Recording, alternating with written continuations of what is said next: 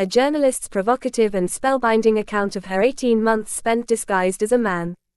Nora Vincent became an instant media sensation with the publication of Self-Made Man, her take on just how hard it is to be a man, even in a man's world. Following in the tradition of John Howard Griffin, Black Like Me, Vincent spent a year and a half disguised as her male alter ego, Ned, exploring what men are like when women aren't around. As Ned, she joined a bowling team, took a high-octane sales job, went on dates with women and men, visited strip clubs, and even managed to infiltrate a monastery and a men's therapy group. At once thought-provoking and pure fun to read, Self-Made Man is a sympathetic and thrilling tour de force of immersion journalism. Nora Vincent. Self-Made Man. One woman's year disguised as a man. A pub. Table of content. Self-Made Man getting started friendship sex love life work self journeys and acknowledgements about the all thought oh my beloved wife, Lisa McNulty. Who saves my life on a daily basis? But this my masculine usurped attire. Conceal me what I am, and be my aid. For such disguise as haply shall become the form of my intent. Disguise, I see, thou art a wickedness, wherein the pregnant enemy does much. 12th night, were it not better, because that I am more than common tall, that I did suit me all points like a man? Lie there what hidden woman's fear there will. We'll have a swashing and a marshal outside, as many other mannish cowards have, that do outface it with their semblances. As you like it. 1. Getting started. 7 years ago, I had my first tutorial in becoming a man. The idea for this book came to me then, when I went out for the first time in drag. I was living in the East Village at the time, undergoing a significantly delayed adolescence, drinking and drugging a little too much, and indulging in all the sidewalk freak show opportunities that New York City has to offer. Back then I was hanging around a lot with a drag king whom I had met through friends. She used to like to dress up and have me take pictures of her in costume. One night she dared me to dress up with her and go out on the town. I'd always wanted to try passing as a man in public, just to see if I could do it, so I agreed enthusiastically. She had developed her own technique for creating a beard whereby you cut half-inch chunks of hair from unobtrusive parts of your own head, snip them into smaller pieces and then more or less glop them onto your face with spirit gum. Using a small, round freestanding mirror on her desk, she showed me how to do it in the dim, greenish light of her cramped studio apartment. It wasn't at all precise and it wouldn't have passed muster in daylight, but it was sufficient for the stage, and it would work well enough for our purposes in dark bars at night. I made myself a goatee and mustache, and a pair of exaggerated sideburns. I put on a baseball cap, loose-fitting jeans and a flannel shirt. In the full-length mirror I looked like a frat boy, sort of. She did her thing, which was more willowy and faint, more like a young hippie guy who couldn't really grow much of a beard, and we went out like that for a few hours. We passed, as far as I could tell, but I was too afraid to really interact with anyone, except to give one guy brief directions on the street. He thanked me as, "dude," and walked on. Mostly, though, we just walked through the village scanning people's faces to see if anyone took a second or third look. But no one did, and that, oddly enough, was the thing that struck me the most about that evening. It was the only thing of real note that happened, but it was significant. I had lived in that neighborhood for years, walking its streets, where men lurk outside of bodegas, on stoops and in doorways much of the day. As a woman, you couldn't walk down those streets invisibly. You were an object of desire or at least semi-prurient interest to the men who waited there, even if you weren't pretty, that, or you were just another pussy to be put in its place. Either way, their eyes followed you all the way up and down the street, never wavering, asserting their dominance as a matter of course. If you were female and you lived there, you got used to being stared down because it happened every day and there wasn't anything you could do about it. But that night in drag, we walked by those same stoops and doorways and bodegas. We walked by those same groups of men. Only this time they didn't stare. On the contrary, when they met my eyes they looked away immediately and concertedly and never looked back. It was astounding, the difference, the respect they showed me by not looking at me, by purposely not staring. That was it. That was what had annoyed me so much about meeting their gaze as a woman, not the desire, if that was ever there, but the disrespect, the entitlement. It was rude, and it was meant to be rude, and seeing those guys looking away deferentially when they thought I was male, I could validate in retrospect the true hostility of their former stares. But that wasn't quite all there was to it. There was something more than respect being communicated in their averted gaze, something subtler, less direct. It was more like a disinclination to show disrespect. For them, to look away was to decline a challenge, to adhere to a code of behavior that kept the peace among human males in certain spheres just as surely as it kept the peace and the pecking order among male animals. To look another male in the eye and hold his gaze is to invite conflict, either that or a homosexual encounter. To look away is to accept the status quo, to leave each man to his tiny sphere of influence, the small buffer of pride and poise that surrounds and keeps him. I surmised all of this the night it happened, but in the weeks and months that followed I asked most of the men I knew whether I was right, and they agreed, adding usually that it wasn't something they thought about anymore, if they ever had. It was just something you learned or absorbed as a boy, and by the time you were a man, you did it without thinking.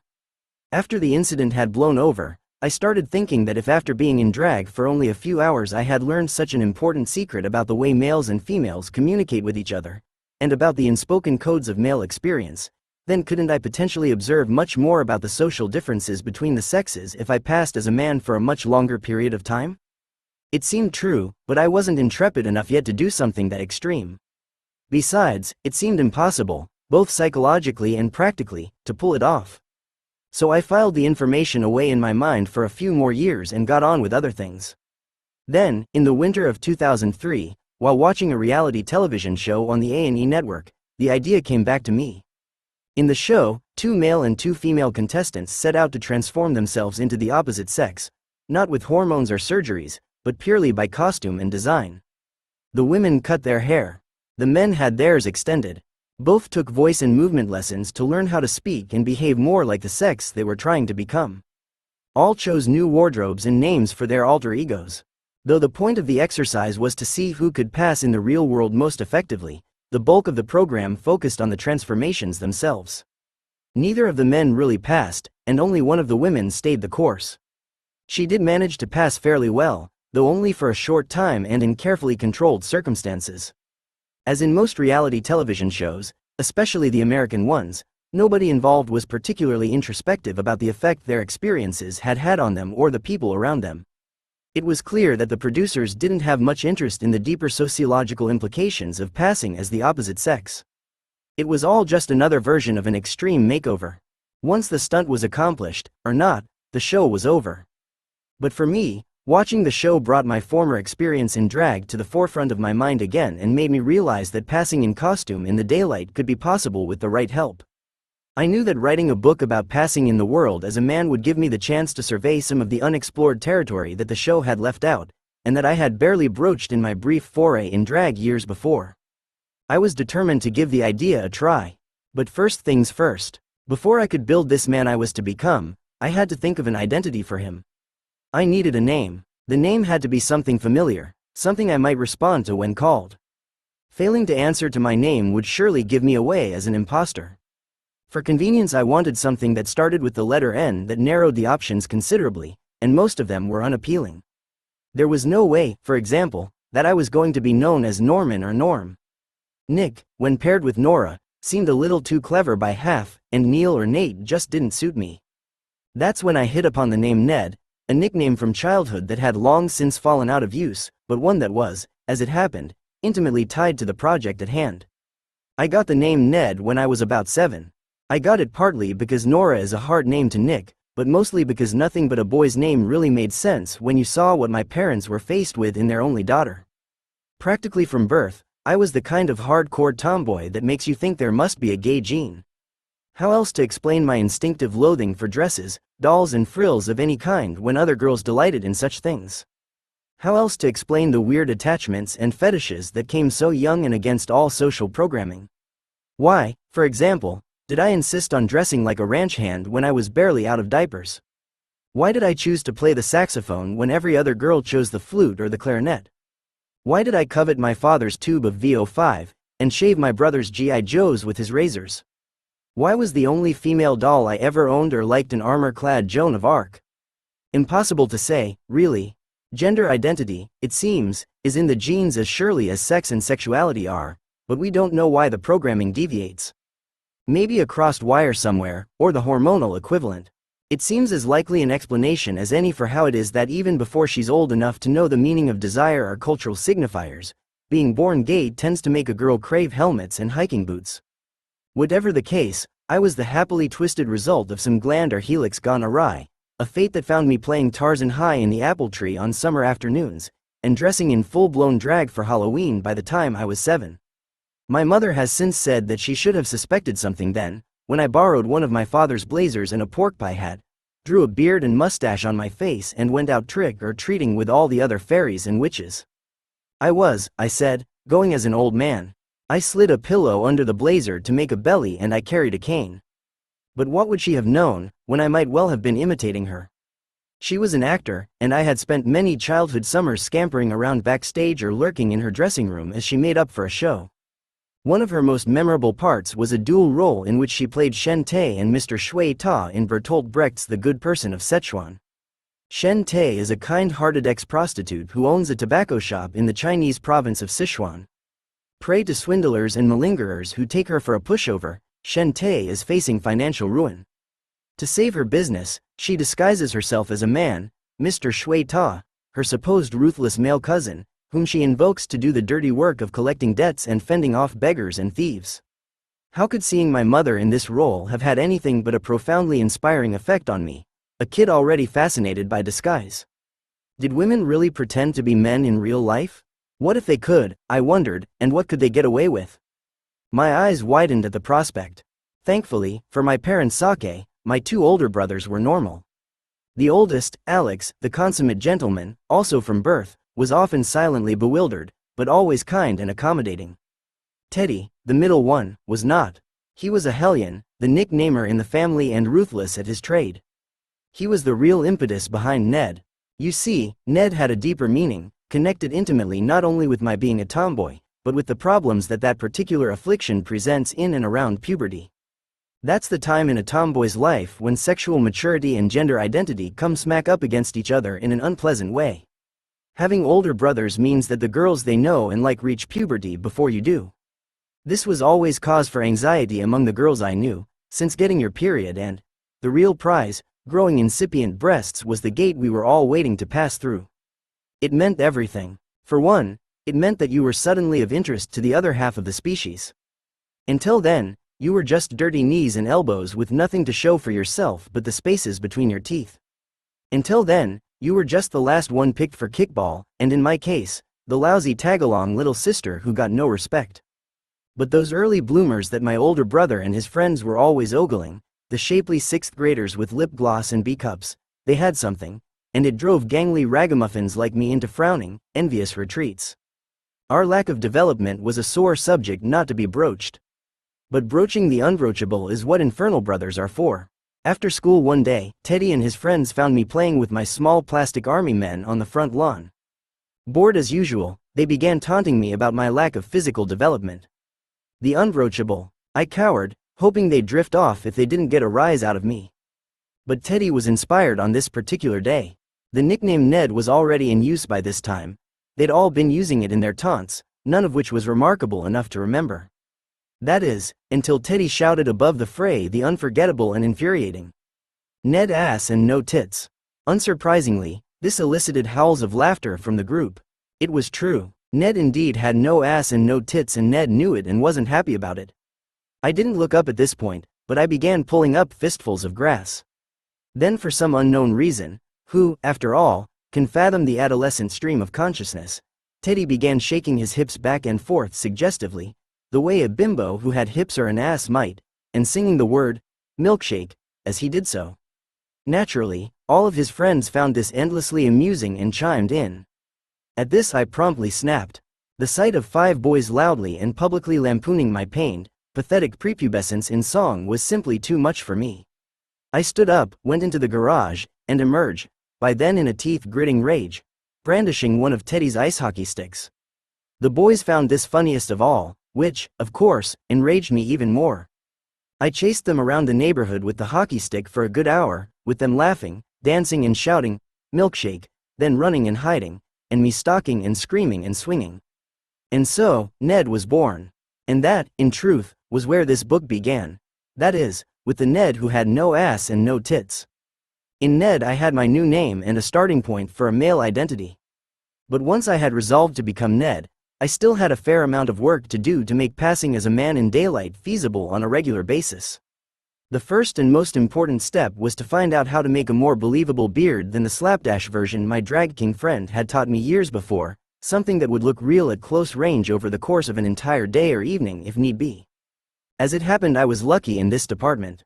I had a lot of friends in theater, many of whom proved helpful in bringing Ned to life. I decided to consult Ryan, a makeup artist of my acquaintance, who told me about a facial hair technique he'd used in a recent show. He said he thought it might work for me on the street if used sparingly. It was far more subtle and specialized than the glue job I'd done in the village, though in the end far simpler. First, Ryan suggested using wool crepe hair instead of my own or someone else's real hair. Wool crepe hair comes in long braided ropes, which you can buy from specialty makeup companies. It's offered in a whole range of colors, from platinum blonde to black, so I could buy whatever shade best matched my hair and always have a ready supply at hand without having to butcher my haircut. Ryan showed me how to unwind the braids, comb the strands of hair together, then take the ends between my thumb and index finger and cut them with a hairdressing scissor into millimeter or millimeter size pieces.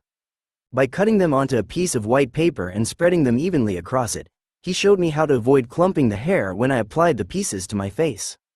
He suggested using a makeup brush to do this, a large blush brush for my chin and cheeks, and a small eyeshadow brush for my upper lip. Next, he applied a lanolin and beeswax-based adhesive called stopple paste to the portions of my face where I wanted the hair to stick. This would work better than spirit gum for several reasons.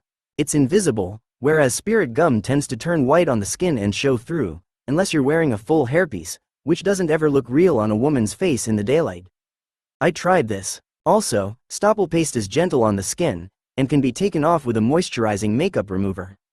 Spirit gum, by contrast, must be removed with a harsh acetone thinner. It also dries and stiffens quickly.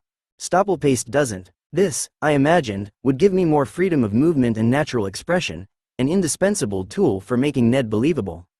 At room temperature, stopple paste is fairly dense stuff and tends not to spread easily, so Ryan suggested using a hairdryer to heat it for a few seconds before applying it. This melted it just enough to make it roll on smoothly. Doing one small patch at a time, he applied the stopple paste to my face, then dabbed the makeup brush in the clippings, then patted my face lightly with the brush until my whole chin and upper lip were covered in a light stubble. Later, as I refined this process, I found that the scissors didn't produce small enough pieces. If the pieces were too long, they tended to look more like they were glued to my face rather than growing out of it. I needed to make the pieces minuscule, so that they would look almost like dots. To achieve this effect, or the closest I could come, I bought a men's electric beard trimmer and ran it across the tips of the hair, producing actual stubble length pieces that, when applied, looked like a 5 o'clock shadow. The key with the beard was not to put it on too heavily. My skin, like most women's, is not only softer to the touch, but much smoother to the eye than a man's. It's also quite pale and pink in the cheeks. Consequently, as Ned, people were always telling me that I looked a lot younger than 35, even though I had a lot of gray in my hair. But if your skin goes from peaches and cream above your cheekbones to Don Johnson below, you look a little like Fred Flintstone. So I had to be careful not to get carried away with the stubble and try to stay within the bounds of what a young, fairly hairless man with fine skin would believably grow. To help square my jaw, I went to the barber and asked him to cut my hair in a flat top, a haircut I usually abhor on men, but which did a lot under the circumstances to masculinize my head. Then I went to the optician and picked out 2 pairs of rectangular frames, again to accentuate the angles of my face. One pair was metal, for all the occasions when I'd want to look more casual, and one was tortoiseshell, for the occasions, like work or on dates, when I'd want a more stylish look. With the beard and the flat top, the glasses helped a lot in getting me to see myself as someone else, though the transformation was psychological more than anything else, and it took time to sink in. At first, I had a lot of trouble seeing myself as anyone but myself with hair glued to my face. I'd been looking at my face all my life, and I'd had short haircuts for much of that time. The stubble didn't really change that. I was still me, but the glasses did change that, or at least they began to. Then it became a mind game that I played with myself, and soon, with everyone else as well. In the beginning I was so worried about getting caught, not passing, that in order to ensure my disguise I wore my glasses everywhere, and often a baseball hat, along, of course, with the meticulously applied beard. But as time went on, as I became more confident in my disguise, more buried in my character, I began to project a masculine image more naturally, and the props I had used to create that image became less and less important, until sometimes I didn't need them at all. People accept what you convey to them, if you convey it convincingly enough. Even I began to accept more willingly the image reflected in the mirror, just as the people around me eventually did. Once I'd finished doctoring my head and face, I began concentrating on my body. First I had to find a way to bind my breasts. This is trickier than it sounds, even when you're small-breasted, especially when you're determined to have the flattest possible front. First I tried the obvious, ace bandages. I bought 2 of the 4-inch wide variety and strapped them tightly around me, fixing them in place with surgical tape to make sure that they wouldn't unwind midday. This made my chest very flat, but it also made breathing painful and labored. Also, depending on how I was sitting, after a while the binding often slipped down and pushed my breasts up and together instead of out and down. Not a good look for a man. In the end, cupless sports bras worked best.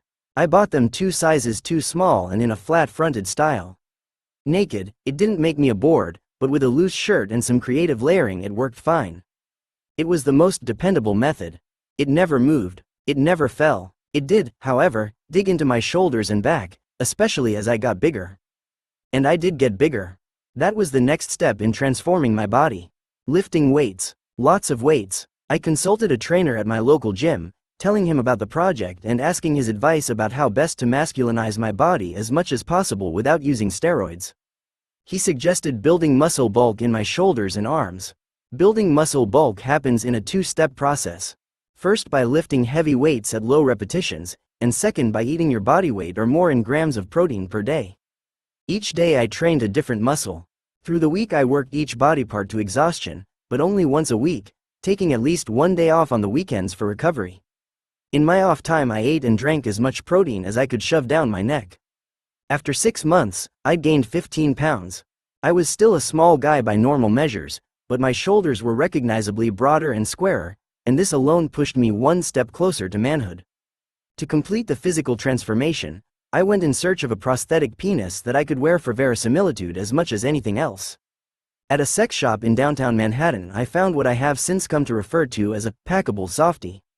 This wasn't a dildo, which, at its full and constant tumescence would have proven uncomfortable for me and alarming for everyone around me. Instead, this item, which I nicknamed Sloppy Joe, was a flaccid member designed especially for what drag kings call packing, or stuffing, your pants. It was better than a sock, and would give me, if not others, a more realistic experience of manhood. To keep it in place I wore it inside a jockstrap, since in a pair of tighty whities it moved too far afield when I walked and became too much of a distraction.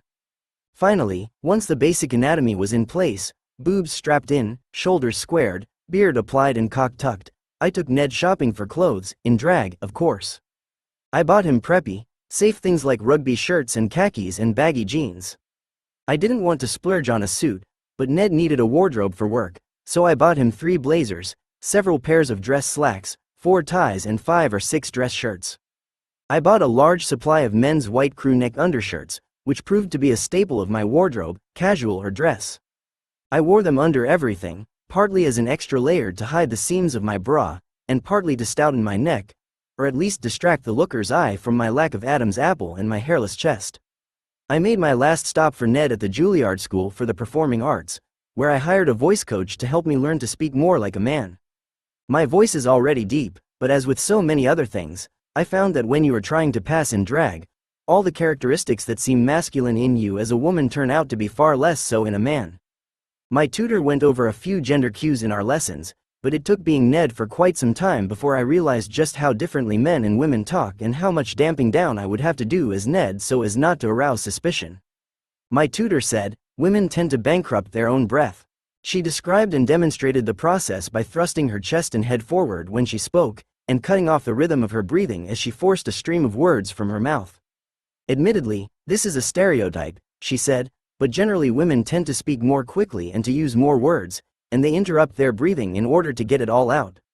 I found this to be true in my own speech patterns, which jesting friends have sometimes described as torrential. I often run out of breath before I've finished my thought, and either have to gasp in the middle to make it through, or push the words out faster to finish sooner. Since my training, I have also observed this phenomenon in action at various dinner parties or in restaurants. Women often lean into a conversation and speak in wordy bursts, asking to be heard. Men often lean back and pronounce with terse authority. Naturally, what you do with your breath affects how your voice will sound. Using fewer words, speaking more slowly and sustaining my breath through the words all helped me to use the deeper notes in my register and to stay there. This meant, of course, that I couldn't allow myself to get too excited about anything, because this would change my breathing, and my voice would pinch up to its higher reaches. Conversely, I found that relaxing and breathing deeply before I embarked on a day as Ned helped me to get into his voice, then his bearing and then his head. The process of getting into Ned's head raises an obvious question, and one that many people have asked about this book, mostly as a means of clarifying exactly what the book is meant to be and what they should expect to get out of it. Am I a transsexual or a transvestite, and did I write this book as a means of coming out as such? The answer to both parts of that question is no. I say this with the benefit of experimental hindsight, because after having lived as a man on and off for a year and a half, if I were either a transsexual or a true lifestyle transvestite, I can assure you that I would know it by now. For one thing, I would have experienced far more satisfaction living as Ned. Transsexuals generally report that passing as a member of the opposite sex is an immense and pleasurable relief. They feel that they have finally come into their own after many years of living in disguise. Just the opposite was true for me. I rarely enjoyed and never felt in any way fulfilled personally by being perceived and treated as a man. I have never, as many transsexuals assert, felt myself to be a man trapped in the wrong body. On the contrary, I identify deeply with both my femaleness and my femininity, such as it is, more so after Ned, in fact, than ever before. As you will see, being Ned was often an uncomfortable and alienating experience, and far from finding myself in him, I usually felt kept from myself in some elemental way. While living as Ned, I had to work hard to make myself do his work, to be him. It did not come naturally at all, and once he had served his purpose, I was happy to discard him.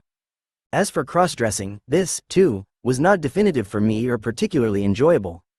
I can't deny the brief thrill I felt in getting away with the disguise, and in seeing a part of everyday life that other women don't see. Wearing a dick between my legs was an odd and mildly titillating experience for a day or two. But that frisson wore off quickly, and I found myself inhabiting a persona that wasn't mine, trying to approximate something that I am not and did not wish to be. This is, therefore, not a confessional memoir. I am not resolving a sexual identity crisis. There is intimate territory being explored here. No question. As my childhood proclivities can attest, I have always been and remain fascinated, puzzled and even disturbed at times by gender, both as a cultural and a psychological phenomenon whose boundaries are both mysteriously fluid and rigid. Culturally speaking, I have always lived as my truest self somewhere on the boundary between masculine and feminine, and living there has made this project more immediate and meaningful to me. What's more, I did partake in my own experiment, live it and internalize its effects. Being Ned changed me and the people around me, and I have attempted to record those changes. But to say that I conducted and recorded the results of an experiment is not to say that this book pretends to be a scientific or objective study. Not even close. Nothing I say here will have any value except as one person's observations about her own experience. What follows is just my view of things, myopic and certainly inapplicable to anything so grand as a pronouncement on gender in American society. My observations are full of my own prejudices and preconceptions, though I have tried as much as possible to qualify them accordingly. This book is a travelogue as much as anything else, and a circumscribed one at that, a 6-city tour of an entire continent, a woman's eye view of one guy's approximated life, not an authoritative guide to the whole vast and variegated terrain of manhood in America. I wanted to taste portions of male experience, and I wanted the people I met, the characters, their stories and our shared encounters to play as large a role as possible in my reportage.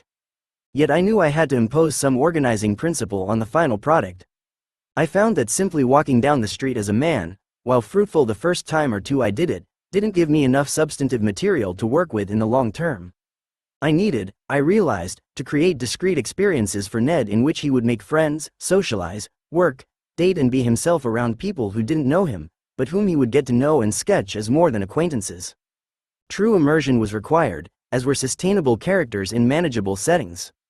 I felt it would be too unwieldy to throw dozens of people at the reader in one long, confusing march of scattered themes and impressions, so instead, I chose to confine each setting and cast of characters to one chapter, and let the significant themes emerge from there. Chapter 2, for example, is about my 8-month stint on a men's bowling team. Leisure, play and friendship are the salient themes, though others do present themselves and recur in later chapters. Chapter 3 is about strip club culture. Sex drive and fantasy are its prevailing themes.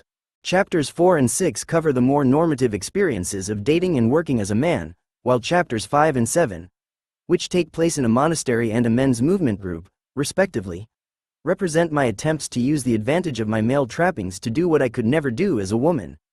Infiltrate exclusive all-male environments and if possible learn their secrets. I had each of these experiences in the order in which they appear, that is, I finished the season on the men's bowling team before I went to the monastery, or to work, or to the men's group meetings. So the general timeline is preserved, as well, I hope, as the sense of Ned's accumulated growth and knowledge about masculine experience.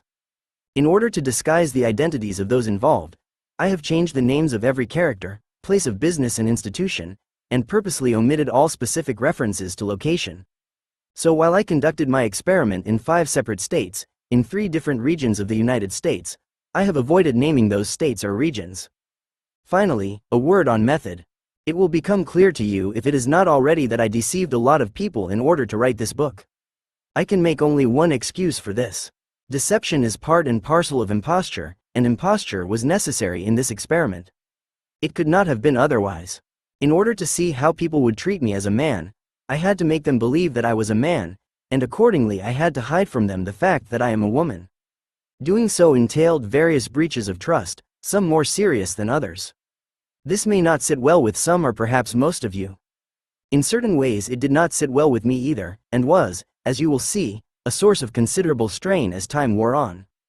I began my journey with a fairly naive idea about what to expect. I thought that passing was going to be the hardest part, but it wasn't at all. I did that far more easily than I thought I would. The difficulty lay in the consequences of passing, and that I had not even considered. As I lived snippets of a male life, one part of my brain was duly taking notes and making observations, intellectualizing the raw material of Ned's experience, but another part of my brain, the subconscious part, was taking blows to the head, and eventually those injuries caught up with me. In that sense I can say with relative surety that in the end I paid a higher emotional price for my circumstantial deceptions than any of my subjects did. And that is, I think, penalty enough for meddling. 2. Friendship. When I told my proudly self-confessed trailer trash girlfriend that Ned was joining a men's bowling league, she said by way of advice, "Just remember that the difference between your people and my people is that my people bowl without irony." Translation. Hide your bourgeois flag, or you'll get the smugness beaten out of you long before they find out you're a woman. People who play in leagues for money take bowling seriously, and they don't take kindly to journalists infiltrating their hard-won social lives, especially when the interloper in question hasn't bowled more than 5 times in her life, and then only for a lark. But my ineptitude and oddball status notwithstanding, bowling was the obvious choice. It's the ultimate social sport, and as such it would be a perfect way for Ned to make friends with guys as a guy. Better yet, I wouldn't have to expose any suspicious body parts or break a heavy sweat and risk smearing my beard. Still, in practice, it wasn't as easy as it sounded. Taking that first step through the barrier between Ned the character in my head and Ned the real guy among the fellas proved to be more jarring than I could have ever imagined. Any smartly dressed woman who has ever walked the gauntlet of construction workers on lunch break or otherwise found herself suddenly alone in unfamiliar male company with her sex on her sleeve will understand a lot of how it felt to walk into that bowling alley for the first time on men's league night. Those guys may not have known that I was a woman, but the minute I opened the door and felt the air of that place waft over me, every part of me did. My eyes blurred in panic. I didn't see anything. I remember being aware only of a wave of noise and imagined distrust coming at me from undistinguishable faces. Probably only 1 or 2 people actually turned to look, but it felt as if every pair of eyes in the place had landed on me and stuck. I'd felt a milder version of this before in barbershops or auto body shops. This palpable unbelonging that came of being the sole female in an all-male environment. And the feeling went right through my disguise and my nerve and told me that I wasn't fooling anyone. This was a men's club, and men's clubs have an aura about them, a mostly forbidding aura that hangs in the air. Females tend to respond to it viscerally, as they are meant to. The unspoken signs all say no girls allowed and keep out or, more idly, enter at your own risk. As a woman, you don't belong. You're not wanted. And every part of you knows it, and is just begging you to get up and leave. And I nearly did leave, even though I'd only made it 2 steps inside the door and hadn't even been able to look up yet for fear of meeting anyone's eyes. After standing there frozen for several minutes, I had just about worked up the gumption to retreat and call off the whole thing when the league manager saw me. "Are you Ned?" he asked, rushing up to me. "We've been waiting for you." He was a tiny, wizened stick figure, with a 5-day growth of gray stubble on his chin, a crew cut to match, a broken front tooth and a black watch cap. I had called earlier in the week to find out about the league, and he told me what time to show up and which guy to ask for when I got there. I was late already, and my nervous hesitations had made me later. "Yeah," I croaked, trying to keep my voice down and my demeanor unshaken. "Great," he said, grabbing me by the arm. "Come on and get yourself some shoes and a ball." "Okay," I said, following his lead. There was no getting out of it now. He walked me over to the front desk and left me there with the attendant, who was helping another bowler. As I stood waiting, I was able for the first time to focus on something beyond myself and my fear of immediate detection. I looked at the rows of cubbyholes behind the desk, all with those familiar red, blue and white paneled shoes stuffed in them in pairs. Seeing them comforted me a little. They reminded me of the good times I'd always had bowling with friends as a kid, and I felt a little surge of carelessness at the prospect of making a fool out of myself. So what if I couldn't bowl? This was an experiment about people, not sport, and nobody had yet pointed and laughed. Maybe I could do this after all. I got my shoes, took them over to a row of orange plastic bucket chairs and sat down to change. This gave me a few more minutes to take in the scene, a few more minutes to breathe and watch people's eyes to see if they followed me, or if they passed over me and moved on. A quick scan satisfied me that nobody seemed suspicious. So far so good. I'd chosen well in choosing a bowling alley. It was just like every other bowling alley I'd ever seen, it felt familiar. The decor was lovingly down at heel and generic to the last detail, like something out of a mail-order kit, complete with the cheap plywood paneling and the painted slogans on the walls that said, "Bowling is family fun." There were the usual shabby cartoons of multicolored balls and pins flying through the air, and the posted scores of top bowlers. The lanes, too, were just as I remembered them, long and glistening with that mechanized moss scraping at the end. And then, of course, there were the smells: cigarette smoke, varnish, machine oil, leaky toilets, old candy wrappers and accumulated public muck, all commingling to produce that signature bowling alley scent that envelops you the moment you enter and clings to you long after. As far as I could see, only one thing had really changed in the last 15 years. Scoring wasn't done by hand anymore. Instead, everything was computerized. You just entered the names and averages of each player on the console at your table, and the computer did the rest, registering scores, calculating totals and flashing them on monitors above each lane. As I scoped the room, I noticed the team captains all busily attending to their monitors. Meanwhile, their teammates were strapping on wrist braces and dusting their palms with rosin, or taking advantage of a few last minutes of pregame practice. I could see then that this was going to be laughable. They were all throwing curveballs that they'd been perfecting for 20 years. I couldn't even remember how to hold a bowling ball, much less wing it with any precision. And that was the least of my worries. I was in drag in a well-lighted place, surrounded by some 60-odd guys who would have made me very nervous under normal circumstances. I was dressed as down and dirty as Ned got in a plaid shirt, jeans and a baseball cap pulled low over the most proletarian glasses I could find. But despite my best efforts, I was still far too scrubbed and tweedy amid these genuine articles to pass for one of them. Even at my burliest, next to them I felt like a petunia strapped to a popsicle stick. I was surrounded by men who had cement dust in their hair and sawdust under their fingernails. They had nicotine-sallowed faces that looked like ritual masks, and their hands were as tough and scarred as falcon gloves. These were men who, as one of them told me later, had been shoveling shit their whole lives. Looking at them I thought, it's at times like these when the term, real man, really hits home with you, and you understand in some elemental way that the male animal is definitely not a social construct. I didn't see how this could possibly work. If I was passing as a boy, not a man, and a candy boy at that. But if they were judging me, you wouldn't have known it from the way they greeted me. The league manager led me toward the table where my new teammates were sitting. As we approached, they all turned to face me. Jim, my team captain, introduced himself first. He was about 5'6", a good 4 inches shorter than I am, with a lightweight build, solid shoulders, but skinny legs and oddly small feet, certainly smaller than mine, which have now topped out at an alarming men's 11.5. This made me feel a little better. He actually came across as diminutive. He wore his baseball cap high on his head, and a football jersey that draped over his jeans almost to his knees. He had a mustache and a neat goatee. Both were slightly redder than his light brown head of hair, and effectively hid the boyish vulnerability of his mouth. He was 33, but in bearing, he seemed younger. He wasn't a threat to anyone and he knew it, as did everyone who met him. But he wasn't a weak link either. He was the scrappy guy in the pickup basketball game. As he extended his arm to shake my hand, I extended mine, too, in a sweeping motion. Our palms met with a soft pop, and I squeezed assertively the way I'd seen men do at parties when they gathered in someone's living room to watch a football game. From the outside, this ritual had always seemed overdone to me. Why all the macho ceremony? But from the inside it was completely different. There was something so warm and bonded in this handshake. Receiving it was a rush, an instant inclusion in a camaraderie that felt very old and practiced. It was more affectionate than any handshake I'd ever received from a strange woman.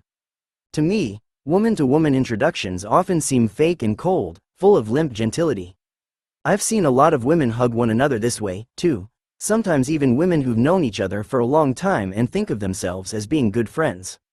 They're like two backward magnets pushed together by convention.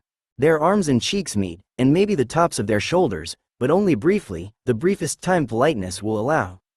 It's done out of habit and for appearances, a hollow, even resentful, gesture bred into us and rarely felt. This solidarity of sex was something that feminism tried to teach us, and something, it now seemed to me, that men figured out and perfected a long time ago. On some level men didn't need to learn or remind themselves that brotherhood was powerful. It was just something they seemed to know.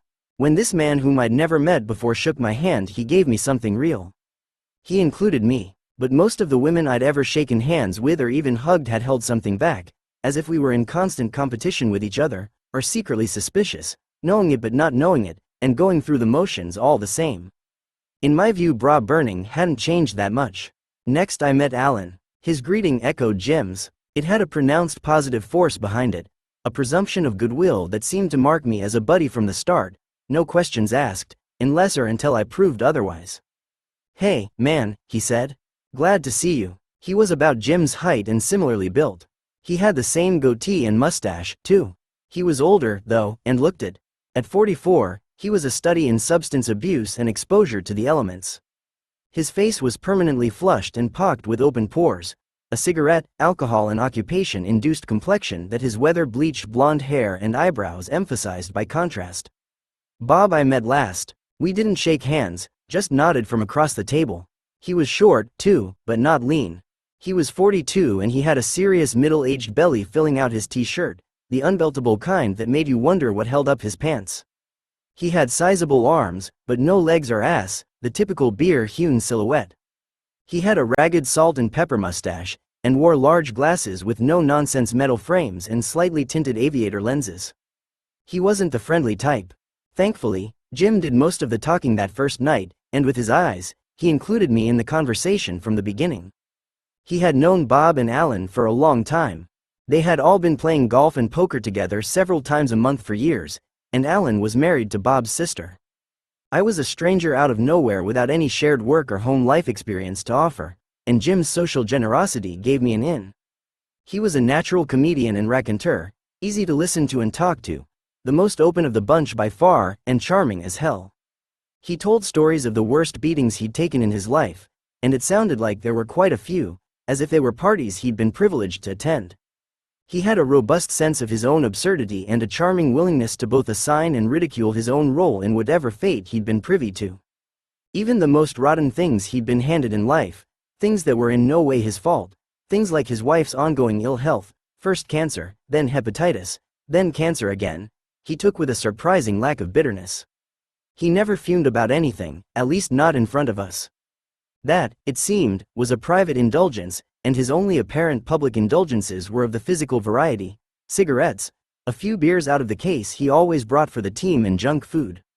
We all usually ate junk food on those Monday nights, all of us except Bob, who stuck to beer, but let us send his 12-year-old son Alex, who always tagged along on league night, next door to the 7-Eleven to buy hot dogs, candy, soda, whatever. We always tipped the kid a little for his services, $1 here and there, or the change from our purchases. Alex was clearly there to spend some quality time with his dad, but Bob mostly kept him at bay. If we weren't sending him next door to fetch snacks, Bob was usually fobbing him off in some other way with a few extra dollars. He'd encourage him to go and bowl a few practice frames in one of the empty lanes at the end of the alley, or play one of the video games against the back wall. Alex was immature for his age, a chatty kid, and a bit of a nudge, always full of trivia questions or rambling anecdotes about some historical fact he'd learned in school. Typical kid stuff, but I couldn't really blame Bob for wanting to keep him occupied elsewhere. If you let Alex hang on your arm, he would, and he'd make you wish you hadn't. Besides, this was men's night out, and most of what we talked about wasn't for kids' ears. I noticed, though, that no one ever tempered his speech when Alex was around. We swore like stevedores, and nobody seemed bothered, including me, that a 12-year-old was within earshot. I can't say that the kid ever aroused any maternal instinct in me. I went along with the make him a man attitude that seemed to prevail at the table. In that sense, Alex and I were on a par in our tutorial on manhood, just doing what was expected of us. I was never mean to him, but I participated heartily when the guys teased him. When he'd been going on for too long about Amerigo Vespucci or something else he'd picked up in social studies, either Jim or Alan would say, "Are you still talking?" and we'd all laugh. Alex always took it well, and usually just went right on talking. I got the impression that part of Bob's way of teaching his son how to relate to other men was to throw him in with the wolves and let him find his way by trial and error. He'd learn his place in the pack by seeing what worked and what didn't. If he took harsh insults or beatings in the process, so much the better. It would toughen him up. On this subject, Alan asked me if I'd ever heard the Johnny Cash song, "A Boy Named Sue." I hadn't, a lapse that, thinking back on it now, probably should have been a tip-off that I wasn't a guy, since the joke in my circle of friends has always been that every guy in the world is a Johnny Cash fan on some level, Ring of Fire being the universal guy's anthem of troubled love. Alan told me the story of the song about a boy whose renegade father had named him Sue. Naturally, the kid gets the shit beaten out of him throughout his childhood on account of his name. At the end of the song, the kid, all grown up, meets his father in a bar and beats the shit out of him in turn for giving him a girl's name. Once beaten, the father stands up proudly and says, "Son, this world is rough. And if a man's gonna make it, he's gotta be tough. And I know I wouldn't be there to help you along. So I give you that name," and I said, "Goodbye.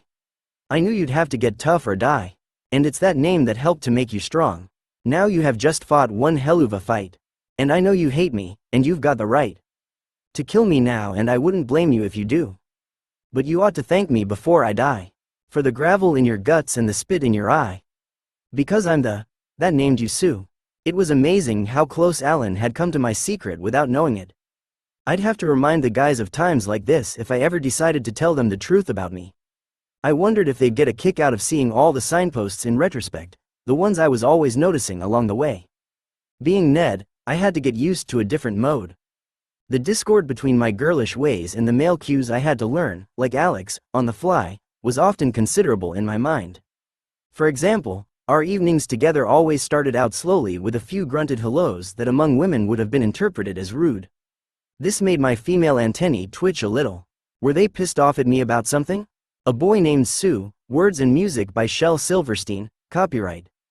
Copyright 1969, Renewed, Evil Eye Music, Inc., Madison, Wisconsin. Use by permission. But among these guys no interpretation was necessary. Everything was out and above board, never more, never less than what was on anyone's mind. If they were pissed at you, you know it. These gruff greetings were indicative of nothing so much as fatigue and appropriate male distance. They were glad enough to see me, but not glad enough to miss me if I didn't show.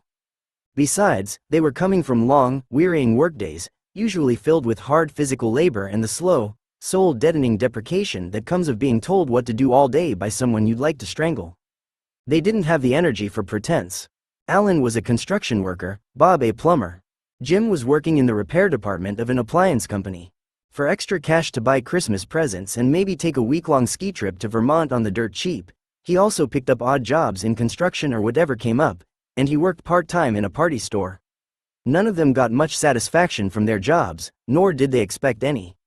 Work was just something they did for their families and for the few spare moments it afforded them in front of the football game on Sundays, or at the bowling alley on Mondays.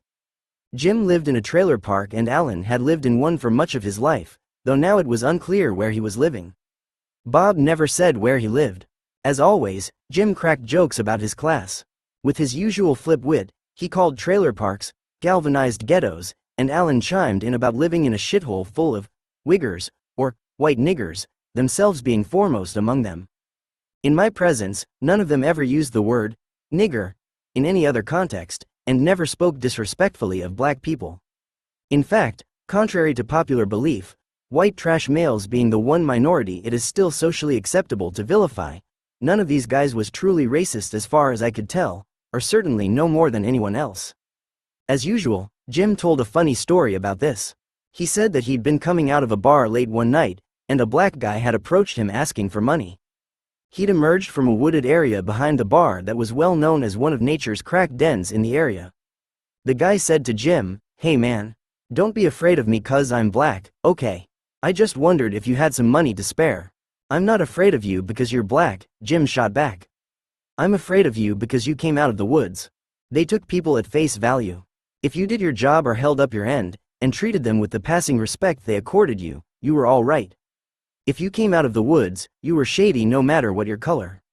They were big football fans, so on one particular Monday I introduced a hot topic of the week to see if I could feel out their positions on race and affirmative action in professional sports.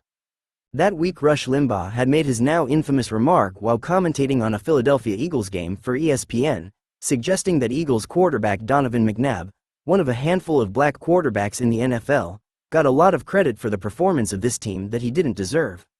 I asked the guys right out, "Do you think McNabb deserves to be where he is?" I thought they would meet this with a flurry of impassioned responses, but the conversation ended with a single comment from each. "Yeah, he was doing a great job. Yeah, he was as good as or better than the average quarterback in the league." They were happy with his performance, on some nights very happy, and that was all that mattered. The policy debate over skin color wasn't interesting to them, or relevant. They were rock-bottom utilitarians. Either a guy was good and did what he was hired to do, or he wasn't, and that alone was the basis on which you judged his worth. The only time I heard the term, reverse discrimination, mentioned, Jim was telling a story, as he did from time to time, about his stint in the army. He'd been promoted to the position of gunner, apparently, and had occupied the post proficiently for some time, when a new superior officer, a black man, was installed in his unit. Jim found himself demoted to KP and a whole host of other shit jobs soon thereafter. The guy had taken everyone out of their posts and put all his black friends in them instead, Jim said. It was blatant discrimination, so I went to the sergeant in charge, who was a black guy and very fair, and told him all about it. He consulted the evidence and told me I was right, and put me back in my position. Everyone nodded around the table and that was that. Exposing my own prejudices, I had expected these guys to be filled with virulent hatred for anyone who wasn't like them, taking their turn to kick the next guy down. But the only consistent dislike I ever saw in them was for comparatively wealthy clients for whom they'd done construction, plumbing or carpentry work and the like. But even here they mostly laughed at the indignities inflicted on them, and marveled, more than balked, at the odd habits and hang-ups of the upper middle class, saying only, rich people are just like that. Bob told a funny story about a buddy of his getting a wicked case of the shits on a job and being summarily denied the use of the old lady's toilet. There was nothing for it, so as Bob described it, the guy took a newspaper and a bucket into the back of their van and camped out. After a while the old lady, wanting to know why there'd been an unauthorized work stoppage, burst into the van, only to happen upon a very unsavory scene that sent her shrieking from the premises, denouncing the men as barbarians. There were the occasional gay or sexist jokes, but they, too, were never mean-spirited. Ironically enough, the guys told me that I, being the worst bowler in the league by far, my average was a mere 100, was lucky I hadn't bowled with them in a previous season when anyone who averaged less than 120 incurred the label, fag, and anyone who averaged less than 100 was, by default, a girl. At the end of the season, whoever had won the booby prize had to bowl an entire 10 frames in women's panties. They each had the usual stories about being propositioned by a gay man, or happening on a gay bar unawares, but they told them with the same disarming bemusement and self-abasement as they told the stories about the habitually mysterious ways of rich people. Gay people and their affairs didn't much interest them, and if gays were the butt of a joke now and then, so was everyone else, including, and most often, themselves. Nothing was beyond humor, especially for Jim, but he was a sharp guy, and when he made a joke he always knew, and let you know that he knew, what he was doing with a quip. He introduced the most outrageous joke he ever told in my presence with an appropriate caveat. "Okay, this is a really sick joke," he said. "I mean really sick, but it's funny as shit. You wanna hear it?" Everyone nodded. "Okay. A child molester and a little girl are walking into the woods." He stopped here to add, "I told you it was really sick." Then he went on, "Anyway, so the little girl says to the child molester, 'Mister, it's getting really dark out here. I'm scared,' and the child molester says, 'Yeah, well how do you think I feel? I've got to walk back alone.'" Jim was at his funniest when it came to women and relations between the sexes. As always, his observations were startlingly astute and his anecdotal way of framing them drew you in and made you come away rolling. Apropos of nothing, he introduced the topic of women one night with this interjection. "You know, if guys could just learn to go without the pussy for a while, they'd get so much shit done. I mean, that's what boxers do when they're training, and it keeps them focused for the fight. Go without the pussy and you get strong, man. I mean, I haven't been laid in 2 months, and I'm about ready to lift up the corner of the house." This was the kind of thing that just came out of his mouth out of nowhere, and it used to make me wonder what he might have done with himself if he'd gone to college instead of joining the army at 17. His humor was the ticket to his brain, and you could tell it was whirring at a higher speed than most of the brains around him. He often told stories about his days at school as a kid, stories that confirmed my suspicion that he had a lot going on inside his head that had been beaten out of him on the playground, and that he now knew enough not to share in the wrong company. Here again, though, he was impossibly funny. "I was one of those quiet, psycho kids," he'd say. "I never spoke. I just sat there in the corner. You couldn't provoke me to fight. You could be pucking me with a stick and I wouldn't move. I'd just be sitting there drawing pictures of killing your family." Every now and then Jim would come out with a word that somebody, either Bob or Alex, would call him on, a word like enable, which Alex wanted to know the meaning of, and cordial, which Jim used to describe his behavior towards someone or another, and which Bob clearly thought was a little too big for britches. In Jim's defense I said that the word was only two, if you were talking cocktails, which, of course, only made it worse, because it made me sound like an asshole, and blew for good whatever class cover or remote coolness I might have gained. Jim salvaged me, though, with a courtesy laugh. Then he went on with his riff about men and women. "I mean, take work, for example. I can work with an ugly chick. There's an ugly chick works in my office with me every day, and I'm fine. I do my thing. I can concentrate fine. But every now and then there's this hot woman who comes into the office, and for the whole time she's there I'm completely fucked. Everything's out the window. I don't get shit done. All I can do is stare at her like this." Here he made a dumbfounded expression, mimicking himself in the office ogling the hot chick. But all joking aside, these guys took their sexuality for what it was. They felt there was no getting around it, so they found ways to work within it, ways that sometimes entailed lying to their wives about going to the odd strip club. One night Jim was talking about his plans for a ski trip. He wanted to find a location that had good skiing, but he also wanted some lively nightlife. "I'd like to find a place that has a good titty bar," he said. Bob chimed in, "Yeah, count me in on that. I'm definitely up for that." This sparked a short discussion of titty bars and how the married man negotiated them. The ski trip would offer one of the few opportunities for the boys to be boys, since their wives weren't coming along. This had to be taken advantage of, since it was clear that at least Bob's and Jim's wives had expressly forbidden them to go to strip clubs. Besides, they agreed, no vacation would be quite as relaxing without a little skin in it. For these guys, it seemed, there were just some things a married man learned not to be honest about with his wife, his abiding love of and even need for porn and sex shows being prime examples. As Alan told me once when I asked about the secret to marriage, "You tell women what you want them to know and let them assume the rest." None of this talk surprised me. We were, by virtue of our name, the recognized dirty team in the league. The rest of the teams had names like Jeb's Lawn Care or Da Buds, but ours was the Teabaggers. When I heard this the first night I nearly blew my cover, blurting like an art house idiot, "Oh, do you guys like John Waters movies?" Waters' movie Pecker had featured the practice of teabagging. "Who's he?" they all asked. "Oh," I mumbled, "I thought that's where you got the name from." "Nah," said Jim, It's something I saw in a porno mag. Some guy was squatting over a girl, dangling his balls in her mouth, and the caption said, teabagging. I thought that was fucking hilarious. The oddest thing about all this dirty talk and hiding strip club visits from their wives was the absolute reverence with which they spoke about their wives and their marriages. To them it seemed it was necessary to lie about certain things, but in their minds this didn't threaten or damage the integrity of their partnerships. They were happy and they cherished their wives. When Jim's wife's second cancer diagnosis came through, he talked about it with us a bit, but only in clipped phrases. He'd spent the previous week drinking himself into a stupor and blowing up abandoned cars on the back lot of a friend's junkyard. You could tell that the news was devouring him, and the only way he could deal with it was to tear himself up in anything else inanimate that was handy. You know, man, he said to me, she puts up with a hell of a lot with me, and I can't say I've ever been unhappy with her. How many guys can say that? I've got a good woman. She's never given me a minute's trouble. Bob agreed. Yeah, that's how I feel. I got nothing bad to say about my wife either. Nothing. It was an odd contradiction, but one that I came across fairly often among married men who talked to Ned about their sexuality. The way they told it, it sounded as if the male sex drive and marriage were incompatible. Something had to give, and usually what gave was honesty. These guys either lied to their wives about going to strip clubs, or at the very least they lied about the ubiquity of their sexual fantasies involving other women.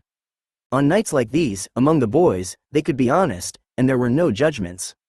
The bowling part of the evening was clearly secondary to the beer and the downtime with the boys at the table, smoking and talking shit. They cared about their game and the team's standing, more than they let on, but as Jim jokingly put it to me as a way of making me feel better for being the worst bowler any of them had ever seen, the league was really just an excuse to get away from their wives for the evening. I learned later that this wasn't true.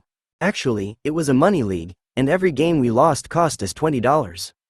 This made me all the more thankful and impressed that they'd taken my poor showing with such good humor. Still, they warmed to me more and more as my bowling improved, and I got the sense that it wasn't just about the money. It was as if there was an unspoken credo among them that there was just something you couldn't quite trust about a guy who couldn't bowl. I didn't drink or smoke either, and, though they never said so, I could tell they thought this was just downright unnatural, probably the sign of someone who had it too good in life for his own good. Beer and cigarettes were their medicine, their primrose path to an early grave, which was about the best, aside from sex and a few good times with the guys, that they could hope for in life. The idea of telling one of these guys that smoking or drinking to excess was bad for his health was too ridiculously middle class to entertain. It bespoke a supreme ignorance of what their lives were really like, Habesian, not to put too fine a point on it. Nasty, brutish and short. The idea that you would try to prolong your grueling, dead-end life, and do it by taking away the few pleasures you had along the way, was just insulting. The whole business of bowling, when we got down to it, was, as you might expect, tied into masculinity in all the predictable ways: hierarchy, strength, competition. But it was much more subtly processed and enacted than I had suspected it would be, and I wasn't outside this tug of war by any means. I had my own issues, old issues that were bound up with being a tomboy and competing in sports with boys my whole life. When I appeared at the bowling alley on that first night, I was late. Practice time was just ending, so I didn't get a chance to throw before we started. These guys had been bowling all their lives. They threw with spin and they hit with precision. They must have known me for the putts I was the minute I heaved the ball with both hands. There were 50 or 60 guys in that room, almost everybody smoking, almost everybody drinking. They had names like Adolf and Mac, and to a dyke scared to death of being gay bashed, they were just downright mean looking, all seated at their respective tables with nothing else to do but watch you, the new pencil neck that nobody knew, walk up to the foul line and make an art of the gutter ball. They must have had some pretty hearty laughs at my expense. That's how it felt anyway, and that's probably how it went down among the other teams when my back was turned. But when I'd traipsed back to my table and fuchsia-faced shame with a 0 or a foul blinking on the board, they never laid me low. I always got supportive advice. "You'll get there, man," they'd say. "You should have seen me when I started." Or more helpfully, "Just shake hands with the pins, man. That's all you got to do. Just shake hands with the pins." They were far more generous with me than they had any reason to be, and it was only after a couple of months when they got to know me a little better that they felt free enough to kid me now and then about how much I sucked. But even then it was always light and affectionate, a compliment really, a sign that they were letting me in. "Hey, we all got strikes this round," Bob would say, "except one." Who was that, I wonder? Then he'd smile at me while leaning back in his chair, dragging deeply on his cigarette. I'd make a big show of giving him the finger, and we'd all laugh. Bob's flinty veneer was cracking.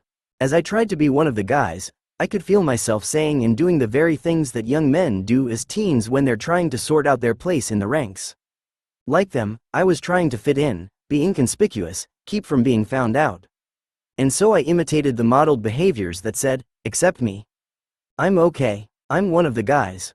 Half the time I was ashamed of myself for trying too hard, saying fuck or fucking one too many times in a sentence for effect, or swaggering just a little too wide and loose on my way to and from my turns, and probably looking as a result like I had a load in my pants.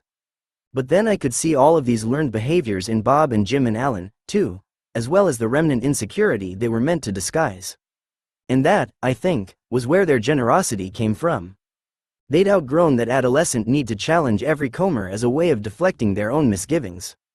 As always, Jim was the most forthcoming about his stupid flights of machismo and the dumpsters they'd usually landed him in. I remember when I was in the army, he'd say, and I was drunk off my ass as usual. And there was this huge guy playing pool in the bar I was in. And I don't know why, but I just flicked a beer coaster at him, and it hit him right in the back of the head. And he turned around really slowly and he looked down at me and he said in this really tired way, "Do we really need to do this tonight?" And I said, "Nah, you're right. We don't, sorry." So he turned around, and fuck me if I didn't just throw another one and hit him again, right in the back of the head. I don't know why I did it. No fucking idea. And I knew when I did it that he was gonna kick my ass, so I turned around and tried to run, and I slipped in a puddle of beer and fell on my face, and he just picked me right up and bashed the shit out of me.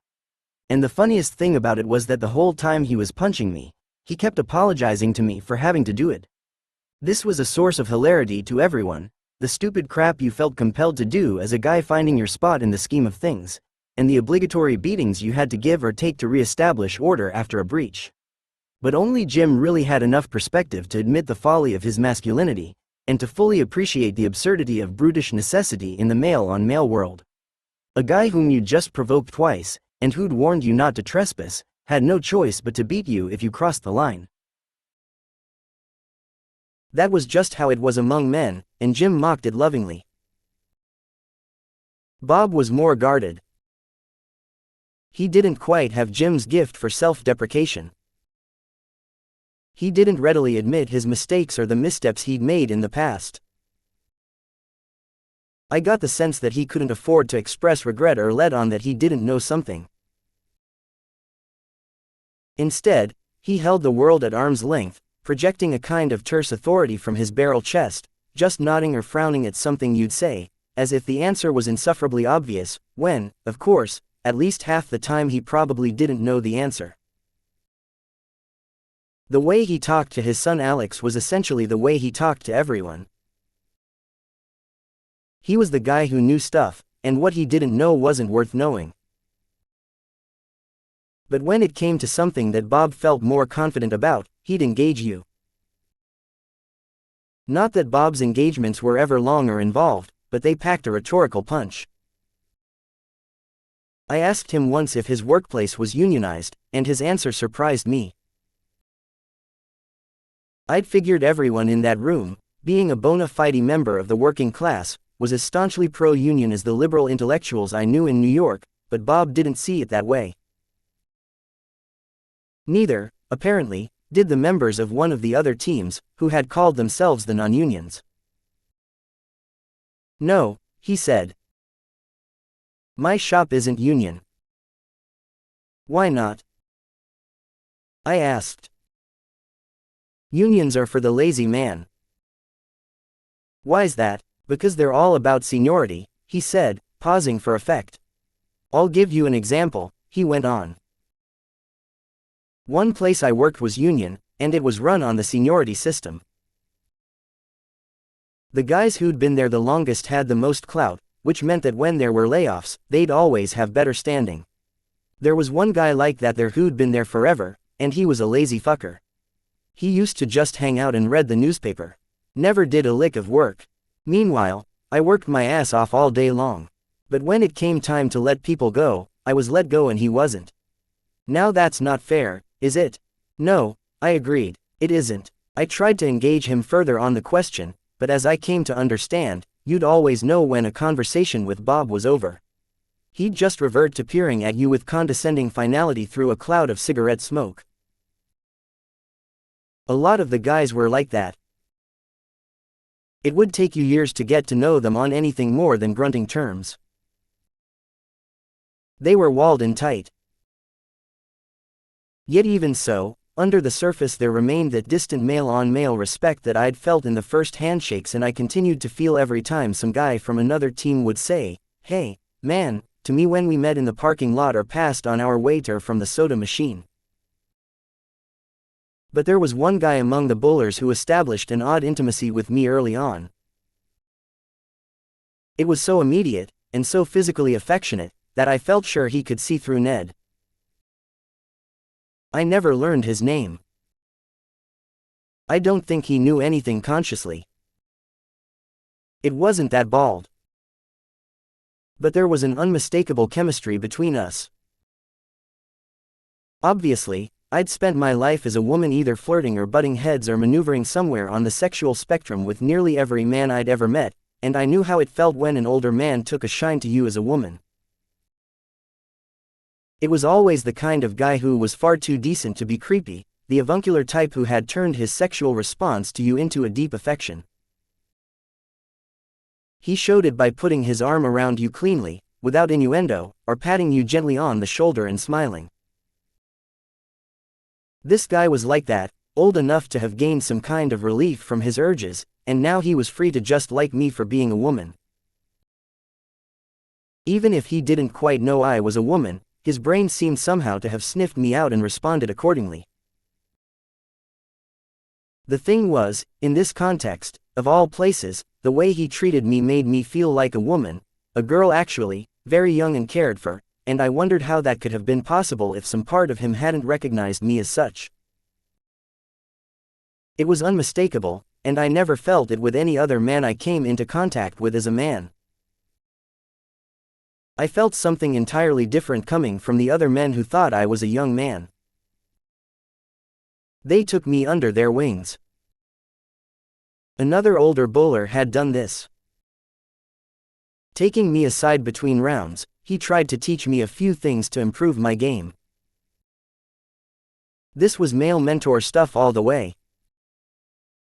He treated me like a son, guiding me with firm encouragement and solid advice, an older man lending a younger man his expertise. This was commonplace.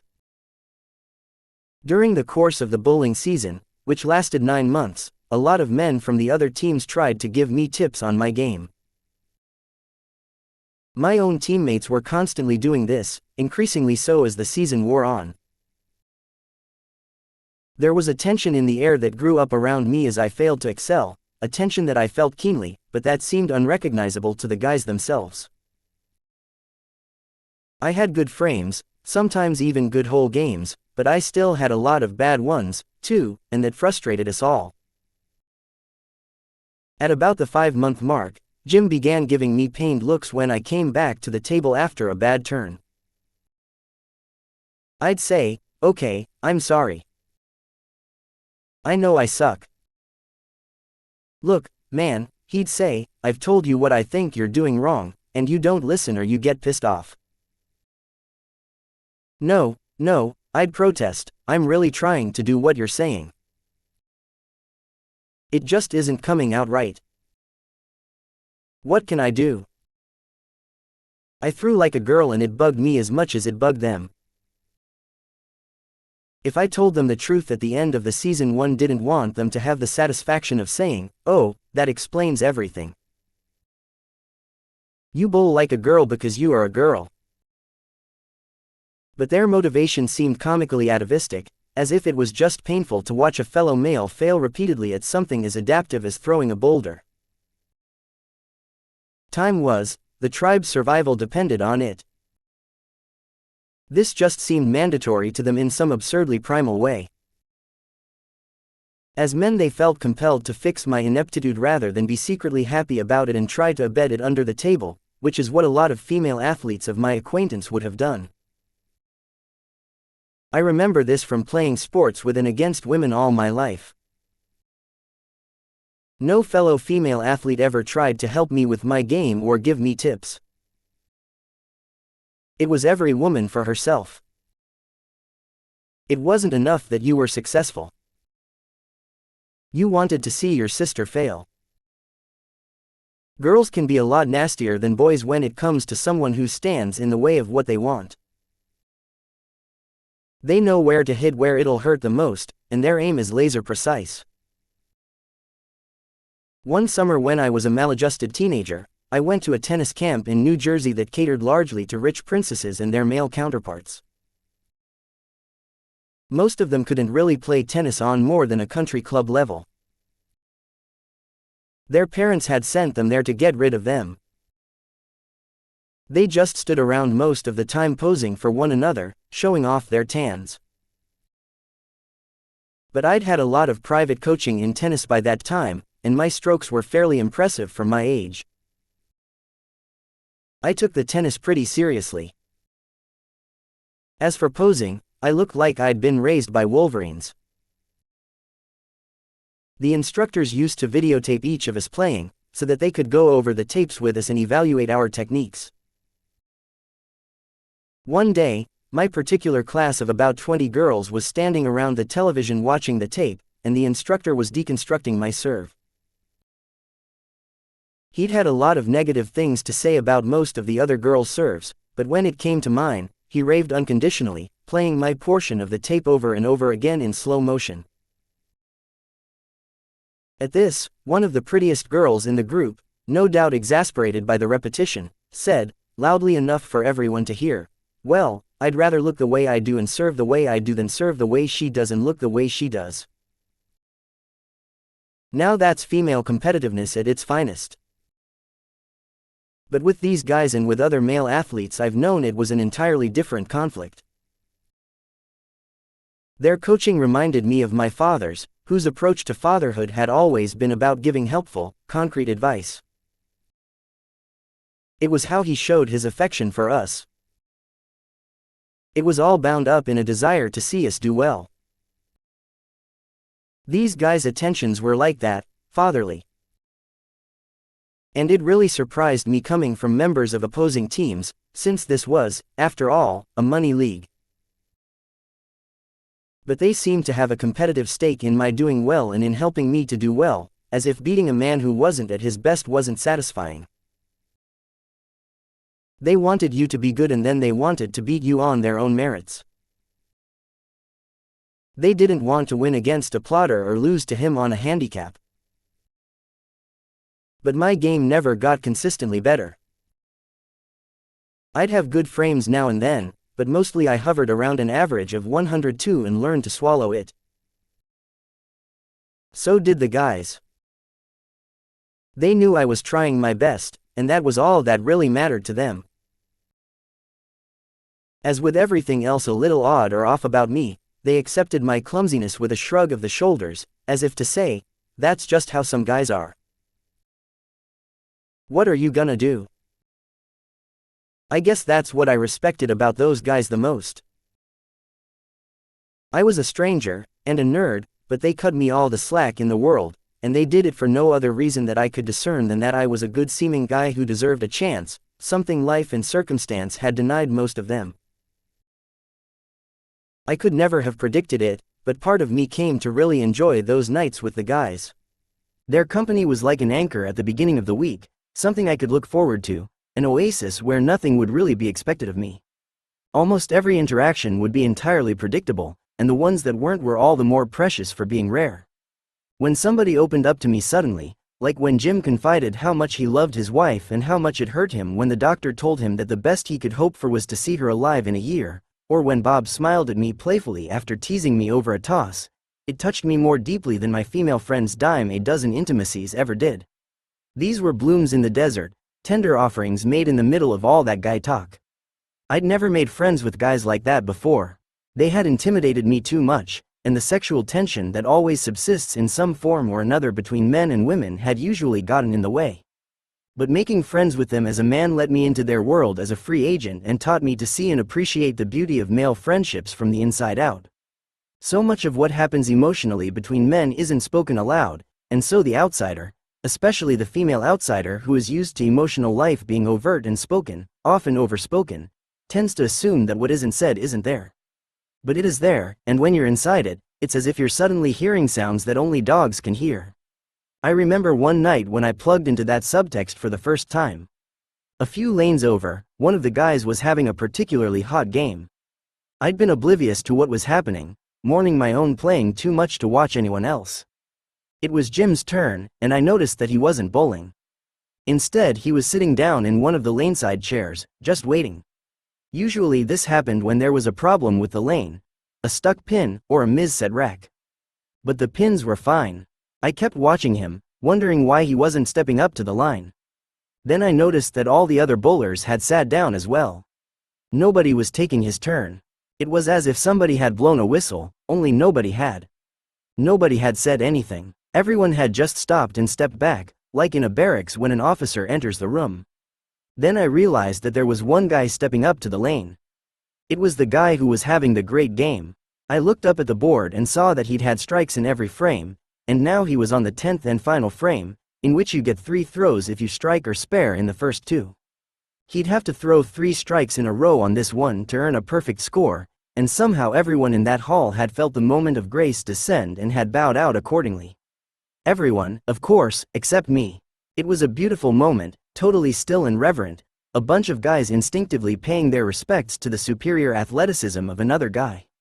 That guy stepped up to the line and threw his 3 strikes, one after the other, each one met by mounting applause, then silence and stillness again, then on the final strike, an eruption, and every single guy in that room, including me, surrounded that player and moved in to shake his hand or pat him on the back.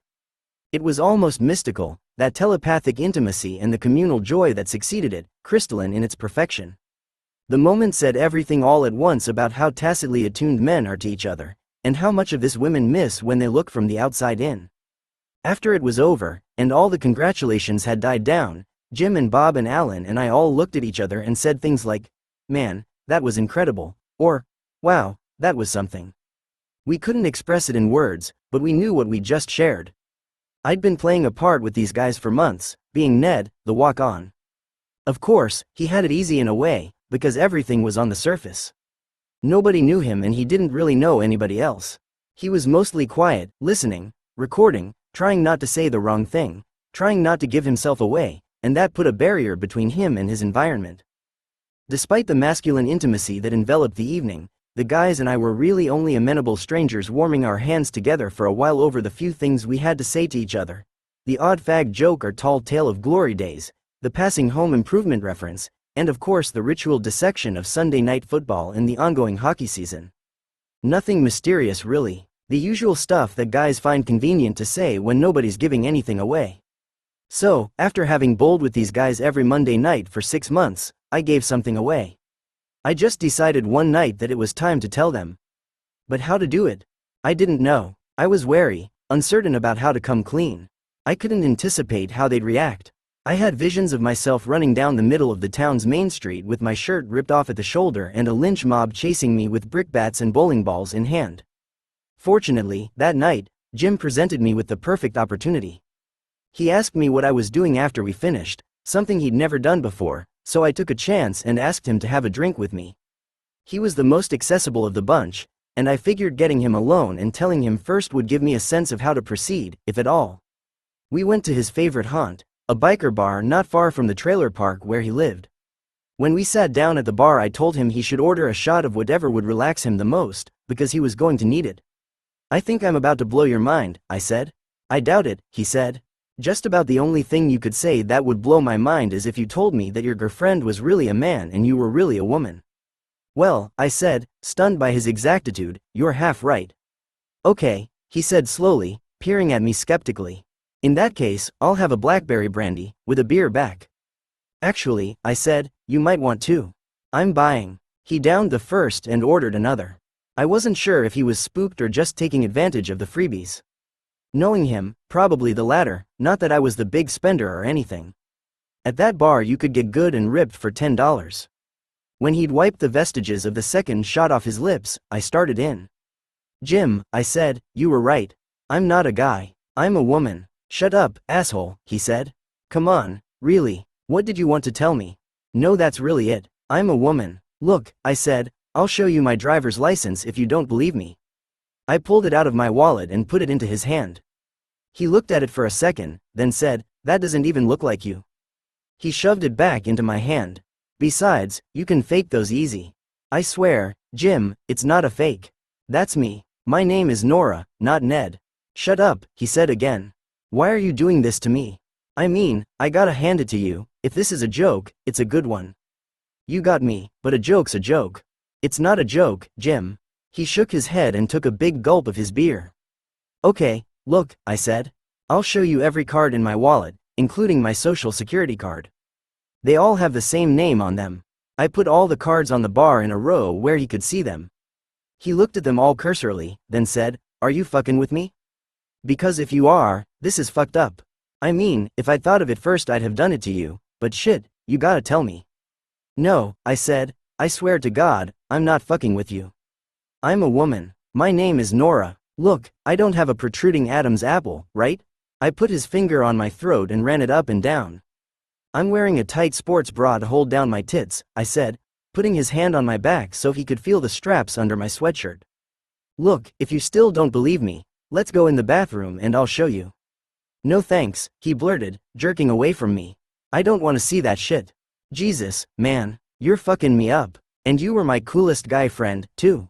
Damn it, this is really blowing my mind. You better not be fucking with me. It took a while to get him to concede it, even remotely, and every once in a while he'd still say, you're not fucking with me, are you? But we sat there for a good 3 hours talking about the book and why I was doing it, and slowly I got the sense that it was sinking in. I gotta say, he said finally, that takes balls, or not, I guess. Wow, you're a fucking chick. No wonder you listened so good. We went through the whole rigmarole of hindsight, things he'd thought were a little odd at the time, but now made sense to him. We'd have long moments of silence, and then he'd say something like, so that's why you always wear a sweatshirt even though it's so hot in there, right? It's to cover up your tits. Yep, I'd say. It sucks, too, 'cause I sweat my ass off. We'd lapse back into silence for a while and then he'd say, that's why your lips and your cheeks are so red. I always noticed that and thought it was weird. That was his way of saying I had a nice complexion, I think, nicer at least than all the leather faces in the league, which wasn't saying much. The only guy who had a face even remotely as smooth as mine, even with the stubble, was 19 years old. But for the most part, it seemed I'd pulled off Ned pretty well, because there weren't that many things Jim could look back on with recognition. In the end, he just said, that stubble is really good, man. I just thought it was exactly like what I'd have at the end of a day. That was satisfying. When we left the bar that night, he hugged me goodnight. It was the first evidence that he had accepted me, or at least some part of me, as a woman. He was still calling me he, which was understandable, but I knew that he wouldn't have come within a mile of Ned physically if he hadn't seen the woman in him. Some part of the truth was getting through. But I was still in drag, and as we hugged we both realized it. Jim said, shit, you don't want to be seen hugging another man in the parking lot outside a bar like this. He pulled away quickly. As we parted ways toward our cars he shouted over his shoulder. Hey, man, you take care of yourself over there in Iraq, okay? When we reached our cars I shouted back to him, hey, Jim. When he turned around I pulled up my sweatshirt and my sports bra and flashed him the telltale tits. See, I told you so. He winced and turned away. Jesus, you fucking freak. I don't need to see that shit. You've still got your beard on. He shouted it like a slur, but I could hear the laughter in his voice. And that was the turning point in our friendship. Everything changed after that. We went for drinks a couple of times between Mondays, once with his wife, but several times alone. When we were alone he told me a lot of things about himself. Private things, things he said he never would have told a guy, some things he said he'd never told anybody. He told me that he liked Nora much better than Ned. When I asked him why, he said because Ned was just some stiff guy, and what did he need with just another stiff in his life? He had plenty of those. But Nora, a dyke who dressed like a man and could talk to him about more than football and beer, now those he didn't have so many of. People like that didn't move in his orbit. People like him didn't move in mine. He wasn't what he'd appeared to be, either. He was a hack writer's gift, a more complex character than I could ever have invented. But he wasn't just material for me, any more than I was just a freak show for him. The way he told it, it was like Ned and Nora became a hybrid. He still thought of me mostly as a guy, at least outwardly. But he knew that I was a woman and he reacted to me accordingly, with, that is, one rather large exception. He wasn't attracted to me. There was no sexual tension between us. This meant that he could go out with me like one of the guys and play pool or, as he would do later, go to the titty bars with me. But all the while he was treating me like one of the guys because in a way he didn't know how to do otherwise. There was no social precedent for this. Still, he could talk to me intimately the way he never could to another man.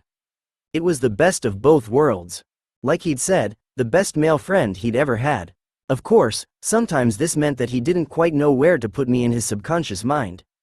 He used to rib me about that. You know, thanks a lot, he said once. I had a perfectly normal fantasy life until I met you.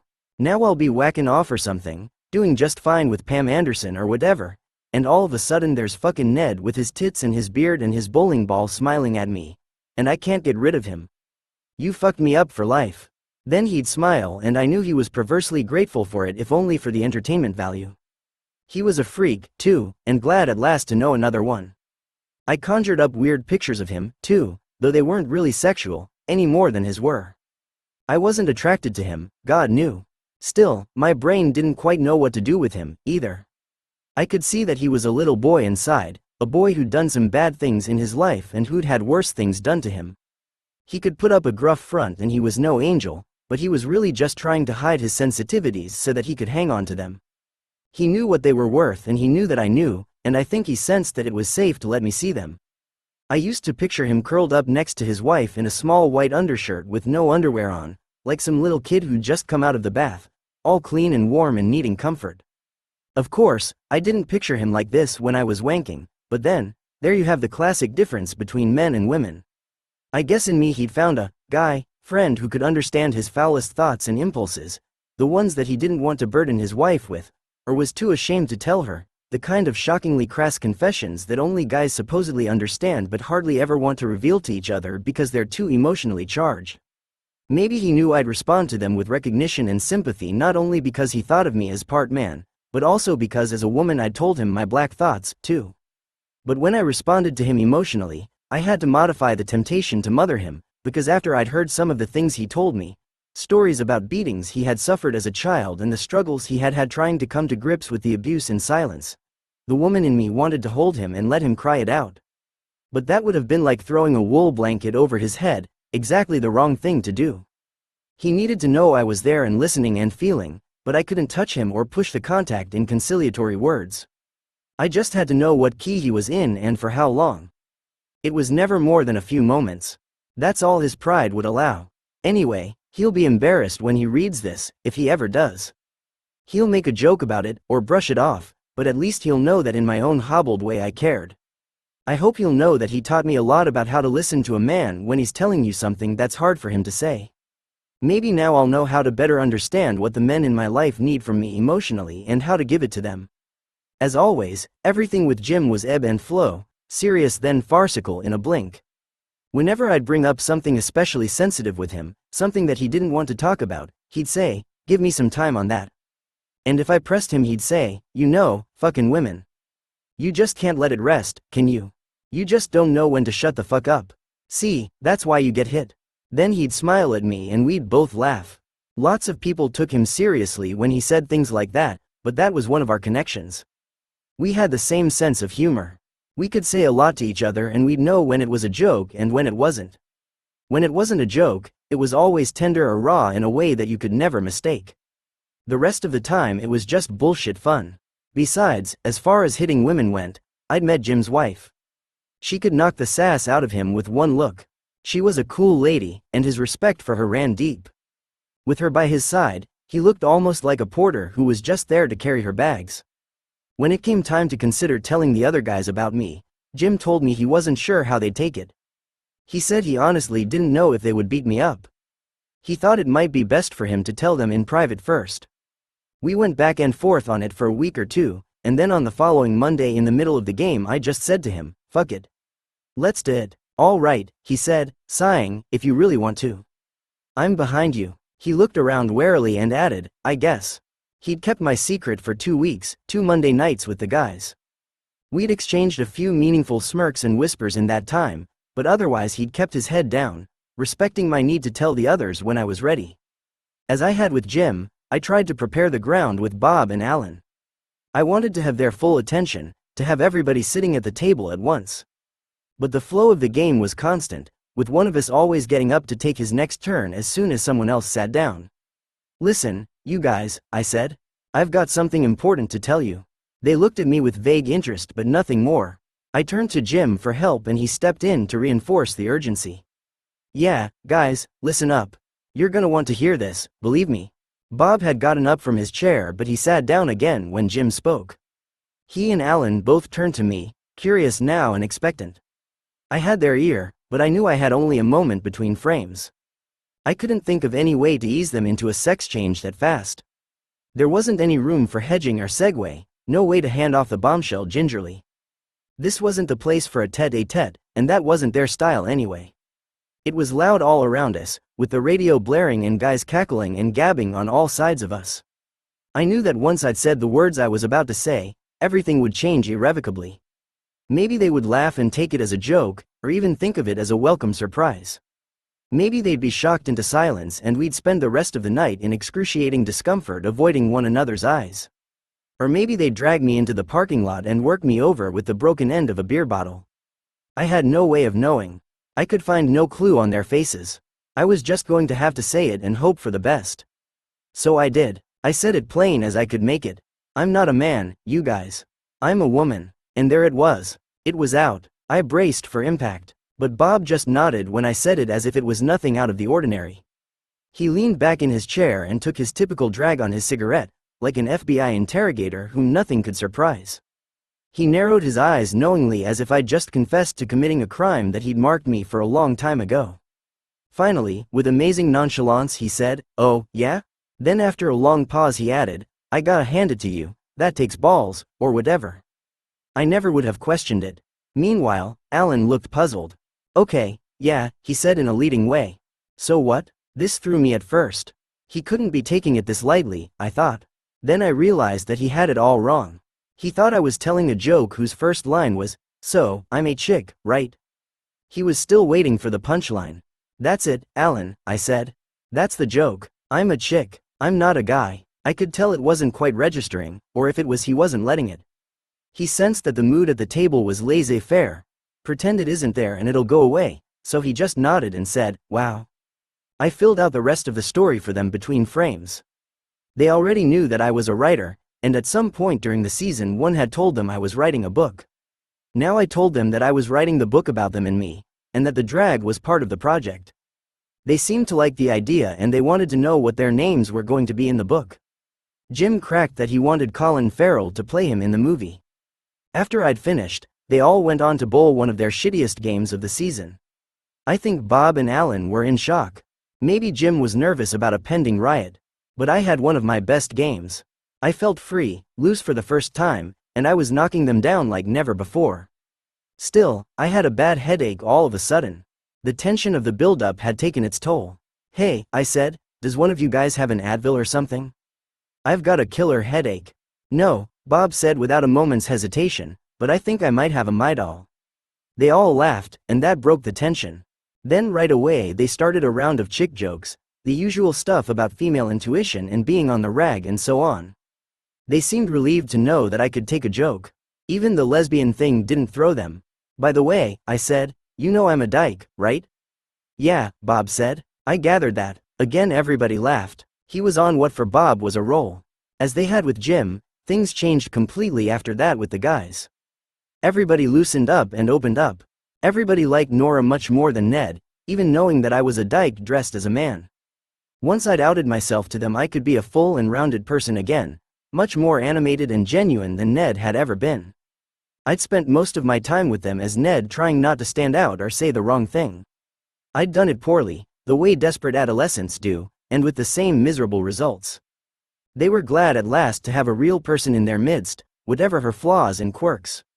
My supposedly subversive lifestyle just didn't matter to them, or at least it didn't appear to, and this was the part one hadn't expected at all, or given them credit for in the beginning.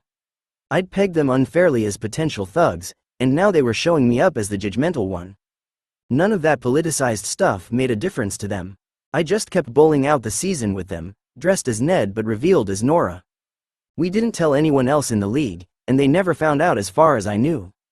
The guys went right on calling me Ned and he, just as Jim had, but they knew I was a woman in exactly the way that Jim did.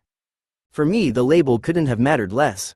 We were finally getting to know each other and it was the easiest time we spent together all season. Alan got drunk one Monday night a week or two after I'd told them. He spent the whole night leaning over and babbling in my ear, mostly about mundane stuff that hardly made sense. The other guys knew what he was like when he was blasted, so they just laughed and let him go on and on as I sat there in polite misery. At one point in his rant he leaned a little closer to me and said, "You know, none of this matters to me. It doesn't affect me. You're cool. I don't care what you are. I really like bowling with you, man. Shit, you're cooler than Bob." This wasn't exactly the coolest thing to say in front of Bob, since Alan was Bob's in-law, and the two had been close friends for years. Still, I knew Alan meant it as a great compliment, and I took it as one. But I also knew it was something he would never have said to Ned, not just because he didn't like Ned as much as Nora, but because he couldn't talk to a guy the way he could talk to a woman. These guys were old pals, but I got the sense that they didn't speak intimately with each other the way my women friends and I did, or the way Jim had done with me once he'd known that I was a woman. The contrast was striking to Jim, too, which was why, when I told him about my true identity that night at the bar, he said, "That's why you listen so good."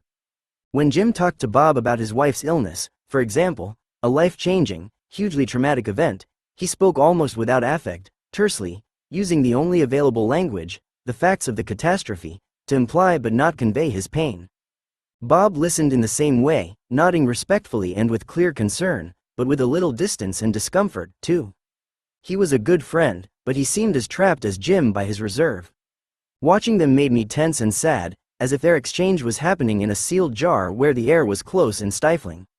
Maybe that was part of the insult in Alan's comment, too. Maybe he hadn't just meant to say that I was cool, but also that he felt closer to me in some way than he did to Bob. Their friendship had sure boundaries of touch, affection and expression, and as a woman I could break through those blocks as quickly and effortlessly as I had changed my sex. Those were the rules, it seemed. As a guy you didn't make yourself vulnerable, and you didn't burden yourself or your buds with your doubt and fear. They didn't want to hear about it, and you didn't want to reveal it. But with a woman it was easier immediately. You could speak freely and get away with it, or at least as freely as your customary reticence would allow. It seemed that getting drunk was one of the only ways Alan could express his feelings, even to a woman. They came out a little ragged and impolitic in the process, but they were touching anyway. He may not have said much the night of my disclosure, but he'd clearly been thinking about it since. He told me that he'd been talking with his 13-year-old daughter that week and she'd said to him, the way teenagers do, "Oh, that's so gay," referring to some activity or article of clothing that wasn't in fashion. "You know," Alan said, "she's always saying that, but this time I stopped her, and I said, you ought to be careful how you use that word."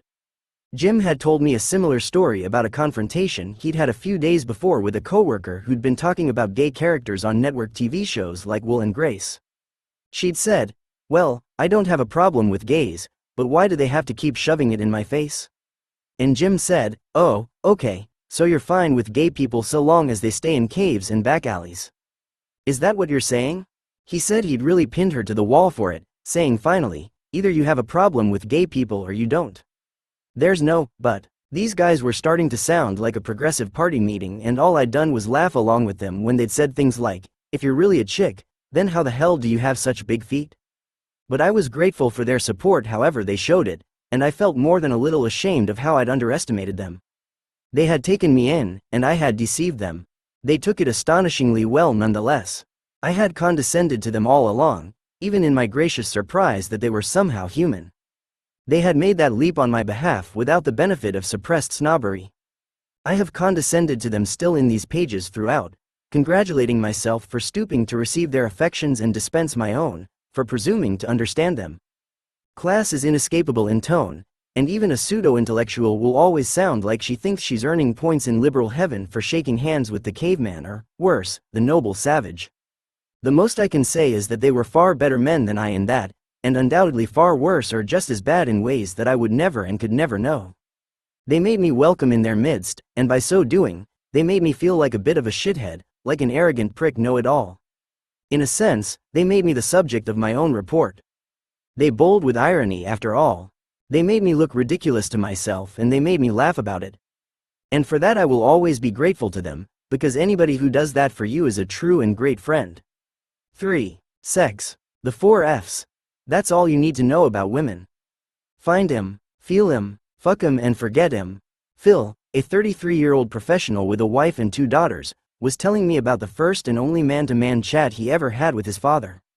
He was 12 years old at the time, and that was the only advice he ever got from anyone about how to treat a lady.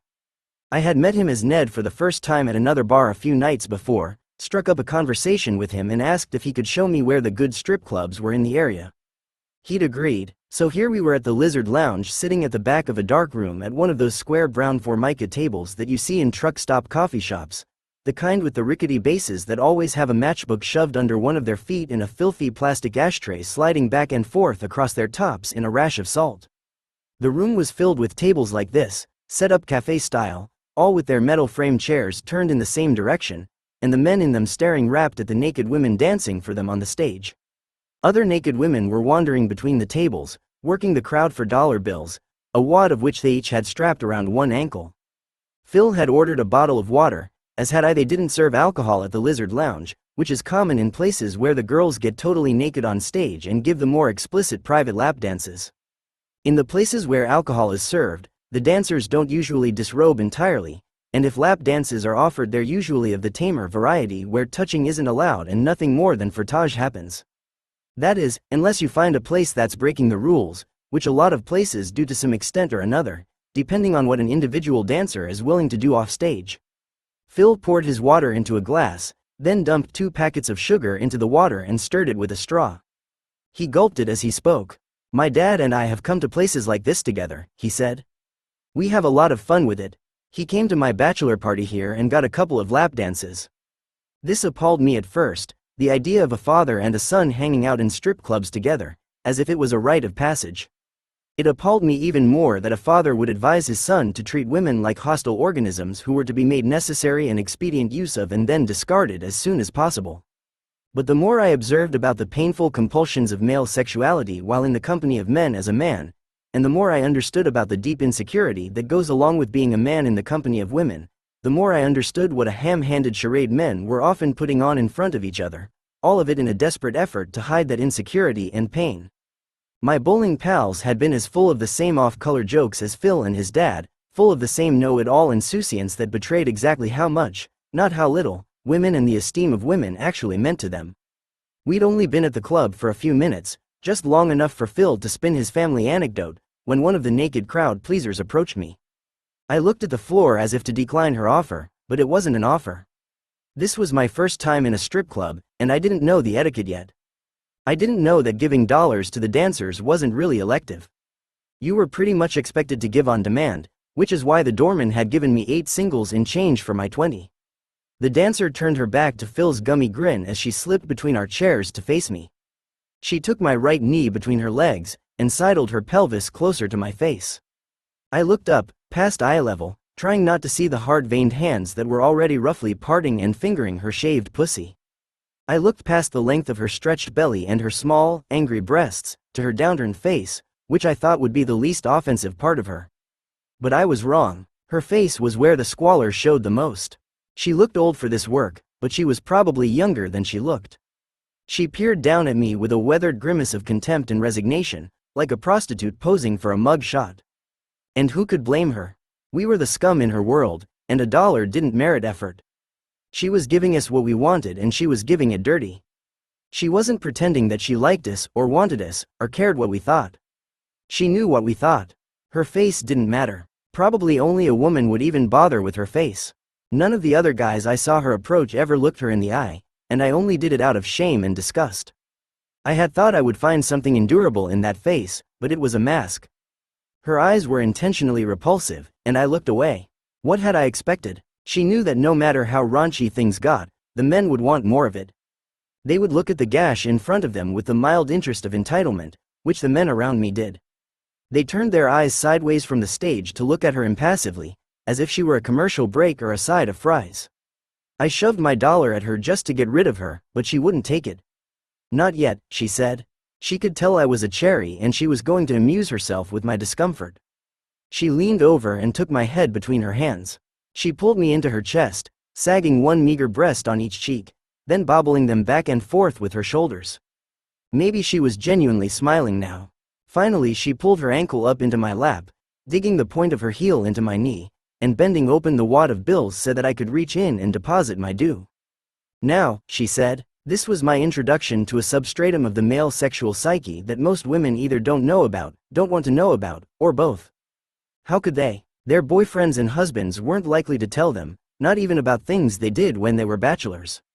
There is too much shame in it. Or, more truthfully, there is too much incrimination. If a man has been to a place like this and admits it, he's already blemished in the eyes of many prospective mates, and if he admits to having enjoyed it or indulged his baser instincts in the corners of the room, he's even more tainted, which is why the men I met were never honest with the women in their lives about strip joints like these or the sexual drives they're designed to satisfy. Phil knew these dives and their offerings intimately, and he liked playing the guide and tutor.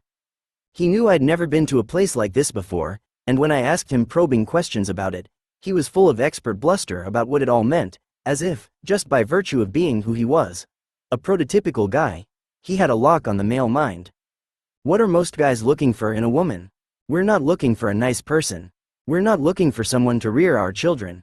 We're not looking for someone who's going to pitch in and be a good worker and contribute to the household. A guy is looking for a woman to fuck him.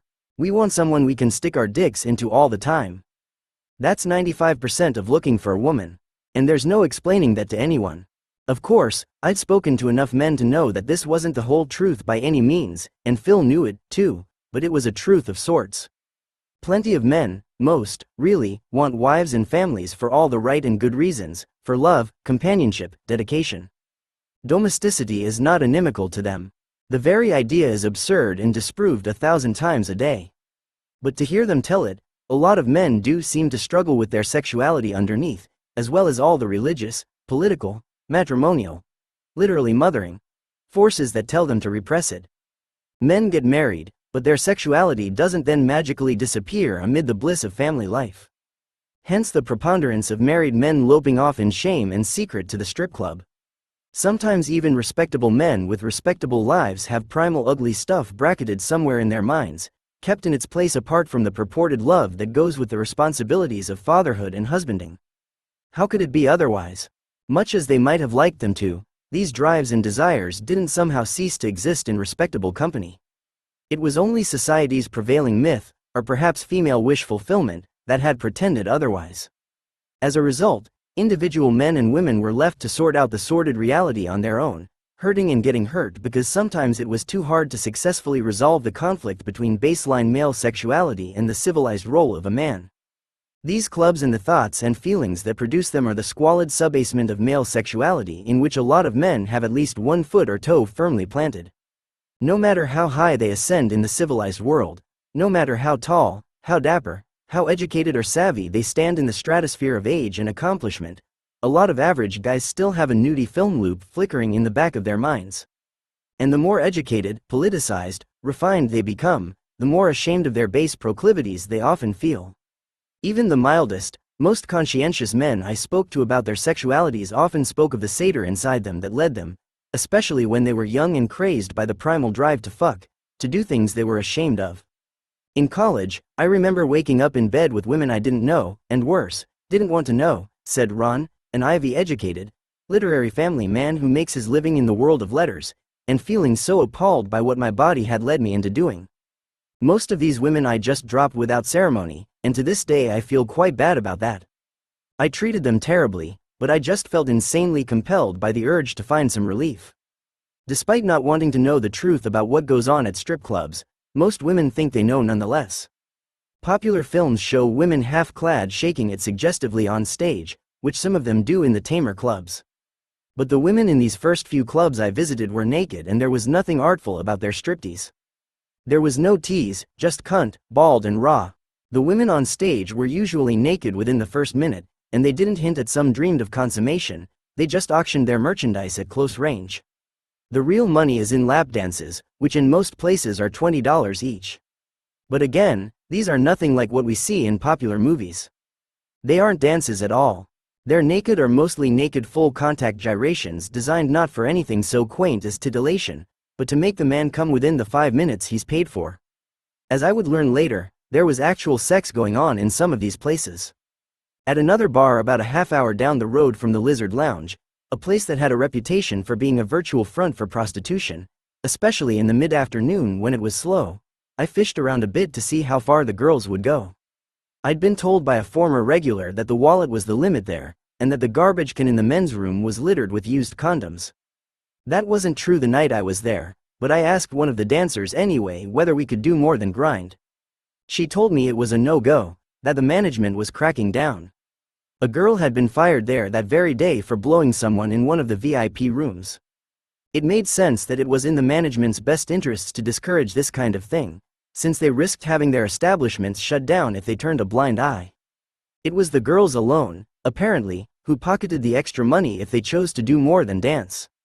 But then again, if a place acquired the reputation among regulars of employing girls who went the extra mile, naturally that tended to attract more customers by word of mouth. It was a balancing act either way.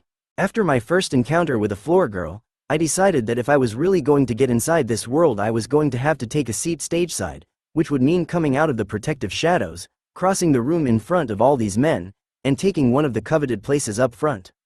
Up there, guys put their money in their teeth and leaned into the dancers, who took the payment between their breasts or thighs, while the guys looked up at them with awe and gratitude for their favors. Phil was gung-ho, eager for me to have the full experience, so we took our bottles of water and found 2 spots next to the stage. The first girl up was billed as a penthouse darling, a supposed cut above the hamburger on the floor. Hence, the MC demanded louder applause for her. But, to my surprise, the whistles and claps were scattered. Nobody was kidding himself. This was a dive. Anybody who was dancing here wasn't prime. There was about as much electricity in that crowd as there is in the weekly bingo game at the VA. Which is, frighteningly enough, sort of how I described the whole ambience of the place. It looked and felt like a converted rec room. There were no windows or decorations of any sort. Just the metal frame vinyl chairs, and the rickety tables, and the low stage, and a turnstile at the front entrance where 2 paunchy creatures standing behind an empty glass display case took the cover charge and the 20s from the private dancers. I was right up front, a clean-cut sore thumb, with my button-down shirt and my fresh face. I wanted Ned to be handsome, but this wasn't the place for it. I was dressed for a date, and this was a hellhole. The penthouse girl came on in a cop's dress blues and an officer's cap, visibly embarrassed by the lack of noise she was generating, even at the prospect of getting naked. She strutted around for a minute shaking her French manicured index finger at the crowd. But since this didn't elicit much remorseful applause, she ripped her shirt and pants off by their Velcro seams, revealing the black G-string bikini underneath and a pair of knee-high black vinyl stiletto boots. "Who wants a blowjob?" the MC called out. The dancer motioned for a volunteer to come on stage. A skinny, young Asian guy in the front row eagerly obliged.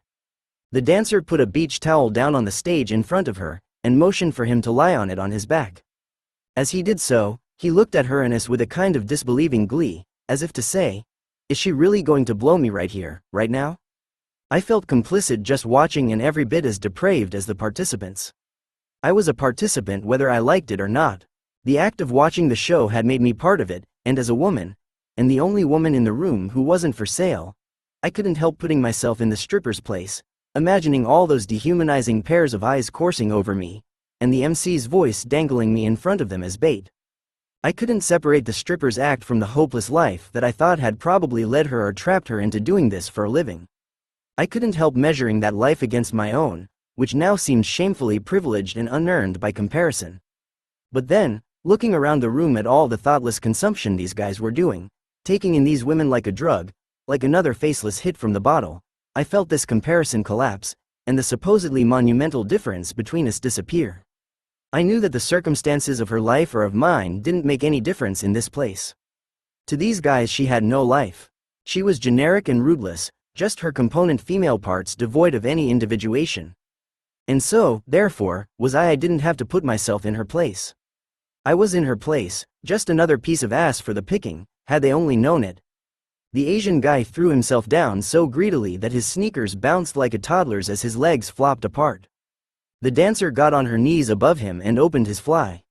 She reached in, pulled up the elastic on his underwear and peeked underneath. She held up her thumb and forefinger in the universal sign for small dick, and the crowd laughed. She reached behind her and pulled a porn-sized dildo out of a black bag. She placed it on top of the volunteer's crotch, holding it with one hand as she ran her tongue up and down its shaft and around the simulated head. This brought more life to the crowd and she worked it, taking the full length of the prop into her throat. This elicited a mild frenzy and the predictable climax. She leaned back for the money shot, and the dildo squirted its milk high into the air. She held it up to reveal a pump on its underside. Again there was laughter, and then the trick was over. The Asian guy stood up and scampered off the stage, fumbling with his dockers. Hurriedly the stripper put her props away and stood up, motioning for more applause, but the zenith had come and gone. "Everybody say, 'Get naked,'" instructed the MC. The crowd coughed the response and it fell flat around them. The girl winced again with embarrassment. "Oh, no," said the MC, "that's not going to be good enough. You want to see her naked? Then everybody shout, 'Get naked.'" Again, the crowd obliged weakly. Now the MC was embarrassed, too. Okay, he tried again. You could hear him groaning on her behalf. "Let's try that one more time. Do you want to see this babe naked or not?" The cry rallied louder this time, "Get naked." But you could still feel the inertia in it, overcome only by the necessity of the transaction. It would have to be good enough. Off came the bikini to reveal the usual preternaturally bulbous fake breasts sitting way too high and semi-detached on her blanded torso. She offered them to the crowd, one in each hand, circling the rim of the stage. She stopped in front of the guy to my left, a thick-spittled computer geek in ill-fitting wire-frame specs. He stood up nervously with a few crumpled bills in his hand, took off his glasses and blinked his bloated reddened eyes blindly as he tripped a little closer to the stage. He placed his head between her nurtureless breasts for a few moments, then bumbled back to his seat, replacing his glasses with a stupid smile. For her last act Miss Penthouse distributed a few party favors, a couple of t-shirts and a few copies of her porno videos. $10, said the MC. $10 for a video. Who wants one? Who's got $10 for the lady? Several shouts and bills went into the air, and the dancer strutted back and forth, running her tongue up the spine of one of the video boxes. She stopped in front of the chosen buyer, an obvious regular who, with his greased back hair and his soiled yellow short-sleeved button-down shirt, looked like a registered sex offender. She squatted above him, spread her legs, and slid the lubricated box back and forth between her labia, then handed it to him. He ran the moistened edge of the box under his nose like a fine cigar, inhaling with a satisfied smirk. The crowd loved that. The dancer did the same with the rest of the videos. She flossed the full length of the t-shirts between her legs, too, and then tossed them up for grabs into the seats. They too were sniffed for traces of her scent. But I doubted if there was any scent. These women were nothing if not dry and factory smooth as the dolls they were mimicking. Thinking this reminded me of a gay man I'd known, who, when I asked him why he preferred men, said, "Because they're so nice and dry." There was the same gay misogyny on display in these clubs. These weren't women. They were factory authorized, snipped, treated and depilated of anything offensive. The original German Barbie was modeled on a sleazy pinup, then whittled and air-brushed into peach exactitude for middle American consumption, and these women were in turn modeled on her, right down to the plastic shoes. In its natural state, the vagina is not a delicate instrument. It breathes and salivates and even ejaculates, and it always has an odor. These women had no odor, even when they'd been sweating on stage and they put your face between their legs, as one of them did to me when I sat up front. They were odorless. They were freeze-dried. I wondered what they did to themselves before the show to make their parts so unripe. When she'd given away all her t-shirts and videos, Miss Penthouse left the stage, waving and blowing kisses as she went. I took the opportunity to leave Phil to his own devices for a while and vacate my seat at the front. I told him I was going to look for a private dance, and he smiled approvingly, raising his hand in the air and making the hang loose sign with his pinky and index finger. I headed over to the back wall where the girls on deck were lounging together, smoking and staring off into the middle distance like waitresses on a break. Back there, off to the side, there was an open rectangular booth-like room with 10 swivel chairs inside it. The chairs were lined up against the 2 long walls of the rectangle, and bolted to the floor. One of the long walls was only a half wall, like a pass-through in a kitchen, so that people lurking in the back of the main room could spy on what was happening in the booth. Most of the chairs were occupied by fully clothed men, each of whom had one of the naked girls sitting on his lap, facing him with her legs wrapped around his torso or gripping the floor for traction as she ground her crotch into his. Some of the girls were facing out, also in the straddle position, with their backsides likewise grinding against the men. In this place there seemed to be no provision against touching the girls, because the men were madly pawing and sucking the girls' breasts as they thrust against them with ecstatic upturned faces. I was staring shamelessly, but this was, after all, what I'd come for, what the management expected. Why else the open wall? This was their best advertisement. There was a long line to get into the booth. One of the men, a very young guy in a football jersey, probably in his early 20s if that, had swiveled his chair all the way around so that he was facing the open wall. His baseball cap was turned fashionably sideways on his head, a cool affectation that only made him look younger. He was hugging the dancer loosely around the neck, his chin resting limply on her smooth shoulder. He wasn't moving his hips. His face was slack, his eyes were open and surprisingly gentle, and he was looking directly at me almost sweetly through a glaze of comfort, like a sleepy child being carried by his mother through the supermarket. He knew I was watching him, but he didn't turn his eyes away, and he didn't judge or threaten me for looking. He just looked back at me and rested there on her naked shoulder, soaking up whatever calm it was giving him. I looked at him like another mother, I couldn't help it, and maybe in this strange, disjointed place he could see that. Maybe he could see that I felt sorry for him in the best possible sense, and maybe that was okay when no one else was looking. Or maybe he was just too stoned to know.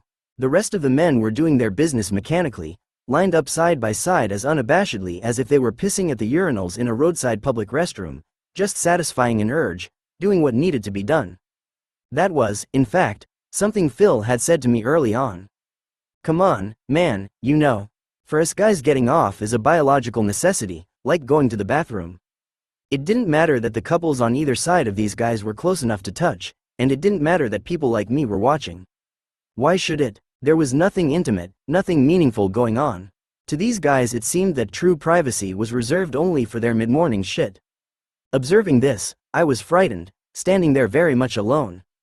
As a woman teeming prototypically with all my necessary illusions, confronted with this spectacle of male factory function, I felt a despair that was salvaged only by the knowledge that I was not heterosexual. I didn't want companionship or partnership with men.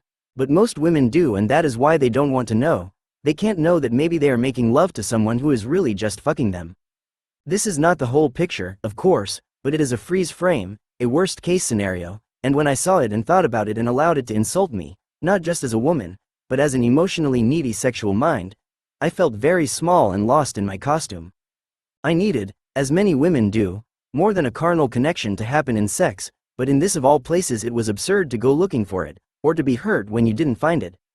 I wondered, though, if I wasn't feeling a ruder version of the clash that can happen when men and women try to reconcile their sex lives.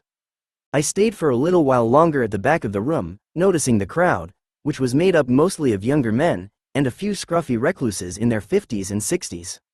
As I considered the expression on their faces while they watched the dancers on the stage, I could see, at times, an odd reverence in their eyes, at others a bland disinterest. But there was no condescension in their gaze, no hatred for this low thing they felt compelled to watch. They all seemed uniformly addled by the spectacle, staring at these body parts on display, as if they hadn't seen them 1,000 times before in magazines and films and settings just like these. I wanted to know what it felt like to be inside that feeling, but the closest I was going to come was a lap dance, and even then it would be different. Still, I wanted to know how these women would treat me when they were the supposed object of my lust, and I was paying for it. I looked back at the dancers who were on break, the ones who were waiting for requests, and tried to choose one. There was one who was truly beautiful in a natural way. She was young, probably 19 or so. Her dirty blonde hair looked real, as did her breasts. She was wearing very little makeup. In the dark it looked like none at all. She didn't need much. Her skin was uniformly smooth, as yet unblemished. I motioned to her to come to me and she got up from her chair, playing into the fantasy. smiling very sweetly as she took my hand and led me to the creatures standing behind the glass display case up front. She held out her hand for the money, and I gave it to her. She gave it to the two men at the register with what seemed to me to be a sad resignation. For all the shabby, commercial look and feel of the place, we might as well have been at the gun counter in a sporting goods store. After paying, I asked the girl if we could go somewhere more private than the open booth. She nodded and led me back behind a partition that was off to the side of the stage. Behind it, there were 5 small couches, each bounded on 3 sides by smaller partitions that afforded a semi-privacy. She led me to a vacant one and motioned for me to sit down. When I did, she asked me to take my keys and change and anything else sharp or abrasive out of my pockets. Then she draped a silk negligee across my lap. She had taken it from a group of such garments that was hanging across the top of the partition that divided this closed section from the rest of the club. When everything was in place, she straddled my lap and sat down. She began grinding immediately. I knew that she could feel my fake dick through my pants. She was the first woman who had. It must have seemed very odd to her that it wasn't hard, but then maybe some of the people who came here did so to remedy erectile dysfunction, or persist in it anonymously. At first I was frozen, lying back on the couch, my arms limp at my sides, my head turned away, my eyes closed almost as a reflex. I had never done this with someone I hadn't at least taken to dinner first. The act wasn't new to me, of course, but it was detached from the necessary precursors: emotion, seduction, imagination, mental connection, the things that are, perhaps, the hallmarks of female sexuality, and the very things that these strip joints and lap dances lacked. There was no pretense of foreplay here, mental or otherwise, and for me that took everything pleasurable out of the experience. As she kept on, I put myself somewhere else. I tried to pretend that she was someone I knew and liked and wanted to be with. But it didn't really work. I tried to grind against her, too, but it was just a forced motion, tawdry and ridiculous. Then it ended abruptly, just as the song ended, and she asked me if I wanted to go longer. Lap dances are timed and paid for by the length of a song. I thanked her and said no. She smiled and stood up, pulling me up with her to make way for another dancer and her customer, who were already nudging their way into the cubicle. As I tried to collect myself, the incoming dancer brushed me away impatiently with the back of her hand. I had a number of lap dances as Ned, and they always felt the same. Actually, I could hardly remember what they felt like, because they didn't usually feel like much of anything. To me, when they were happening, they were mostly a blank as the faces of the dancers and the dead air behind their faces. I remember being struck again and again by the emptiness in the dancers' eyes. After performing, they usually made the rounds of the bar to solicit bills from onlookers, since few people ever bothered to make their way up to the stage to slip something in their G-strings. It was during these encounters, when I tried to engage them in conversation, that I saw how vapid they were or had made themselves to survive this work. That depressed me most of all. But as I began to understand more about the shame that arose in men from the need to visit places like this, and the undoubted shame that arose in the dancers for having to work in them, I thought I began to understand something more about the kind of woman that becomes a sex object in the eyes of men. A lot of women have asked themselves why so many men are so fond of modern porn stars and centerfolds, women who aren't real women, whose breasts are fake, whose hair is bleached into straw or perversely depilated, whose faces are painted thick, and whose bodies have been otherwise altered by surgery or diet to conform with doll-like exactitude to something that isn't found in nature. Why, I had so often wondered, didn't men want real women? Was it misogyny, a kind of collective repressed homosexuality, or perhaps pedophilia that really wanted a body type that more resembled a man's or a child's, fatless and smooth? For some, this is no doubt true, or why would magazines like Barely Legal, full of pre- and prepubescent girls, sell so well? Why would the fashion industry, long dominated by gay men, demand that women starve themselves until their bodies, hipless and breastless, look like the bodies of adolescent boys? But as I made my way through strip club after strip club in search of some kind of answer, I wondered if maybe it didn't come back to shame. I knew from my own sexual fantasies that there is something appealing, at least in the abstract, about fucking someone who isn't there. When pure fucking and animal release is what you're thinking about, and that is what the male sex drive at its basest seems to be all about, you don't want there to be any witnesses. You don't want to be a dirty, senseless animal with someone you love or respect or are capable of loving and respecting. You'd be too ashamed for her to see that part of you in the light of day, and isn't a mind something like the light of day? A real woman is a mind, and a mind is a witness, and a witness is the last thing you need when you're ashamed. So fucking a fake, mindless hole is what you need. The faker the better. I suppose, oddly enough, when it came to genuinely heterosexual men, all of this added up in my mind to something that might have been the opposite of misogyny. The idea being that you could only treat as an object something that resembled a real woman as little as possible, because only then could you bear to mistreat it and yourself enough to satisfy your instincts. Who knows? I certainly couldn't know with any kind of surety. But I knew what it was like to fantasize about women in the cold abstract, and I knew that when you did you weren't thinking about Ava Gardner. You were thinking about some anonymous, chesty, helium-voiced cheerleader slut blowing you in the locker room during halftime. I'd been there in my head, though as I had just learned, there is a world of difference between going there in your head and doing it for real. But now I was here, where I could partake in this world as Ned, and at least stand for a while on the receiving end of what it had to offer. When I did, I found something more than the discomfort of being a woman in a man's world. I found at least what I thought was a glimpse of the discomfort of being a man in a man's world and what that did to women as well as men, and I felt something that I hadn't expected to feel. Genuine sympathy. Still, thus far I was just a visitor, orbiting the periphery from a safe distance, and that could tell me only so much. I knew after visiting the Lizard Lounge with Phil that I wasn't going to put myself through the added torture of spending more time in these places with someone I didn't know. Besides, Phil's family life made it hard for him to get away. So after bowling one Monday night, I asked my teammate Jim if he wanted to go to the local hole and get a beer with me. We'd gotten to know each other fairly well.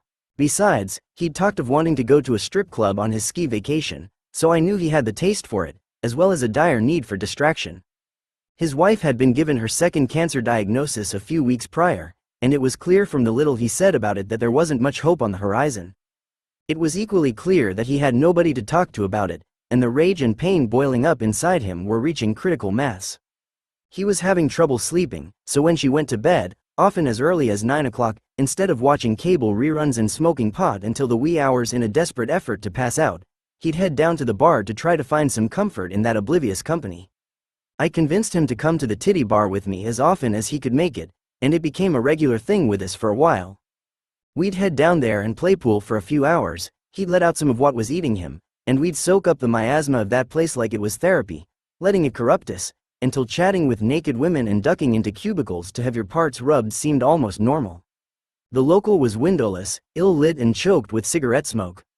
Once inside, you wouldn't know whether it was day or night. This was something all these places had in common, probably because they were usually open by midday, and well patronized much of the afternoon. I guess they figured even people who make a habit of it preferred to do their sinning in the dark. The local had a large ovoid bar, also characteristic, with two small square stages in the center, one girl dancing on each, working the pole and sprawling on the blinking squares of light that flashed on and off beneath her. There was a kitchen in back that served French fries, hot dogs, burgers and wings, but you weren't well advised to consume anything there that had once been alive. Next to the kitchen there was a large red and white sign that said no biker colors. I'd seen signs like this in other places, though they usually said no club colors, or simply, no colors. I'd asked Jim what that meant, and he'd said, you know, gangs. Foolishly, I'd said, you mean Bloods and Crips, that kind of thing? No, he'd laughed. These are white people. He meant motorcycle gangs like the Warlocks, who were reputedly much worse than the Hells Angels, and other clubs like the Breed and the Pagans. They were rumored to be regulars at places like this, though I never saw many of them. But then, without their colors, I wouldn't necessarily have recognized them for what they were. I do remember one guy, though, whom I wouldn't otherwise have noticed, who, thinking back on it now, was probably a gang member. He was well over 6 feet tall and wide as a doorway, and he had that just-try-it attitude about him that made you realize he could do just about anything he wanted and back it up with lethal force. Jim and I were sitting at the bar. Jim had gone to the bathroom and had left his coat on the back of his stool. There were several empty stools on either side of us, but this guy wanted Jim's stool. He came over, took Jim's coat and threw it on the floor. As he did so, stupidly I opened my mouth to protest that someone was sitting there. He stopped in mid-swipe and shot me one of those mock, raised eyebrow looks that says, you were saying, but whose real intent is, do you want to die? I'd never been on the receiving end of one of those gratuitous alpha male assertions, but it's the kind of thing you don't misinterpret, except maybe when you're piss drunk. I saw my error instinctively and redirected accordingly. Don't worry, man, I said, raising my palm in a defensive gesture, I wouldn't dream of it. He nodded and took the stool. 3 guys sitting farther along the bar burst out laughing, as did I. I guess not everyone reacted the way I did, though. Certainly no rival biker would. Hence, I supposed, the need for the sign at the end of the bar. Also at the far end of the bar was a large TV mounted high on the wall. 2 others were placed similarly around the room. This, too, was typical of most of these places. The multiple sets were almost always tuned to a sporting event, usually basketball, football or hockey. Off to the side there were 2 pool tables and the cramped couch room, which was so small and unobtrusive that I had assumed it was a broom closet until the first time I played pool and saw one of the dancers emerge from it with a customer. Even then I was still naive enough to think that only one dance could possibly be going on in there at any given time. My first time back there, though, I found out otherwise. There could be as many as 3 or 4 couples going at it in a space the size of a bathroom. I became a regular at the local, going on as many nights as I could over the course of several weeks, sometimes with Jim, sometimes alone. I met Gina on my first night out with Jim. I'd been to the local a couple of times before on my own but hadn't stayed long. Early on I found it hard to make myself go to these places at all, much less regularly. They depressed me so much it would take me days to recover from a single jaunt. Jim took a shine to Gina right away because she had large breasts, he liked big tits, and because she did this thing when she danced where she'd put her tit in her mouth and bite the nipple, pulling back and forth on it with her teeth for a good 15 seconds, and stretching her flesh like pizza dough. Jim liked that a lot. Ouch, was all I could think. Gina was a tiny woman, 5 feet tops, and aside from her double D breasts, she was built like a 16-year-old gymnast. Her ass was high and tight without a hint of cellulite, and the only signs of the life she'd lived were the clutch of stretch marks on her belly, which was otherwise as firm and juvenile as the rest of her.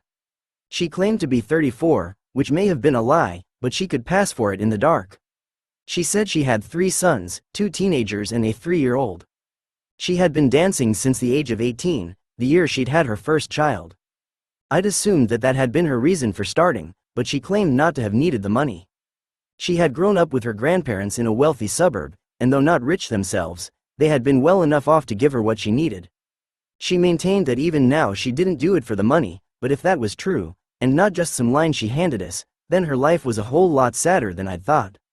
When I asked her why she danced at the local if she didn't really need the money, she said simply, "I love men."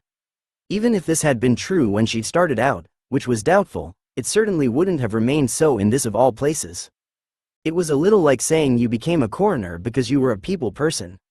The more we talked, the more I was struck not by her purported love of men but by her apparent distaste for women. She talked about women's parts as if they were garbage. She found them repellent, she said, and far from finding the men she pleasured disgusting, she wondered why they didn't find her disgusting. She couldn't understand, she said, why anyone would want to get within a mile of a pussy.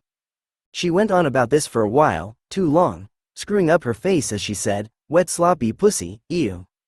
It didn't surprise me that she was filled with self-loathing. Everyone in this place was. But the vehemence of her expressed dislike for the female anatomy and her abiding love of men as a so-called species gave me the impression that she was working pretty hard to cover over something traumatic from the past or to repel her true feelings about the present, but then I guessed that went with the territory. She wasn't going to let me or any other customer know what she was really thinking. Deflecting the truth was part of the biz, integral to the whole show we were putting on for each other. Nobody came here looking for reality. Obviously, everyone came to escape it. And maybe to these guys, and a lot of guys, this seemed like Fantasyland. But in reality it was the exact opposite. It was as real and ugly as it got, right down to the stretch marks and the careworn sofas. It was far uglier than all but the ugliest of life out there. Walking into one of these places wasn't an escape. It was like walking into the gritty subconscious, the very place most people were trying to avoid in the first place. "I'm hot and wet," Gina said. She said that a lot, whenever there was a lull in the conversation. "I'm so horny," she'd add, reminding us that the relief for her condition was only a couch away. Then she'd segue into something neutral like the pool game Jim and I were playing, as if that were just the normal flow of conversation. "I'd shoot at the 5 in the side pocket if I were you. If you put a little backspin on it, that'll give you a nice leave for the 7 in the corner."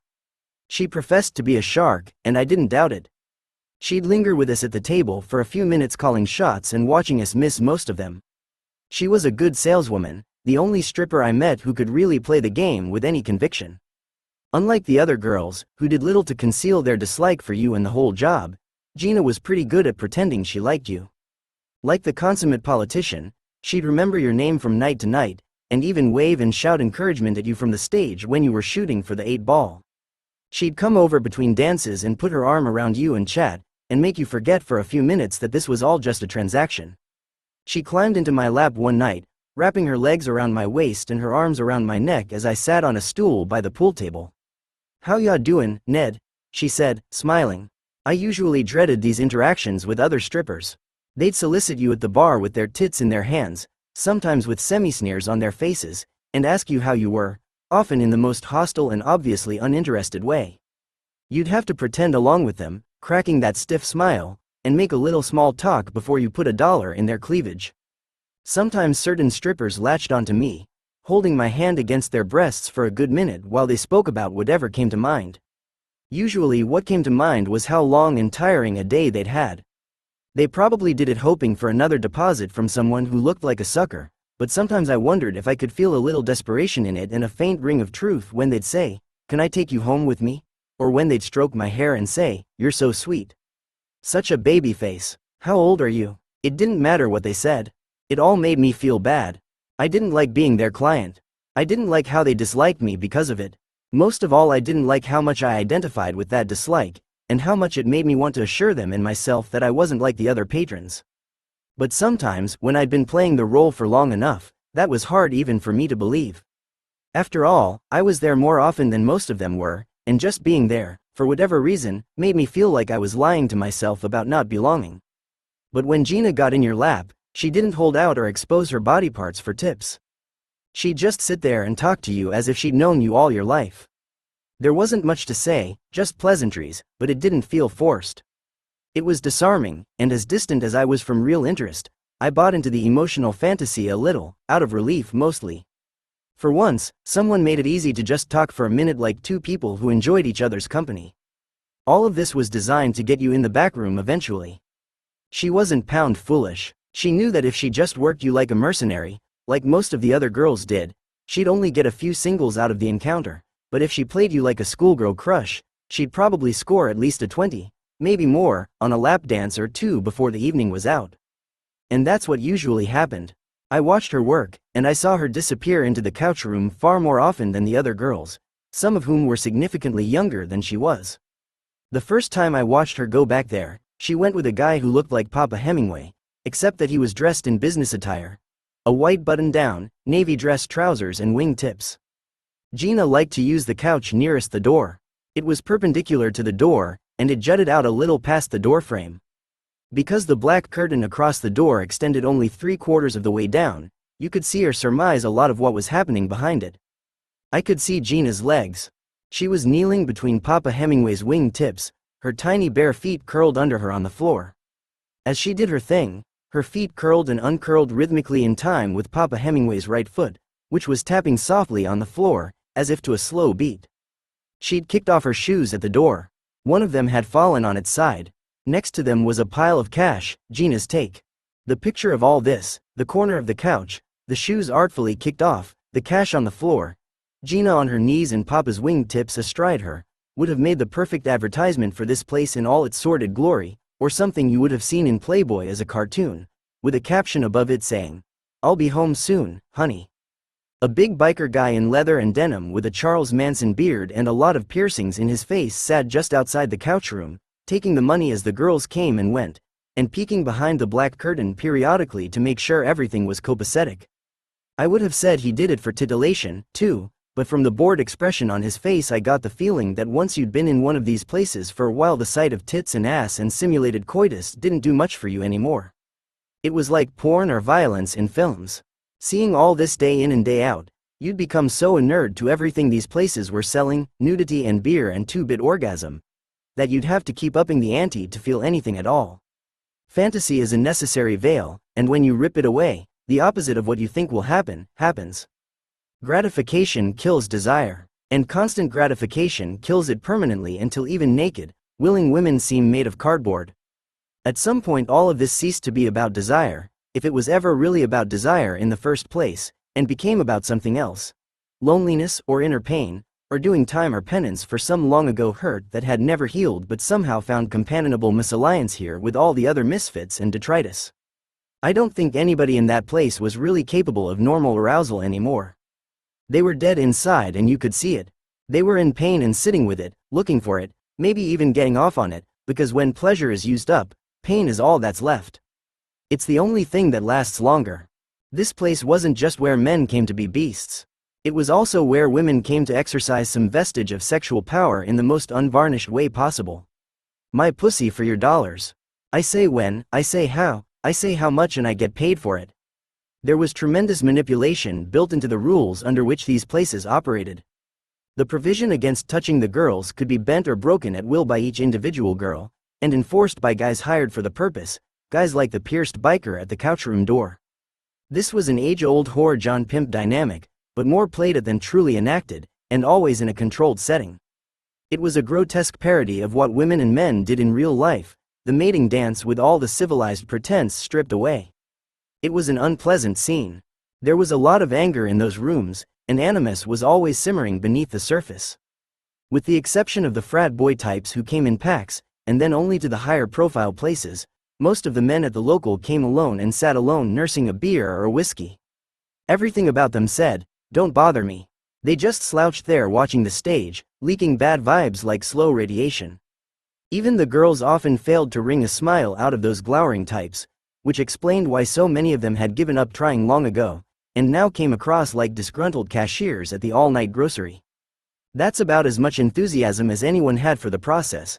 Cash in, cash out, beer in, piss out, leave me alone. Like I said, this wasn't Fantasyland.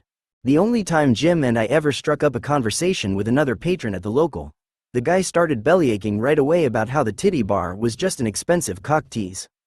He pointed to the pile of singles lying in front of him on the bar, telling us how it had dwindled from 20 to a few measly bills in a mere half hour. Jim commiserated in jest, pointing at our own diminished stack and suggesting that yeah, maybe getting a mail-order bride was a better idea. Not really, the guy said. I read about a guy in the paper the other day who got himself one of those, and one day he came home from work and found her fucking the neighbor, so he took her outside into the street right then and there and bashed her head in. The way he told it, it sounded like the moral of the story was that live-in whores are more trouble than they're worth. Not exactly a surprising or minority opinion in that crowd, but jarring enough to put you off a propensity for chit-chat. After a few weeks of going to the local on a regular basis, I got to the point where I just couldn't make myself go anymore. It was too much, all the accumulated pain of the despicable patrons who had nowhere else tolerable to go, and the injured dancers who could hardly contain their despair, and the surly bartenders who made shit tips. It all just fell down on you and piled up around you like the ashen, boozy smell of the place, until you just didn't want to do that to yourself anymore. Toward the end of our time together, while we were having a drink at a regular bar that he liked to frequent, Jim confessed that he was beginning to feel the same way. Yeah, he said, I'm kinda through with those places for a while. They give me bad dreams. He'd told me a few weeks before about a particularly vivid and disturbing dream he'd had about going back into the couch room with Gina only to find that there were no couches back there at all. Instead, there were only bathroom stalls with no doors and dirty old toilets in them. He dreamt that she was blowing him on one of the toilets. He said he woke up feeling really disgusted and disgusting. All I could think was, how appropriate. Unlike most of those purgatorial scumbags, he knew this place for what it was, and that, for all his flaws, was why I liked him. I'd been inside a part of the male world that most women and even a lot of men never see, and I'd seen it as just another one of the boys. In those places, male sexuality felt like something you weren't supposed to feel but did, like something heavy you were carrying around and had nowhere to unload except in the lap of some damaged stranger, and then only for 5 minutes. 5 minutes of mutual abuse that didn't make you feel any better. One thing was certain, though. Everybody got his hands dirty and, politically speaking, nobody really came out ahead. It wasn't nearly so simple as men objectifying women and staying clean or empowered in the process. Nobody won, and when it came down to it, nobody was more or less victimized than anyone else. The girls got money, the men got an approximation of sex and flirtation, but in the end everyone was equally debased by the experience. Everyone, no matter what his or her circumstances, had made the choice to be there, and chances were that choice was made in the context of a lifetime's worth of emotional wreckage that had been done to their lives by people of both sexes long before they stepped through that door. Whenever I think about my experiences in these places now, and the profound pity they aroused in me, I remember something that Phil said that first night when we went to the Lizard Lounge together. It was something that shocked me far more than the sudden vehemence of his guide talk about what women were for, and it was something that I now realize could have applied to the men in those places just as much as to the women. I go to some of these bars, he said, and this is the family man in me, and I say to myself, these girls were somebody's daughter. Somebody put them to bed. Somebody kissed them and hugged them and gave them love, and now they're in this pit. Or, maybe someone didn't, I said. Yeah, he nodded. I've thought about that, too. 4. Love. I thought dating was going to be the fun part, the easiest part. Certainly as a man I had romantic access to far more women than I ever did as a lesbian, and this felt like the best of all possible boons. I could partake at last in the assumption of heterosexuality and ask out any woman I liked without insulting her. Of course, I was in for a mountain of rejections, and the self-hatred that came with being the sad sack pickup artist, the wooing barnacle that every woman is forever flicking off her sleeve. Sadly, that's how it went for Ned most of the time at first when he tried to meet strange women in singles bars. As I would soon learn, that's how it went for most guys. It was just the way of things in the wild when you were male.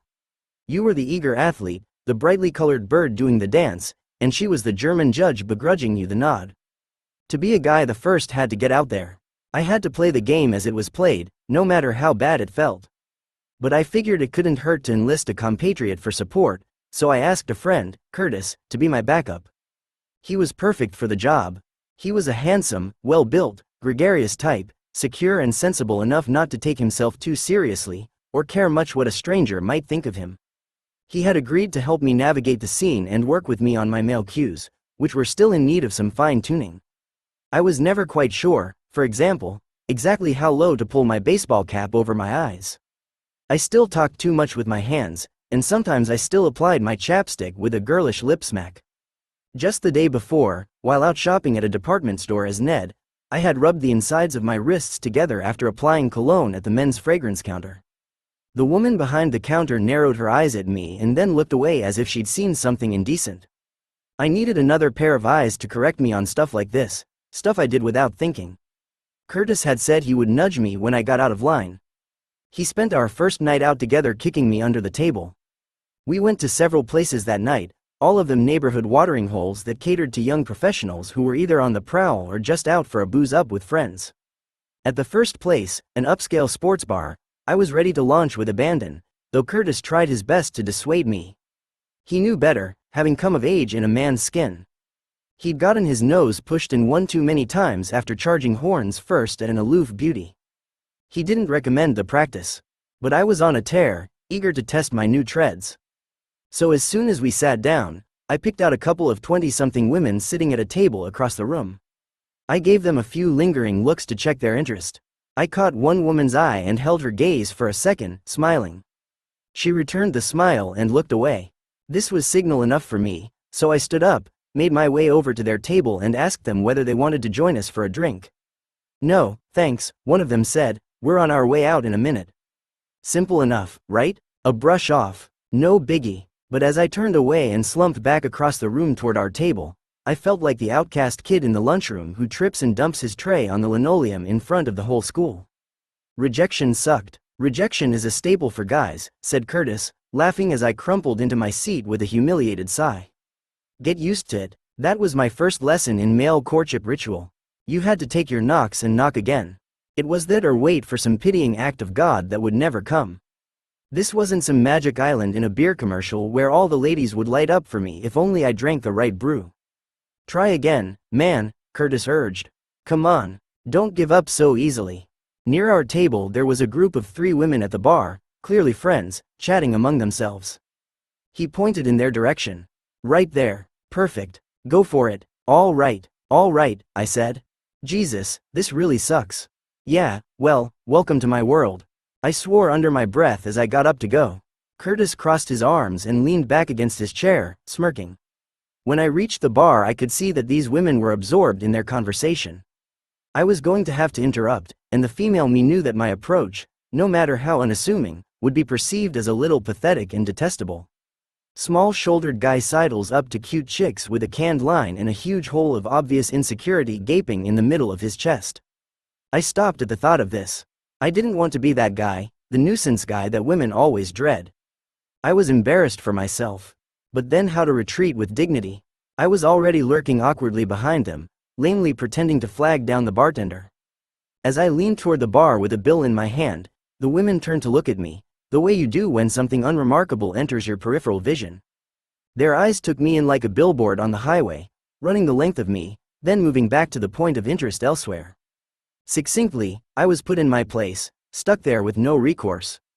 I thought about what I could say that wouldn't sound cooked up, cheap or presumptuous. I decided it was best to be honest. I'd always respected that in men who had approached me. I'd once given my number to a young businessman on the street in New York simply as a reward for having had the balls to put himself out there and ask me for my number. I'd had no intention of going out with him, which, in retrospect, I see wasn't fair. When he called, I had to tell him I was a lesbian, which, like most interested men, he refused to believe was a real, sustainable state of being. "Why do you give me your number then?" he'd asked finally. "Because I was proud of you," I'd said. Now, at the bar, it was my turn to make myself proud, or at least fend off crushing defeat. I decided, however, that Curtis was going to have to do his job on this one, so I went back to our table and yanked him up. "You're coming with me," I said, dragging him across toward the bar. He had a self-satisfied look on his face. He was enjoying himself at my expense. He knew he was teaching me a lesson and he was relishing every second of it. When we got to the bar, the women were as absorbed as ever in each other, huddled together, trying to talk over the music. We entered their orbit abruptly, me still half dragging Curtis by the arm. I tried to smooth over the breach. "Hi, ladies." "Ladies? Jesus. I'm sorry to interrupt, but I wanted to meet you. I don't mean to be a pain in the ass about this, God." I was groveling already. "But my name's Ned and this is my friend Curtis." Curtis and I had joked that he would play my wingman at times like this, my conversational stopgap. Like typical guys, we found the Top Gun humor disproportionately funny in this context. It made us feel better about the downsizing we knew we were letting ourselves in for. At first the three women looked us over like inferior produce in the supermarket. Then they smiled weakly. They were well brought up. They knew enough to cover quickly with the kind of anemic politesse that we all use on bores at cocktail parties. We were in, but I could see that their patience was thin. I focused on the woman on the left who said she had gone to Princeton and was working in a foreign policy think tank. I decided to drop the novelist persona that I'd adopted as cover with my bowling buddies, and switch to talking about my recent job as a political columnist. I thought this would make for common ground, which in part it did, but only of the nodding variety. "Oh, you write about politics." She wasn't going to bite. As I talked on, trying to work with her clipped responses, I found myself, as I had on my first trip to the bar, switching again to her point of view. Seeing how protected she seemed, I remembered how protective of myself I had often been in encounters with strange men. I had always made the same assumption, one that my brother Ted had ingrained in me as a young teenager. All guys who make advances to a woman only want one thing: to get in her pants. I remember him saying, "It doesn't matter what they say. They'll say anything. Just remember, they only want one thing." That's how guys are. I took that assessment at face value, an assessment that was, I have to admit, mostly borne out by my experience in college, where I found that most young men who bothered to speak to me at parties did indeed only want one thing. To the rest of them I was invisible. Why bother? I guess they figured, if you didn't want to fuck her. Whatever veneer a man pasted over this intention, and it wasn't usually a very artful one, I always knew or thought I knew what he was after. I realized, treated most men with the same coldness that these women were showing me. And therein lay the paradox for me. Even if, and this isn't enormous, if it could be argued that most guys who chat up strange girls in bars or on the street only want one thing, it was equally true that I wasn't most guys. I was a woman, with a woman's sensibilities. Besides, I didn't want to sleep with them. They were just another test case. Still, it didn't feel good to be on the receiving end of their suspicion. After all, there are plenty of guys in the world, the marrying kind, I suppose, who really just want to get to know a girl, but have no other means of doing so except to strike up a conversation on the fly. So should they bear the brunt of the majority of their sex's bad behavior? And was the majority really that badly behaved? There I was, caught square in the middle of the oldest plot in the world, he said, she said. It was the woman's job to be on the defensive, because past experience had taught her to be. It was the guy's job to be on the offensive, because he had no choice. It was that or never meet at all. It's a wonder that men and women ever get together. Their signals, by necessity, are crossed, their behaviors at cross purposes from the start. I was beginning to feel happier than ever to be a dyke. As a woman, it was a lot easier to meet women, because even in a dating situation there was always the common bond of womanhood, the common language of females that often makes even strange women able to chat amiably with each other, almost from the moment they meet. I wondered if the same thing would happen here. Would these women lower their defenses if they found out I was a woman? After another 10 minutes of condescension, I realized that this was going nowhere, and that I might learn more about Ned if I let them in on the gag.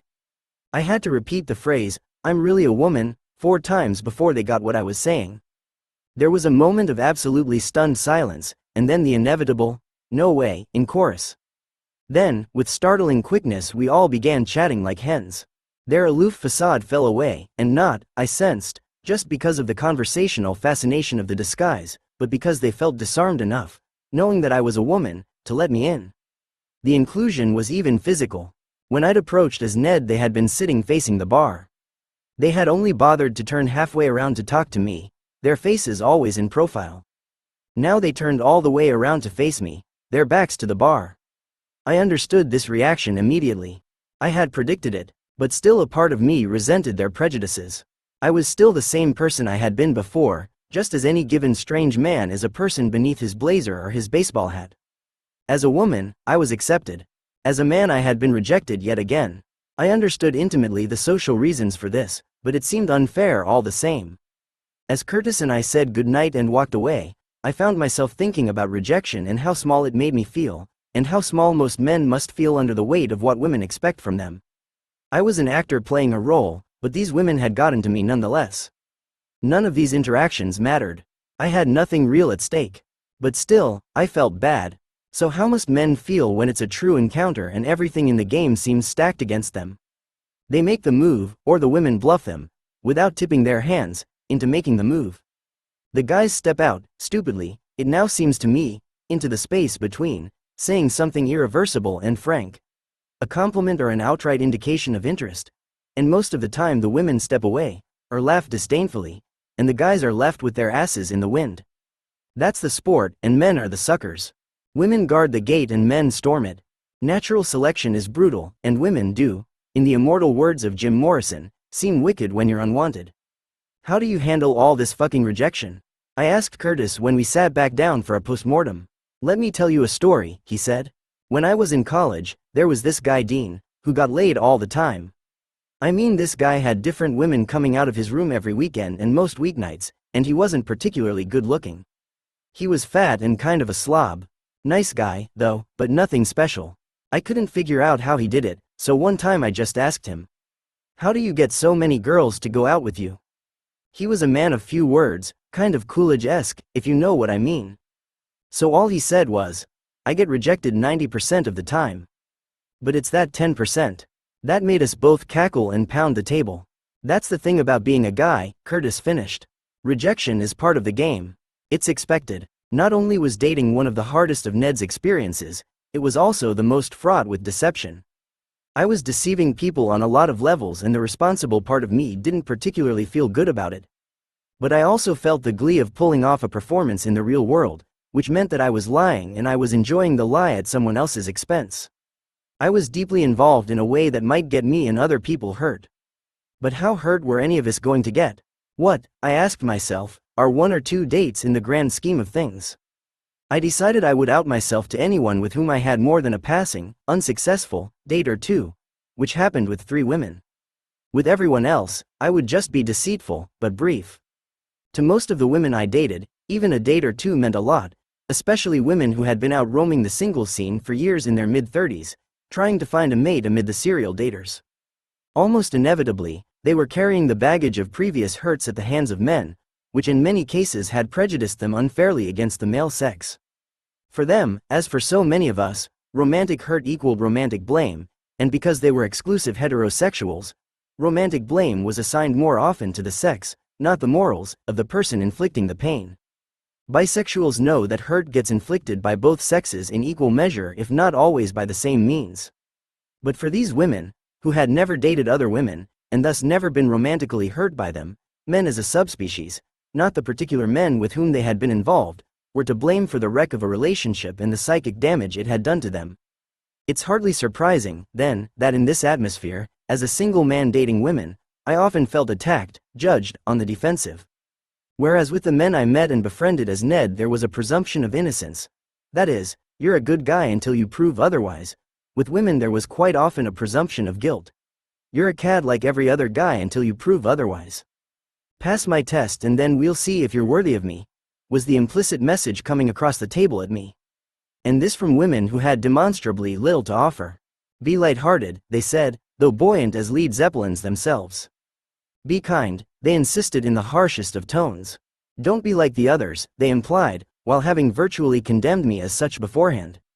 The bitterest women I met were usually in their mid-30s or older.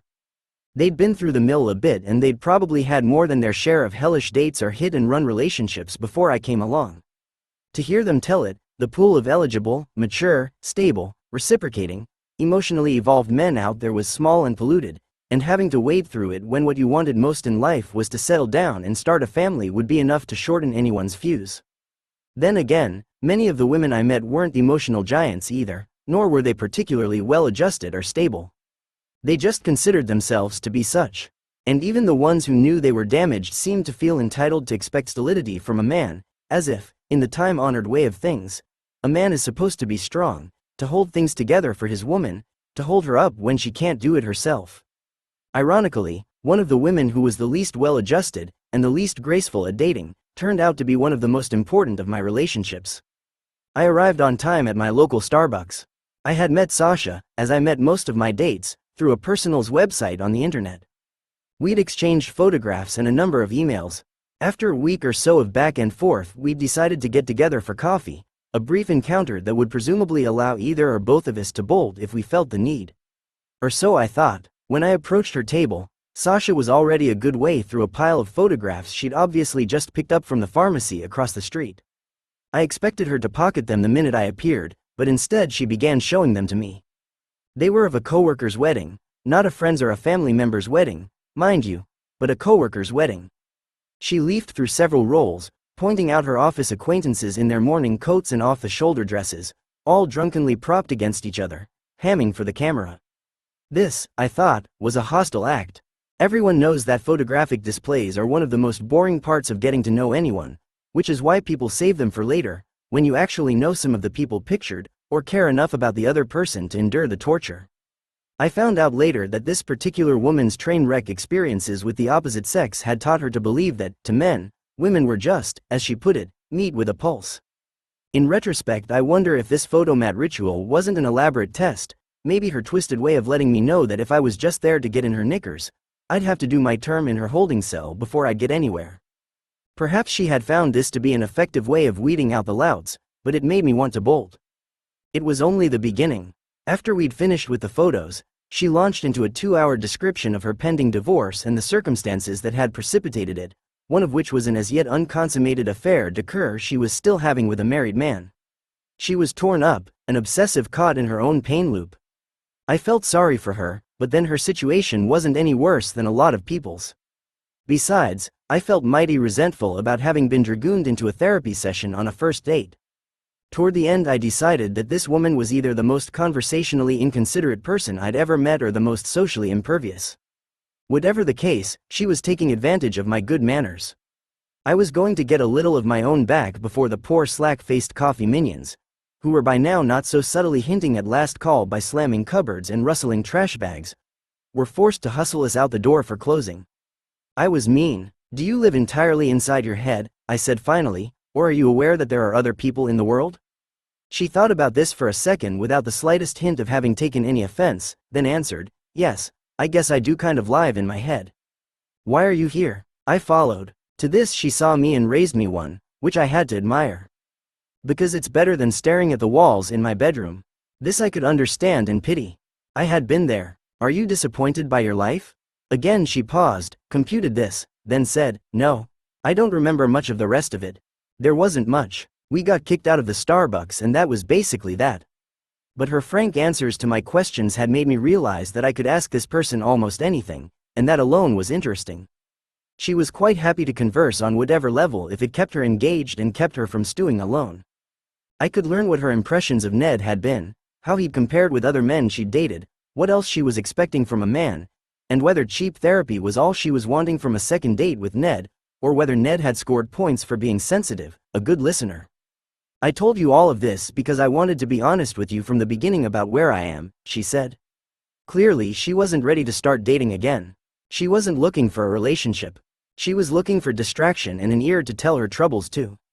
She didn't have enough emotional energy left to get seriously involved with Ned, which I saw as a buffer zone between us, making it possible to get to know her, as a man, without causing too much romantic hardship, if any. I was especially interested in her because she had been involved with a married man and been hurt by the experience. This is a wounded woman's cliché if ever there was one, and she followed the pattern to the last detail. She had chosen to get involved with someone who was unavailable, yet she blamed him for refusing to leave his wife. He was the cad, the coward. She was the long-suffering party, the helpmeet waiting in the wings, the used one who deserved better. Her predicament was of her own making and entirely predictable, yet she used it to bolster her distrust of the opposite sex, and as with many of the other women I dated, Ned took that accumulated load on his shoulders from the start. He was just the next man who would hurt her. How could it be otherwise? When a woman approaches a man armed to the teeth with ulterior wounds for which men as a species are presumptively to blame, the man in question has little choice but to fight back, and when everything he says and does is measured against the front-loaded politics of sex, he can't help but shrivel or putrefy under the scrutiny. Sadly, this alienation dynamic, while temporarily unpleasant for me, the man in these cases, worked in the long run far more to the detriment of such women, who were not only desperately unhappy, but doing everything to ensure that they would remain so. Their refusal to see men as individuals, and more importantly to see their initial encounters with them as tabulae rasa, doomed them from the start. I would see more of Sasha, wounds, armor, honesty and all. Meanwhile I went on a lot of dates. I heard a lot of clichés. But I also saw a lot of women who didn't conform to patterns in the least. One middle-aged woman with whom Ned struck up a conversation in a bar summarized one cliché in 3 words: women are enraged. The reason? According to her, a complete and utter emotional disconnect between the sexes, women wanting and desperately needing more emotional communication and attention, and men being utterly baffled by this need and unable to meet it.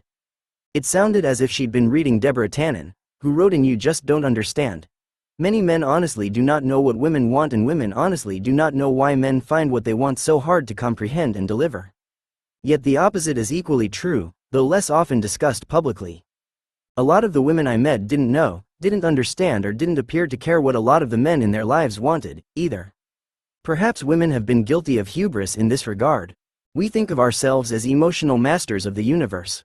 In our world, feelings reign. We have them. We understand them, we cater to them. Men, we think, don't on all counts.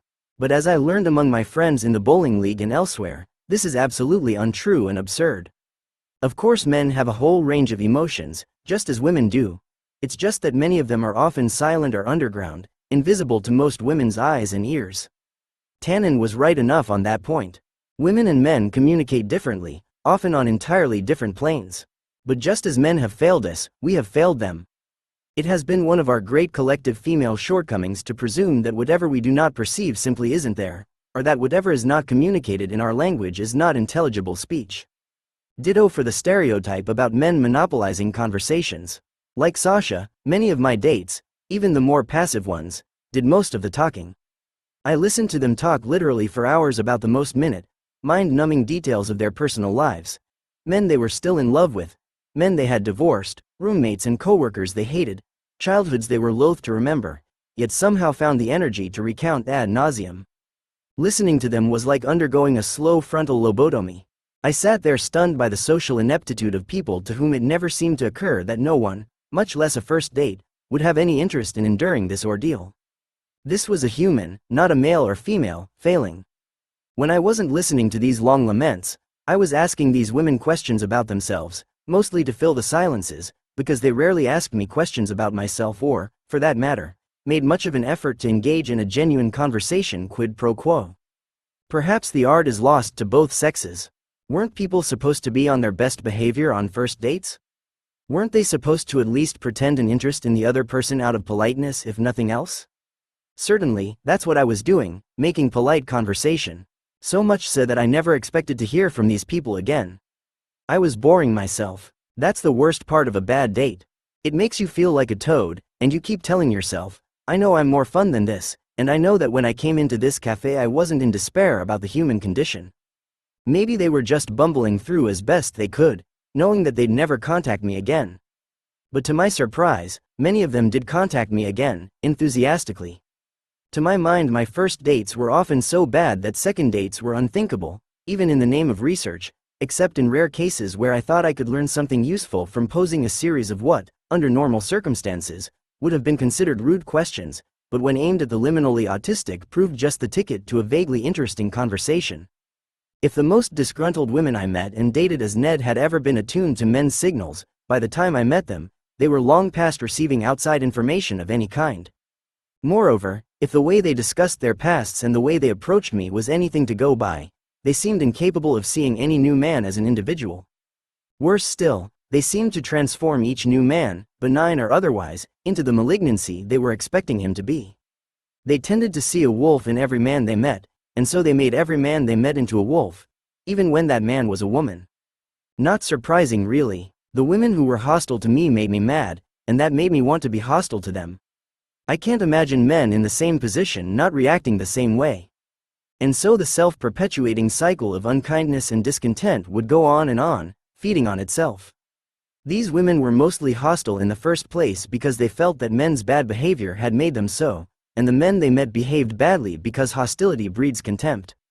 It wasn't a good recipe for finding a lasting relationship, but I could remember feeling exactly the way it seemed these women did when I was a young woman in and just out of college. I found plenty of ammunition for hating men in Women's Studies 101, much of it, like the subjugation and abuse of women historically, and even currently, undeniable. What's more, I found plenty of reinforcement for my fledgling misandry in the crass undergraduates I encountered everywhere on campus. I'd read the textbooks of radical feminism, and following their lead, I thought all males were tainted by the patriarchy. For years thereafter, every guy the first met was on probation. But there's nothing like a few years in the trenches of lesbian romance to give a girl a little perspective on the supposed inborn evils of the opposite sex. As time went on, I learned that girls don't behave any better than boys under relational duress, and that centuries of subjugation haven't made women morally superior. Sasha and I struck up an email relationship after our first lousy date. Indeed, email is now central to dating. I made contact with almost all the women I dated via the internet, and we usually exchanged a number of emails before we met. Often the process of measuring me against previous hurts began then, as did the expectation that I prove myself to be better than the rest.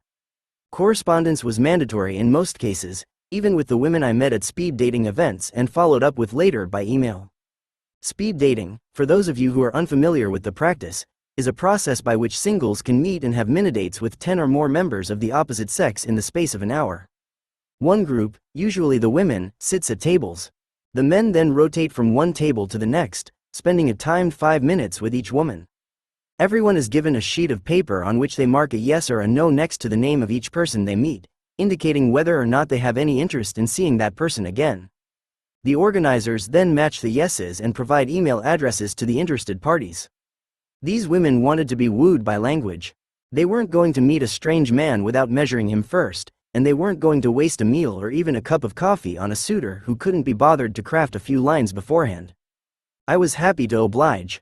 The seductive effect of a well-written letter or, better yet, a well-chosen poem, on a strange woman's mind was often strong and sometimes hilariously so, even to the women involved, who were quite aware and ready to laugh about the effect distracting missives could have on them.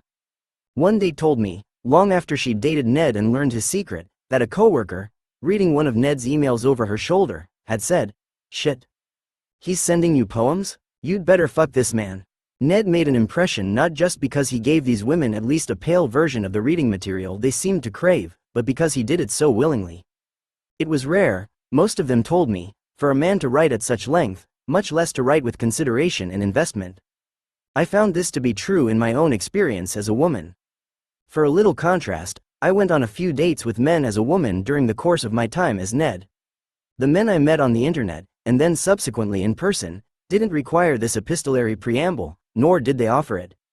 They were eager to meet as soon as possible, usually, I found, because they wanted to see what I looked like.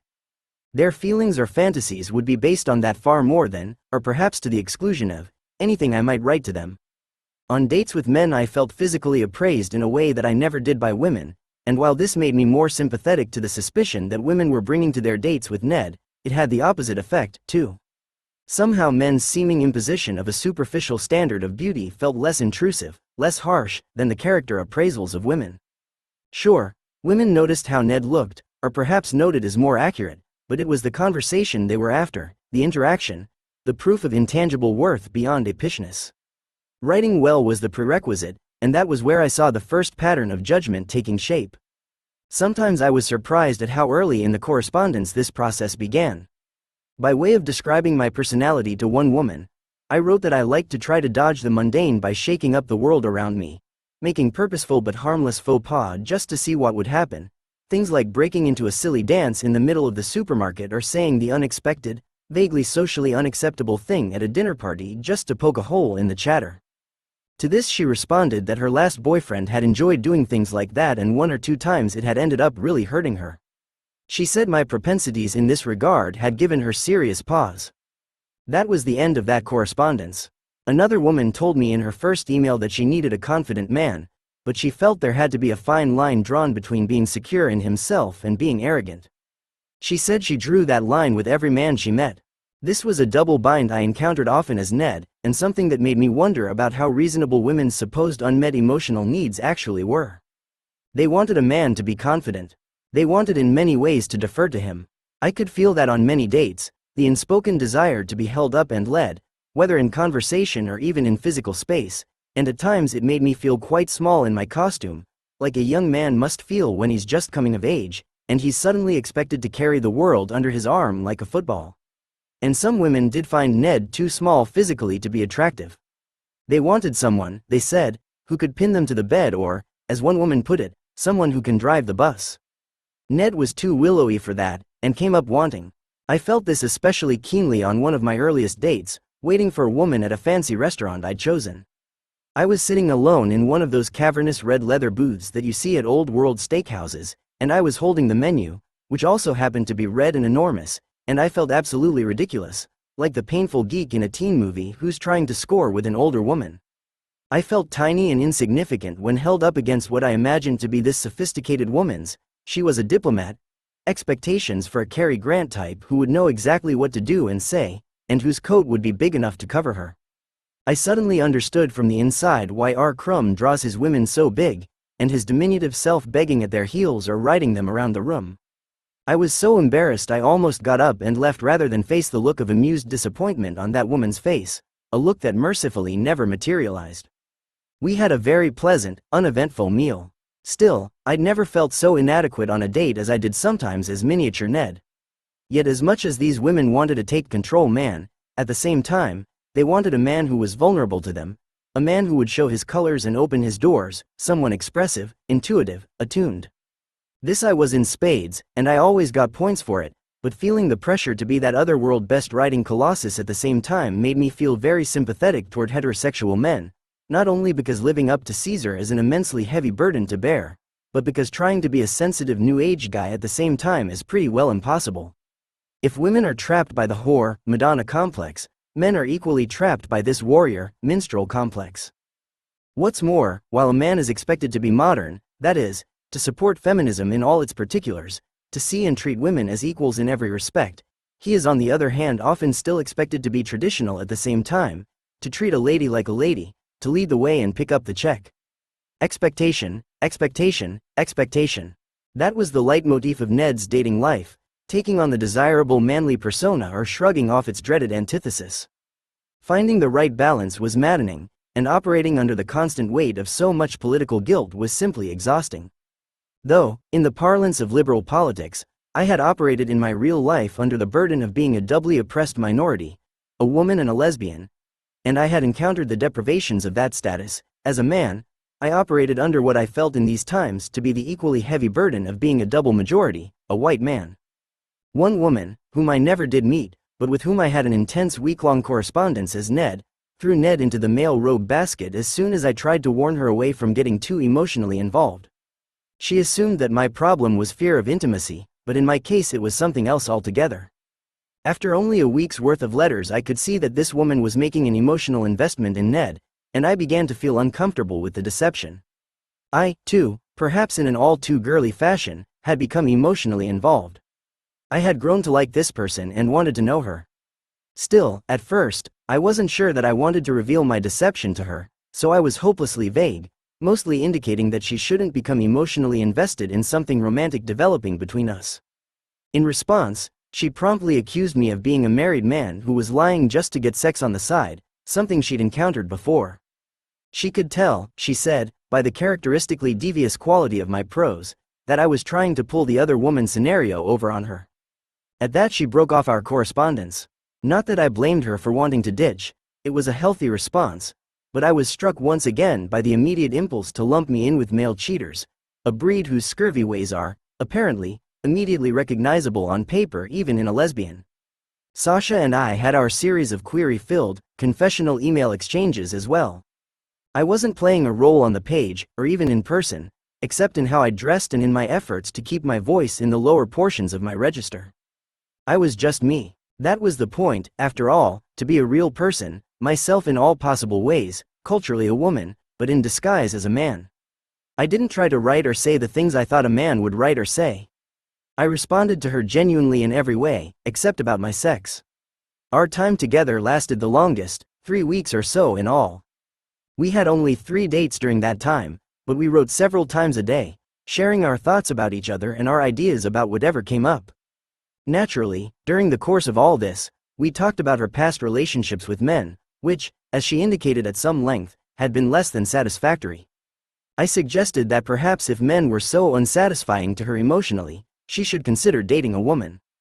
Then, I ventured, she might find out that the fault was not in the sex. To this she sent an unnecessarily sharp reply, something on the order of having about as much interest in lesbianism as in shooting heroin. She had, by this time, about 2 dates and a week and a half into our correspondence, told me that she found Ned attractive, though she also made it clear that she was emotionally engaged elsewhere and was likely to remain so for a long time. This was the reason I had allowed our exchanges to go as far as they had. On the first date she had made it clear that she was still in love with the married man, and that whatever she and I could share would be circumscribed by that entanglement. She was looking for company, maybe a little male attention on the side to shore her up through a bad time, but she wasn't really single to speak of. Still, something had grown up between us in a short time, and I decided that it shouldn't go any further. I would tell her the truth on the 3rd date, which we were scheduled to have at the end of that week.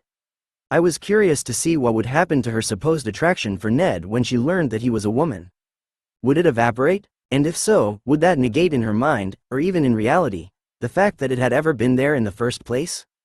Is an attraction real if it is attached to something illusory or something that doesn't exist? Many would and have argued that that is all love ever is, an attachment to something illusory. Lacan wrote that love is giving something you don't possess to someone who doesn't exist. Perhaps Ned was an object lesson in that principle, or at least in lust, if not love. But what if her attraction continued?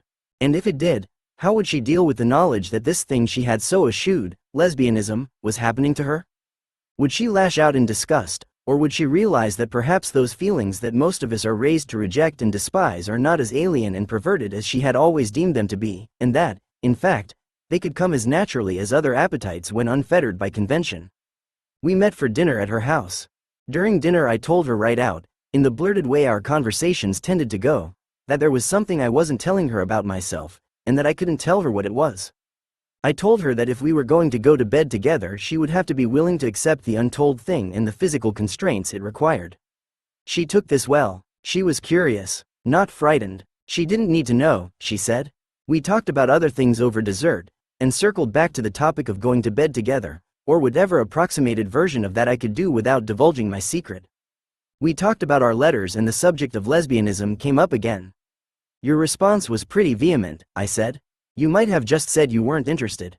Why heroin? Let me put it this way, then. I think of lesbianism like India. It's enough for me to see the special on PBS. I don't feel the need to go there. Makes sense, I agreed. The conversation moved on to something else and then back again to the prospect of sex, and my visible discomfort with skirting the edge of full disclosure. I had told her as much as I would. She had asked if my secret was something physical and I had told her it was. She reached her hands across the table and took my hands in hers.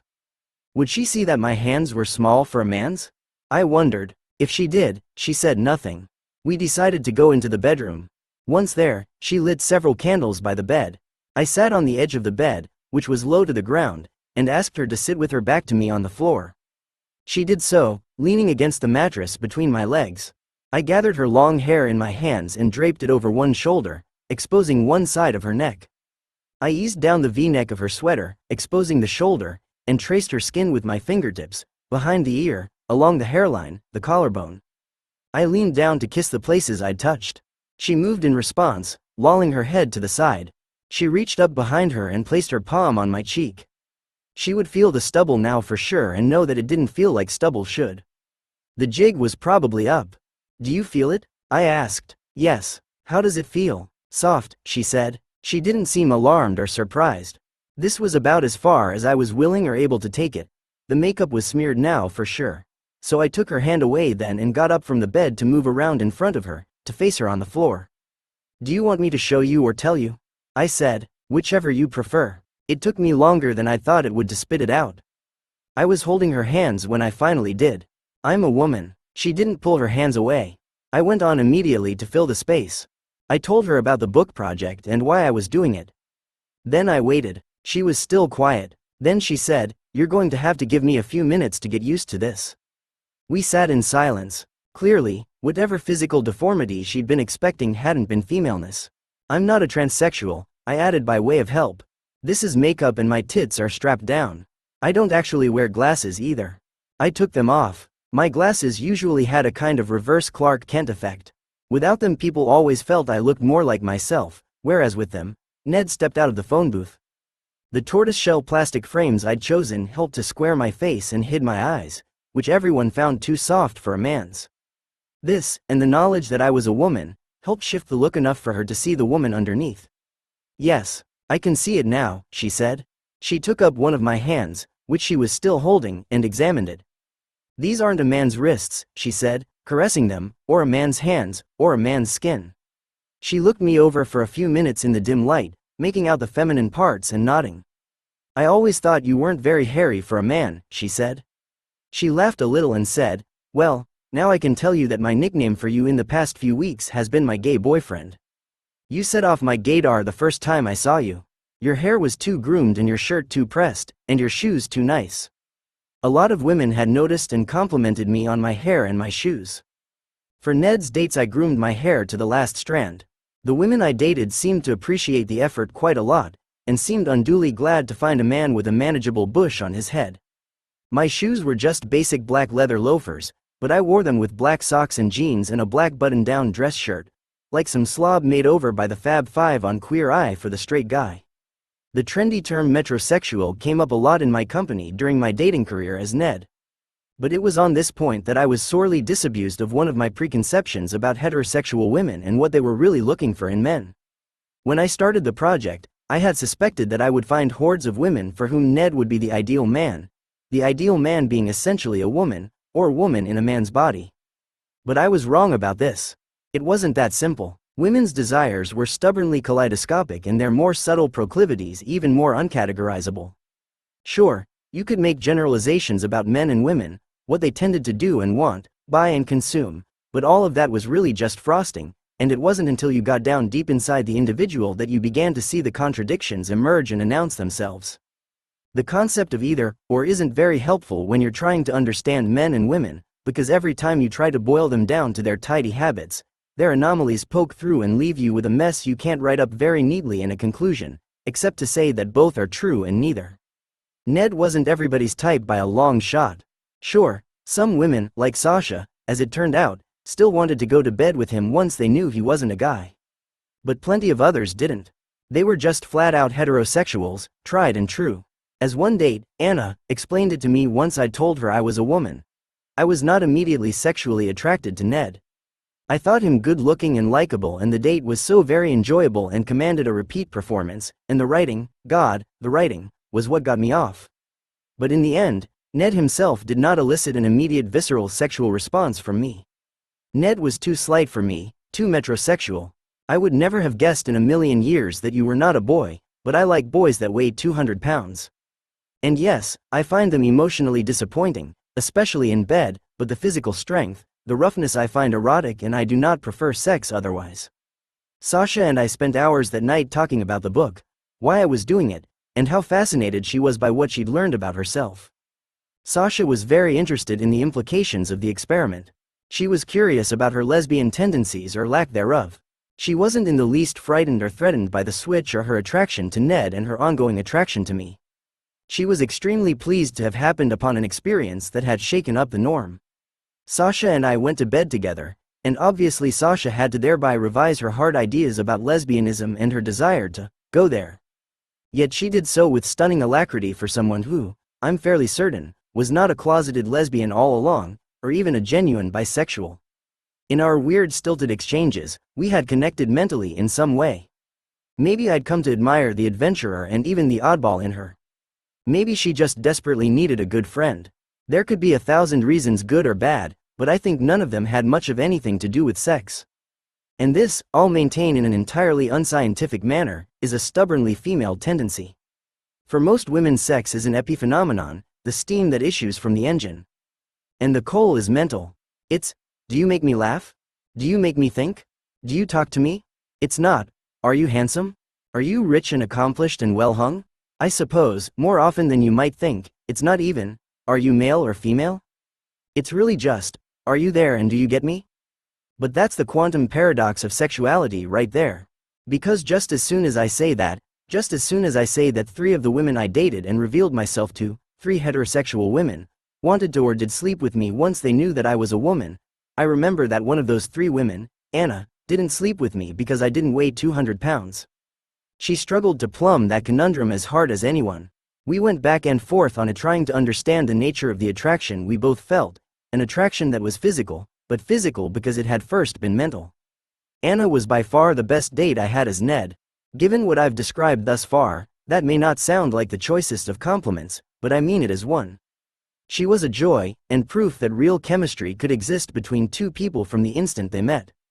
Of course, she was also proof that chemistry was just that, particles mixing and sparking a buzz on the brain, but it wasn't a good predictor of fit or anything else, for that matter, beyond itself. It had nothing whatsoever to do with what 2 people would want from each other or what would work logistically when the high wore off. You could be entirely unaware of who or what you were to each other, or even, in our case, whether you were man or woman, gay or straight, and it could still be there between you, plain and undeniable. But momentous as it sometimes felt, maybe in the end it didn't mean anything at all. We met for dinner at a cheap Chinese place I knew. All these dates were breaking me financially, and based on past experience, I was hoping it would be a short evening. But the minute Anna sat down, I was so immediately at ease with her that I wished I'd taken her to a place where the prices weren't even on the menu. The kind of place where blind daters who click get slowly soused on top-shelf martinis until they're canoodling on their bar stools and feeding each other oysters by the end of the evening. By the end of the evening, we were canoodling at the bar at a place down the street. I asked her if I could touch her hand. She nodded and smiled drowsily, faintly pityingly, faintly nurturingly, the way she might have looked at a lot of imploring men, placing her hand on the bar palm up between us. And there it was, the thing sought, the simple favor granted, and a mountainous relief contained in it. I held it and kissed her fingers. That was all, nothing serious. We talked mostly, and thereafter we wrote a lot of emails back and forth, until I finally told her the truth. And then nothing changed and everything changed. I met her again later as myself, and the thing between us was still there, but she was a little afraid of it by then, uncomfortable with it in anything but the mind, for reasons I both understood and respected. That was the beauty of the experiment. It was different for everyone. The third straight girl who still wanted to keep seeing Ned, even after she knew that he was a woman, was the only girl I succeeded in picking up in public. Sally worked behind the counter in an ice cream parlor. I was there buying ice cream, and while she was scooping my cookies in cream, I told her that I really liked her glasses. It was true, the kind of thing I would have said as myself, but also the kind of thing that would be taken much more to heart by a straight woman when I said it as Ned. She was affable and direct. She responded to Ned's compliment with flirtatious thanks and a story about how she'd picked her frames out of the bargain basket at the optician. I gave her my phone number on a napkin and asked her to call. Probably not the manly thing to do, but I thought it was the polite thing to do. My feminine empathy knew how awkward it could be to refuse someone your number, yet how much more awkward it could be to give it to him and then have to play phone dodge for the next 2 weeks until he either dropped the chase or turned stalker. She called the next day. Her voice on the phone was tentative. She'd never done this before, she said. No one had ever just asked her out on the spot. She was floating on the attention. She would be mad later, I thought, and she'd have every right to be. Sally and I went out 3 times together. 3 chatty dates on which we talked about nothing much at all. There wasn't much to say. She was 35 and still living at home. Still working in the ice cream shop she'd worked in as a teenager. She'd been engaged, but had broken it off a year prior, or he had, or they'd let it atrophy until someone moved out. It was hard to tell. She hadn't been on a date since, but she wasn't bitter, or not so as you could tell. She coasted over things and smiled and laughed at Ned's jokes. She didn't intimidate him. She knew enough not to. There were always girls like that. I'd known them all my life. The ones who didn't challenge a boy, or later, even a man, because he was really still a boy, and the slightest sign of backbone would chase him away. In high school that's what I learned as a girl. Make light, hide your intelligence. But having felt so small and intimidated with women as Ned, and that despite being a grown woman, Sally's coquettishness was a mercy to me, a small kindness and a comfort, even if it was mostly an act. Sally liked Ned, it seemed. She flirted, not just with her laughter and attentiveness, but with her hands. She touched me often on the arm or the shoulder as we spoke. Mid-conversation, she reached across the table to straighten the rumpled collar on my jacket, and we kept right on talking as if it hadn't happened. At the end of the 3rd date I revealed myself. At first she was stunned. Still smiling and sort of laughing, wheels not turning visibly.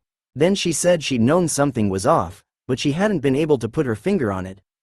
Maybe some part of me knew, she said. I don't know. You made so much eye contact. You listened so well. You weren't hairy. I'm not sure. She said she wasn't angry, but she didn't say much of anything else. But then hours later she wrote an email to say that she was, actually, kind of, angry. She wanted to know if I'd only asked her out in order to do research for the book. I tried to soften this, but it was true. I asked her to come by my place the next day to talk. I wasn't dressed as Ned. She showed up with a bottle of wine. She sat on the couch sipping it, not saying anything. I asked her what she wanted. She looked at me, seemingly undeterred by the change in my appearance. I guess to keep seeing you, she said. This surprised me. But you're not a lesbian, are you? I asked. I don't know, she said. I've never really been that fond of penises. I tried to get her to talk more about this, but she wouldn't, except to say that she could never tell her family about any of this, at least not the lesbian part. She'd be too ashamed, she said, to ever tell anyone she might be gay. Maybe you're not, I said.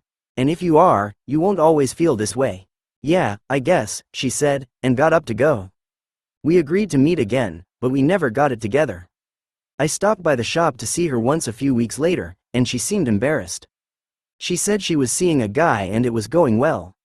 I was happy for her. The last time I saw her there, while getting a cone with friends, she pretended not to see me.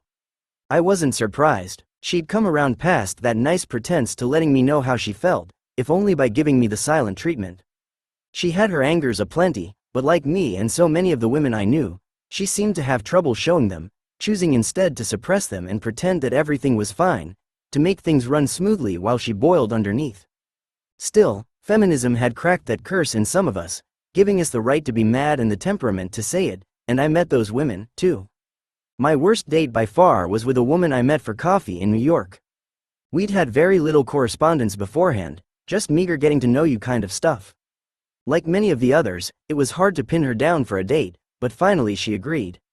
She was an attractive woman, a graduate student who had done her undergraduate work at an Ivy League school and had spent time thereafter at the Sorbonne. You could tell she was used to talking down to people, assuming they hadn't read the things she had. She was one of those polyglot Eurosnobs who'd lived in various countries around the world, and now considered herself to be above the cretinous American company she was at present obliged to keep. She had lived in the Middle East as a child, so I started the conversation on what I thought was a topical note, asking about her thoughts on the veiling of women. I imagined, I said, that having lived in both worlds, she might have some interesting insights on the matter. She leapt on the word, interesting. I don't know what you mean by interesting. Westerners don't understand the first thing about it. They think it's oppressive and backward, but what's really backward is the fact that in the year 2003 Congress can pass a law outlawing late-term abortions. Here it was, the abortion test. This had come up on other dates. Several women went out of their way, it seemed, to stake out their ground on it, presumably as a means of testing my feminist credentials. One woman mentioned it in passing on a date while talking about someone she knew who was against abortion. That's interesting, I interjected. That's the first time I've ever heard anyone be honest about the pro-life position and call it what it is. She nodded, but a few minutes later, when she had cause to mention the pro-life position again, she made a point of using the popular propagandistic term, anti-choice, instead. The lines were drawn. I didn't take the bait then, and I didn't take it with the Eurosnob either, preferring not to get into a political argument. Besides, I didn't want to interrupt this woman's hostility trajectory. I wanted to see how far it went. I wanted to see if, as with Sasha, I could find out what was behind it, get her to talk about the dynamic that was surfacing between us and why it was there. I was, after all, doing research, and if I was going to take abuse, I wanted to search it for what it could teach me. This she didn't like any more than she had liked my use of the benign qualifier, interesting. She began critiquing my conversational style as too meta. Apparently I didn't ask the right questions. I was far too serious, something she had found to be true of other men she'd dated. She had said that she was interested in Italo Calvino, so I mentioned the concept of lightness as he defined it, asking if this was what she was looking for in people. To this she responded with what for her was probably enthusiasm, agreeing that yes, that was the quality she was looking for exactly. Here is Calvino's partial definition. To cut off Medusa's head without being turned to stone, Perseus supports himself on the very lightest of things, the winds and the clouds, and fixes his gaze upon what can be revealed only by indirect vision, an image caught in a mirror. I am immediately tempted to see this myth as an allegory on the poet's relationship to the world, a lesson in the method to follow when writing.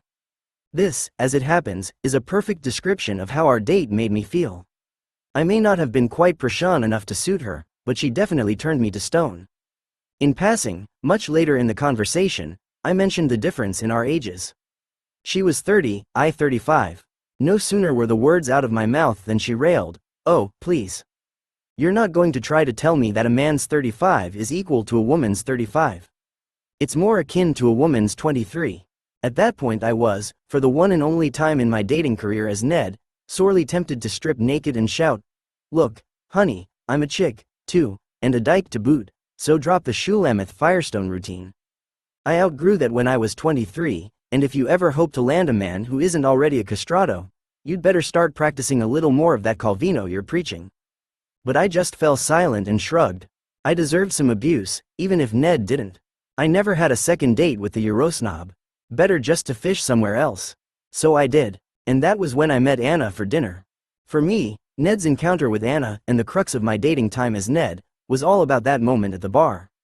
The moment Anna gave Ned her hand, and the way that she treated him when she did it, with such conscious, poised magnanimity, granting access with the best possible grace.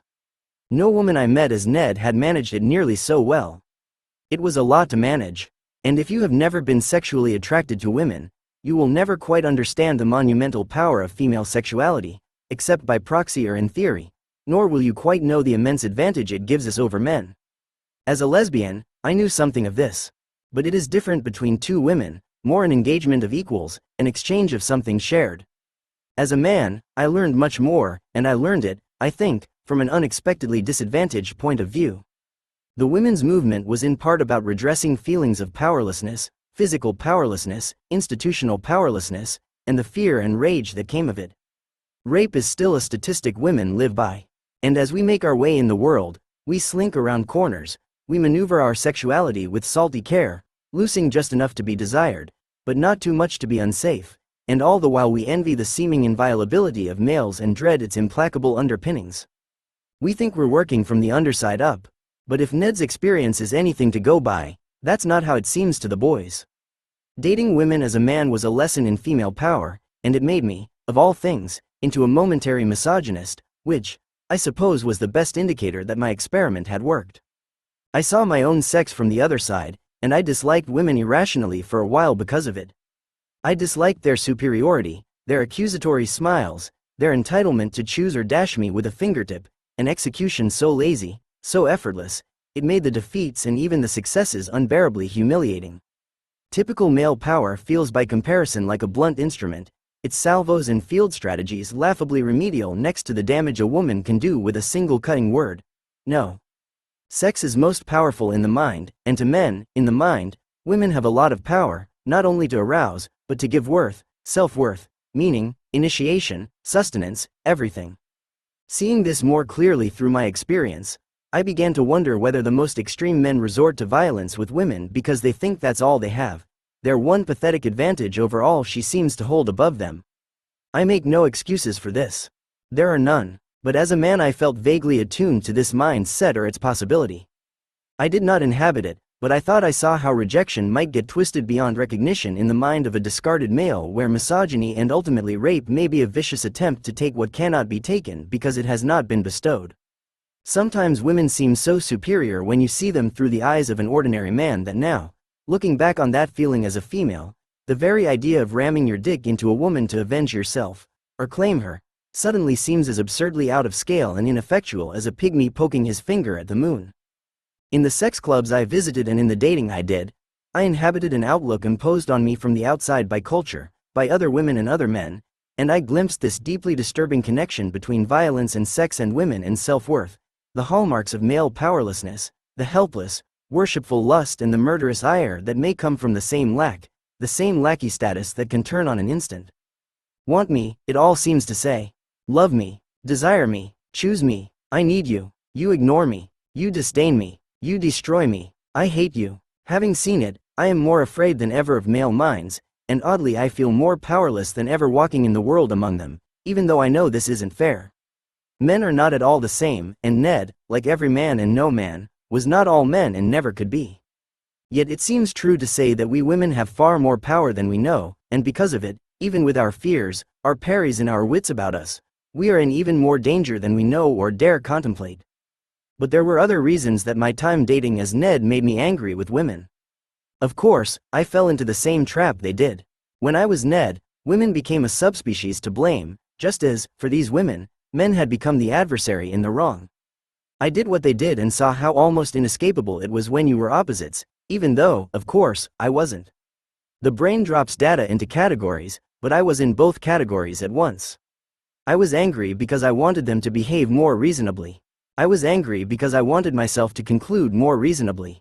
Dating these women as a woman in disguise was like looking at a dozen different versions of yourself and faulting every one for its specific female faults, and knowing them to be yours as well. Wearing the costume of a man, I could slip the noose for a second and say, that's not me, that's women, capital W feminists, capital F. I dislike these women and women in general because we, fall prey, as we must, to self-interest and chauvinism. I became a misogynist for a time because I expected better of women, because in the beginning I expected nothing of men. Anything they did was gravy because like a lot of women, deep down I didn't think men were capable of much. In that regard, I was every bit as bad as my dates. Ned could feel good about himself and his buddies because he was simple and nothing much was expected of him. Now, like his bowling buddies, he could do nothing but lift on his good deeds, which sometimes amounted to little more than warm handshakes and the merest pinch of self-awareness for which he could pat himself soundly on the back. But women were supposed to fly already, and I held it harshly against them that they were as small and shitty and short-sighted as everybody else, including me. Ned saw that, and then I saw Ned seeing it, and then I saw myself. I guess that was the fascination of Ned. He was a mirror and a window and a prism all at the same time. But the truth was that for all the anger I felt flowing in my direction, anger directed at the abstraction called men, I was most surprised to find nestled inside the confines of female heterosexuality a deep love and genuine attraction for real men. Not for women in men's bodies, as the prejudicial me had thought. Not even just for the metrosexual, though he has his audience, but for brawny, hairy, smelly, stalwart, manly men.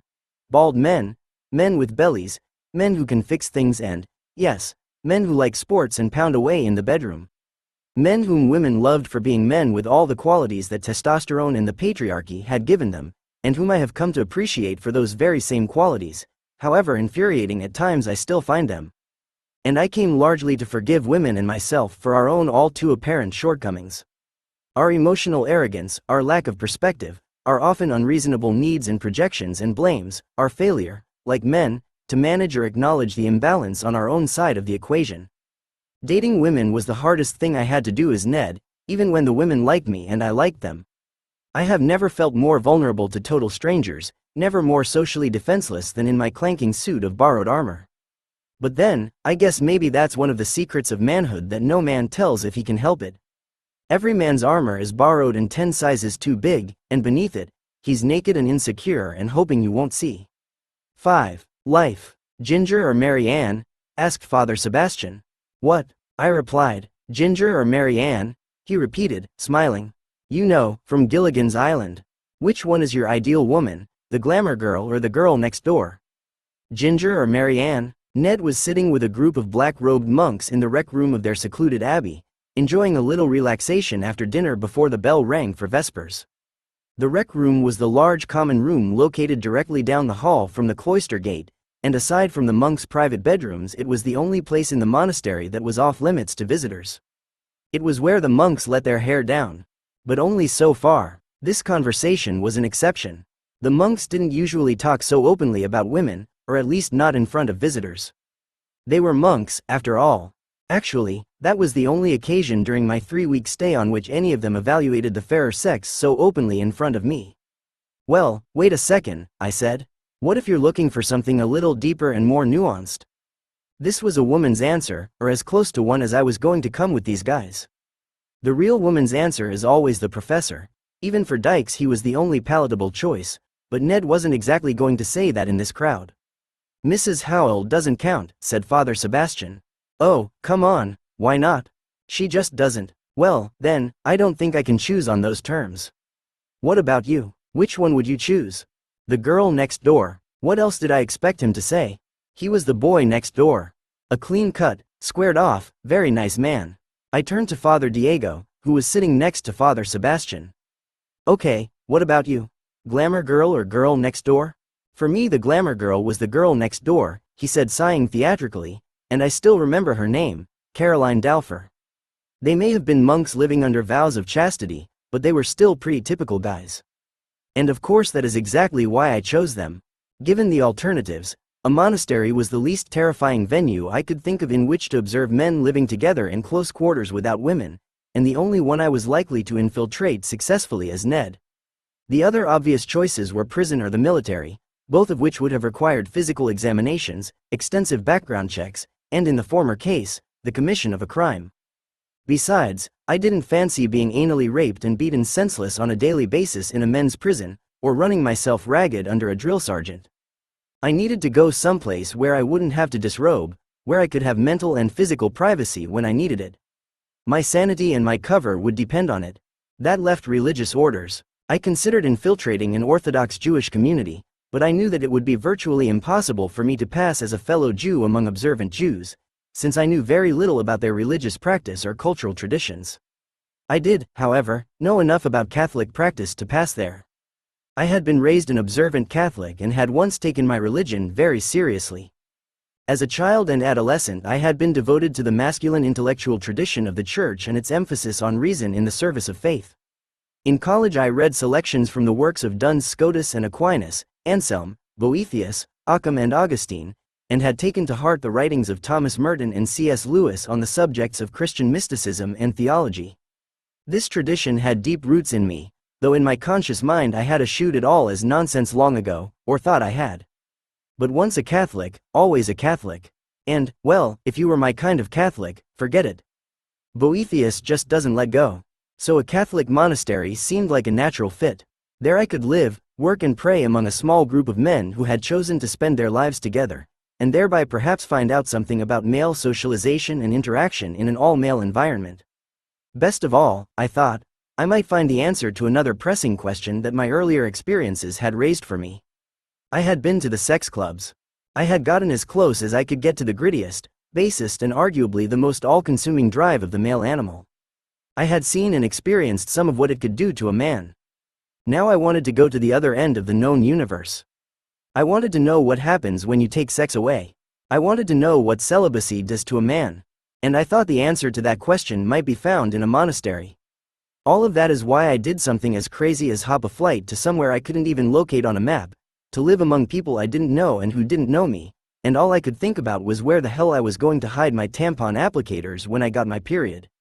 But for all my fears, Ned slipped into the place with remarkably little effort. I had exchanged a few letters with the vocation director. We had had one long conversation on the phone. I had offered a character reference or two, and had expressed my desire to make an extended retreat. They were looking to expand their ranks among younger men who had talents to offer. They had plenty of space for guests and they were in pretty constant need of revenue. Retreatants at this monastery were charged a daily fee for room and board, so they seemed happy enough to indulge my interest, whatever the outcome. For my purposes, the place was perfect. At any given time there were around 30 monks living in the abbey, give or take those who were away periodically on church business or ministering to the faithful in local parishes. It was a relatively small, manageable group in which to mingle and observe. Mingling and observing meant falling into step with the abbey's strict prayer and work schedule, which took some getting used to. Each day was punctuated by ringing bells. Sadly, these weren't serene pastoral bells tolling gently through the halls and hills.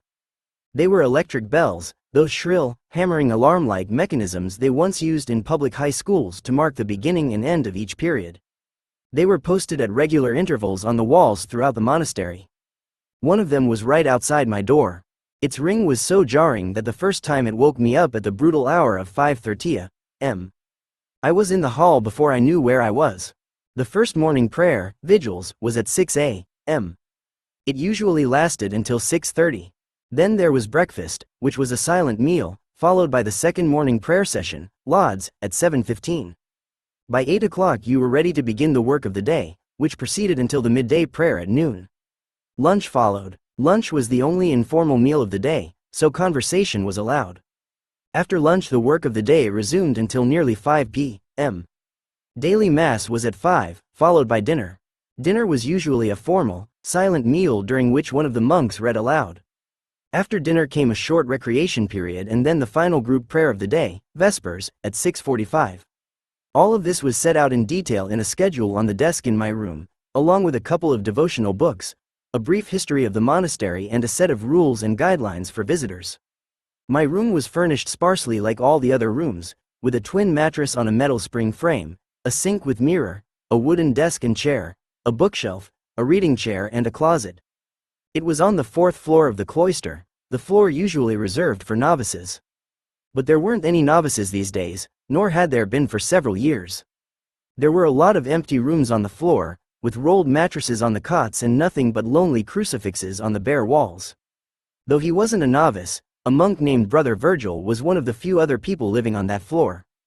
His room was a couple of doors down from mine and we shared a bathroom. He was living up there because he had not yet taken his final or solemn vows. He was a special case. He had been a novice at the abbey in his early 20s, and had taken his preliminary, also called simple, vows after completing the novitiate.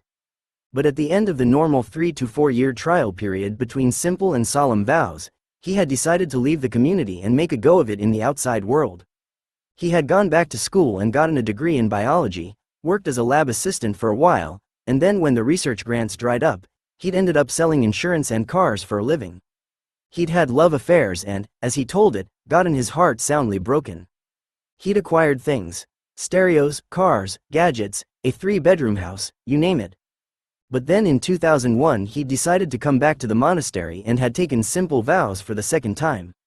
He was the only monk I met who had left the monastery and come back, and he was one of the very few monks I met who had come to the life as a mature man, having experienced all that the outside world had to offer. His second 3-year trial was almost over by the time I met him. He was on the verge of taking solemn vows. Thereafter, he'd be moving downstairs, having earned his place in the stable of the vetted brotherhood. I struck up my first true friendship at the abbey with Brother Virgil, a relationship that would in the end teach me more about the limits of male friendships, and the delicate balance of camaraderie and self-reliance that seems to prevail in all male quarters, than anything I'd experienced on a night out with my bowling buddies. Virgil was a delight, a lifeline to me in the beginning. He wasn't one of the brooding introverts I'd expected to find in the cloister. Quite the opposite. He was a goyish Albert Brooks. He had the same antic face and impish eyes, a closely clipped, silver-stubbled head and an endearing doughy body with a tumescent paunch under his belt. There was a self-effacing sarcasm and sparkling intelligence in his remarks that made me want guys like him to land in purgatory just so that doubters like me would have someone to eat lunch with. Of course, there was a lot more to Virgil than his wit, as I would soon learn, but at first this bittersweet clown was a godsend. I was delightfully surprised, for example, when, during Mass on my second day, I banged my elbow hard on my armrest mid-hymn, and as I sat there, massaging my funny bone in obvious pain, Virgil leaned over and whispered, "Oak is awfully unforgiving, isn't it? A friendly monk with a sense of humor? Could this be?" Virgil knew whereof he joked. Woodwork was one of his trades. He was the resident carpenter for the abbey, and his major task, when he wasn't occupied with more pressing jobs, was to build coffins for the other monks.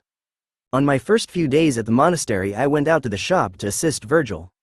Per his sense of humor, Virgil made the coffins in 3 sizes, tall, short and fat.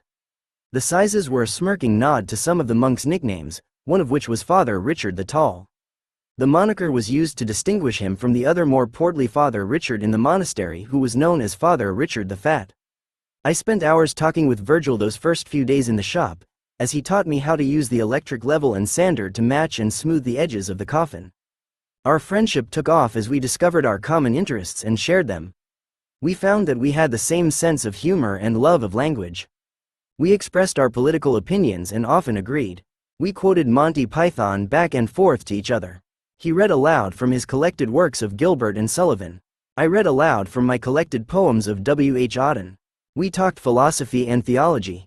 I asked him about his vows, looking for and finding thoughtful answers to my questions about monastic life. Virgil's was a natural intellect.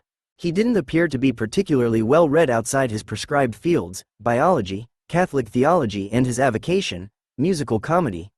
But he had an innate gift for logical reasoning and an insatiable curiosity, both of which were contagious. I told him I sang opera arias to the cows in the pasture after supper and he beamed with amused excitement as he asked, "Oh, you sing?" He had a precise, clear voice and took his singing very seriously in church. Many of the other monks were hard of hearing and turned off their hearing aids during services in order to withstand the blast of the organ. Most of the rest pretty well recrucified the Lord each day in song. Virgil seemed glad to have another appreciable voice to keep him company.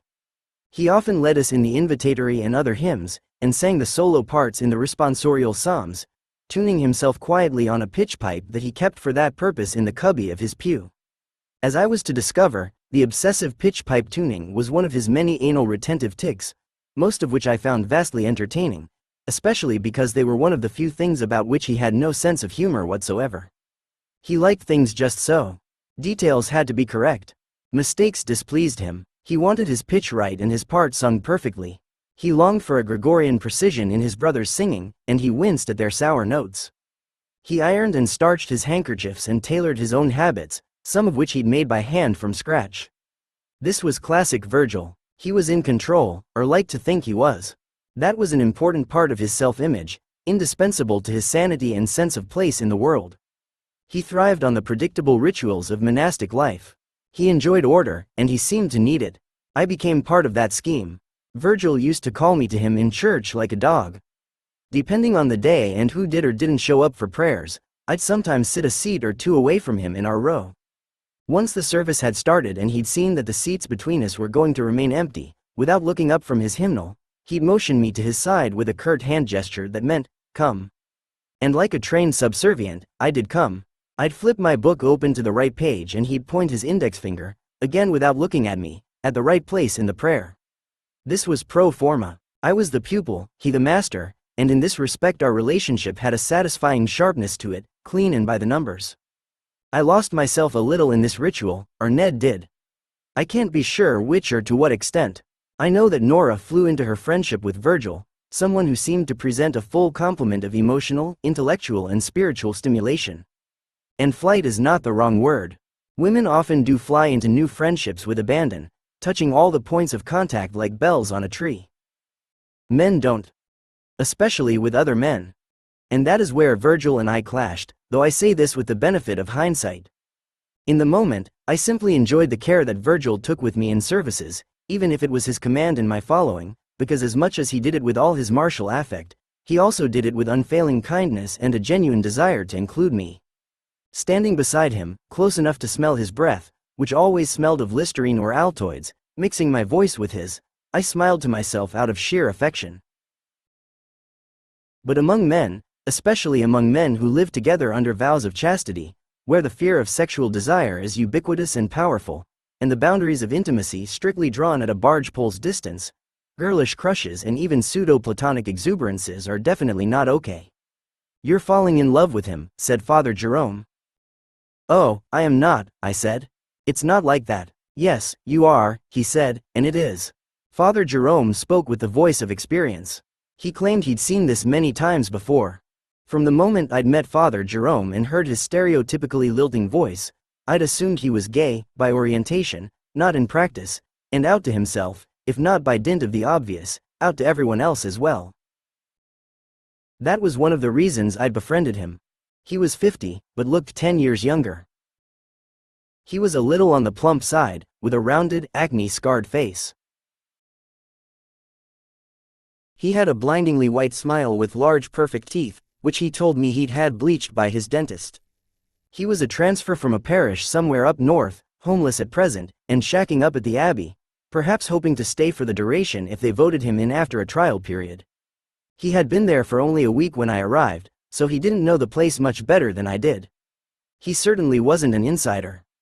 I hopped a ride with him to town on my third day, hoping to be mostly honest about myself with at least one person in the Abbey, someone who I thought might have some perspective on the place. I could let my guard down with him, I thought. He was loose and easy. He had the generic gay sense of humor, catty hilarity. We understood each other in that. So much so, that I'd felt comfortable enough to mention it. "I like you, Father Jerome," I said. "Why's that?" he asked. "Oh, I don't know, you make me laugh." "No, be honest," he urged. "Why?" He was fishing. "Oh," I hesitated.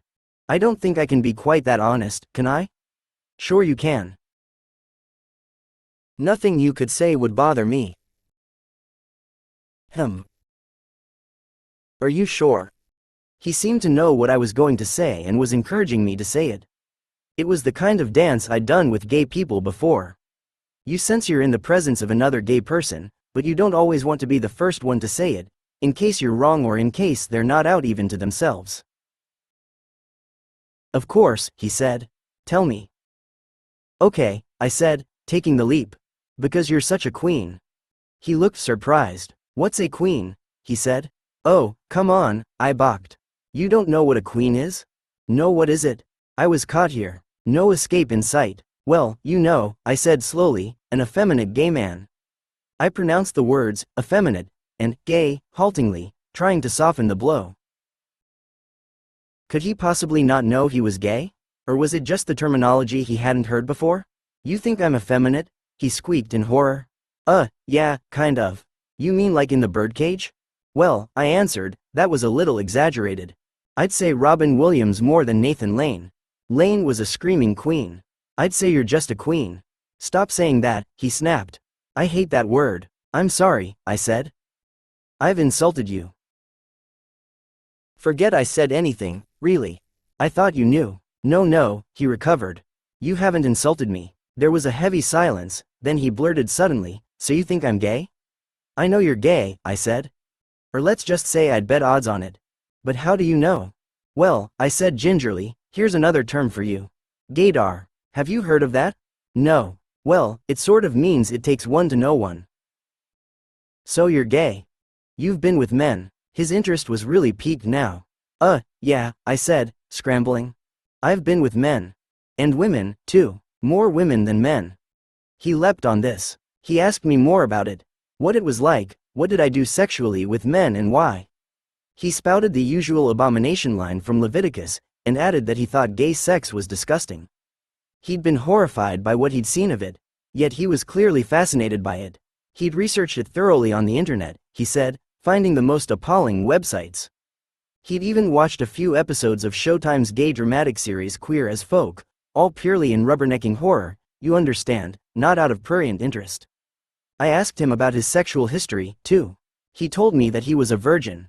He'd entered the religious life at 20 and effectively killed his sexuality there. I didn't know whether to believe that or not, though the few other monks to whom I spoke openly about their sexuality had said something similar.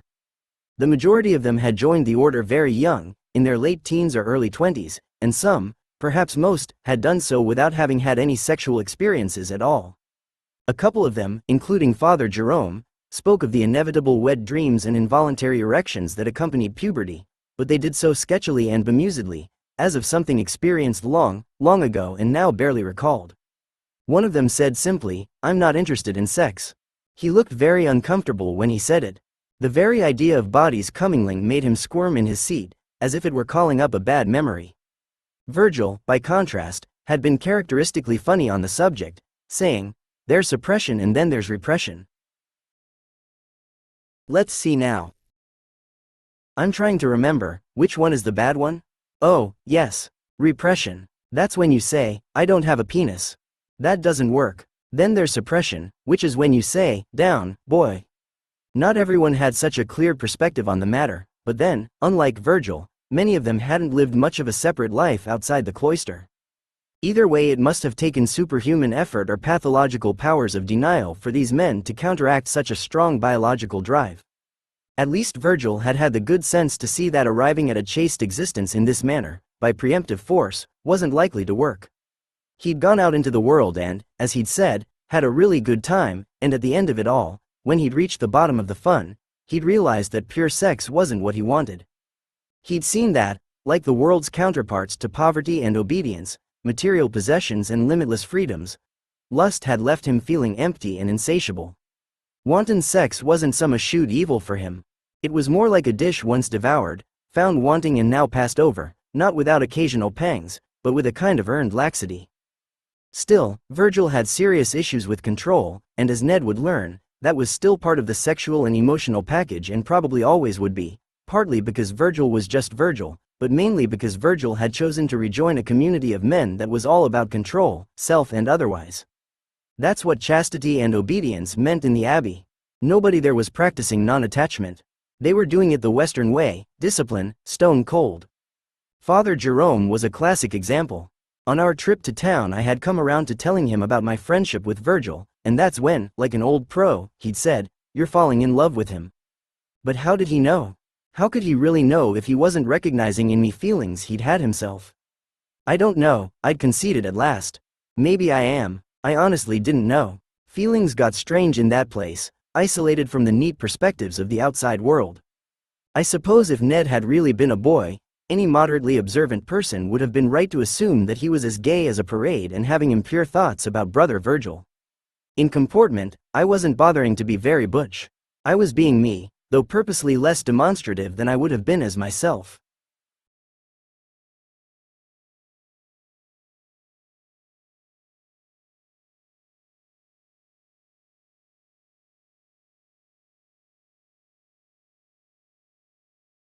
Still, even toned down, as a man, my hallmark female behaviors, my emotive temperament and even my word choice read as gay, or at the very least odd. Jerome, eager to dispel conjecture about his own sexuality, was quick to jump on these cues and stomp them with all the force of his own self-hatred. In his presence I made the mistake once of referring to one of the other monks as cute, the kind of thing that women say all the time about sweet elderly gentlemen like the one to whom I was referring. He was in his 90s and succumbing to Alzheimer's. Every time you saw him he'd put his hand on your arm, smile at you in the most beatific way and say, "Bless you." I found it very touching.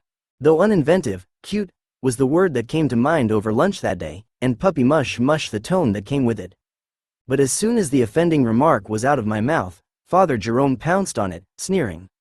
"He's not cute. You don't call other men cute." I made similar mistakes in front of the other monks.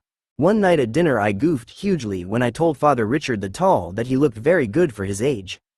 He did. I couldn't believe he was 80.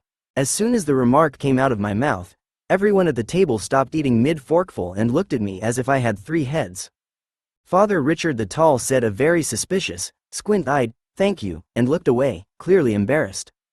But the implication from other quarters was clear. "What the hell's wrong with you, kid?" Don't you know that properly socialized males don't behave that way with each other? Naturally, I didn't, and I was going to get a bigger lesson in that sooner than I knew. I was going to have to learn, as I suspect most boys do by the time they reach puberty, not to be such a Nancy. This was something I had observed, though not yet thoroughly experienced. I had seen the same thing happening with Bob's son Alex at the bowling alley. By all accounts, Alex was a sissy, a mama's boy who needed toughening up. Everybody kicked him around a bit emotionally for that purpose, pushing him off with a sharp remark when he came to us in tears over losing his ball in the alley machinery, or getting gypped out of a game by the desk clerk. "Don't be such a baby," Bob would say. "Jesus, go and get your money back. Or do I have to do it for you?" In the same spirit, Jim had once had Alex put his hand on the table and hold it there as long as he could while he thwacked his knuckles repeatedly with a plastic ruler. Alex endured it as long as he could, grimacing, but determined not to fail the test. It was all done in jest, and Jim didn't seriously hurt Alex, nor did he intend to. The ruler wasn't that rigid, but the spirit of the thing was there, and the message clear. Thicken your skin, boy. And so it was for Ned, though the process was far less overt. It wasn't just the sexual tension of Ned's presumed gayness, and his awkwardly expressed attachment to Virgil, but his seeming ignorance of masculine boundaries. To some of them I think it became clear fairly quickly that I was the weak man in the platoon, the guy you'd have to break in basic before he got to the front lines and put everyone's life in danger. I didn't understand this dynamic at first. I certainly hadn't expected it in of all places a monastery. And, of course, it was entirely different than anything you'd find in the military. It wasn't as if the monks burst into my room in the middle of the night, tied me to my bunk and beat me with bars of soap twisted in pillowcases, or made me do push-ups in mud pits in the pouring rain until I promised not to talk about my feelings. But I got a fairly clear sense by the end of the first week that I was a threat to their fragile ecosystem of terse masculine rapport. I wasn't surprised when I got sour looks and disapproving shakes of the head from Father Jerome or from people like Father Cyril. Cyril was the prior of the monastery, which meant, as he lost no time in informing me the first time we met, that he was the second in command after the abbot. At 68, he exuded the jaundiced outlook of an unhappy man who knew there was no remedy for his unmet aspirations. He was too old to change or grow or do the things he'd left undone, and he took out his insecurities on anybody he thought inferior in intellect or station to himself.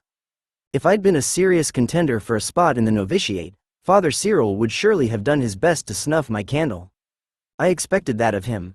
He didn't want anyone in his chosen small arena coloring outside the lines or challenging his authority. Besides, it was his job to enforce the hierarchy of the abbey, which was its organizing principle. As a newcomer, you either fit or you foundered. You either learned your place or you left. There could be no place for an upstart in a world where obedience was a vow, and learning to be like the others was a mark of fidelity. Jerome had obviously internalized that message long ago and was a knot of denial and mishap as a result. In that place I could see how a person could be broken down. It began happening to me. And once that was accomplished, once you had accepted the terms of the monastic rule and sufficiently humbled yourself before God and the order, Cyril's ounce of authority, which in the outside world was on par with a manager's power at a McDonald's, would suddenly mean a hell of a lot more. In this way it was no different than the military. Submit, become like the others, a pure predictable machine, ordered and in hand, and never, ever show weakness or need. But I was used to showing those things, a free woman's privilege. I was clueless young Ned, at the bottom of the heap, seeking instruction, guidance, open arms. I got lost in the politics, and the pack mentality of the abbey, and I was amazed at how quickly it happened.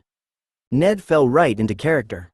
Ned did fall in love a little bit with brother Virgil right away, just the way novices and postulants do and aren't supposed to, and his crush had to be corrected, because that was the obligation of his superiors, cut it off at first sign. In intimate groups of men, Freudian impulses are expected to arise and with help and guidance resolve themselves. It's part of the process in monasteries, too, part of what the novitiate is for, getting up all the buried stuff, all the daddy issues, the brother issues, the fag issues, and dispensing with them early, before they become entrenched and before the community has wasted too much time and too many resources on a maladaptive cub. Still, I was pretty sure that what I felt for Virgil wasn't sexual or even romantic, though the twisted mentality of that place, always on the lookout for forbidden desires, had made me wonder. The feelings were very real whatever their motive, and utterly unexpected. They were what drew me into the emotional vortex of the Abbey and the fullest possible experience of being a young man at expressive loose ends in an all-male environment designed to rid young men of their messes. Experiencing this strange and foreign treatment firsthand, I developed new sympathy for boys and young men, and I felt sadness for the damage done to them in those rites of passage we all condone and inflict to make them into men. I remembered my brother's plights with this same process, seeing them as young boys weeping at home with my mother, telling her of the petty cruelties perpetrated against them by other boys and men at school and summer camp.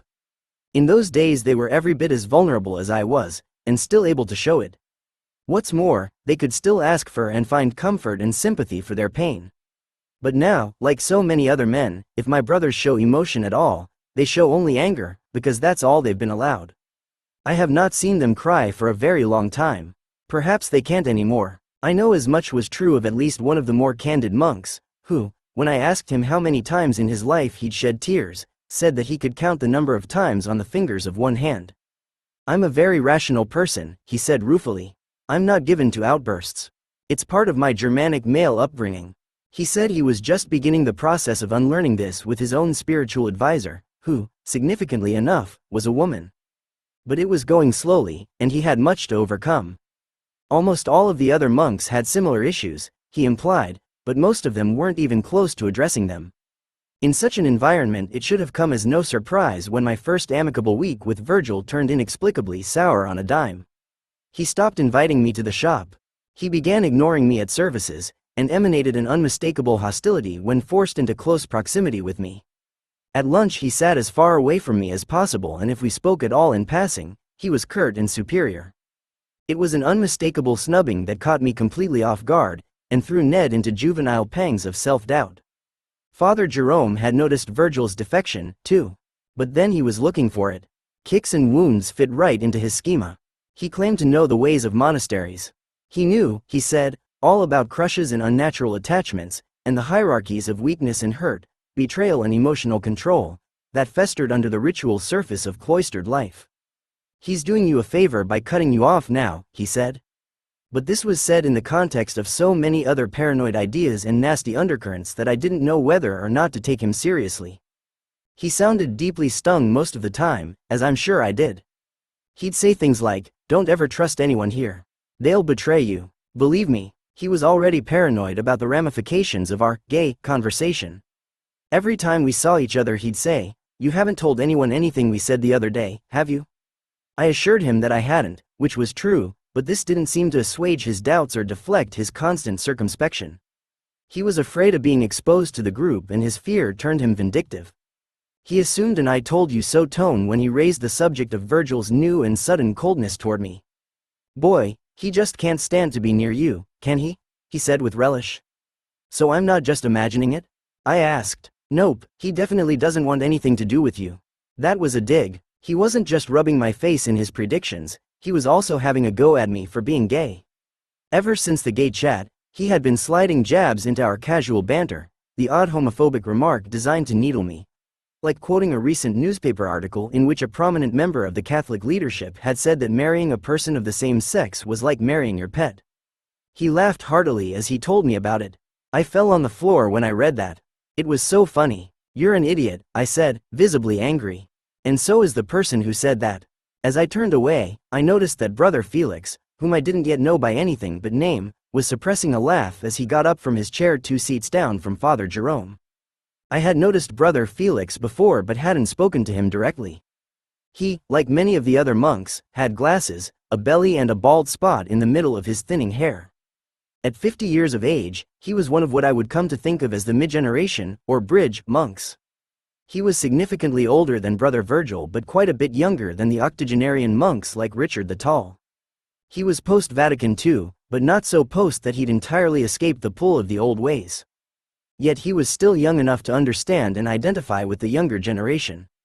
For me, this unique position in the Abbey hierarchy would make him the key to understanding Ned's emotional plight at the Abbey and contextualizing it within the framework of the fraught masculinity at work there.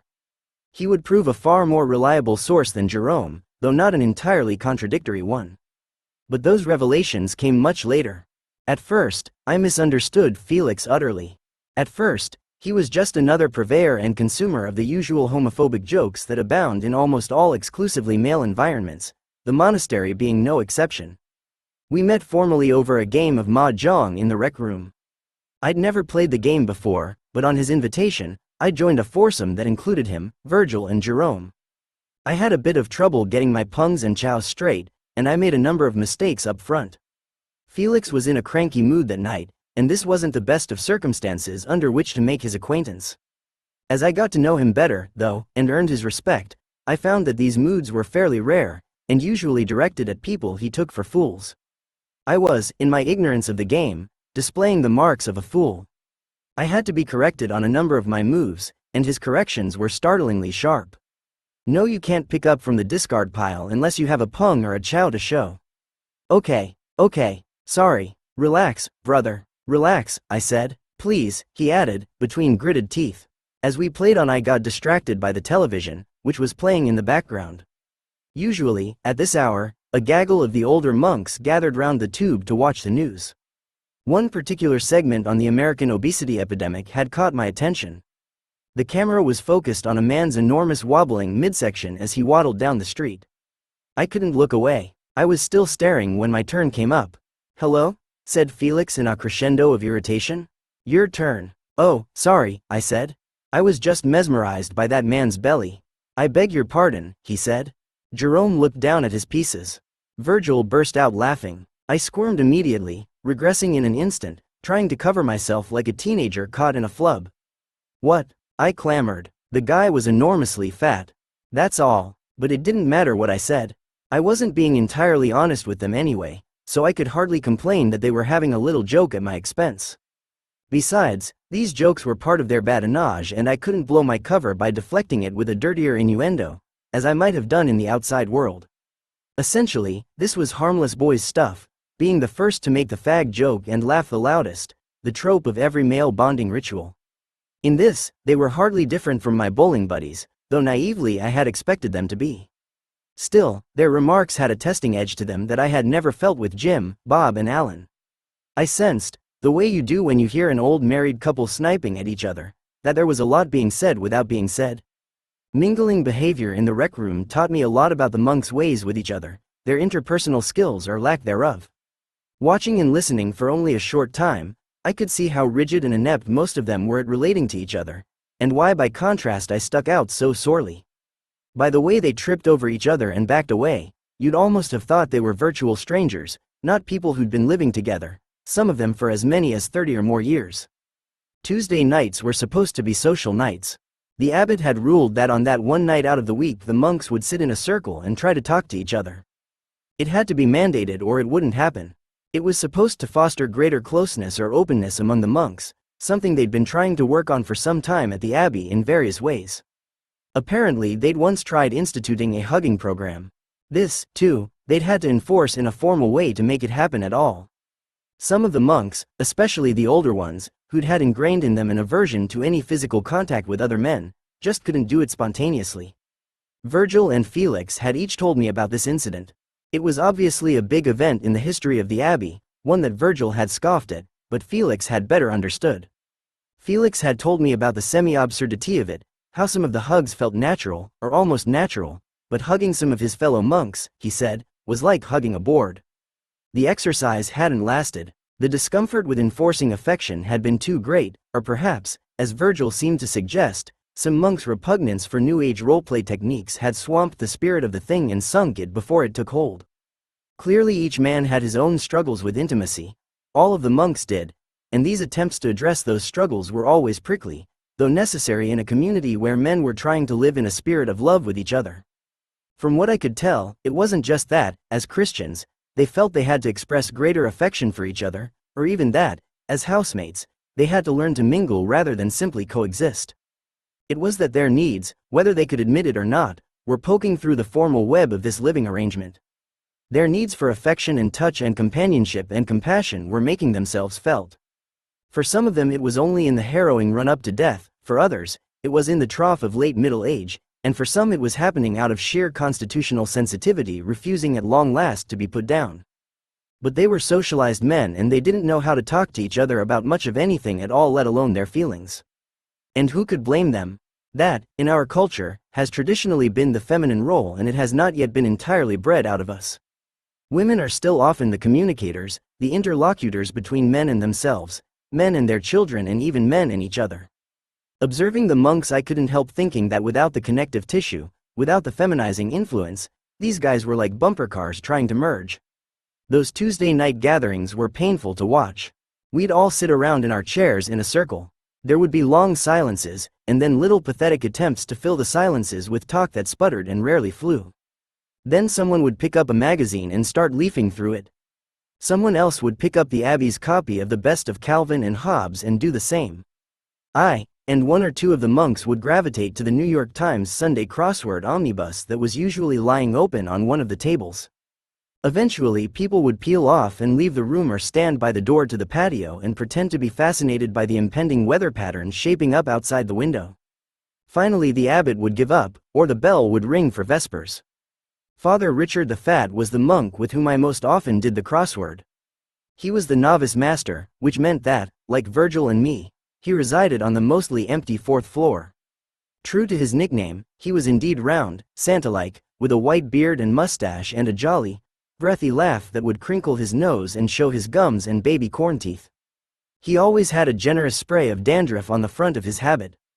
It made me think affectionately of a crack Jim had once made about a fellow bowler. He doesn't need head and shoulders. He needs neck and chest. With Father Fat, doing the crossword was a form of intimacy, and a lesson in intellectual humility. It was a way into his mind, which was where he lived. I found it very fulfilling, sitting next to him, both of us leaning over the puzzle, laughing about the things we'd gotten right or wrong, or the two coy clues and their esoteric answers. With him, that was a brave start for anyone, and I considered it a victory. After all, it wasn't as if you were going to walk up to him, put your arm around him and say, "So Father, tell me about your childhood." His interpersonal style was very subtle and hands-off. Virgil had a lot of affection and respect for Father Fat. He told me once, in his usual tone of sardonic remove, that Father Fat dealt with the novices the way he dealt with his plants, of which he had dozens all over the fourth floor. The plants were tangled, untamed, prehensile-looking creatures that you felt sure were going to reach out and grab you as you passed. There wasn't a single flower among them. They were manly plants, all sturdy, rubbery greens that even a black thumb would have been hard-pressed to kill. Novices had, it seemed, to be as sturdy as that foliage to make it on Father Fat's watch. The way Virgil told it, if you were a novice and Father Fat saw that you weren't doing well where you were, he'd move you to a spot where you'd get more light or shade. If he saw that you needed watering or pruning, he'd do that. But he wasn't going to stand over you or check on you every day. He'd let you take your course, and make a slight adjustment periodically, if necessary, but that was about it.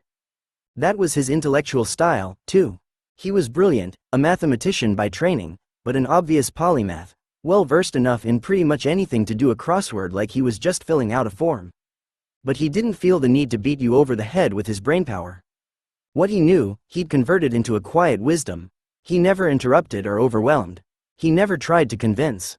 He offered, he suggested, and his suggestions were so profoundly right, so purely expressed, that they made you feel by comparison like a donkey who'd been temporarily granted the power of speech.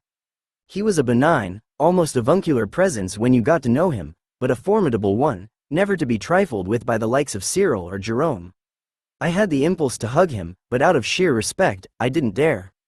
Still, as much as the monks disdained it, and as flat as it fell, the hugging idea wasn't altogether without merit. Actually, it was just what the doctor might have ordered. This revelation came to me while talking the first time with Father Henry. Father Henry was dying of prostate cancer. He'd had all the chemo and radiation his body could tolerate, and the doctors had told him that there was nothing else they could do for him. He was very sick, but he could still get around. He still went every Friday to one of the local maternity wards to participate in a cuddling program for premature infants.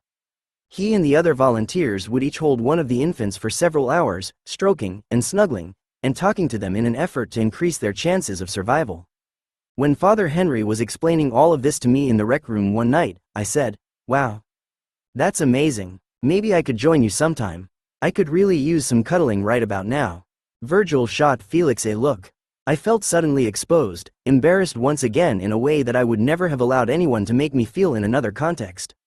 I might have protested, Had I not been a young man surrounded by other men who, I could tell by their shared looks, were now deeply suspicious that I was gay and needy and undisciplined in suppressing those tendencies. I, in turn, was duly becoming the young guy who would be shamed into eschewing emotional admissions. The weight of my brother's disapproval would assure it, or mangle me in the process. This I hadn't expected. I hadn't thought that I could really become Ned so fully as to feel embarrassed by the conjectures of monks, or to smart under the sting of their disapproval. Yet it was precisely that experience, the immediacy of it, that led me to see and understand the dynamic of fraternal acceptance and rejection that underlay the community and defined the emotional well-being of its members. Feeling it at work in myself, I began to see it at work in the others, too, though in them it was much more skillfully disguised than it would ever be in me. Even with years of practiced stoicism behind him, hardened Virgil hadn't quite been able to hide from inferior Ned how much he needed the approval of his peers. One day toward the end of my stay, he received the news that he was to be allowed to take solemn vows. He came to my room electrified with pride. He'd been distant for days, but now he wanted me to share in his joy. Not the joy of his impending profession, but, as he emphasized, the joy of his inclusion. He had been voted in by his brothers. They had accepted him as one of their own. These men, with whom he had lived for 3 years, had deemed him worthy enough to spend the rest of his life with them. The vows he was taking were in a certain symbolic sense collective nuptial vows, not so much to God, but to this band of brothers who lived together in sickness and in health and buried each other south of the church. This I felt sure was closely connected to these men's decisions not only to take the vow of chastity, but to enter the monastic way of life instead of becoming diocesan priests. It was an entirely legitimate way for men to marry other men, to cultivate the lifelong company of their own sex, and this held true for both hetero and homosexuals. It was the one thing all the monks appeared to share in common, a deep desire for fraternal and paternal approval and support, an almost inconsolable need for a bonded male family. Homosexuals found it convenient presumably because they could thereby avoid committing the grave sin of sodomy, in theory, at least, while at the same time enjoying all male domestic arrangements and avoiding the dreaded expectations of normal, heterosexual existence, intimacy with a woman. Heterosexuals, too, saw the appeal of marrying other men. Several of the monks with whom I spoke about chastity gave me the impression that women weren't creatures they could handle on any level. These guys weren't gay, they just didn't want the emotional demands and constant struggles of navigating the opposite sex. They were Henry Higgins types, confirmed old bachelors. They wanted to be among their own kind, to be understood and left mostly alone to go about their business without a hectoring wife bearing down on them. But, and this was crucial, they didn't want to be lonely. One monk told me, I tried that, living alone, and it didn't work. Life in the abbey was a little like life in a college dorm, and for a certain personality type it could offer the perfect solution to sexual alienation and loneliness.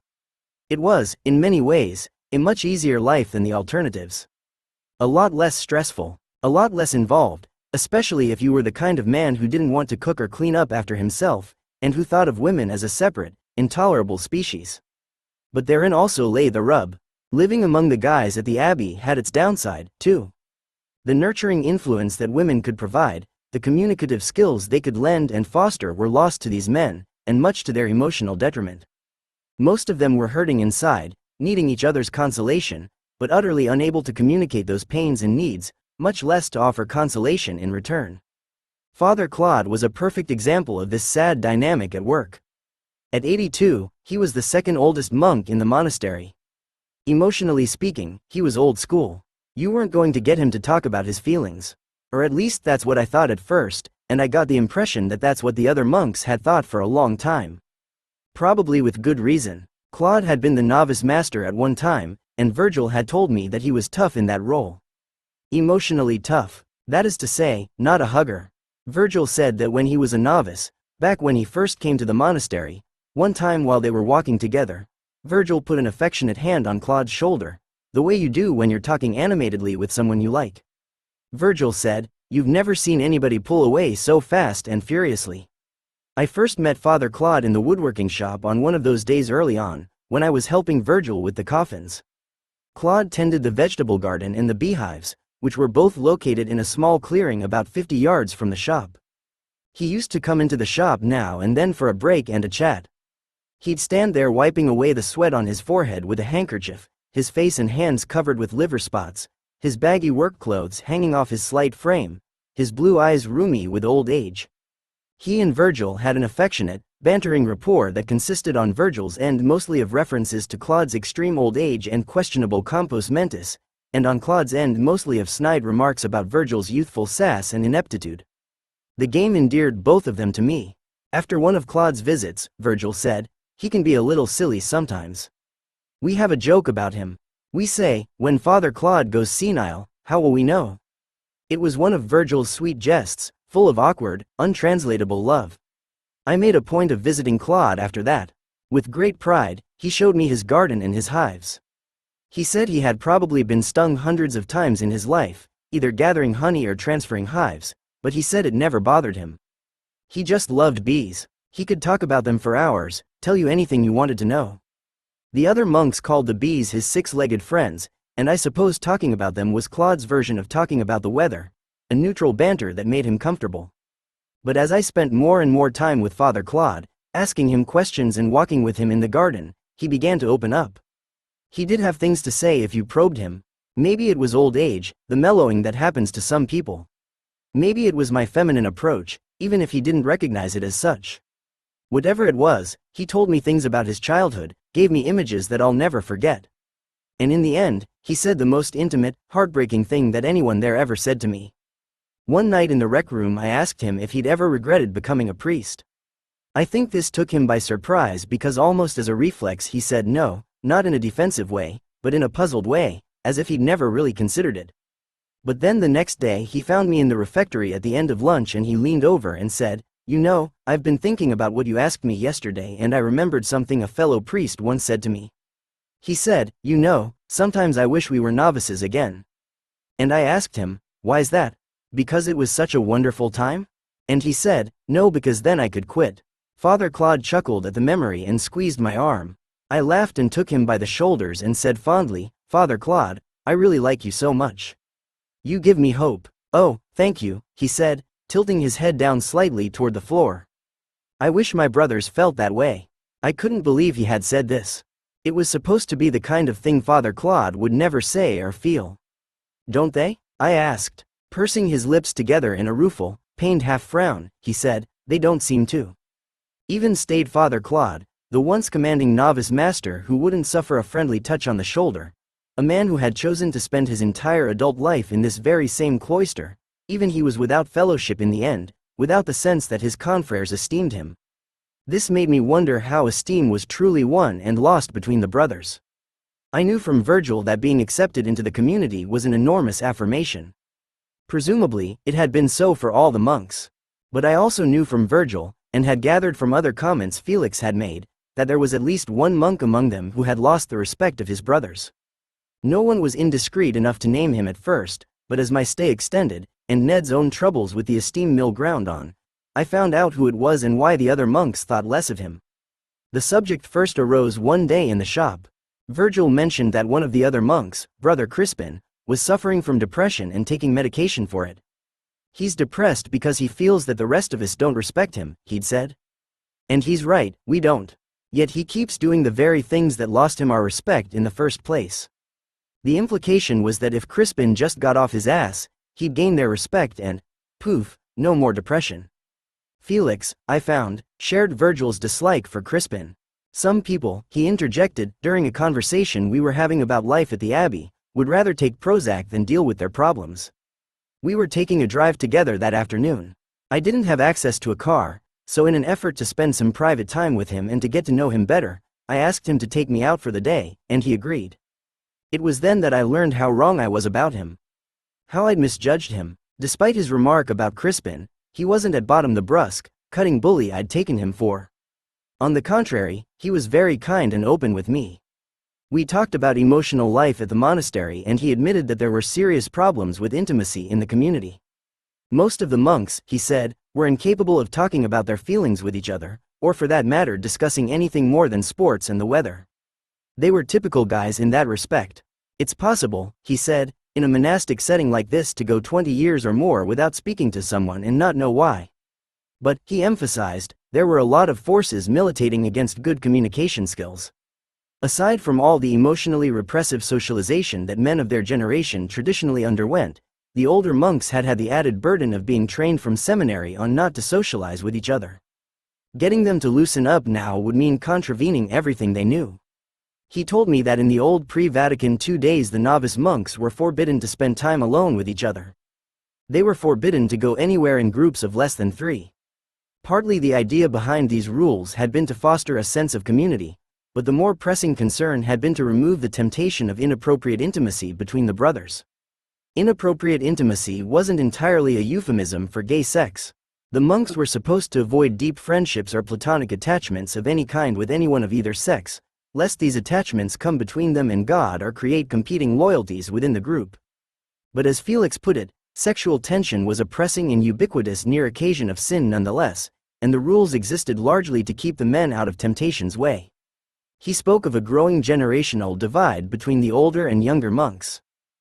Moreover, he said that a number of the young novices they'd had in recent years had found it as difficult as I had to integrate themselves into the community, and for similar reasons, the emotional remove of so many of its members, the institutionalized stifling of harmless intimacies, spontaneous affections and even, dare one say it, joy. As Felix spoke, I remembered Father Fat telling me about one failed novice who had been caught keeping a kitten concealed in his room, a serious no-no. For my part, it had struck me right away as a noticeable lack that the monastery harbored no pets of any kind, even outdoor ones, which the grounds could surely have accommodated. I asked about it and was told that it was a matter of policy, and one that now didn't seem at all incongruous with the somewhat stunted emotional life of the abbey. Felix got a little defensive then. You might be tempted to think that we don't even like each other, but there's a lot about this community that an outsider doesn't see, a lot that goes on beneath the surface that makes us a community.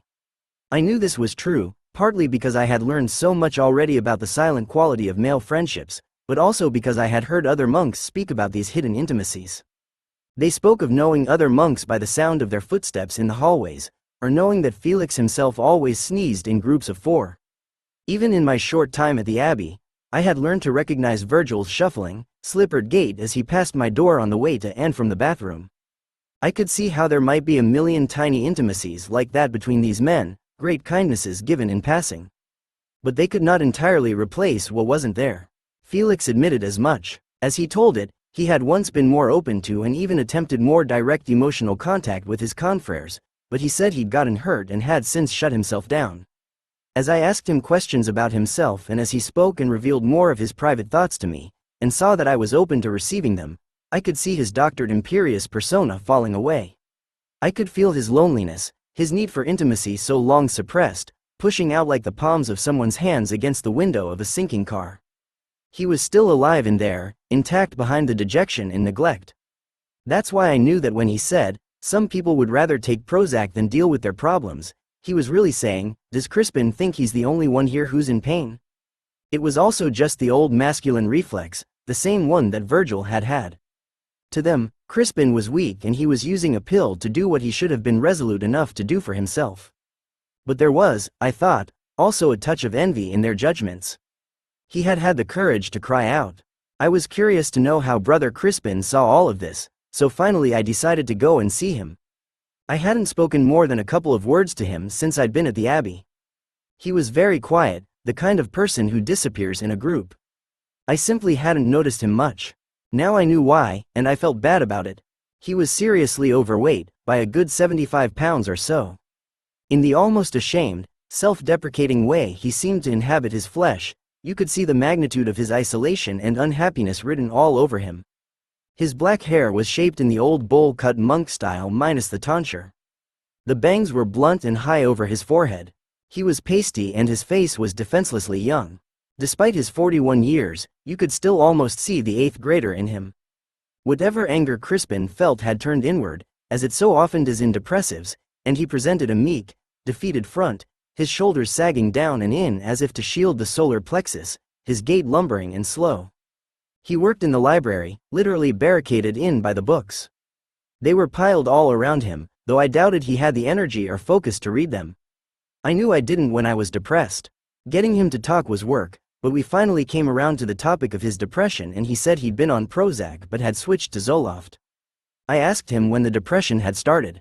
He said that a few years back, during one of the periodic gatherings in which the monks discuss community business, he'd lost it. He said he just stood up and screamed at everybody, finally unleashing years of suppressed discontent. It was hard to tell from what he said whether that scene had precipitated a genuine breakdown in him, or whether the monks simply deemed that kind of public display of uncontrolled emotion psychotic under any circumstances. In any case, Crispin said that after the incident he'd gone away, for a while. Again, it was hard to know whether he went to an actual mental ward in a hospital or to a special monastic retreat facility, and whether he'd gone of his own accord or whether he'd been sent. I got the impression he'd been sent, but Crispin was reluctant to say more and I didn't want to push him on the question. I could see my own story in Crispin's.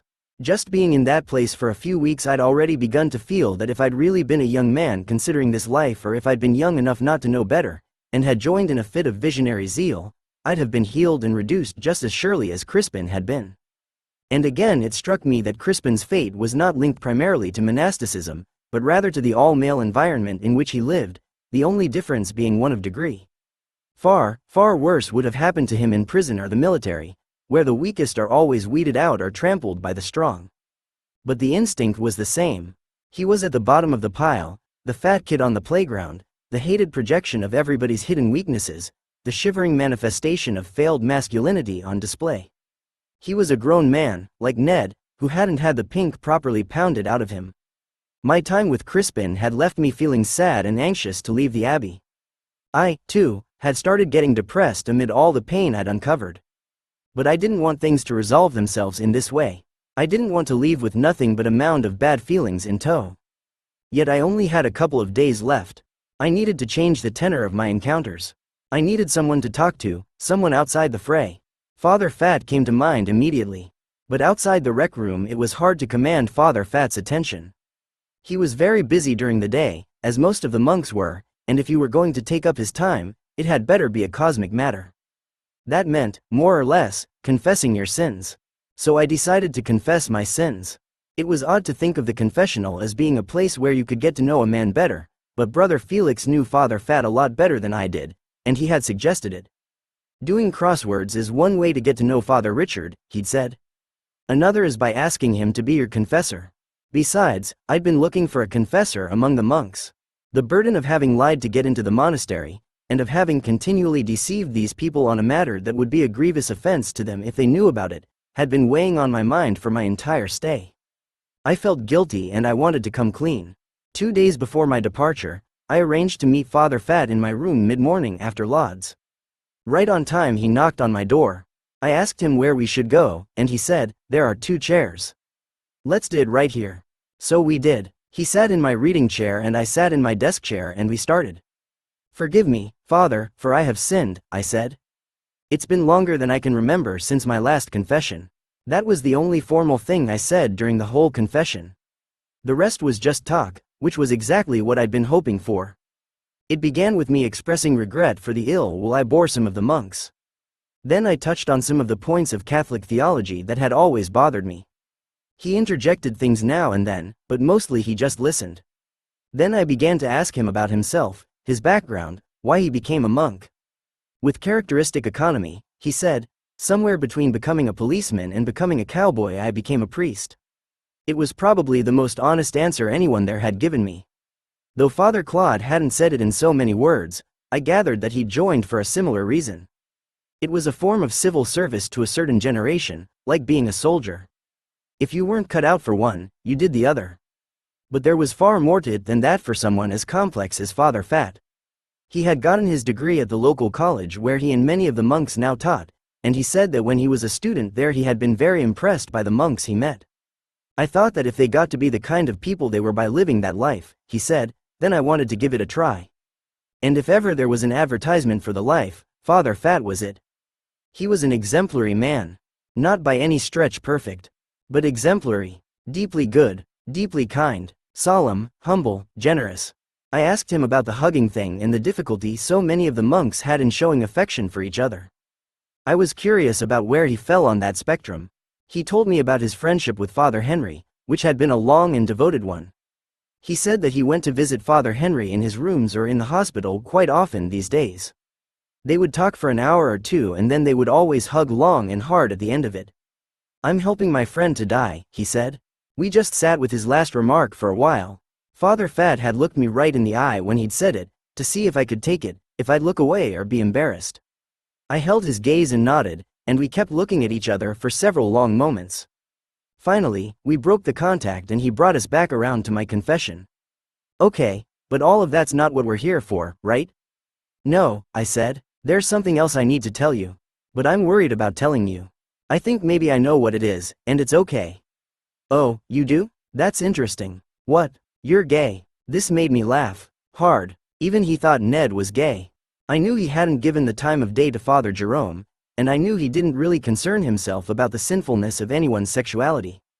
That was clear, but I was curious about where he'd gotten the idea. Well, yes, I said, I'm gay, but not in the way you think, and that's not the thing I have to tell you. But I'm curious, what made you think it? Well, your mannerisms are pretty effeminate. This was rich. As a woman, no one had ever accused me of being effeminate. Here was another of Ned's tricks. Dress as a man, and thereby emphasize the woman. Reveal the truth under the rubric of a lie. Father Fat went on, okay, if it's not that you're gay, what is it? This is really bad, I said, and I'm afraid you're going to feel compelled to break the seal of the confessional when I tell you. How do you feel about the seal, by the way? I mean, if I told you I was a murderer, which is not what I'm going to tell you, but if I did, would you feel compelled to go to the law, or to tell your brothers? No, he said. Still, I was going to put him in a sticky position. But I had to hope he'd keep the confidence, even though he would have been well within his rights to tell me not to keep it, to compel me morally to disclose my wrongdoing. I knew that myself. Okay, I said, finally. Here goes. I'm not a man. I'm a woman. He'd been smiling his tolerant, jolly smile, and it froze on his face. Dead silence. I'm not a transsexual or anything, I went on. I'm a full biological woman, and a lesbian, by the way. I came here in disguise to study and write about this community of cloistered men. It's part of a larger study I'm doing about men and women and how they are treated differently in the world. He began nodding slowly, the smile fading, but still there as a form of shock. Then very slowly he said, like Margaret Mead, yeah, sort of. There was another silence. Then I asked, are you angry? Well, it does give one the feeling of being used.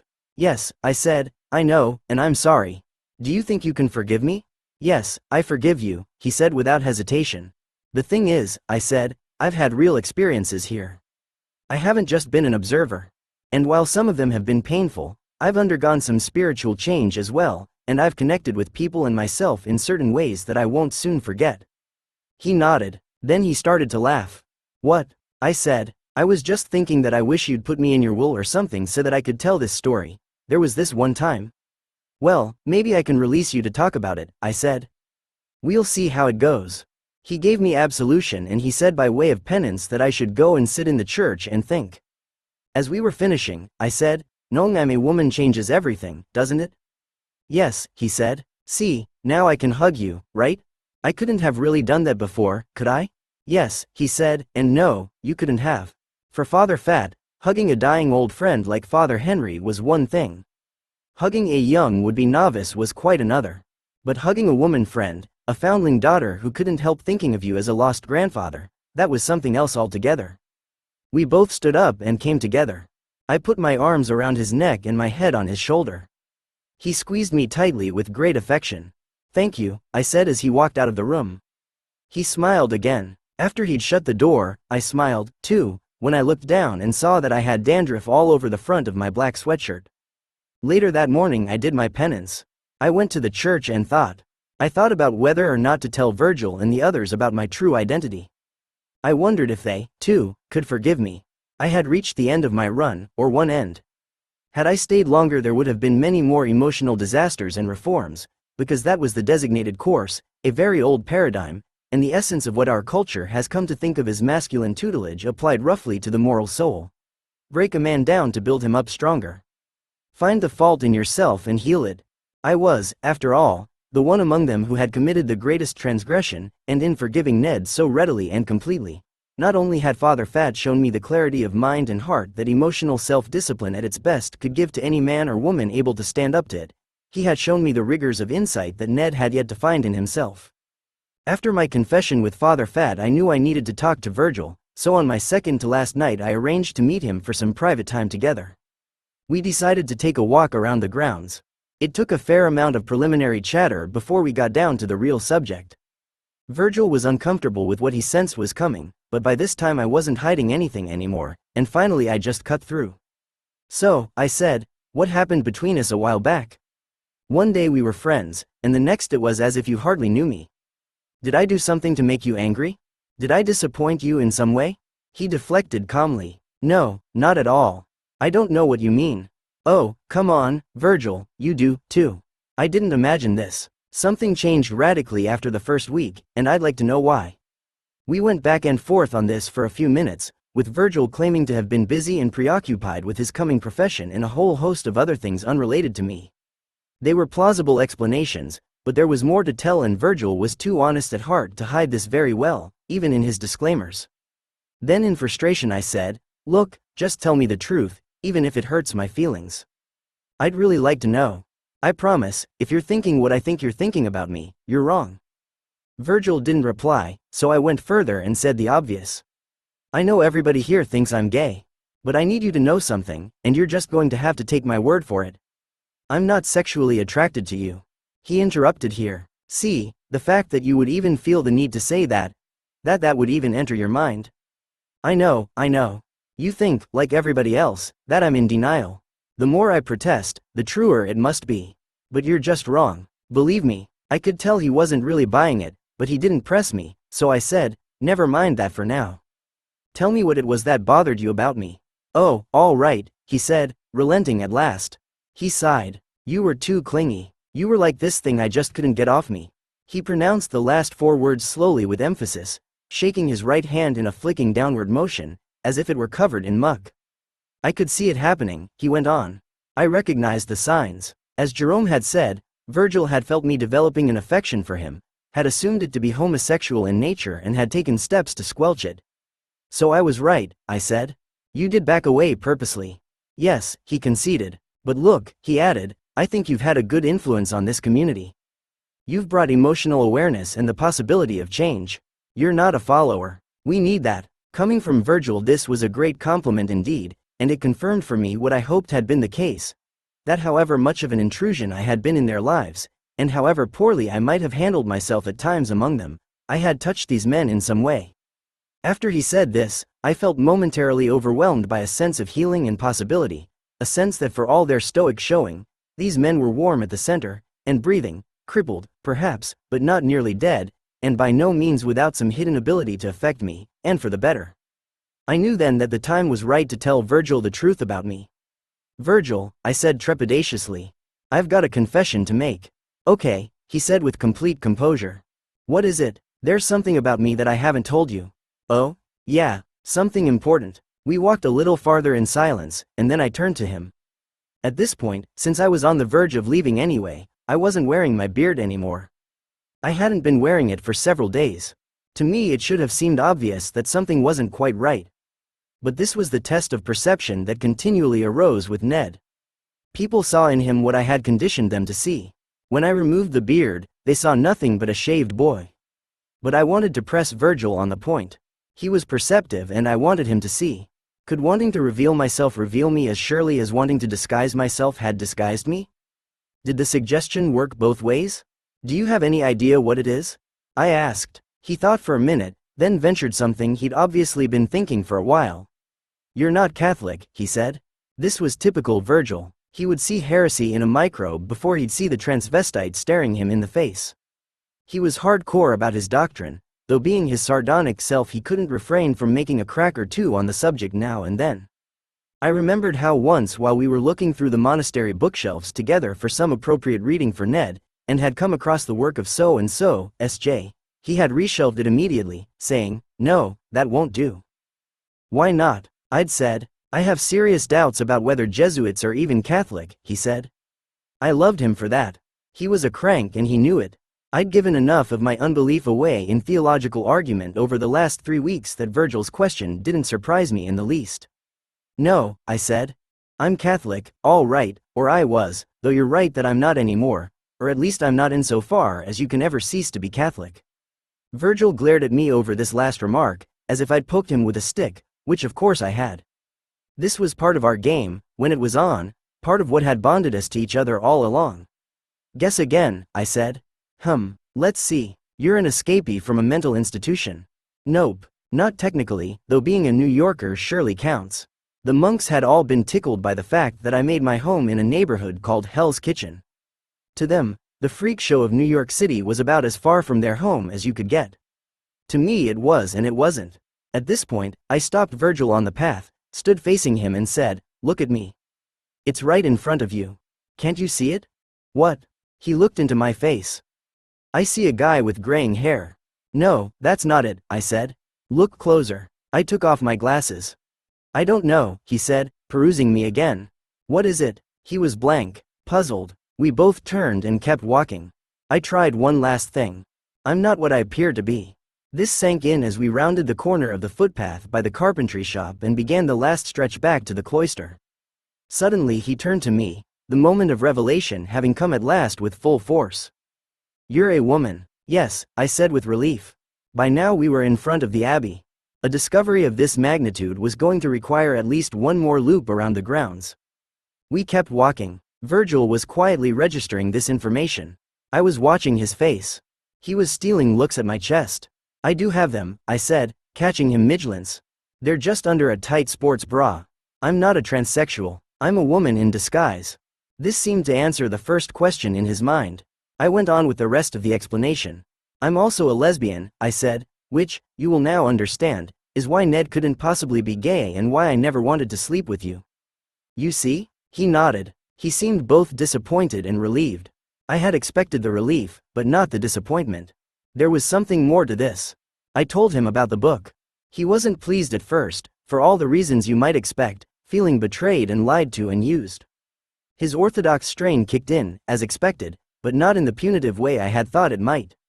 I had broken the seal of the cloister, and that, he reminded me, was a fairly serious breach of canon law. He suggested I go to confession on the matter. I told him that I already had, with Father Fat, and that my decision to tell him was part of my penance. Virgil accepted this on some level as right and proper, but to my great surprise his reaction then turned personal, something I hadn't really seen in Virgil before. "Why me?" he asked. Why had I chosen him, singled him out for special attention? This was a question that only my female dates had ever asked me before. "Because I was there," he asked, hurt, it seemed, just as the others had been, to think that my interest in him hadn't been genuine. "Well, yes and no," I answered truthfully, as I had answered all the others. "That's why I chose to speak to you initially, because you were there. But the feelings I developed later were real. I couldn't have faked those. No way. This may sound like a con to you, but it's not. Very real and profound things can happen, and for me have happened, under the cover of a falsehood. That has been the whole point of this experiment. The truths I've learned and experienced would not have revealed themselves otherwise." He agreed, it seemed, though he said nothing. He was calm, his head inclined in conference. I went on. "Virgil," I said, "I care a lot. That's why I'm telling you all of this. And I'm truly sorry for the lie. I hope you can forgive me." We talked on, going over the particulars, and to his credit, Virgil made it very easy for me. He was receptive, understanding, immediately forgiving, just as Father Fat had been. He showed every aspect of his best and wisest self, though he had every reason not to, and I was both admiring and grateful. "Now I can tell you," I said finally. "This is a really hard place to be a woman." "Well, it's supposed to be," he laughed. And so did I, though I did so with an underlying sense of puzzlement. I have thought often of that comment in retrospect, and, whether this is fair or not, it does, in a sense, confirm a lot of what I'd felt about the defeminizing of Ned and Crispin, too, in that environment. It was an odd answer on the face of it. In theory, living together amicably as men didn't necessitate creating an atmosphere that was hostile to women or even to femininity. But that is what the monks had done, and according to Virgil, they had done so by design. Ned's hazing hadn't been imaginary, and this consolidated masculinity that reigned so heavily in the monastery wasn't, it seemed, just the natural result of men living together without women. It was the result of men actively working to squelch any creeping womanly tendencies in themselves and their brothers. But why? Why this need for such a macho atmosphere? Granted, this was workhorse machismo of a particularly tight-lipped, straight-backed and, as Felix had said, Germanic variety. It wasn't rugby and beer. But it was machismo all the same in its need to obviate its opposite. And that seemed entirely superfluous in a world where the soul was ostensibly God's instrument. So why? Why the cultural misogyny? The answer, when it came to me, was not at all mysterious. A cliché, in fact. Felix himself had said it.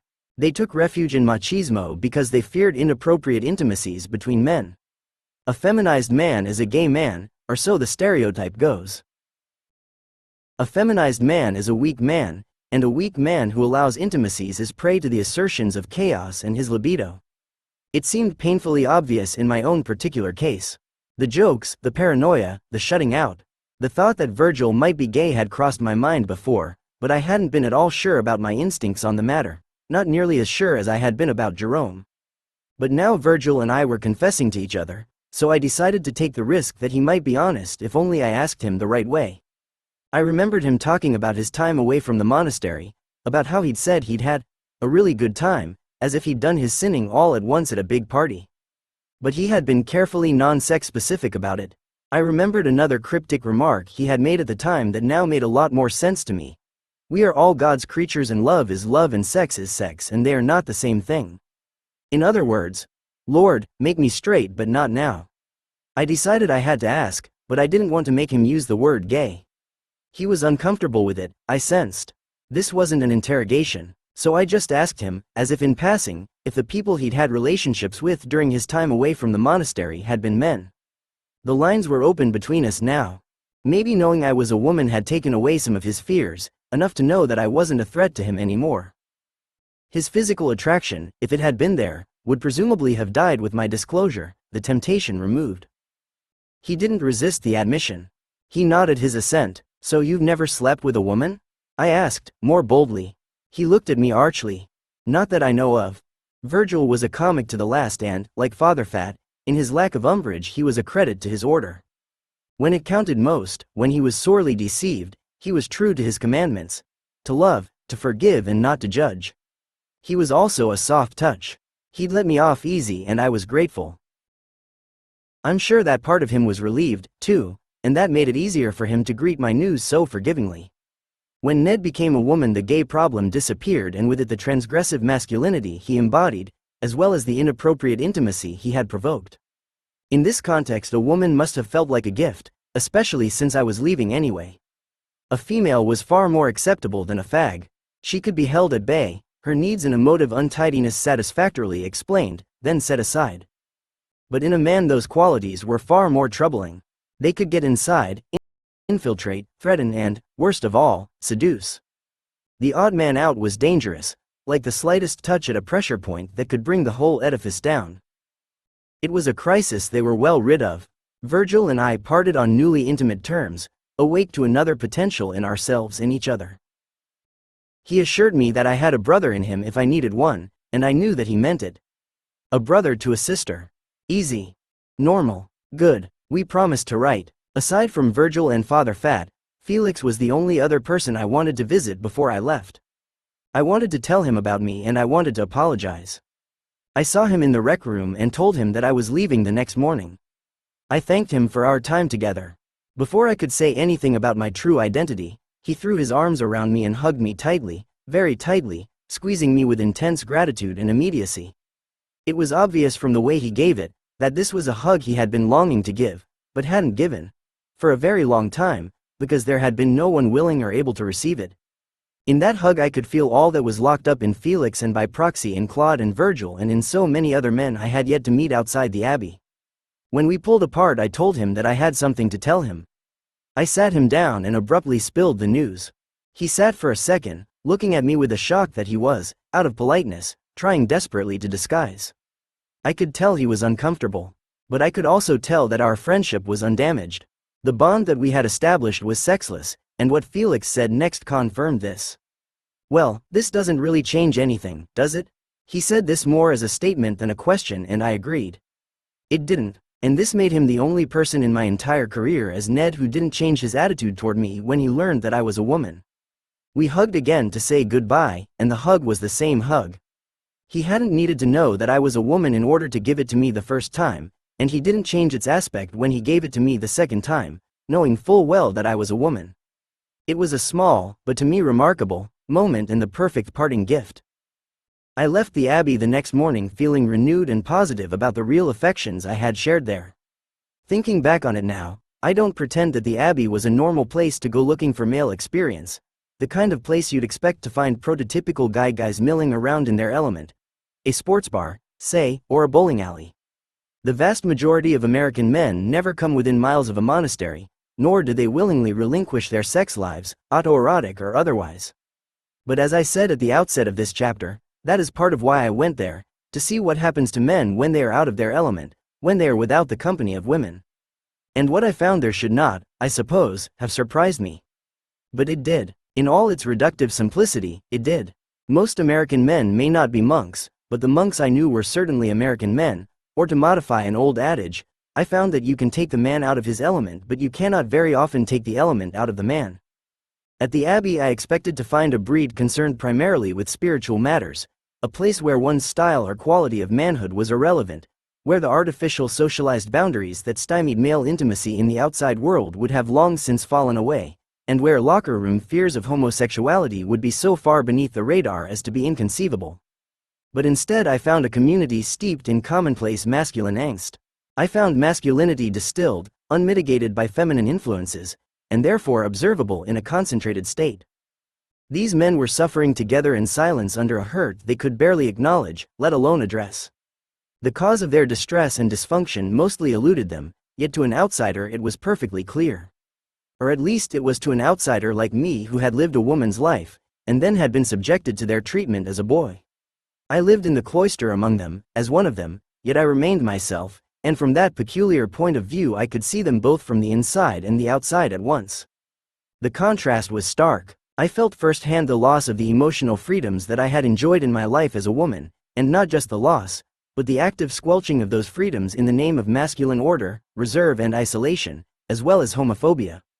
I could see that the Abbey was indeed a very hard place to be a woman, and I could see, as Virgil had said, that it was intended to be.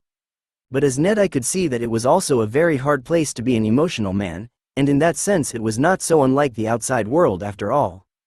This is not to say that I did not also find peace, deep love and elevation of the soul in that place.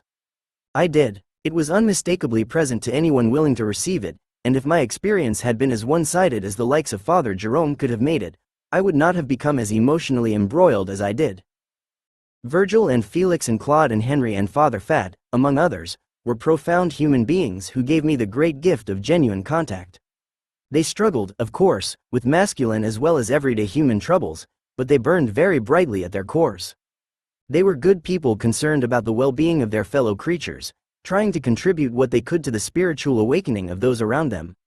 I came to care deeply about them, and since leaving I have corresponded with several of them as myself. I am told that the general reaction in the community to the news that I was a woman was mostly amusement and some embarrassment. But when it came down to it, I was a minute disturbance, a short episode in a very long stay. I was there for no time at all. They were there for life. I miss the monks often. I miss taking long walks around the grounds with them and alone, looking for the elusive great horned owls, who reputedly made their nests at the top of the cloister tower. I often heard them hooting at dusk, and I spent many evenings after Vespers following their calls, hoping to see them at perch, but never succeeding. On my last night there, I went in search of Father Claude's beehives instead. Out at the back of the orchard, in a low branch of one of the pecan trees, I saw an abandoned wasp's nest. I was only about 7 feet away at most as I peered at it in the dimming light, wondering if Father Claude had seen this. But as my eyes focused I realized that I was not looking at a hive or a nest at all. It was the body of a very large owl. He was napping, his eyes closed, his body swaying ever so slightly as the branch creaked in the evening breeze. I must have stood there for a good minute, amazed. Then sleepily he opened his eyes and saw me standing there, way too close for comfort. A look of actual surprise registered on his face, and then a vague annoyance. He stared back at me for a few seconds, pondering, it almost seemed, how a clod-hopping human had managed to sneak up on him. Then disdainfully he spread his massive wings and flew away. 6. Work. Attitude Red Bull. That's what the ad said, and it said it all. I was looking through the want ads in the local paper trying to find a place where Ned could get what a writer friend of mine so appropriately called the Glengarry Glen Ross experience. That is, a balls-to-the-wall sales job in a testosterone-saturated environment where people emasculated each other by saying things like, "My watch cost more than your car." I felt sure such places still existed. I knew they did, especially on Wall Street, but a 35-year-old dilettante with a moldering degree in philosophy wasn't going to get past the mailroom at Goldman Sachs when firms like that were recruiting credentialed undergraduates. I had to think smaller and, alas, shadier. So I was looking for entry-level jobs that required no experience and no pedigree. That's when I fell down the rabbit hole and found myself in the land of the Red Bull. In that Sunday's career supplement, I had circled all the ads for which Ned could possibly qualify, or at least passably interview, and except for a few oddballs, like a nudist colony looking for an assistant, will train, it said, and a dog in need of a chauffeur, they were all remarkably similar. They wanted steam-spewing go-getters who were high-powered and hungry for success, champing at the bit to trample the competition. Positive attitude a must, no experience required. They promised fun and, for those with the right stuff, prompt advancement. Entry-level management trainees wanted in what appeared to be fast-track corporate environments. This was Ned's ticket to the office bullpen, quick and dirty. I called all 3 ads first thing Monday morning and got appointments for later that day or early the next. No business casual, they said. Wear a suit. Even better, I thought. Ned could finally wear his jackets and ties, full male regalia for the first time. I drank a Red Bull that next morning to get in the mood. It gave me a headache and turned my pee green, but not a lot else. Maybe the mojo didn't mix well with estrogen. Clearly, I was no bull. But then, of course, bulls are known for their balls. Bulls essentially are their balls. The terms are interchangeable, which is why flabby literati and other blowhards with masculine insufficiencies run with the bulls in Pamplona. It takes balls to run with the bulls, or gives them, as the case may be. This is also why an energy soft drink called Red Bull is made for boys, or would-be boys, and really means blue balls, just as surely as the popular behemoth SUV called the Hummer is made for pinpricks and means blow job. So, when an ad says, "Attitude Red Bull," you can be fairly sure the paradigm is male and you're going to get the Glengarry Glen Ross experience, no matter what you or your coworkers have or don't have between your legs. And so it was. Ned tied one of his 4 tasteful, patterned Perry Ellis ties in a Windsor knot with a dimple, matched it to his sage green shirt, his gunmetal gray trousers, his ever so faintly mottled earth-toned blazer and his black dress loafers polished to a plaque shine, and appeared on time for his interviews, resume in hand. His resume was my resume, a little toned down and fudged here and there, impressive enough to get me in the door, but not so impressive as to make my application seem suspicious. As it turned out, there were no worries on either count. My education got me to the front of the queue with a nod, and nobody questioned my story about wanting to try a new career at 35 simply for the challenge of it. But then these places were interviewing just about anybody, and they were interviewing constantly. Most of them had standing ads in the paper every Sunday. This alone should have told me something about their turnover. So should a chance encounter in the restroom.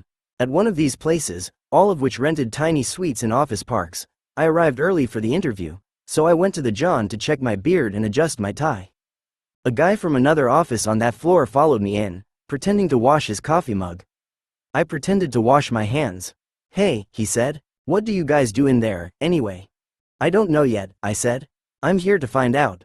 "Why do you ask?" "Well, I just see a lot of people coming and going out of there all the time."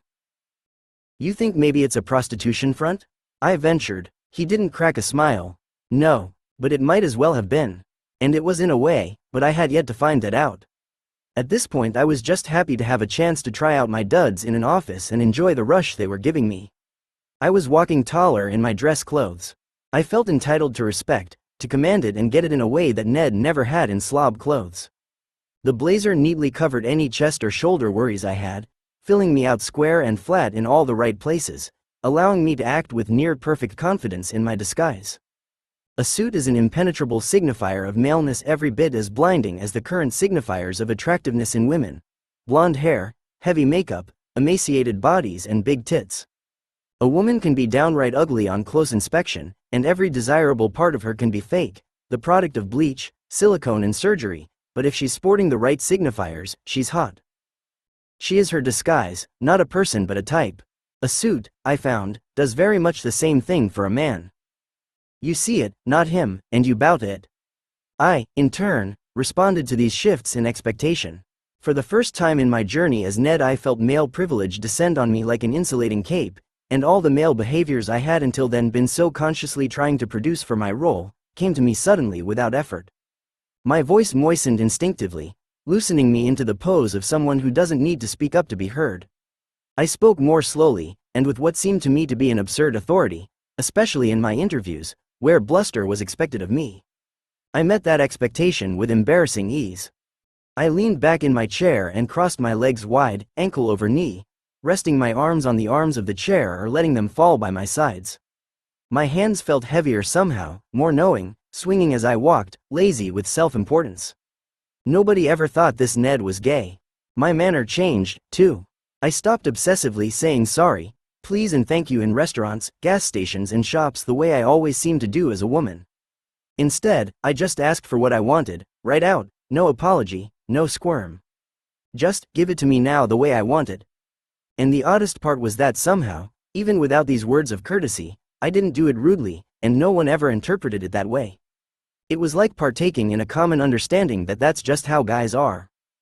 That's how they talk. They're direct, terse. No need to explain. We understand. To the gas station attendant I'd say, give me a pack of that gum, too, as she cashed out my order. To the waitress at the steakhouse where I ate a business lunch with one of my male coworkers I said, get us 2 fillets. Even my, thanks, never, thank yous, were brusque when I said them, but they managed to sound magnanimous, as if I were gracing a servant who was beneath my deference. As a woman, I so often speak in qualifiers. You know, I think we're going to try the steaks. Are they good here? I try to establish a connection with the servers, an implied apology for their job and my orders in everything I say. I hate to bother you, but could we have some more water when you have a chance? The thank yous are ubiquitous and the tone of voice more pleading than perfunctory. To the gas station attendant I'd have said, oh, you know what? Could I have a pack of that gum, too? And if it came too late in the ring-up I'd append an extra, sorry, to the request.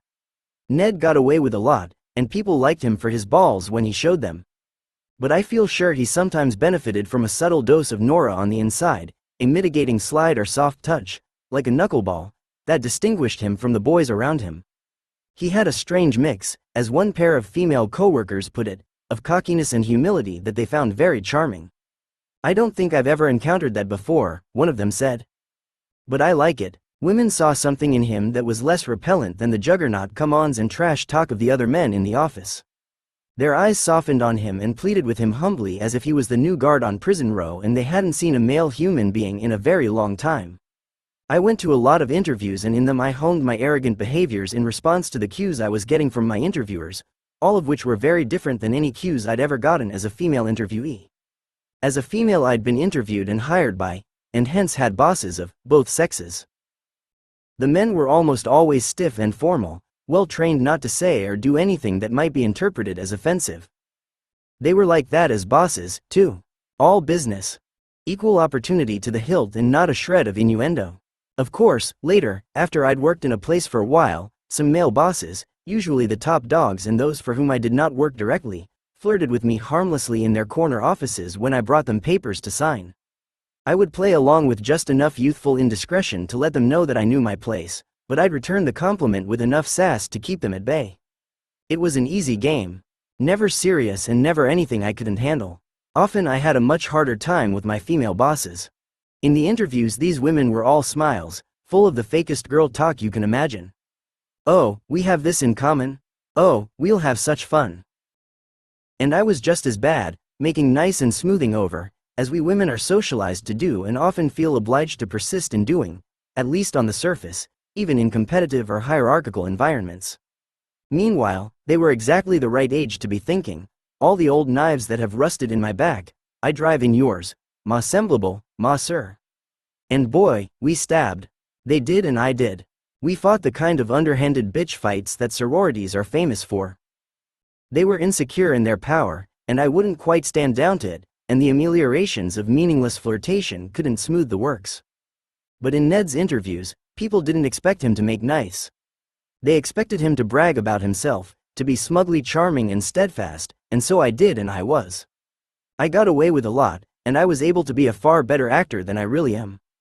Confidence is everything, and in his interviews Ned was nothing if not a shit storm of confidence. Most of these interviews, especially the ones for the Red Bull jobs, required you to fill out an application rehashing most of what was on your resume. To that was attached a questionnaire designed to determine your attitudinal fitness for the position. Almost invariably one of the questions was, on a scale from 1 to 10, how would you rate your people skills? These were sales jobs, after all, managerial sales jobs eventually, and your ability to manipulate people would be the key to your success both in the field and in the office. I always gave myself an 8.5 for my people skills, and when asked what I meant by that I could always back it up with some crap about being a chameleon. I can talk to anyone, I'd say. Yeah, right, the truth is I hate people. I especially hate people who use phrases like, people skills. And when I do talk to people it's usually to crazy people on the street in New York, because I can be rude to them without them noticing. But Ned was a con artist, and he hid my contempt. His female interviewers flirted with him, exercising the subtle control of their positions, but enjoying the subtext of traditional male domination all the same.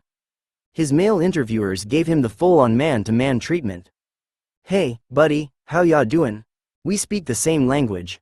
In one interview with a male interviewer and another male applicant, the interviewer said, well, you know how it is with most television advertising. When the commercials come on you reach for your remote and change the channel, unless, of course, it's Cindy Crawford, right? Har, boys being boys, but this was just a precursor to what I'd find on the job when we boys were bonding full tilt. Guys in this environment expected you to swear and make sexist jokes. Women didn't, of course. But even when I said things that were inappropriate, somehow even they managed to work themselves to my advantage. In answering a question about my people skills with a female interviewer I said, well, you know, I talk to everybody. Maybe it's something I picked up in New York. You know how it is there, she was a New York transplant. You can just talk to people spontaneously in the checkout line or whatever and they don't look at you like, what the fuck is up with you? Well, Ned, she said, laughing coquettishly, fanning her face, I must admit, the New Yorker in me is even blushing. I've never heard anyone say, fuck, in an interview before. It's kind of refreshing actually. I was sure I'd tanked that job, but that evening I got the call back for it. In fact, Ned was offered every job for which he applied, a half dozen in all. Not that this was much of an accomplishment since the Red Bull job interviews were basically cattle calls. But for a person with a serial killer's people skills, a Schopenhauerian outlook on life and a bottomless loathing for salespeople of every kind, Ned pulled off the performance of a lifetime. People bought his act. They thought he had the right stuff, the kind of stuff they could enslave and perfect in their image and send out into the world to make them more money. They thought, as one coworker who was tight with the bosses later told me, that Ned had upper management written all over him. The interviewers were always the same, slick, young, whistling voids of painted-on work ethic, all of them going word for word by the company script. Ned, they always said, this is a real departure for you. What got you interested in this position? Well, I'd say, I rose to the top of my field in 3 years and I get bored very easily. If I conquer something I just want to go on to the next thing.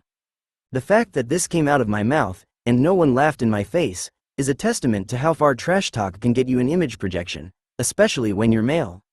If I'd said this as a woman, especially the way I said it as Ned, that is, with my dick in my teeth, I can pretty well guarantee that the scrotum of the little boss man who happened to be interviewing me that day would have tightened in terror, crippling his sperm's motility for weeks. Clearly Dono, the gatekeeper and BMOC at Clutch Advertising, the guy with the super-enlarged still of the black besuited gangsters from Reservoir Dogs hanging over his desk, was looking for certain answers. When Ned said his wildly exaggerated piece, he was the man. He was Dano's kind of guy. Wow, Dano said. Okay, so give me 2 or 3 qualities that best describe you, Ned.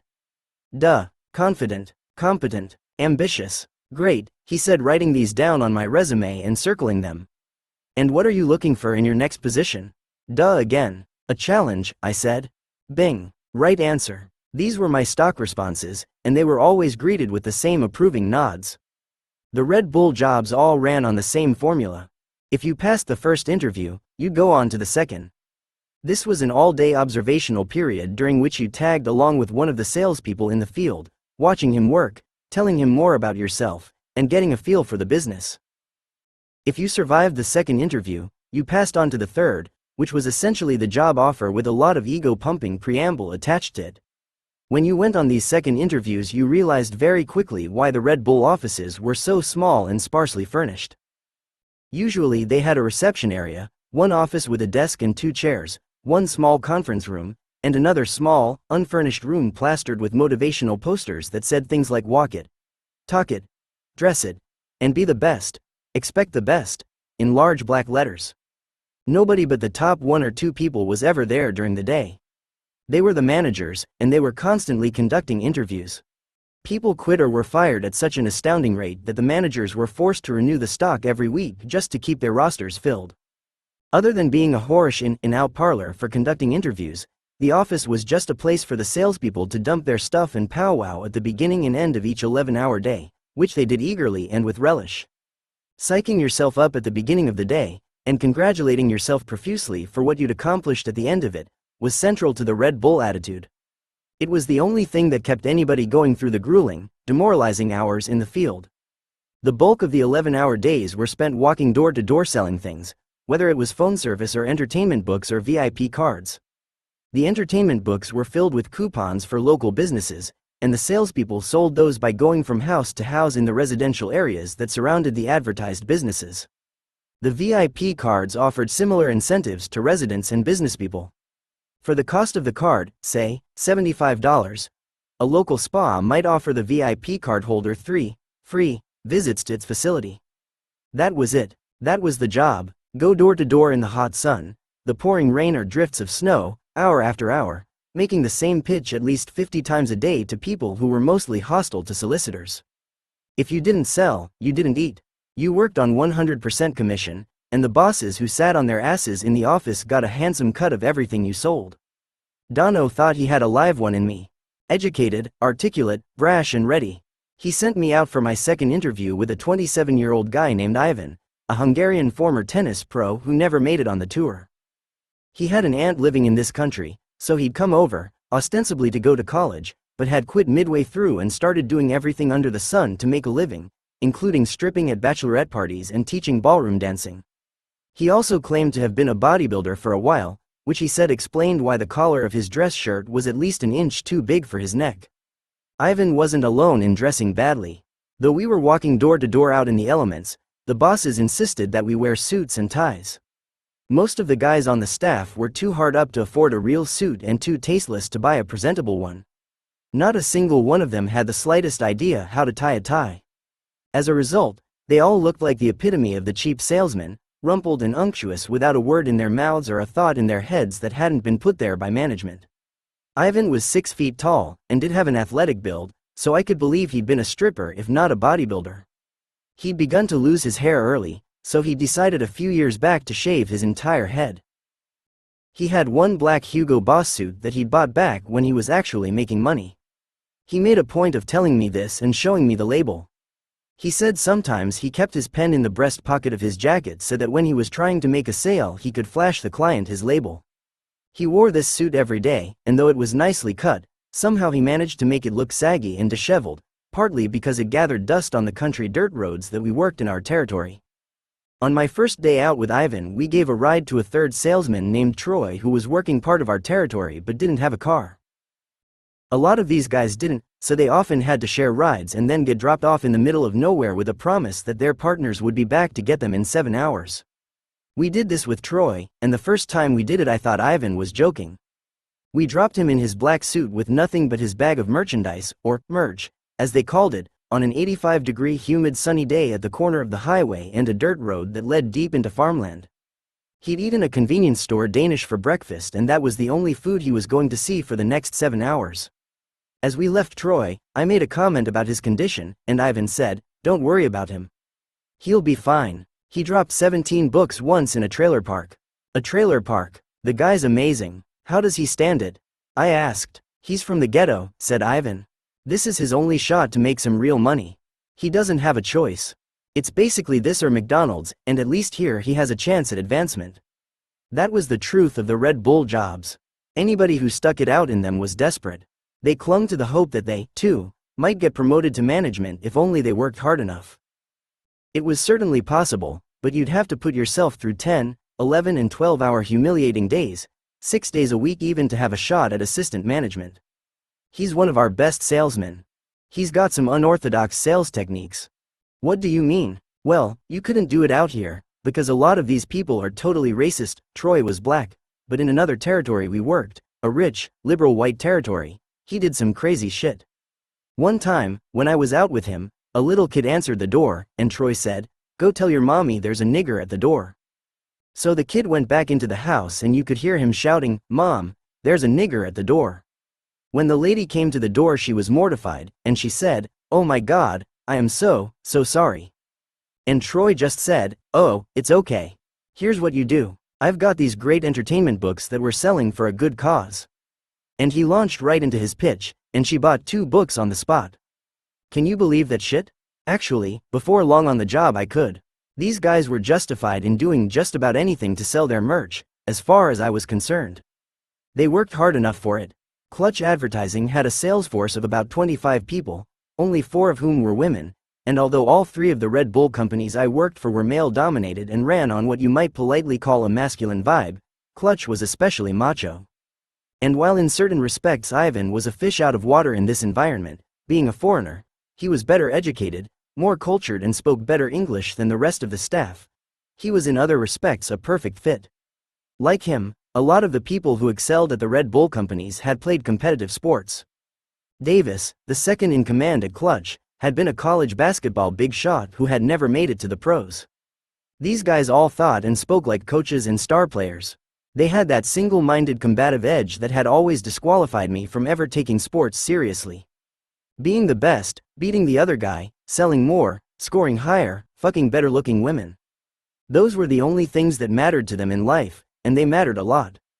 Selling, for them, was just another form of scoring or ranking or winning, and the office reflected this attitude in every respect. It was a musky men's locker room environment. Every morning and every evening when the sales force gathered in the unfurnished room, there was rap music or some cock rock band like AC/DC blaring on the boombox. On my first morning at Borg Consulting, another Red Bull company at which I was employed for a short time, I was especially dismayed to hear the rap song, OPP, which stands for Other People's Pussy, blasting at 7:30 a.m. None of the women on staff seemed bothered in the least by the anthem or its purported implications. Ivan, too, was a big one for rap music.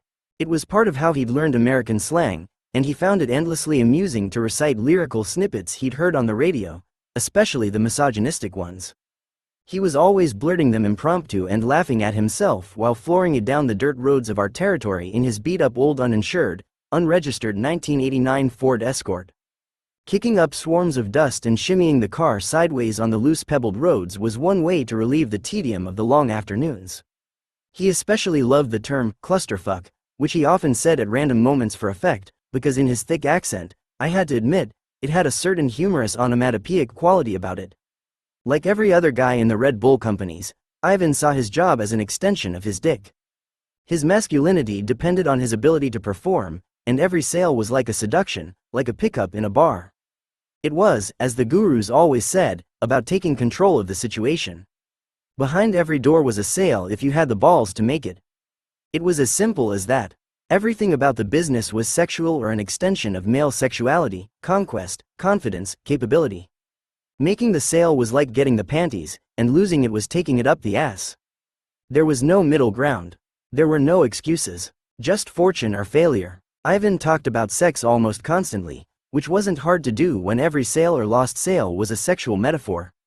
When we lost a sale, Ivan took it personally and usually had to make it up to his ego in some way. He would say, "You know, some guys can take that and not do anything. But I can't. I gotta have my own back if somebody gets in my face." On the job, though, he usually knew enough to keep it to himself, so often he'd save his own back for a malicious comment in the car. It seemed to relieve his mind.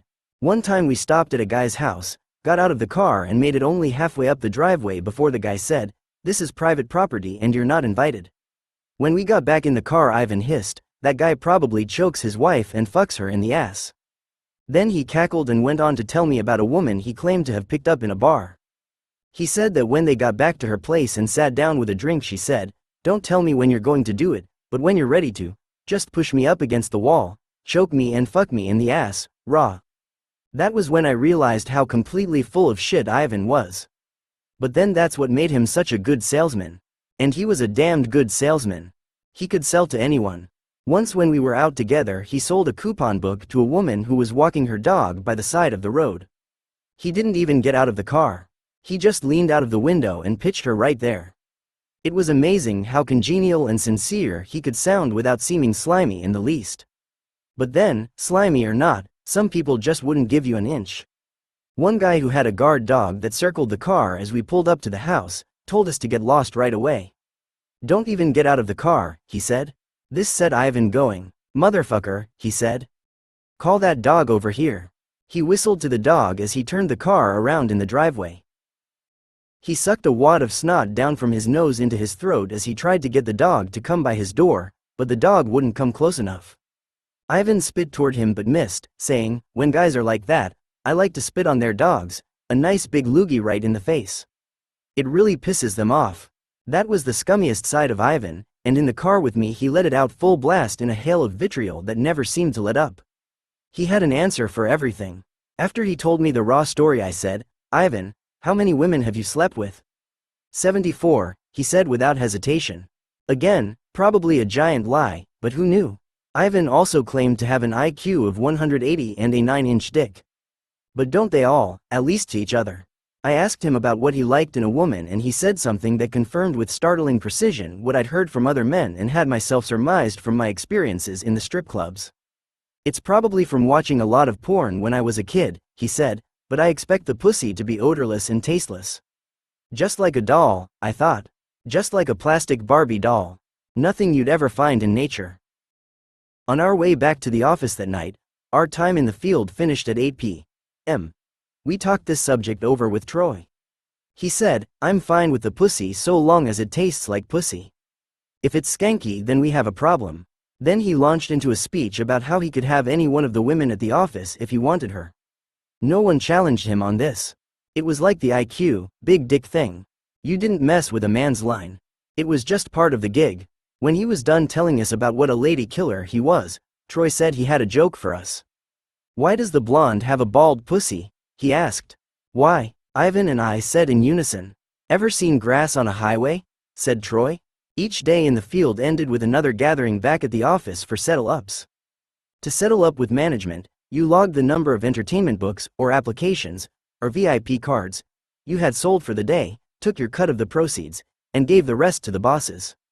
At Clutch, each set of entertainment books, we sold them in sets of 2, cost $40, $13 of which went to the salesman, $10 to the direct manager, and the rest to upper management and various clients for whom the books were also making money.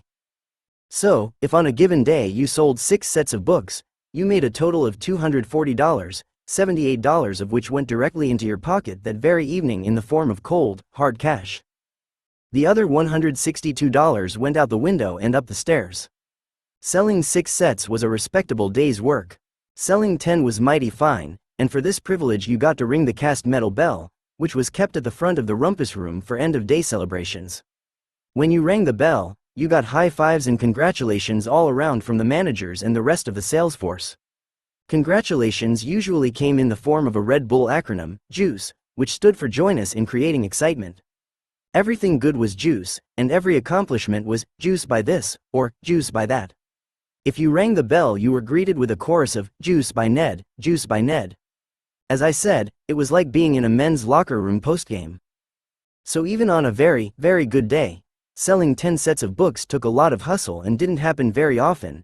You'd only make $130, and when you spread that over the 11-hour day, you were only making $11.81 an hour pre-tax. On an average day when you sold maybe 5 books, you made $65. That made an hourly wage of $5.90, just barely above minimum wage, and that without benefits of any kind. You were employed as an independent contractor, which meant that you were expected to pay your own quarterly taxes. It also meant that the company didn't officially employ you, which in turn meant that they didn't have to pay you an hourly minimum wage, or offer you medical benefits or paid vacation. In short, you were a legal slave, hoping upon hope one day to earn your 40 acres and a mule. At the end of my first day, which was technically only my second interview, Ivan gave me a stellar recommendation, and Davis and Dono offered me a job on the spot. They wanted to know if I could start work the next day. The next day was Saturday, a normal work day at Clutch. I said I could. They were having an inter-office sales conference in the morning, and I didn't want to miss that show. Dono was a savvy slave driver. He knew that in order to keep his crew making money for him, he had to motivate them enough to take the initiative but play on their insecurities enough to control them. To accomplish this, he used a double technique. Push them from one end by exacerbating their greed and desperation to acquire the almighty dollar and the lifestyle that comes with it, and at the same time pull them from the other end by threatening their already piss-poor self-esteem. So, he would imply, if you succeed at this, you'll be one of the big guys. You'll have everything that I have. If you fail, you'll be a quitter, a nobody, a loser. It was a very effective combination. Every morning he or Davis would give a speech on this order, publicly rewarding the high rollers from the previous day, and solidly rebuking the sore losers. That's what morning office culture was all about, keeping people's heads above water and kicking them in the ass so that they would go out for one more egregious day and trudge the territory with sloppy, gleaming grins on their faces. Saturday was a special gathering of all the Clutch salesfolk in the metropolitan area, probably about 100 people in all, only 10% of whom were women. 10% at the most. We met at 9 a.m. in a warehouse in a suburb near our office. For the first hour, Ivan and I mingled with the rest of the reps. Ivan introduced me around as the new guy, and I got a lot of welcoming slaps on the shoulder and hearty handshakes from droves of execrably clad men. Every one of them looked like the black sheep son of some family, resentfully cleaned up for church because their dads had dragged them there under penalty of grounding. Most of them wore button-down shirts and ties, and some form of khakis, a nod to management dress codes, but every garment looked as if it had been slept in. Whispering in my ear, Ivan gave me the lay of the land. He pointed at a pudgy middle-aged black guy in a suit, one of the very few older guys in the company.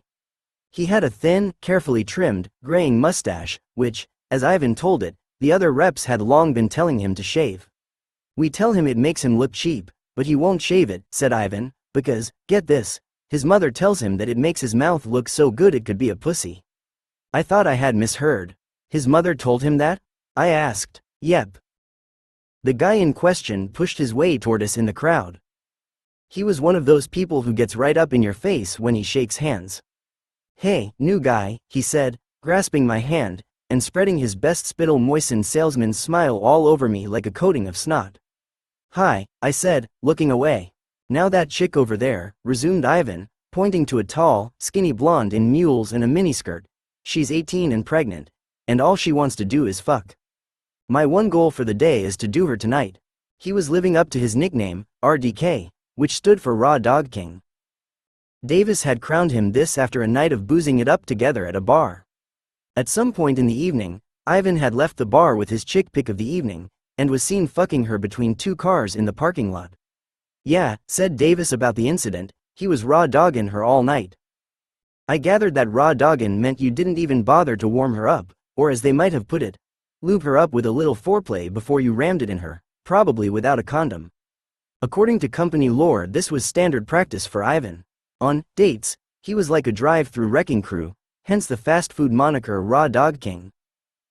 It sounded like a hoagie shack by the side of the road, the kind that would give you dysentery for life. As we meandered through the groups of guys, invariably we happened on a conversation about one of the few women in the room. Which ones were fuckable and under what circumstances. Troy was going to work on them.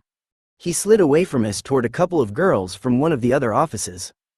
They seemed to be clinging to each other for comfort and support. Apparently, as one of the guys standing around with us was good enough to inform me, some of the girls from one of our sister offices had formed their own sales team and called themselves the Swallows. All the guys in my circle chortled at this. We can't figure out if they know what it means or not, said one of them. God, I thought. These poor girls have no idea what they're dealing with, and now that I know, I wish I didn't. Ivan's attention had drifted to other prey. He pointed out the ass of a very short girl standing about 10 feet away on our left. Check that out, he said. I'd do her. She used to be a figure skater. Nice tight little body. The crowd was calming at Davis's command. He was indicating with his arms that we should form a circle against the walls of the warehouse and take a seat so that Dano could give his speech. Ivan and I were already against a wall, so we squatted. The figure skater was still standing. Ivan elbowed me, nodding toward her. Now we have a good angle on her ass, he said. As Dano stepped into the middle of the circle, in seconds the atmosphere in the warehouse changed from brothel barroom to prayer meeting.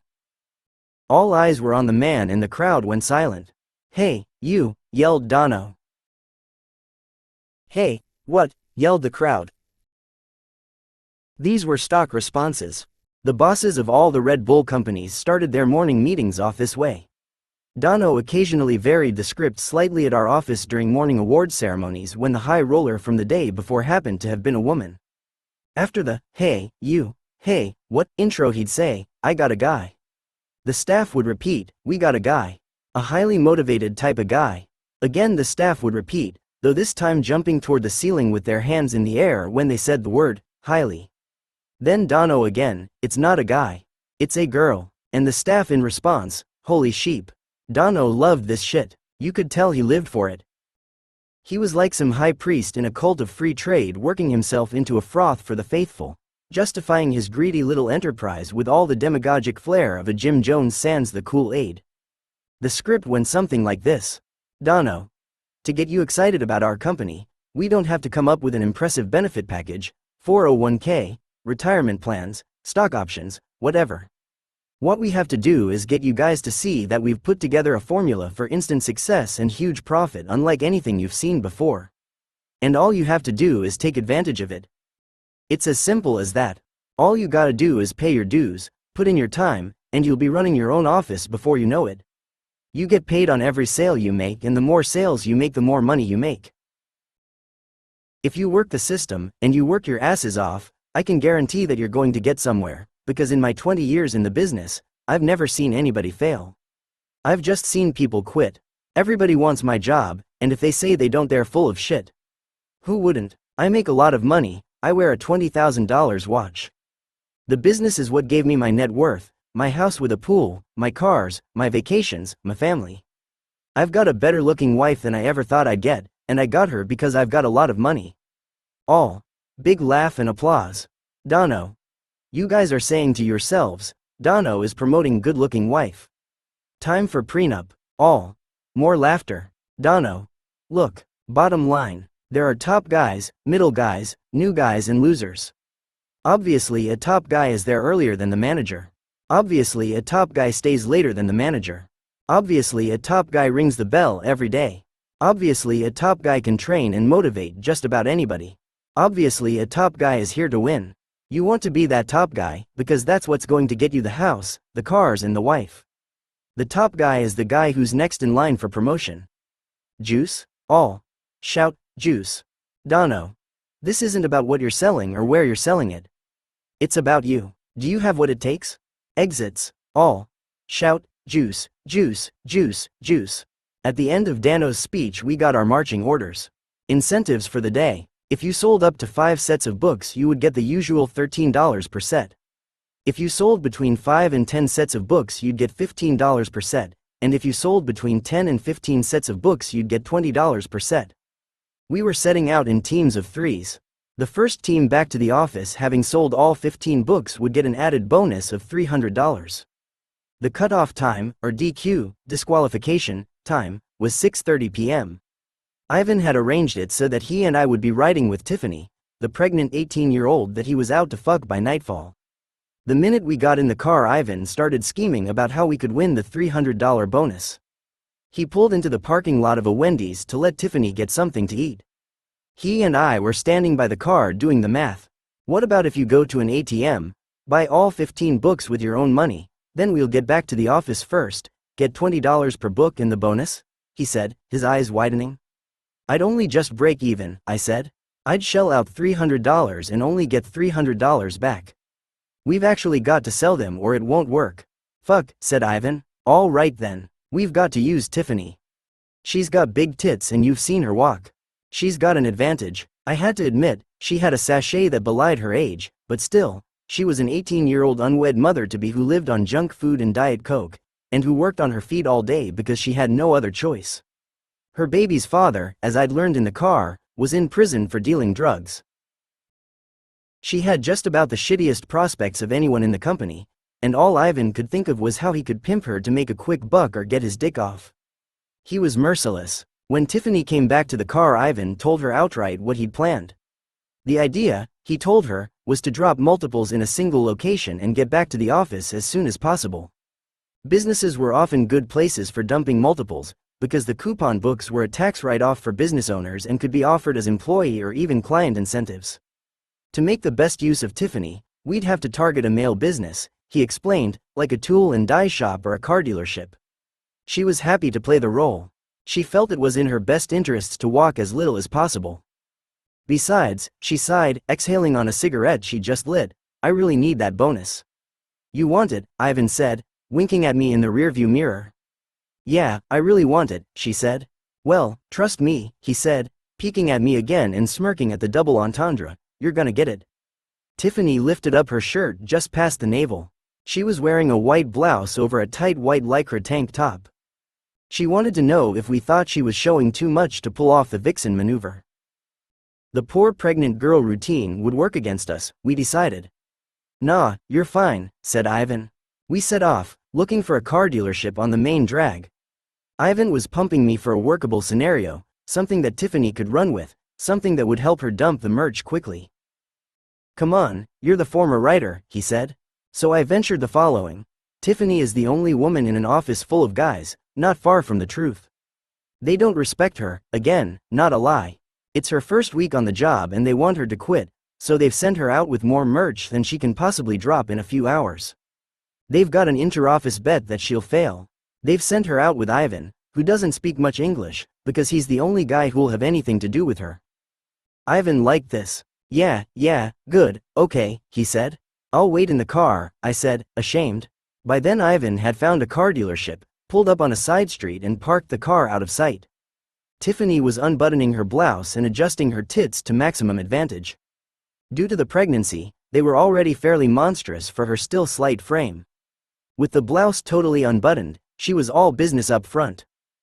When she got out of the car and started her cakewalk across the lot toward the showroom, legs striding, chest out, hips kicking back and forth under her miniskirt, her blouse trailing like a flag behind her in the breeze, suddenly I felt fairly sure she understood all too well the double meaning of swallows.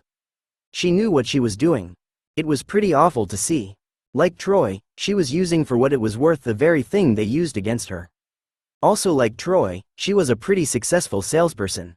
Ivan followed her into the showroom, walking a few paces behind to let her have her full effect. They were gone for about 20 minutes. I took this to be a good sign. But when they straggled back to the car, they hadn't made a sale. We tried another dealership and a body shop on the strip, but nothing doing. So we decided to hit some residential neighborhoods and do it the old-fashioned way, door to door. This was where I got my first chance to pitch. It was a nice, generic upper-middle-class neighborhood with carefully sodded plots, groomed driveways and enviable cars. People were out mowing their lawns or playing with their kids, lots of dads doing their Saturday duties with the munchkins, throwing a baseball or wielding the hose. And there I was, the loathsome solicitor in his loafers, having to walk up to these people and give them the worst, most depressive sales pitch they'd probably ever heard. It's very humbling to become the thing you hate. I felt like an insect loping into people's private lives in my snappy clothes. I couldn't bring myself to smile gregariously. Sheepish was the best I could do. On my first 10 or so pitches, the first words out of my mouth were always, I'm sorry. Because I was really sorry to be foisting my ratty little coupon books on anyone, especially in their homes. I'm sorry to bother you, I'd say, or, I hate to get in your way. It was the only thing in the entire pitch that I said wholeheartedly. The rest came out like the shit it was, and people mostly just shook their heads and closed their doors without saying a word. Most of the pitch was a script that you had to memorize and practice in front of the mirror or roleplay with another salesman. There was no getting away from it. They tested you on it in the morning rap sessions. One of the guys would walk up to you, punch your shoulder and say, let's hear your pitch. If you didn't jump in with appropriate gusto, they'd think you lacked enthusiasm and take you to the corner for a pep talk with management. Hi, I'd say, My name is Ned Vincent and I'm here today on behalf of the local businesses in your area to let you know about some new promotions they're offering. Some of your neighbors are already taking advantage of these opportunities and we want to make sure you're getting all the discounts you qualify for. It was awful. I was deflato Ned, all the moxie of my suit taken right out of me by this greasy speech and the dismissive reception it usually got. When they saw me coming, people must have thought I was some kind of forlorn Mormon, slinking along resignedly from house to house. I'd see a curtain rustle in a front window and no one would answer the bell. Needless to say, I sold nothing that day. Ivan and Tiffany sold only 2 books each, and we spent the last hour of the day sitting in a Starbucks licking our wounds. By then it was pretty clear that Ivan wasn't making headway with Tiffany. When she went to the bathroom he tried to salvage his pride, snarling in my direction, she was worth a blowjob, maybe. Nothing more. Back at the office it turned out that Doug, the usual high roller at Clutch, who had been poised for weeks to make the leap to assistant management, had won the bonus as usual by convincing Dono to send him out with 20 books instead of 15. Nobody else had a chance. He probably bought several of them himself in an Ivan type scheme to ensure a win. But then again he was known for dropping copiously all over town every day, so it was likely that he actually sold them. He was a weasel-faced, scrawny little climber who lived the business and the company line like a true believer. He was an ex-Marine, and like every other guy at Clutch, this was his ticket to the high life and a wife who was better looking than he could have ever imagined. He was only 23, but he was already boasting about retiring at 35. At the end of the day, everyone settled up with Dono, who sat behind his desk like a small-time drug lord, doling and raking the petty cash from the afternoon's transactions. Kid Rock was blasting in the rumpus room, and the guys were all slapping and hollering off the stress of the day. You couldn't avoid it. The minute you appeared, somebody would grab you by the hand and work your fingers mechanically, like a monkey humping your leg, a socially acceptable male-to-male relief. Hey, Ned, what's up, man? They'd say, and genuinely wait for the expected answer, as if checking you for signs of malfunction or alien intelligence. If you didn't mingle fingers they'd wonder about you, like you were thinking too hard to be normal. Some of the guys wore gold rhino pins in their lapels, the sign that they'd been promoted to leadership, an intermediate SOP between newbiehood and assistant management. I asked one of the guys why a rhino. Because rhinos can't walk backward, he beamed. Oversexed and vicious as he could be, Ivan kept me going, because he had as much contempt for the whole ethos of the place as I did. Not that we were above its momentary charms, especially when they were the only charge you were likely to get out of the day. When you were selling, or as Ivan called it, when you were in the zone, you felt like a holy vessel of mammon, and it was unmistakably sexual. Every sale was a con, but a slightly different con, depending on the person who answered the door. You had to dance around their weak points, and punch it home when you saw the opening. Every sale made you more confident, and more confidence produced more sales. The coaches were right enough about that. It happened to me one day when I was out with Ivan again, taking egg on my face, rejection after rejection, until I felt sure that I would never make a sale. Ivan had been making ceaseless fun of me all day, watching me pitch on the doorsteps as he sat smoking and smirking in the car. Take control, dude, he'd say. Have a pair. Jesus. At one house we drove up to an old woman who was pacing her front yard for a little exercise, a prime buyer, Ivan assured me. But before I could get past the first sentence she shut me down cold. We're not interested. I was still too fresh and embarrassed to know that you never stopped there, so I just said, oh, okay then. Thanks anyway. As we drove off Ivan said, unbelievable. You just got bitch slapped by a 90-year-old lady. And that's how it went for the rest of the afternoon, until around 5 o'clock, by which time Ivan was singing rap songs to goad me. All right, here we go, he'd say as we pulled up at the next inevitable defeat. Shake your ass. Watch yourself. Show me what you're working with. Then finally, at what felt like the 100th house I'd pitched that day, some guy who didn't look like the type just rolled over and handed me the 40 bucks. I couldn't believe it, neither could Ivan, and I have to admit it felt good to relieve someone of a little cash for once, even if it meant relinquishing a piece of my cherished moral superiority in the process. The corruption of the cell caught me up very quickly after that, and in the space of a few hours I went from being the gawky virgin who pops his cherry in the cat house to the slick postman who always rings twice. I made 6 more sales before quitting time, winning even Ivan's smug endorsement in the process. I proved my manhood, took control, showed my balls, whatever. The very thing I had failed to do repeatedly in the field, not only at Clutch, but at the other Red Bull firms I'd visited. At Borg Consulting, I had spent my second day on the job out with another 23-year-old guy who, in his high-octane, hormone-driven approach to the business, was very much like Ivan and Doug. He, too, saw himself retiring in his early 30s. He, too, sexualized everything into a zero-sum game. Like Ivan, he was confused and frustrated by my inability to show the requisite balls in pitching customers. "You're a man," he'd say. "You gotta pitch like a man." He was very clear on this point. Girls pitched differently. They flirted, they cajoled and smiled and eased their way into the sales underhandedly, which was exactly how I'd started out trying to do it.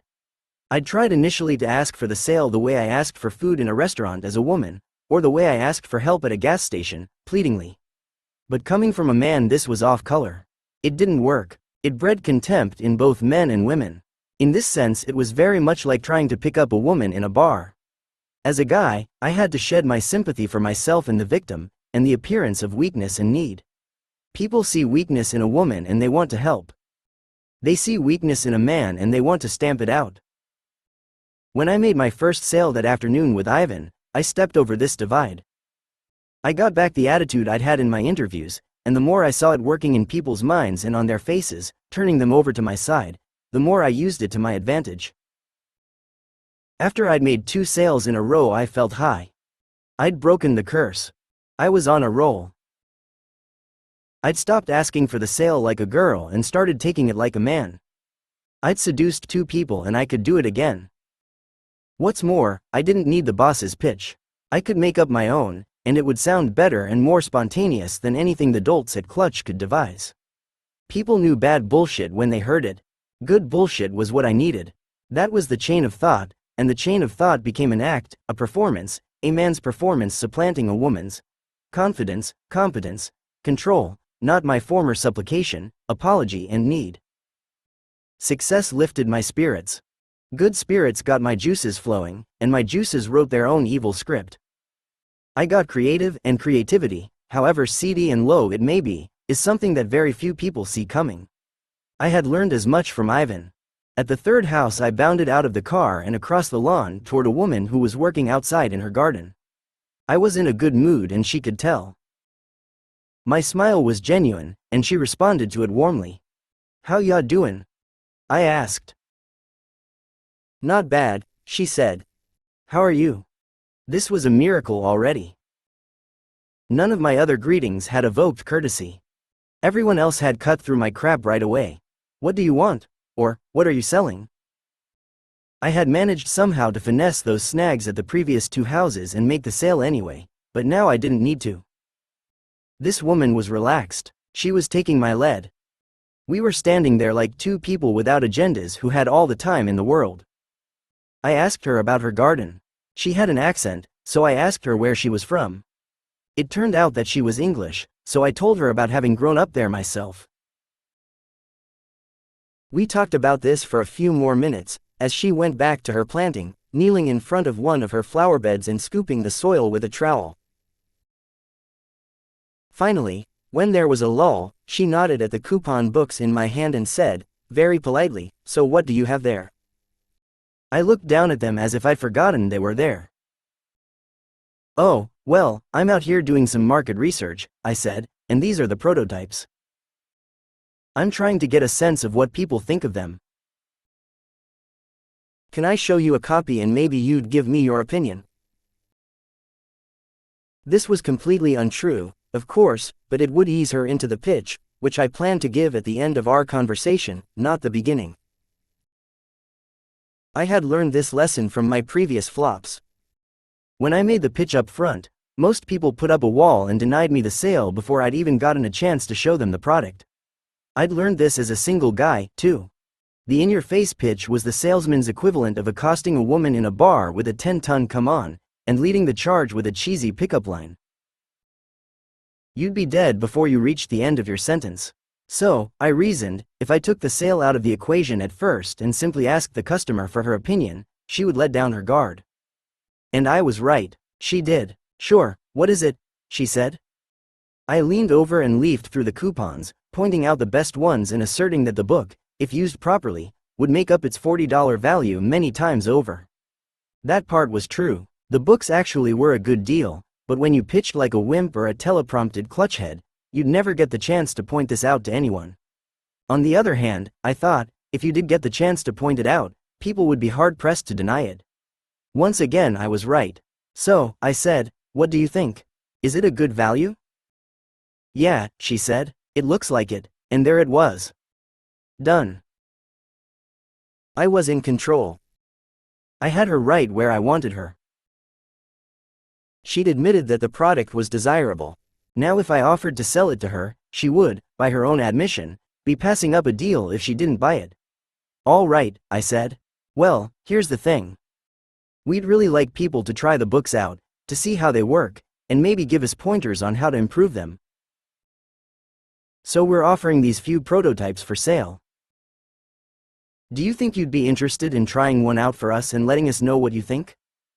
And what you know, she would. She did. Out came the checkbook, and down in manly glory went another Ned score. Slam dunk. Dude, said Ivan. You're the man. And for a few degraded hours I guess I was, God help me. At the end of the day I gave my earned cash to Ivan. I didn't want anything to do with it. Besides, he needed it more than I did, and when it came to selling the male mystique, he had taught me practically everything I knew. It's a little frightening, actually, how often I've thought back on those days with Ivan, heard those words, take control, or, show your balls, echoing in my mind in my everyday life as a woman. They are not idle words. They work. They work in a lot of situations that might otherwise control a person.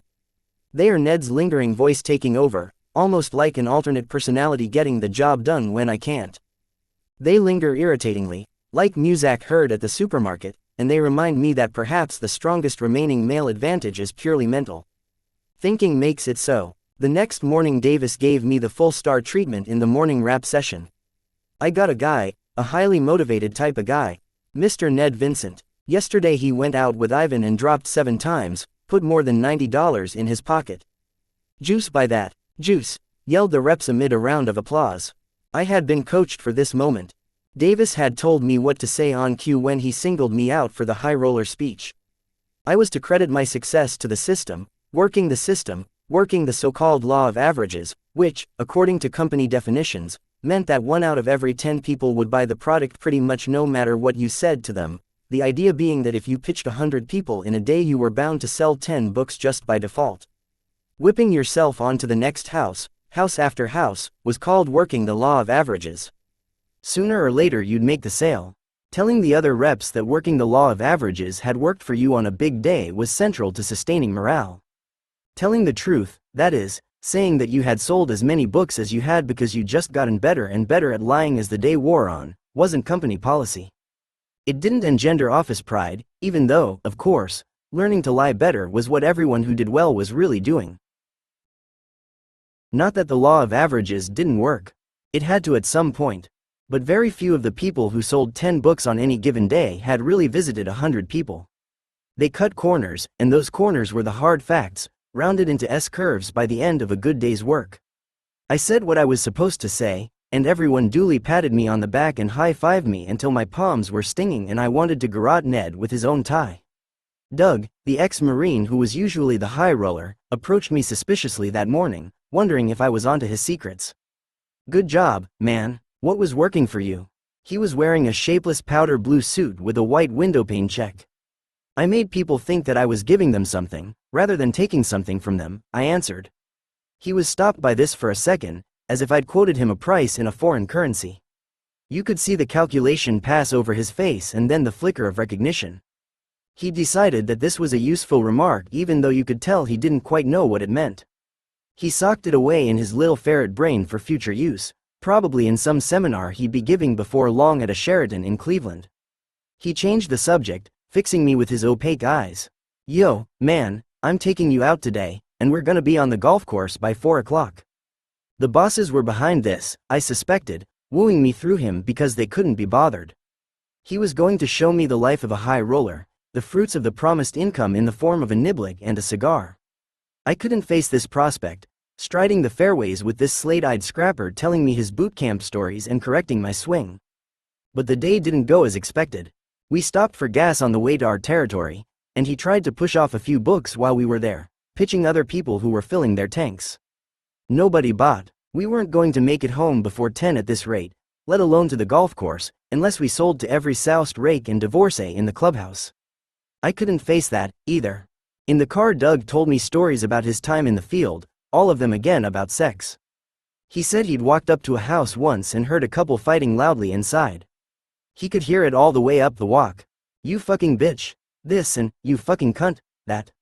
When he rang the doorbell, the door flew open right away and the lady of the house was standing there naked. The husband was in the background near the stairs watching Doug look at his wife, or as Doug told it, watching him try not to look at his wife. Doug made his pitch looking down at the floor or directly into the woman's eyes. "She's pretty good looking, isn't she?" the guy said to Doug. "Sir," said Doug, "I really wasn't looking." This was classic territorial guy stuff, like the men on the street who didn't look into my eyes when they thought I was a guy. You didn't look another man in the eyes and you didn't look too long at his woman. You looked long enough to register your envy in his eyes maybe, but no longer. A guy wanted to know that you thought his woman was hot, and even that you wanted her, but more than that would cross the line and you'd be in trouble. Doug knew this instinctively, as any guy would. By this time Doug had already made whatever panicked pitch he was going to make. The woman had reached for her checkbook, mostly out of spite, Doug figured, piss off her husband with a needless purchase. As she bent over to write the check on the hall table, the guy smacked her on the ass and looked at Doug. "She likes that, don't you?" he said. Of course, all of this was probably a lie, just more guy talk. Projected fantasy. What door-to-door salesman doesn't want to find a naked lady at home? At around noon, Doug pulled into a brand new subdivision nestled into a crook of land behind the major thoroughfare. He was clearly poaching on another rep's territory, but that was one of his shortcuts. He'd buy his own books, even at a loss sometimes, I suspected, poach, whatever it took to better himself in the boss's eyes and get to assistant management. It was all he had to live for. Money was all that seemed to matter to him, and without a college education or any prospect of one, self-made schemes like this one were his only road to riches. He swallowed everything Dono said. Without cash there would be no house, no boat, no hot wife, no kids, no sense of himself as a provider and therefore no sense of himself as a man. Once he'd parked curbside, Doug told me to circle around the houses counterclockwise. He would go the other way, and we'd meet in the middle. I started on my route, but we were mostly making no-home lists, writing down the numbers of all the houses where no one was home, so that we could circle back that evening around cocktail hour and maybe clean up. I did about 10 houses and only 2 people were home, neither of whom was interested in coupons. It was a sweltering day. My beard was melting on my face and I was wearing a big sweat hole in the back of my shirt under my blazer. After the 10th house I gave up and sat at the end of someone's driveway in the shade of a baby tree. The sub was so new it barely had sod, a surreal touch that lent an extra dose of existential despair to the whole proceeding. As if this wasn't Earth at all and you were dead and didn't know it and the afterlife was this hellish little plot around suburbia for all eternity. I waited for Doug, who had gone all the way to the end of the serpentine cul-de-sac, to make his way back into sight. Hanging out under a tree was something I'm sure a lot of the salesmen did on certain days. Ivan had said sometimes he just sat in his car by the side of a deserted road and smoked cigarettes, hiding from the heat and humiliation. It was enough to make anyone as bitter as he was, and I could see how some of the older reps who were trying to support families on this work would sit there consumed by self-loathing and impotence. Doug came back after about an hour or so, having dropped only 1 book in that time. He'd lost face in front of the new guy. The shine of the morning had worn off him. His pestering sparkle was gone and his eyes were a little fiercer than before, almost substantive, with a pinprick of resentment at their centers. I wondered, given all the potency metaphors and bravado that the male salesman brought to the turf, whether accepting this kind of defeat wasn't easier for a woman. Winning or conquering wasn't part of our cultural definition. It wasn't tied to our genitals. There was a residual sexism in this for women, a benign twist on being thought useless in the world of work for so many centuries. If we did it, people would say, pretty good for a girl, and if we failed we were still commended for trying. But a guy, he was a useless clod if he couldn't perform, and he said that to himself at least as harshly as anyone else did. Sitting under a tree in the middle of a workday, Glooming over the little or nothing you had to show for yourself was about as emasculating as it got. I could quit with impunity, so I did. I did what hundreds of desperate people had done before me. I said to myself that it just wasn't worth it. I didn't want to walk around in the heat anymore. I didn't have anything left to say to Doug, nor did he to me. It was just going to be more splitting up and walking around. Ned's butch apotheosis had come and gone. I asked Doug to give me a ride back to the office, and he did with very little protest. I walked in, dumped my merch in the empty conference room and left. The bosses weren't there, but they were used to people quitting, so they weren't going to make a fuss or need to know why. They knew why. That's why they had an ongoing ad in the paper. I decided not to reveal myself to Clutch management. They didn't have time for or interest in anything that wasn't about profit. What were they going to say? Yeah, but how many books did you sell today and how did you do it? To them each of us was just another pair of grubby hands potentially pulling in their cash. Gender didn't seem to have any deeper implication for them. They, unlike the reps, who used it stereotypically to their advantage in the field, weren't particularly interested in or, as far as I could tell, even conscious of its dictates. During one of my interviews at Borg, I had explicitly asked the boss, Diane, what she thought about the differences between men and women in the business, how well they fared comparatively, what they used to their advantage and what held them back. All she said was, I don't see gender. I really don't, and she meant it. She believed it to be true, and certainly in hiring practice and company decorum it was true, since the staff at Borg, unlike the staff at Clutch, was pretty evenly split down the middle, half men, half women, and each of us was expected to live up to the same expectations. At Borg nobody exclaimed, holy sheep, when a woman kicked ass in the field. But it was unlikely that Diane was blind to people's sex when she dealt with them as people one-to-one, that is, unless she was employing some highly sophisticated brand of self-hypnosis that eludes the rest of us.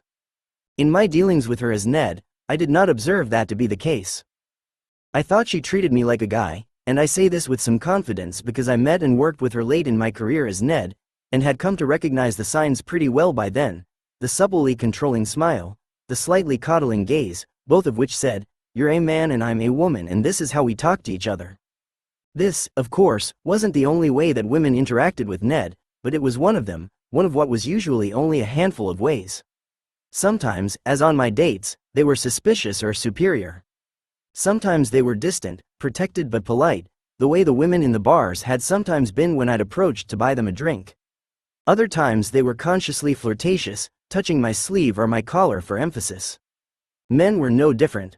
They, too, assessed you for what, not who, you were, and spoke to you accordingly, by rote, like they were addressing a set of characteristics, not a person. It was as if people had 5 or 10 scripts in their minds, each labeled for a type, and all of them geared toward one sex or the other. When they saw you, they'd choose whichever script fit you best, and work from it unconsciously. For guys there was the buddy bonding script, and the, hey, you're not gay, are you, script, and not a whole lot else. In all my experience passing back and forth between male and female, often going out in public as both a man and a woman in one day, I rarely if ever interacted in any significant way with anyone, even store clerks, who didn't treat me and the people around me in a gender-coded way, or freeze uncomfortably when they were uncertain whether I was a man or a woman. It was the freezing that always struck me most. People will literally stand paralyzed for a moment, sometimes in mild, sometimes in utter panic when they don't know what sex you are. You can see the confusion registering, or with polite people, being suppressed, and then you can see the adjustment being made either for male or female or for an extremely uncomfortable and robotic neutral ground between the two.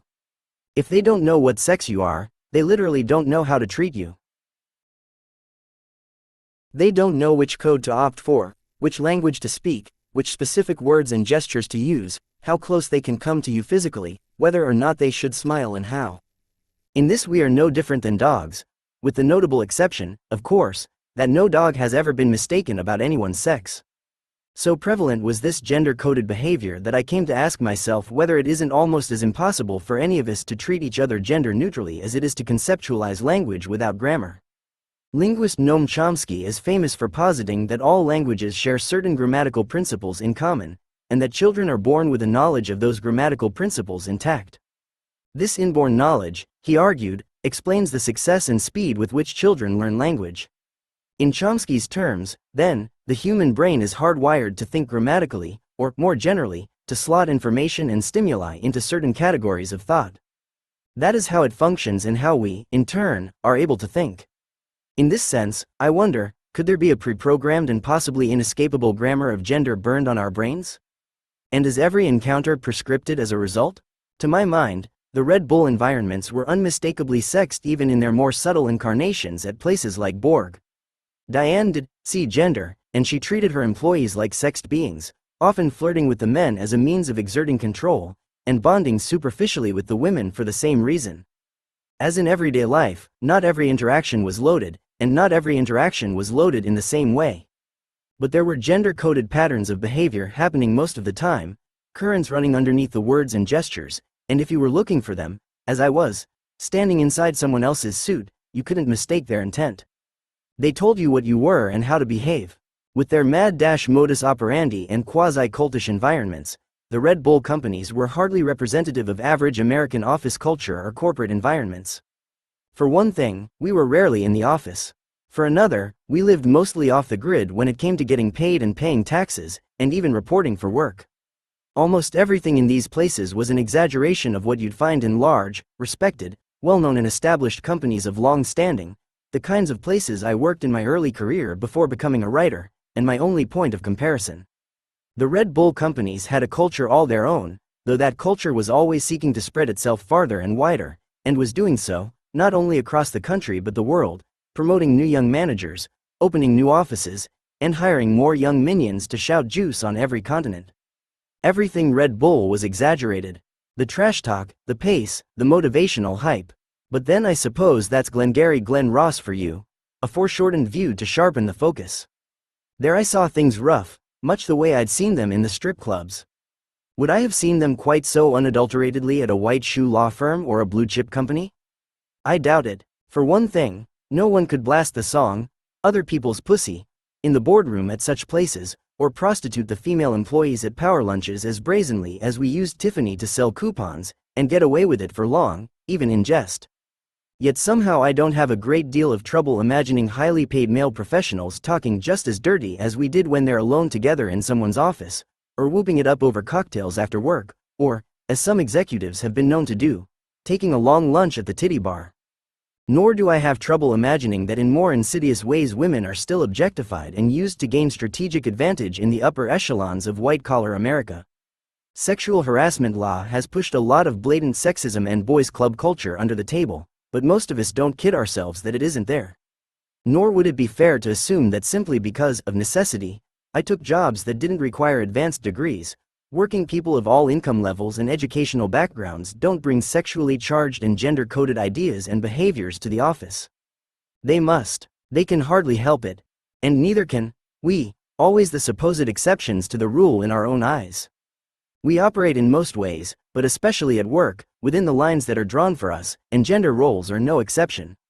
Our expectations for ourselves as men and women are largely those of our parents or caregivers, who, as numerous psychological experiments have shown, are more than likely to have done things as crudely conditioning and silly as dressing us in blue and giving us trucks to play with if we were boys or, if we were girls, dressing us in pink and giving us dolls instead. Selling door to door as Ned helped me to live more of an average man's life for a spell. I got to be one of the slick boys in sales, to see the target girls across the room, and myself in them. I got to feel the workplace pressures of manhood, and understand firsthand that they are still as tied as they ever were to male virility and, hence, self-esteem. I saw the women around me working by a different motivation, disproving still the ever-implied assumption of their inferiority, and deflecting persistent sexual objectification. I remembered having been motivated similarly myself. I saw the clashing styles of the male and female salespeople who tried to teach me to be a man. I grew a pair of balls for a while, and felt the high that well-wielded genitals can induce. And perhaps most important, for the one and only time in my life as Ned, I felt empowered as a man, though I attribute this feeling far more to the clothes I wore than to the circumstances in which I wore them. My jacket and tie had a surprisingly powerful effect both on me and on people's perceptions of me. Thinking back on the experience and how absurd it is that a man's attire can so thoroughly make him, I am reminded of a passage in the Jerzy Kosinski novel Cockpit, which I came across after completing my work experience as Ned. In the novel, The main character pulls a stunt very much like my own, and gets a similar reaction from the public. He has a military uniform custom made for him by a tailor, though he cobbles it together from various designs, using, for example, the lapels of a British uniform, the pockets of a Swedish uniform and the collar of a Brazilian uniform, so as to make it unrecognizable as any country's actual uniform. Then he wears it in public wherever he goes for the next few weeks. When he returns, uniform-clad for the first time, to the hotel where he has been staying, the concierge is so blinded by the uniform that he doesn't recognize the man himself until he gives his name. Thereafter, the concierge insists on treating the man with exaggerated courtesy. These reactions persist with nearly everyone the man meets while in uniform. The parking attendant brings his car around without being asked, ignoring 6 other waiting customers in the process. In restaurants with long lines, he is seated immediately. Airlines give him preferential seating on fully booked flights, and perhaps most outrageously, his word is taken as true without question, even when he goes out of his way to tell whopping lies. Kaczynski writes, "Confronted with my camouflage, it is the witness who deceives himself, allowing his eyes to give my new character credibility and authenticity. I do not fool him, he either accepts or rejects my altered truth." My experience was much the same, though not as grandiose. A suit, or a jacket and tie, is a uniform, quite literally in fact, since the first men's suits were derived from military dress. My business attire gave me credibility, respectability, license. It was a disguise for my disguise, and in it I, the impersonator, was invisible, though not by any means invulnerable. I soared briefly, then I got dropped on my ass and didn't get up. I was one of the quitters, I guess. Not a top guy. The only contact I had with anyone at Clutch after I left was with Ivan. We spoke briefly on the phone a few days later, and he told me that the only thing the bosses had to say about my disappearance was, yeah, well, he wasn't that impressive. 7. Self. The poet and translator Robert Bly ignited the modern men's movement in the United States in 1990 with the publication of his book Iron John. In it, Bly identified what he saw as a crisis of identity in American manhood caused largely by the prevalence of broken relationships between fathers and sons, the disappearance of male initiation rituals, and a dearth of male role models for young boys. Using myth and fairy tale as his guides, especially the Grimm brothers' story, Iron John, from which the book takes its title, Bly encouraged men to reconnect with the buried wild man inside them as a means of healing their bereft and wounded souls. Men, he argued, had gone through a painful evolution in recent decades, moving from one broken model to the next. First there was the 50s man who was supposed to, like football, be aggressive, stick up for the United States, never cry, and always provide. But he was callous and brutal, isolated and dangerous. Then came the 60s man beset by guilt and horror over the Vietnam War and encouraged by the early feminist movement to get in touch with his feminine side. Bly praised this new gentle, thoughtful man for leaving behind the crusty stoicism of his father's generation, but lamented his eventual deterioration into the 70s man, or what Bly called the soft man, a man without backbone or force, an unhappy man, more compassionate than the 50s man, but out of touch with vital, fierce parts of his masculinity. In Bly's reading of the Grimm tale, Iron John, passive, fearful men must have the courage to reclaim their essential manhood by literally dredging up this lost fierceness and vitality from inside them, just as the young men in the Grimm story dredge up hairy, muddy Iron John from the bottom of a swamp. Iron John, or the symbolic wild man, scary, unkempt and ugly as he may seem, is, said Bly, the key to men's self-actualization and freedom, the way forward in men's lives. Iron John became a national bestseller, and though Bly and others had been leading private men's workshops throughout the 1980s, the book brought this work and its stated purpose to public consciousness. New men's workshops and organizations have since sprung up across the country and the world. When I started this project, I had heard of Bly and Iron John and the men's movement, but I had no idea what men did or talked about at these secret meetings. Women aren't allowed to attend them, and the men who attend are generally secretive about what goes on. Like the monastery, this was another shuttered male world that I thought might offer me valuable insights into male experience and men's struggles to redefine themselves in the post-feminist age. But unlike the monks, the men who joined these groups were facing their problems, talking about them openly and pointedly, examining their masculinity, both as they and the culture defined it. It was the perfect place to end Ned's journey. I chose an intimate group of about 25 to 30 guys that met once a month. I had to travel about an hour and a half each way by car to get to the meetings, which were held in a rented rehearsal room in a community center. The room itself was the size of a small dance studio, bare except for a piano in the corner and mirrors on two of the walls. We sat in folding chairs arranged in a circle in the center of the room. There, just sitting and listening, I thought I was going to coast through the end of Ned's Odyssey in a cozy therapeutic setting. Little did I know that this last leg of the trek would push me to the breaking point. I went to my first meeting in mid-July, the worst time of year for Ned to try to pass at close quarters in a poorly air-conditioned, brightly lit room. I was dabbing my face constantly with a handkerchief to avoid beard slippage. Add to that the special notice I got for being the new guy, and you can imagine why I was sweating profusely from the moment I walked in. I had been hoping to sneak in and sit at the back unnoticed, but the group hadn't seen a newcomer in some time, so Gabriel, one of the group's longest-standing members, introduced me around the room. Gabriel was sweet, heartbreaking, really. The minute you met him you could see that his sense of self was in pieces all over the floor, like a motorcycle someone had taken apart in a garage years before and hadn't been able to put back together again. He was handsome in an earnest, outdoorsy sort of way, mid-40s but still dirty blonde and trim in his jeans, long-sleeved t-shirts and Birkenstocks. He was harmless and well-meaning, but a little off-putting at first in his eagerness to bond with me as a brother. On my second visit he insisted on hugging me hello and goodbye. I'm not generally a big one for therapy groups, especially cultish ones that circulate mimeographed booklets full of toothless mantras and aphorisms, or airy poetry that's supposed to sound deep but usually isn't. This group was a classic of that genre, at least in its literature. It had its own mimeographed booklet, which one of the founding members had assembled, and it was full of quoted snippets from men's movement gurus like Bly, Joseph Campbell and Michael Meade, as well as a few scattered gems from Yeats, Eliot, Emerson and other dead poets of note. But to me, in this context, even the masters sounded flaccid and ill-used. The rest of the booklet consisted mostly of questions that were supposed to function as loose guidelines for discussion on that meeting's assigned theme, questions like, what are my unmet emotional needs? How much is my masculinity defined by other people or society's expectations of me? Do I respect other men? There were 7 themes or stages of growth in all, instead of the usual 12 that recur in addiction recovery meetings. Like a 12-step group, we rotated through them from week to week.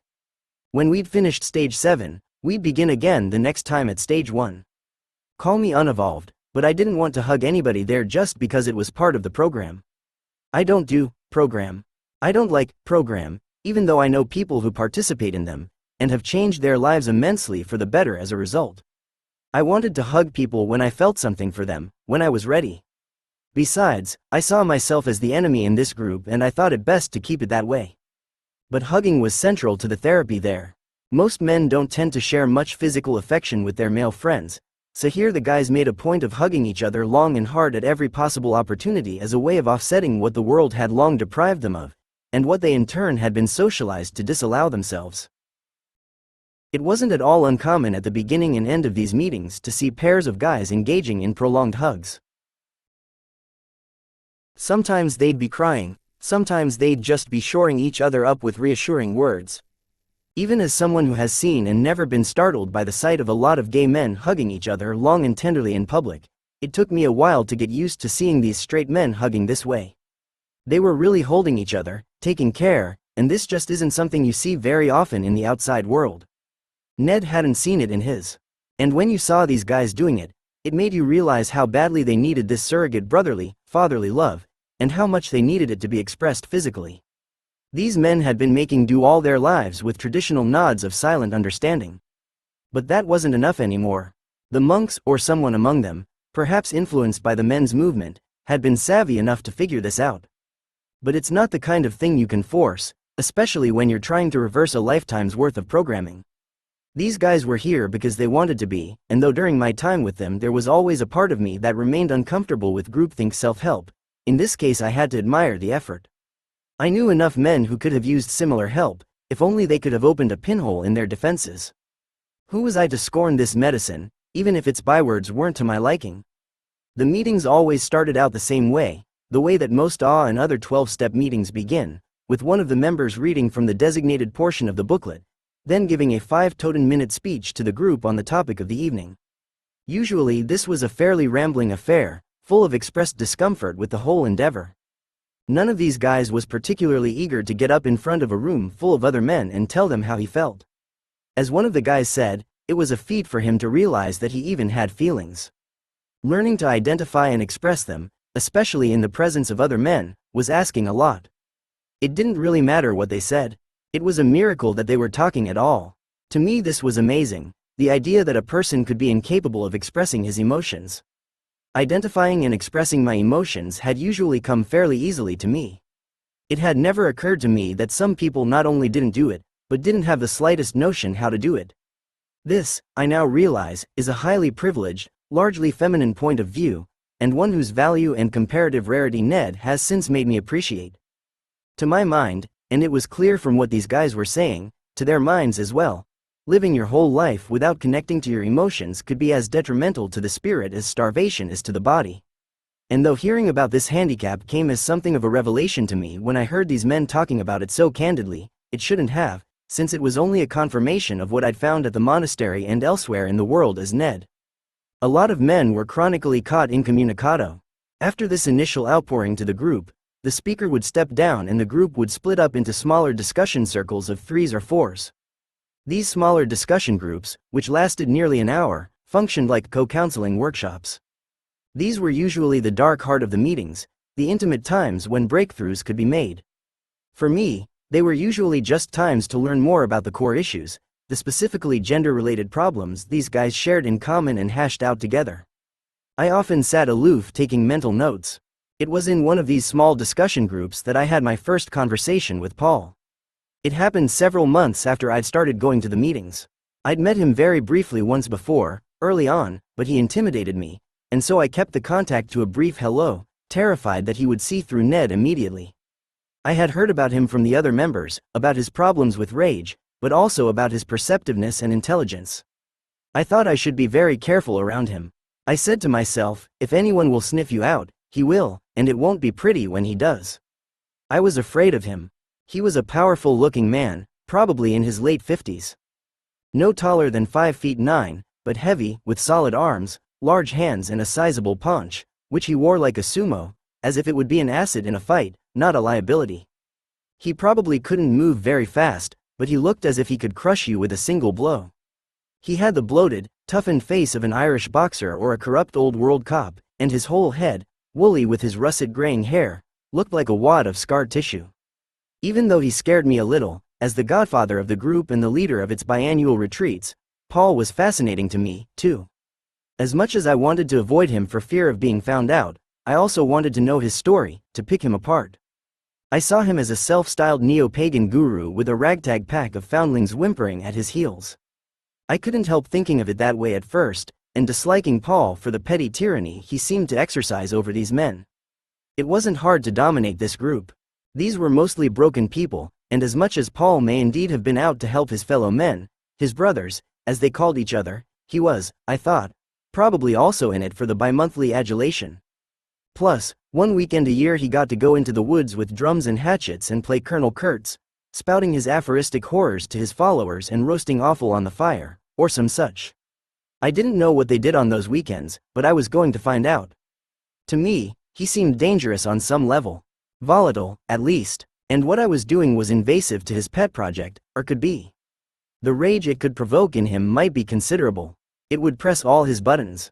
As he told it, one of the defining conflicts of his psyche was his hatred for his mother, whom he said had been psychotic. She was dead now, and had tried to kill him. He said he had the scars to prove physical abuse at her hands. I imagined that Paul had transformed his abiding hatred for this woman into a pervasive and virulent misogyny.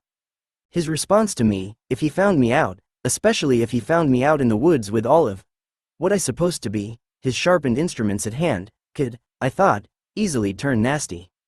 I could see it happening, all the matrophobic ire finding its focal point in me, the treacherous female, nosing her way in where she didn't belong, listening to their secrets and invading their sacred space. Of course, none of this was fair. I didn't even know the man yet. But Paul was emblematic for me from the start. This was the end of Ned's journey and Paul was his last trial, the last person to deceive and perhaps confront.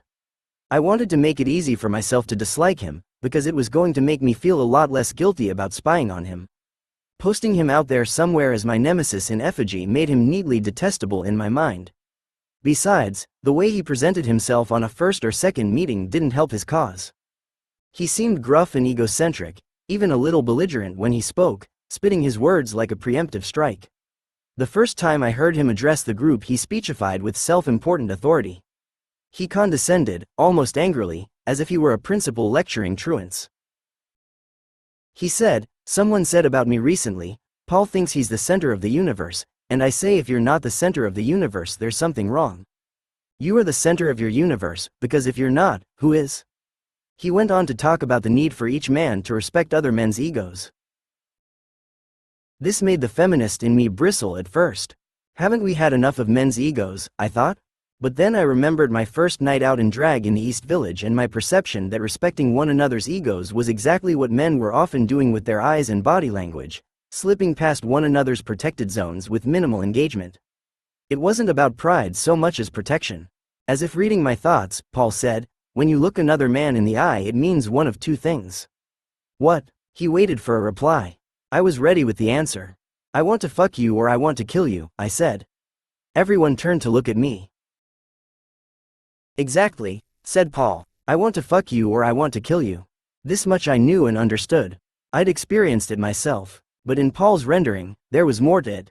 He was making a larger point, a point that was central to the purpose and methodology of the men's movement, but I didn't find that out until much later, until I'd heard more of these men's stories and learned what they were trying to accomplish at these meetings. At the time it just made me think that Paul was a petty tough guy, showing his homemade troops how to piss in all four corners of the room. But then Paul and I met again in one of the small discussion groups. We were sitting 2 feet from each other, face to face, and he wasn't an abstraction anymore. Nor, I soon discovered, was he the bully I'd taken him for. I sat quietly for the first half hour, just as I usually did, listening to what the other guys were saying. He was listening, too. And as I listened and watched the way he listened, I began to see that there was much more to him than the illusion of certainty he'd presented at the front of the room. He wasn't just a windbag who loved the sound of his own voice. Actually, he was the only man in the group who really listened. He listened intently, instead of just waiting for his turn to speak. Most of the other guys tended to talk at and past each other, rarely to or with each other.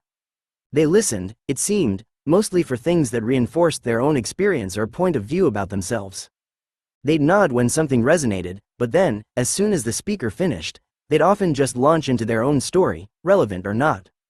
This ship's passing in the night approach didn't seem to bother most of the guys.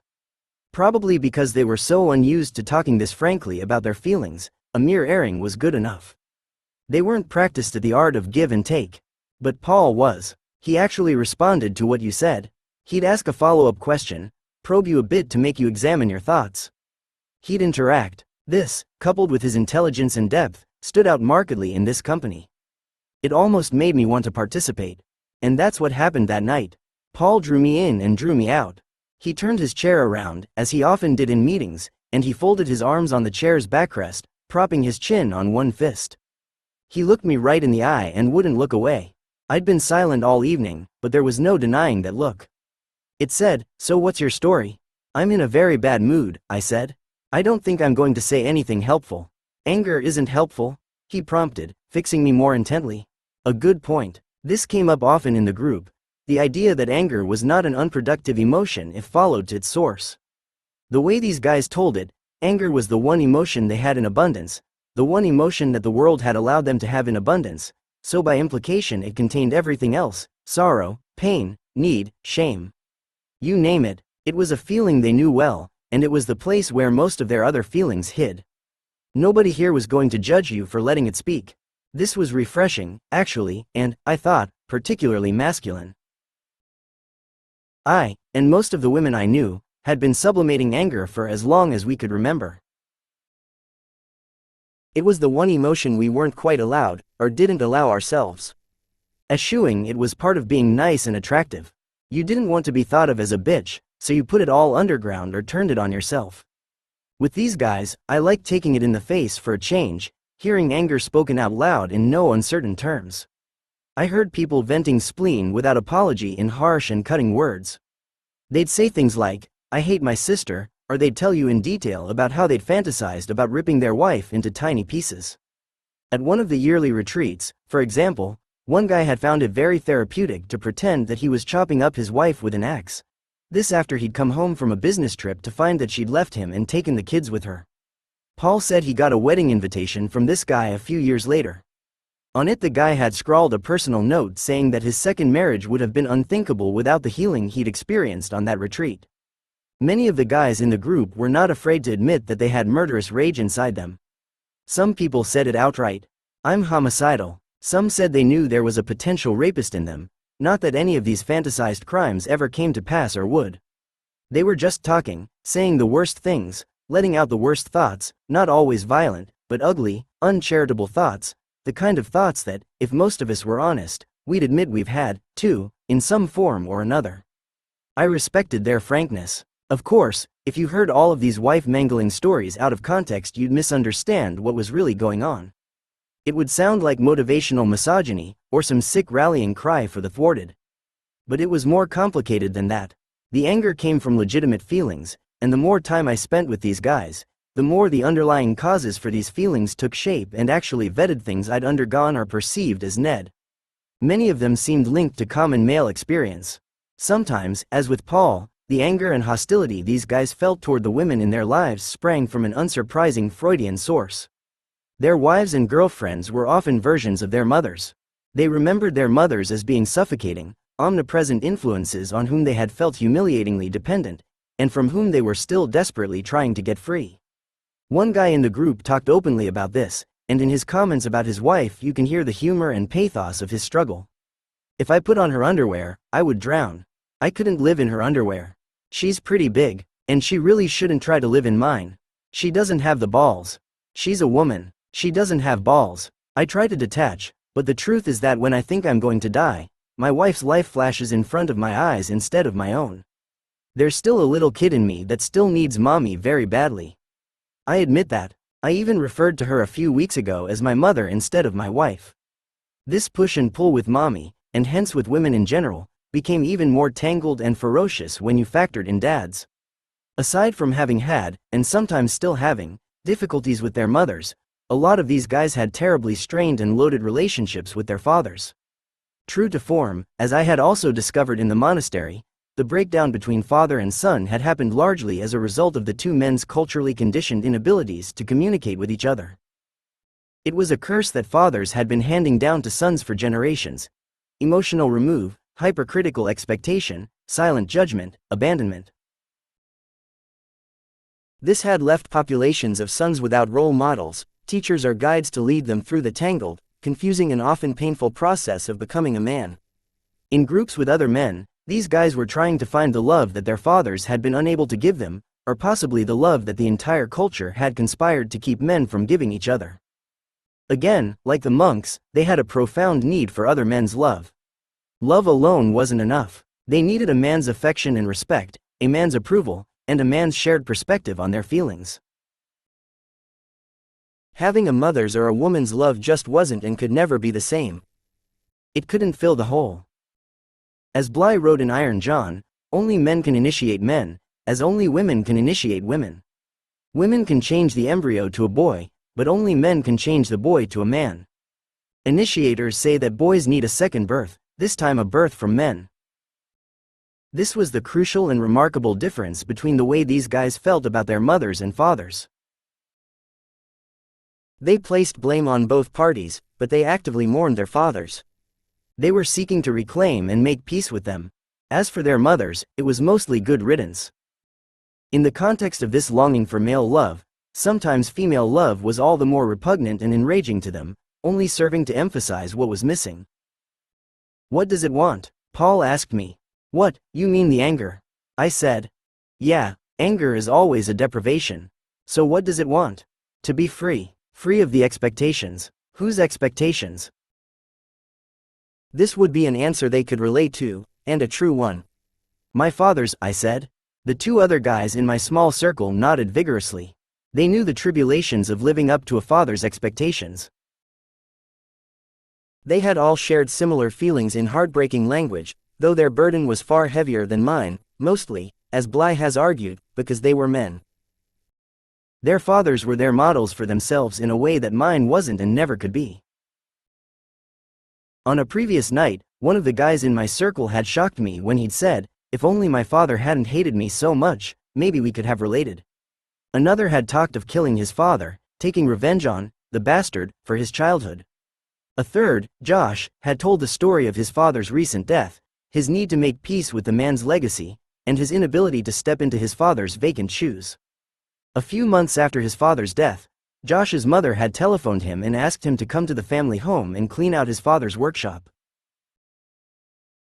His father had been something of a master craftsman, and he had left behind a lot of tools, but Josh wasn't the type to work with his hands. You could tell that this must have been a sore point between his father and him, and probably part of what had kept them apart. Josh did go home to his father's workshop, just as his mother had asked him to. "I touched the handle of his hammer," he said in a shaking voice. "I went into the basement where there were rows and rows of his little drawers, full of screws and bolts and stuff, all carefully labeled. I couldn't face it. I couldn't take these things to my home and do what he had done with them. But then I thought maybe I could just take them out of their drawers and mix them all up together in a pile." Everyone laughed at this. We knew what he meant, an anarchistic act, a rebellious last no to measuring up to Dad. Like Josh's, my story was pretty vanilla. My father and I had never hated each other, but it seemed relevant, so I shared it with Paul when he asked. "Here's the thing about my relationship with my dad when I was growing up," I said.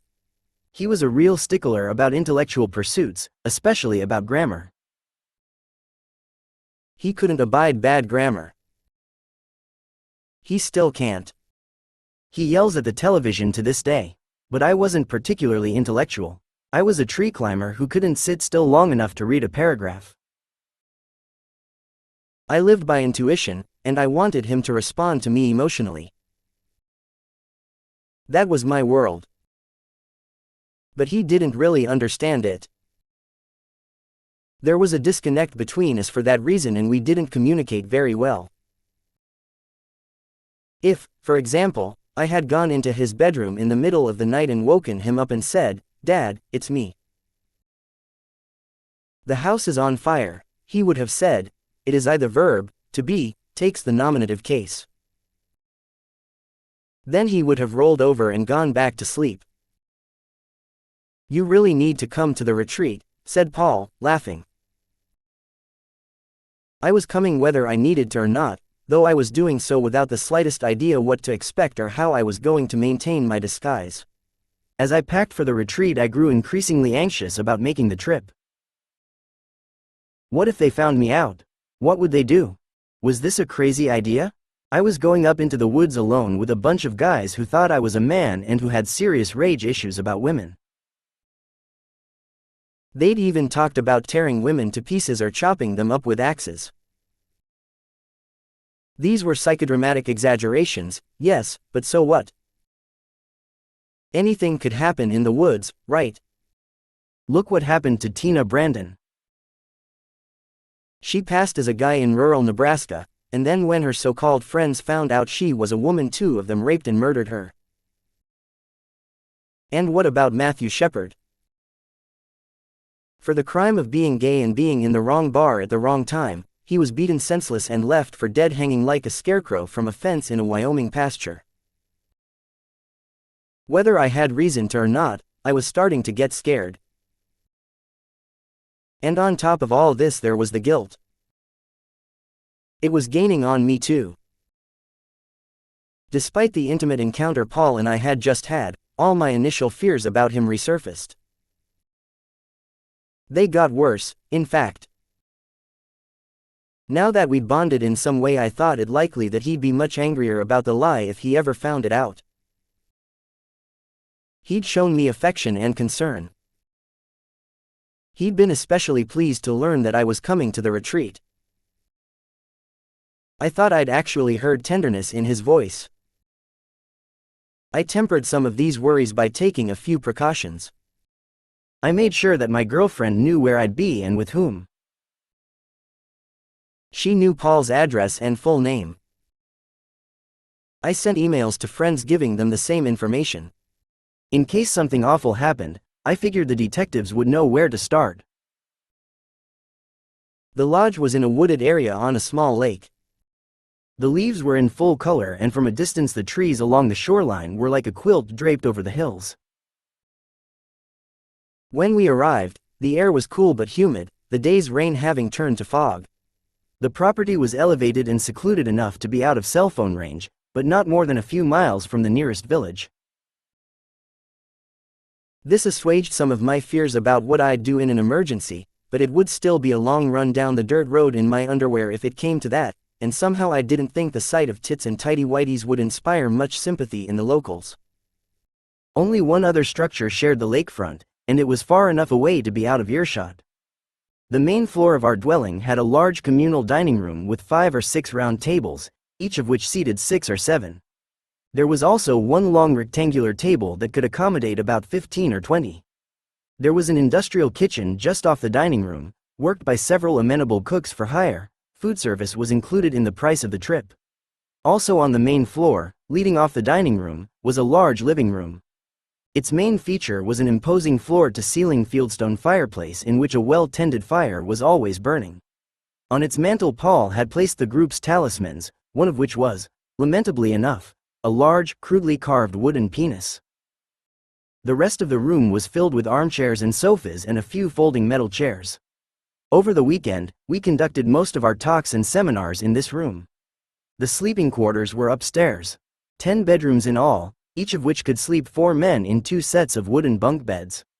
As it happened, one of my bunk mates didn't show, so I had only 2 roommates to deal with instead of 3. Still, I can assure you that, given the way these guys snored and farted in their sleep, 2 roommates was quite enough. Through the walls, I could hear the guys in the next room roaring like wildebeest all night long. 33 men in all attended the retreat. Make that 32 men and 1 woman. It was a full house. I had planned on sleeping in my clothes and not showering, leaving my beard untouched and making good cover of filth if need be. It was only going to be 2 days, and if I got covered in mud during that time, so much the better for disguise. I chose one of the bottom bunks, and I was able to disrobe there inside my sleeping bag. Once the lights had been turned out, I stripped down to my t-shirt and underwear, stashing my flannel shirt and jeans in the corner of my bunk, to be put on again in the same way at first light. The first night, we arrived in the early evening and had dinner. The festivities began thereafter with an initiation ritual. This involved all 33 of us standing together in the main dining room in as tight a mass as we could manage. Paul encouraged this by laying a rope around us on the floor and tightening its circumference as much as possible around our feet. When we were packed together, Paul stood in front of us and told us what to do. This was a given throughout the weekend. Paul told us what to do and we did it. The ritual we were about to undergo was called smudging, a Native American custom. It consisted of lighting a bowl full of incense, mostly sage from the smell of it, holding the bowl in front of each man and fanning him with the smoke, up and down his body, both front and back, with what looked to be a fully feathered and preserved eagle or hawk's wing. The idea, as Paul explained, was for each man, one by one, when he felt moved to do so, to step outside the circle, walk over to the smudger, raise his arms and receive the smoke as it wafted around him. Per Paul's instructions, some of the guys had suspended a tarp from the ceiling, draping it over each side of a rope so that it hung down in an A-frame and formed a tunnel. After you had been smudged, you were supposed to walk through the tunnel to what Paul had called an unknown beyond that awaited you in the next room. Paul went first, of course, because, as he explained somewhat archly, in the wild the alphas always get first dibs on the meat. He had an impish look in his eye, but he took this very seriously all the same. He stood in front of the smudger with his eyes closed. He had one hand over his heart and one hand over his prick, as if he were saying a priapic pledge of allegiance, which I guess in a way he was. I was one of the last to go through. When I stood in front of him, the smudger looked me in the eye and nodded gravely as he fanned me. I nodded back with my best square jaw and turned to enter the tunnel of unknowing. At the end of it I encountered 2 obstacles, which Paul had said represented the obstacles one faces along the way to masculine enlightenment. The first obstacle was a bench they had placed in the doorway. You had to step over it. The other was a low lintel, which you had to duck under in order to enter the next room. Ducking under had the effect of bringing you into the living room at half height. The action itself was pretty silly, but I understood its symbolism well enough. Coming into a room at half height put you in a disadvantaged posture, one that I could imagine inspired considerable discomfort among these guys, especially when other guys were present. Some part of them was always thinking in terms of conflict and defense, especially around each other. As a guy, you had to be at your full height and in possession of your faculties when in close proximity to other men. I had learned this, too, as Ned. It was complicated, because on one level everything was easy and brotherly, full of those inclusive hey buddy handshakes I had felt early on in my term as Ned, and had felt here in the group as well. But all of this camaraderie depended on a strict observance of the rules. The boundaries were strong between men, and as I had learned at the monastery, you had to navigate them appropriately or risk a strong negative reaction. I could see why it was hard for these guys to let down their emotional defenses with each other. For me, as a woman with other women, the contact was always fluid. The company of other women doesn't generally make women tense. We don't have our guard up in the same way. We operate under different rules. Our territories, such as they are not hard and fast. We hug and touch and break the barriers of one another's space in ways that men find startling among themselves. Our hugs may be superficial, and they may not always be sincere, but they are not threatening. We may also be competitive and undermining at times, but even at our worst, the most we are likely to do is hurt one another's feelings. As a result, you don't often hear women talk about being afraid of other women. But these guys talked about fear all the time, as if exposing yourself to another man was like putting yourself under his knife. When I emerged from under the low lintel, Paul was standing there in the light, close enough to touch, with his arms wide open for a hug. Again a symbolic act. You'd come up from below expecting a sucker punch, and instead, you'd get a long-lost father's hug. I folded myself into Paul's chest defensively, worried that he would feel my bra beneath my flannel shirt, or the stickiness of my beard. "Welcome, Ned," he said, exhaling deeply and crushing me against him. Unexpectedly, I felt him soften in the embrace. It wasn't a bear hug. He didn't slap me on the back or grunt encouragement. He held me, really held me, and unlike Gabriel's early proselytizing hugs, which had felt faintly shallow and cloying, Paul's hug was real and generous. Here was the guy I'd been demonizing, fearing, disliking, and he was taking me in as a son. My guilt ratcheted up a notch. Paul often played the father figure in the group, and he played it expertly. The guys looked up to him. A lot, but their respect had an edge to it, too. Earlier in the evening, while constructing the tunnel and obstacles, Paul had shouted encouragement to two of the younger guys. "Looks great," he'd said. "Hey," quipped one of them under his breath. "Praise from Caesar." He'd meant it affectionately, but it was a jab, too. He was right on the nose. Caesar indeed, little Caesar. The emperor in a shoebox bloated with his own importance. I'd thought of him that way, too, complete with the desire to betray him. But after our therapeutic talk in the previous week's meeting, and now after this hug, I felt ashamed of my former judgments. Like everyone else here, Paul was full of wounds, and he didn't share them easily. I had seen him earlier in the evening, sitting off by himself at one of the tables in the dining room, working up the next day's lesson plan. He had been leafing through some books of poetry and inserting bookmarks in the places he wanted to read from later. Then at one point, very deliberately, he put the books down, stacked them in a small pile, crossed his arms around them, and rested his head on them. He sat like that for a while before I realized that he was crying. I had wanted to approach him then, to put my palm on the back of his neck and show him that someone was paying attention. But I still sensed a volatility in him that made me worry he might swing around and belt me, like a bear surprised at his meal. Besides, my move would have been feminine, or at least have come from a nurturing place, and that stuff got a complicated reception in these parts where mothers were birds of prey. Fanned out in the room behind Paul, all the other guys who had gone through the tunnel before me were standing in a semicircular receiving line, each waiting for a hug from me.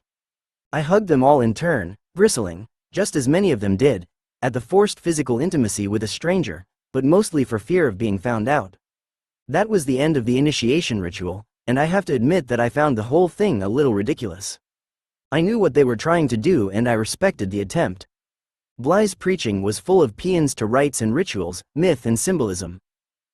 The loss of them was crucial, he claimed, to the breakdown of modern masculinity. But to my mind, these insipid parlor games were no replacement. Either offer a genuine obstacle, a real trial that would test the limits of a person's character and sense of self, or leave it alone.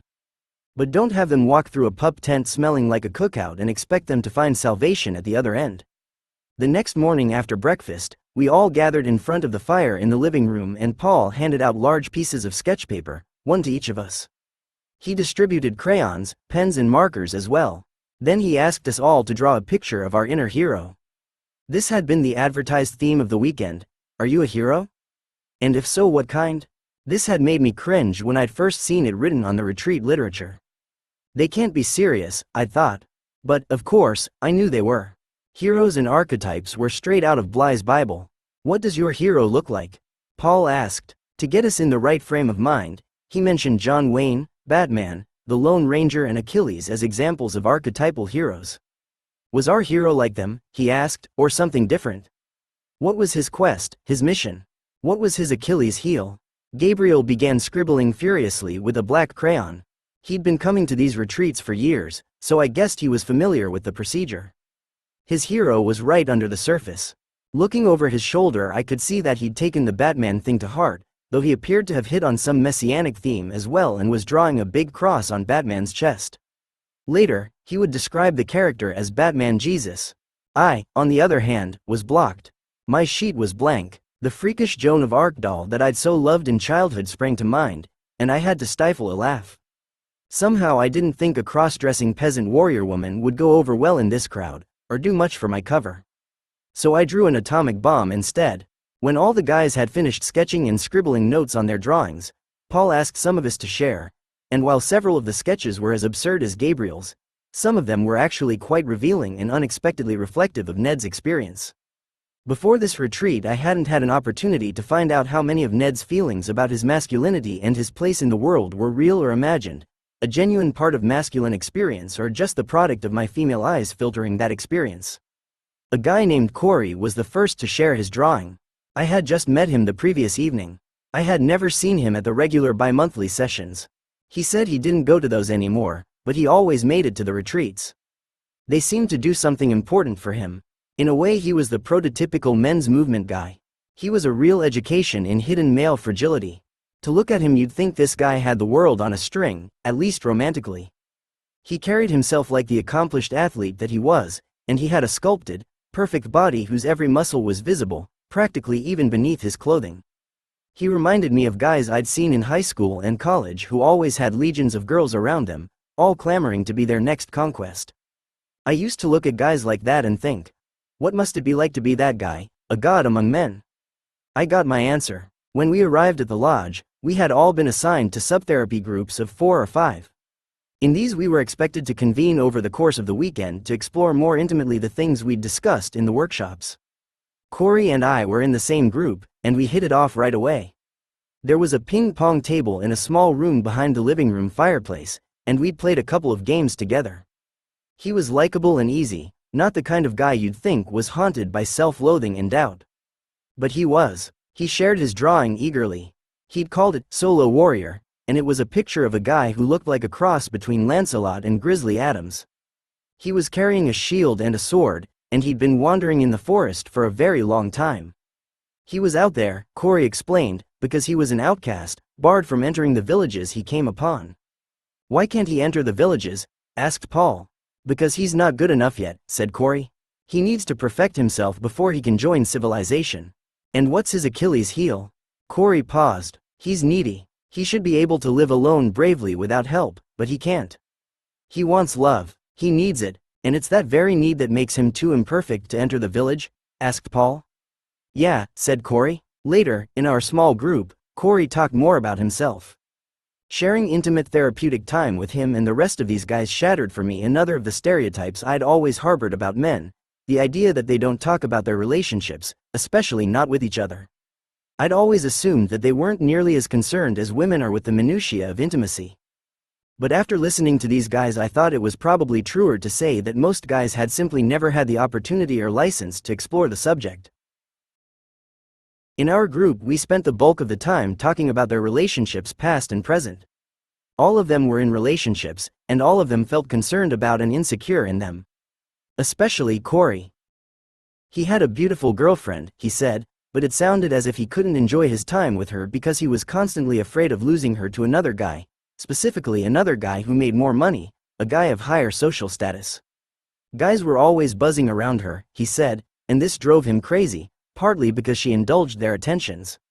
Here he was, the outwardly powerful masculine ideal, an outcast in his own life, excruciatingly insecure in his position, compelled to make a brave show of it on the outside, forbidden to show weakness, yet plagued by it nonetheless.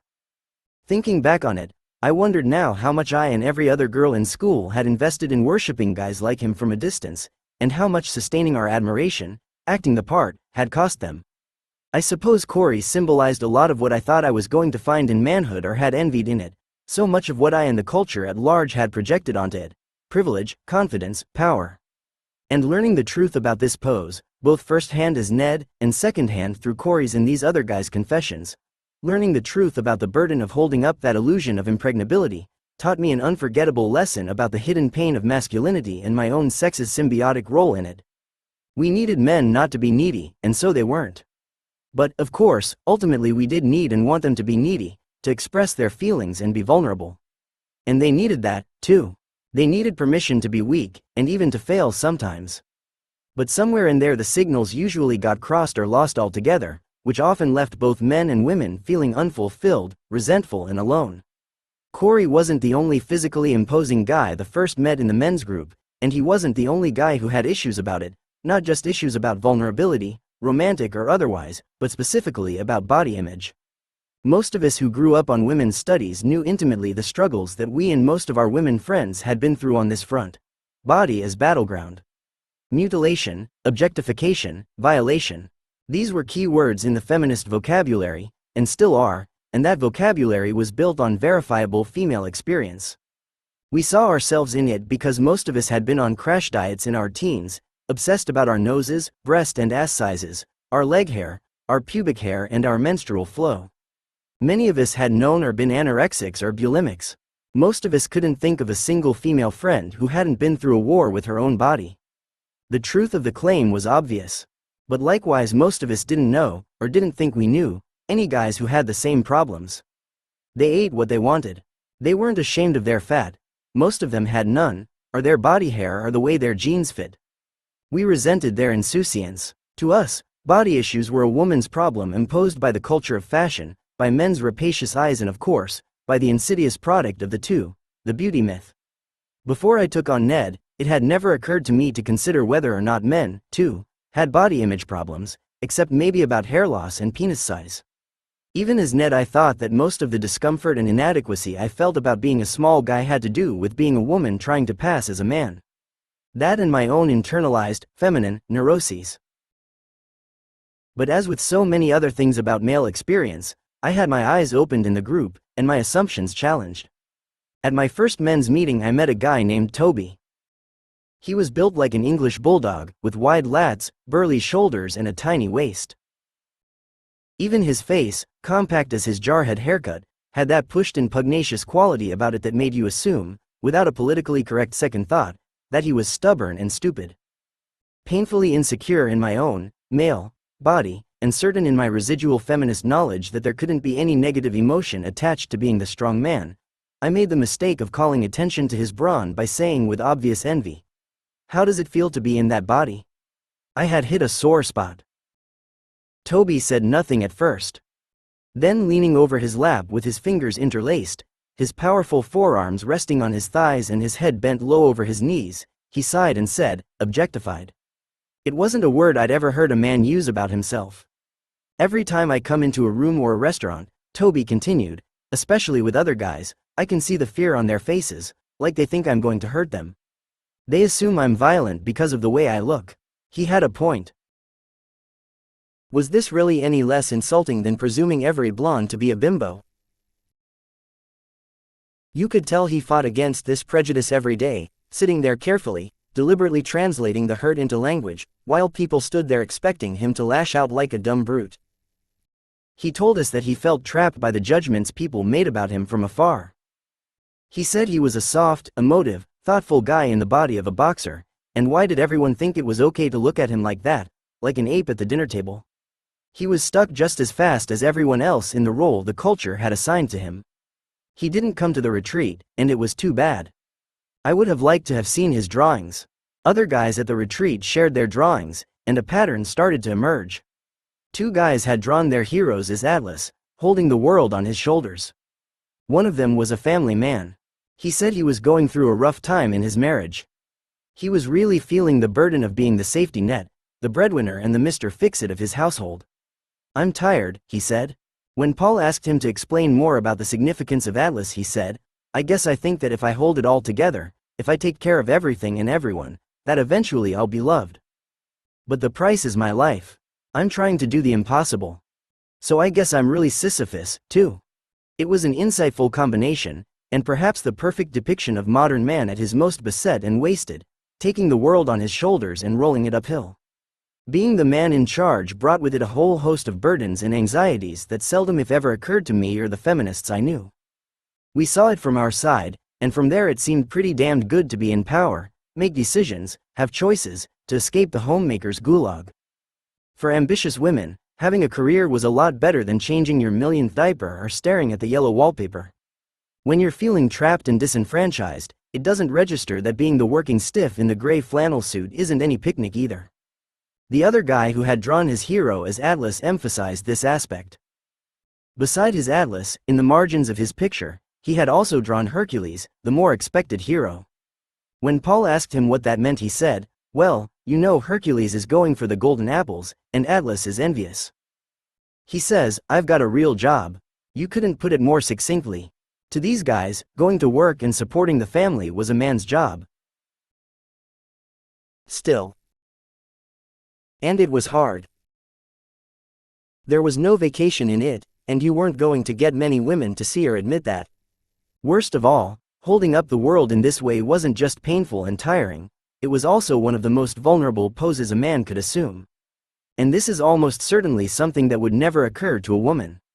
See, said the guy, Atlas can't protect himself in that position. Anybody could just walk right up to him and kick him in the balls. There it was again. The fear of conflict and vulnerability, the assumption that even your most basic job in life made you weak to enemies and contained within it the invitation to attack. And all of this was built into the mission of a man's life, his sense of his own masculinity. As always, women were an integral part of that conflict. To these guys, being Atlas didn't literally mean supporting the world. It meant supporting their little piece of it. Being Atlas was about being the guy who takes care of all the pesky logistical, and often fiscal, hassles so that daily life can run smoothly. It meant worrying so that the wife and kids didn't have to.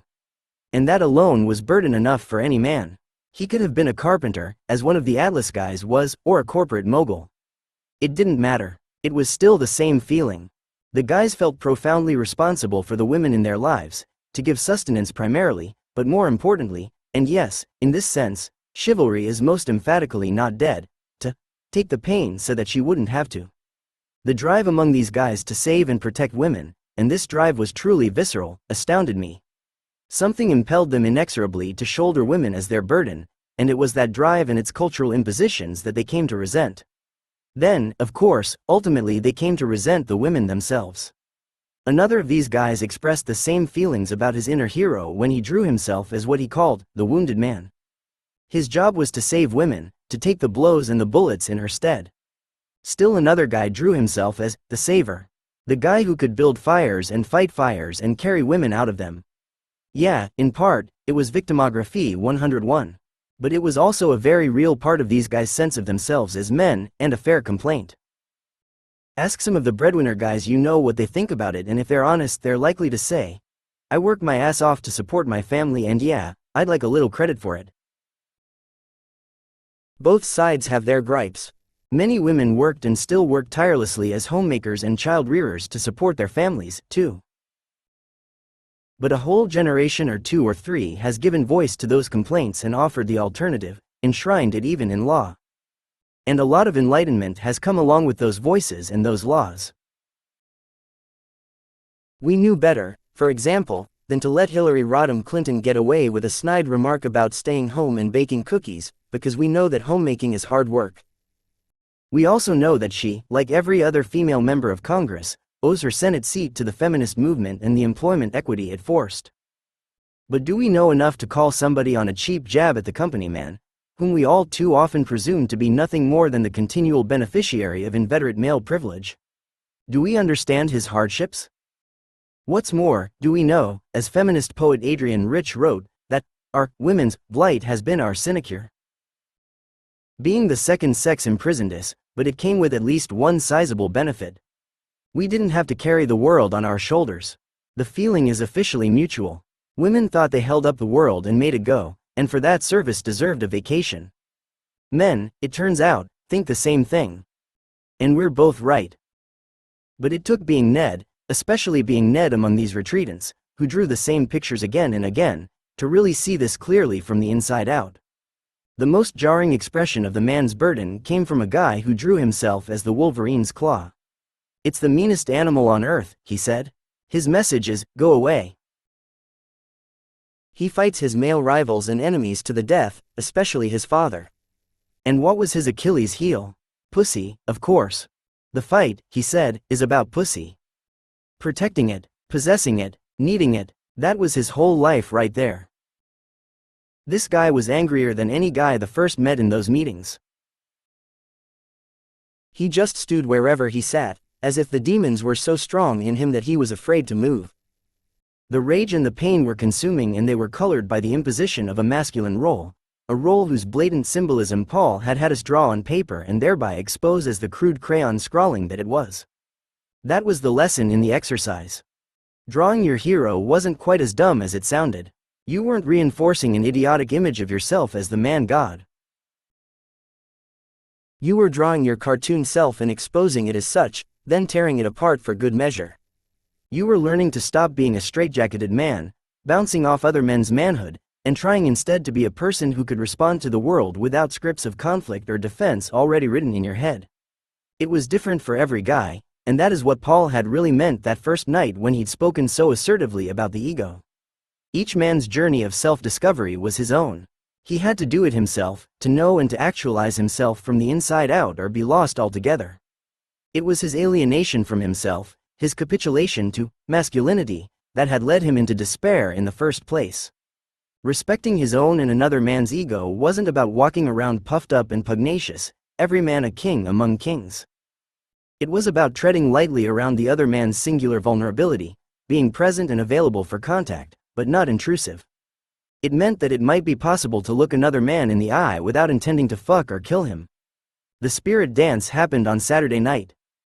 It was the pinnacle of the weekend, or it was supposed to be. It was the time when you were meant to enact and thereby resolve or dispel all the buried conflicts you had unearthed over the previous day and a half. This was where the weapons came in.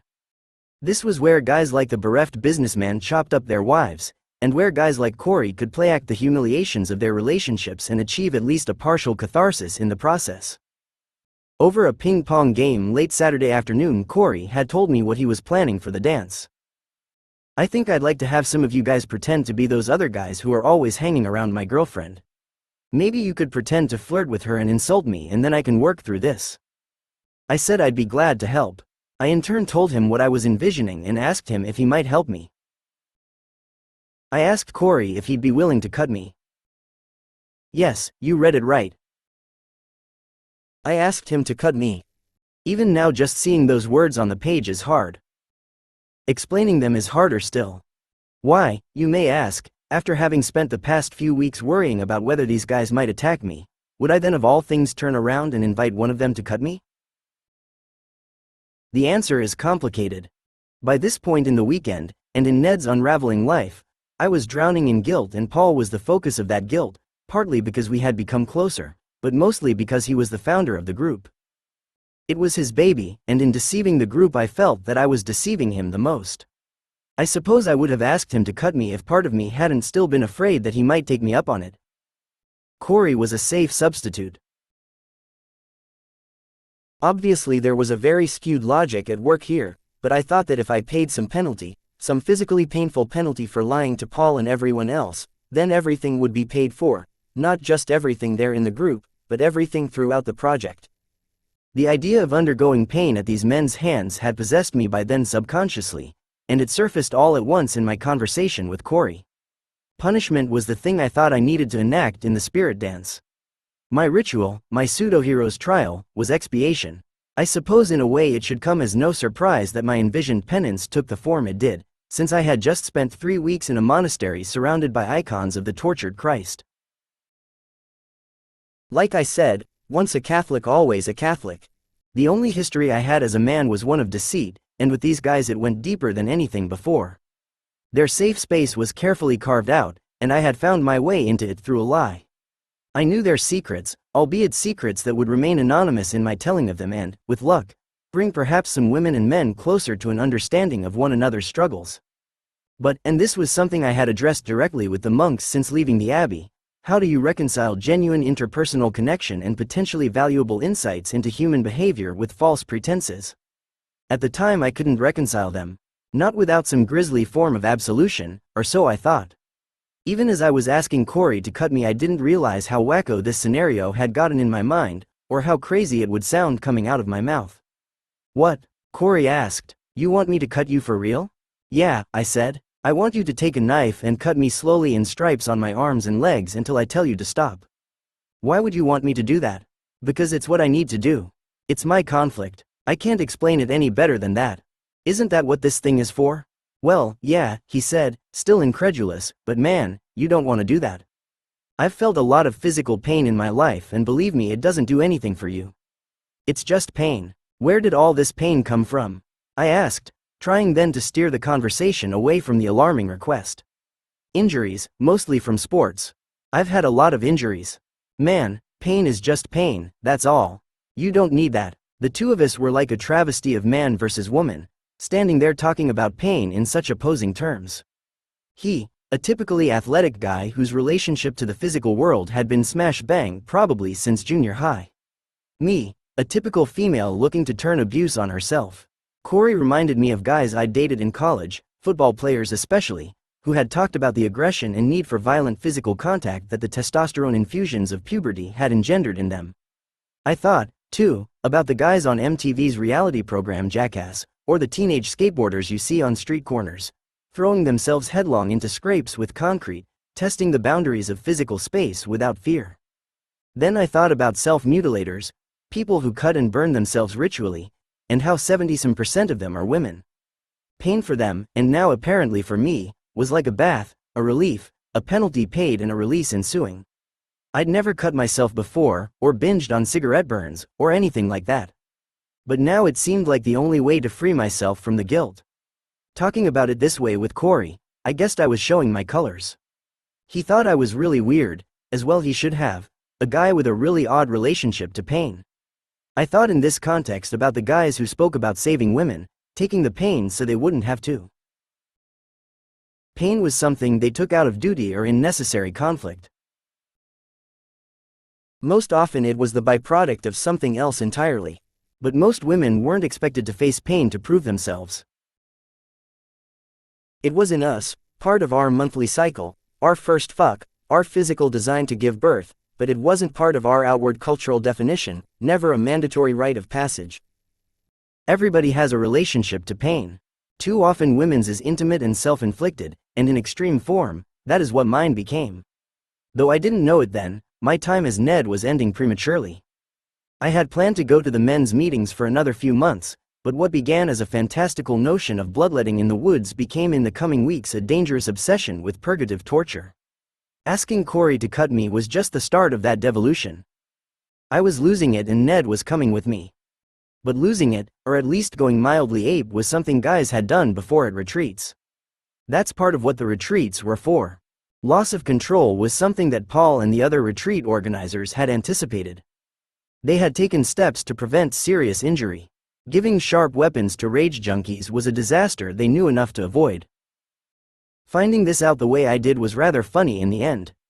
The night of the spirit dance I painted my face black with charcoal from the fire. It was another form of cover and my own boyish jab at spooking it up for the dance, where all the ghosts and demons were meant to surface. The men had cleared the dining room for the festivities and set up an array of African and other drums in the corners so that various members of the group could provide the soundtrack for the evening. The room was aglow. They had lit candles all around and turned out the overhead lights. It was then that I saw all the weapons and implements lying on the long dining table, which had been pushed up against the windows out of the way. There are moments when the power of fantasy is brought up humiliatingly short by real life, and this was one of them. Big time. As I looked the table over, I realized that all the spears and knives and other weapons I'd seen gleaming so beautifully menacing in my mind's eye were in fact made of plastic. Yes, plastic. They were toys. Toy Viking and conquistador helmets and breastplates and machine guns that went rat-tat-tat when you pulled their triggers. I couldn't believe it. I had to laugh at myself. Here was the ultimate clash of consciousness, a bunch of boys playing war, and me wanting a butchering at their hands. I felt like a twisted babysitter. I had come to the retreat worried about what might happen to me, but with the possible exception of Paul and the Wolverine guy, I was the most dangerous person there. The other guys were pussycats to a one. As we assembled, I saw that people were half dressed in various costumes. One of my group mates was wearing his commando pajamas, a kind of camouflage sweatsuit he'd been wearing all weekend. Corey was wearing a short bathrobe, the top half of which he soon dribbled over the belt and let hang from his waist. He danced topless that way for much of the evening, as did many of the other guys. Gabriel had donned a tragic thespian mask and was scampering around the room in a crouch, cowering periodically behind chairs and other people like a dog trying to dodge a beating. One of the middle-aged guys was wearing nothing but off-white long john bottoms. His cock and balls wiggled and dangled as he skipped around in circles to the sound of the drums, his pecs drooping and withered, a look of awkward concentration on his face. My commando pajamade group mate picked up one of the plastic axes and spent a good 10 minutes mock wanking with it between his legs, running an open fist furiously along the shaft, arching his back and falling to his knees in ecstasy at the climax. He said later, "I wanted to get in touch with my balls and my orgasm, my cum." How original. Corey eventually joined a small group of guys writhing together on the floor, half wrestling, grunting and groaning and throwing themselves around.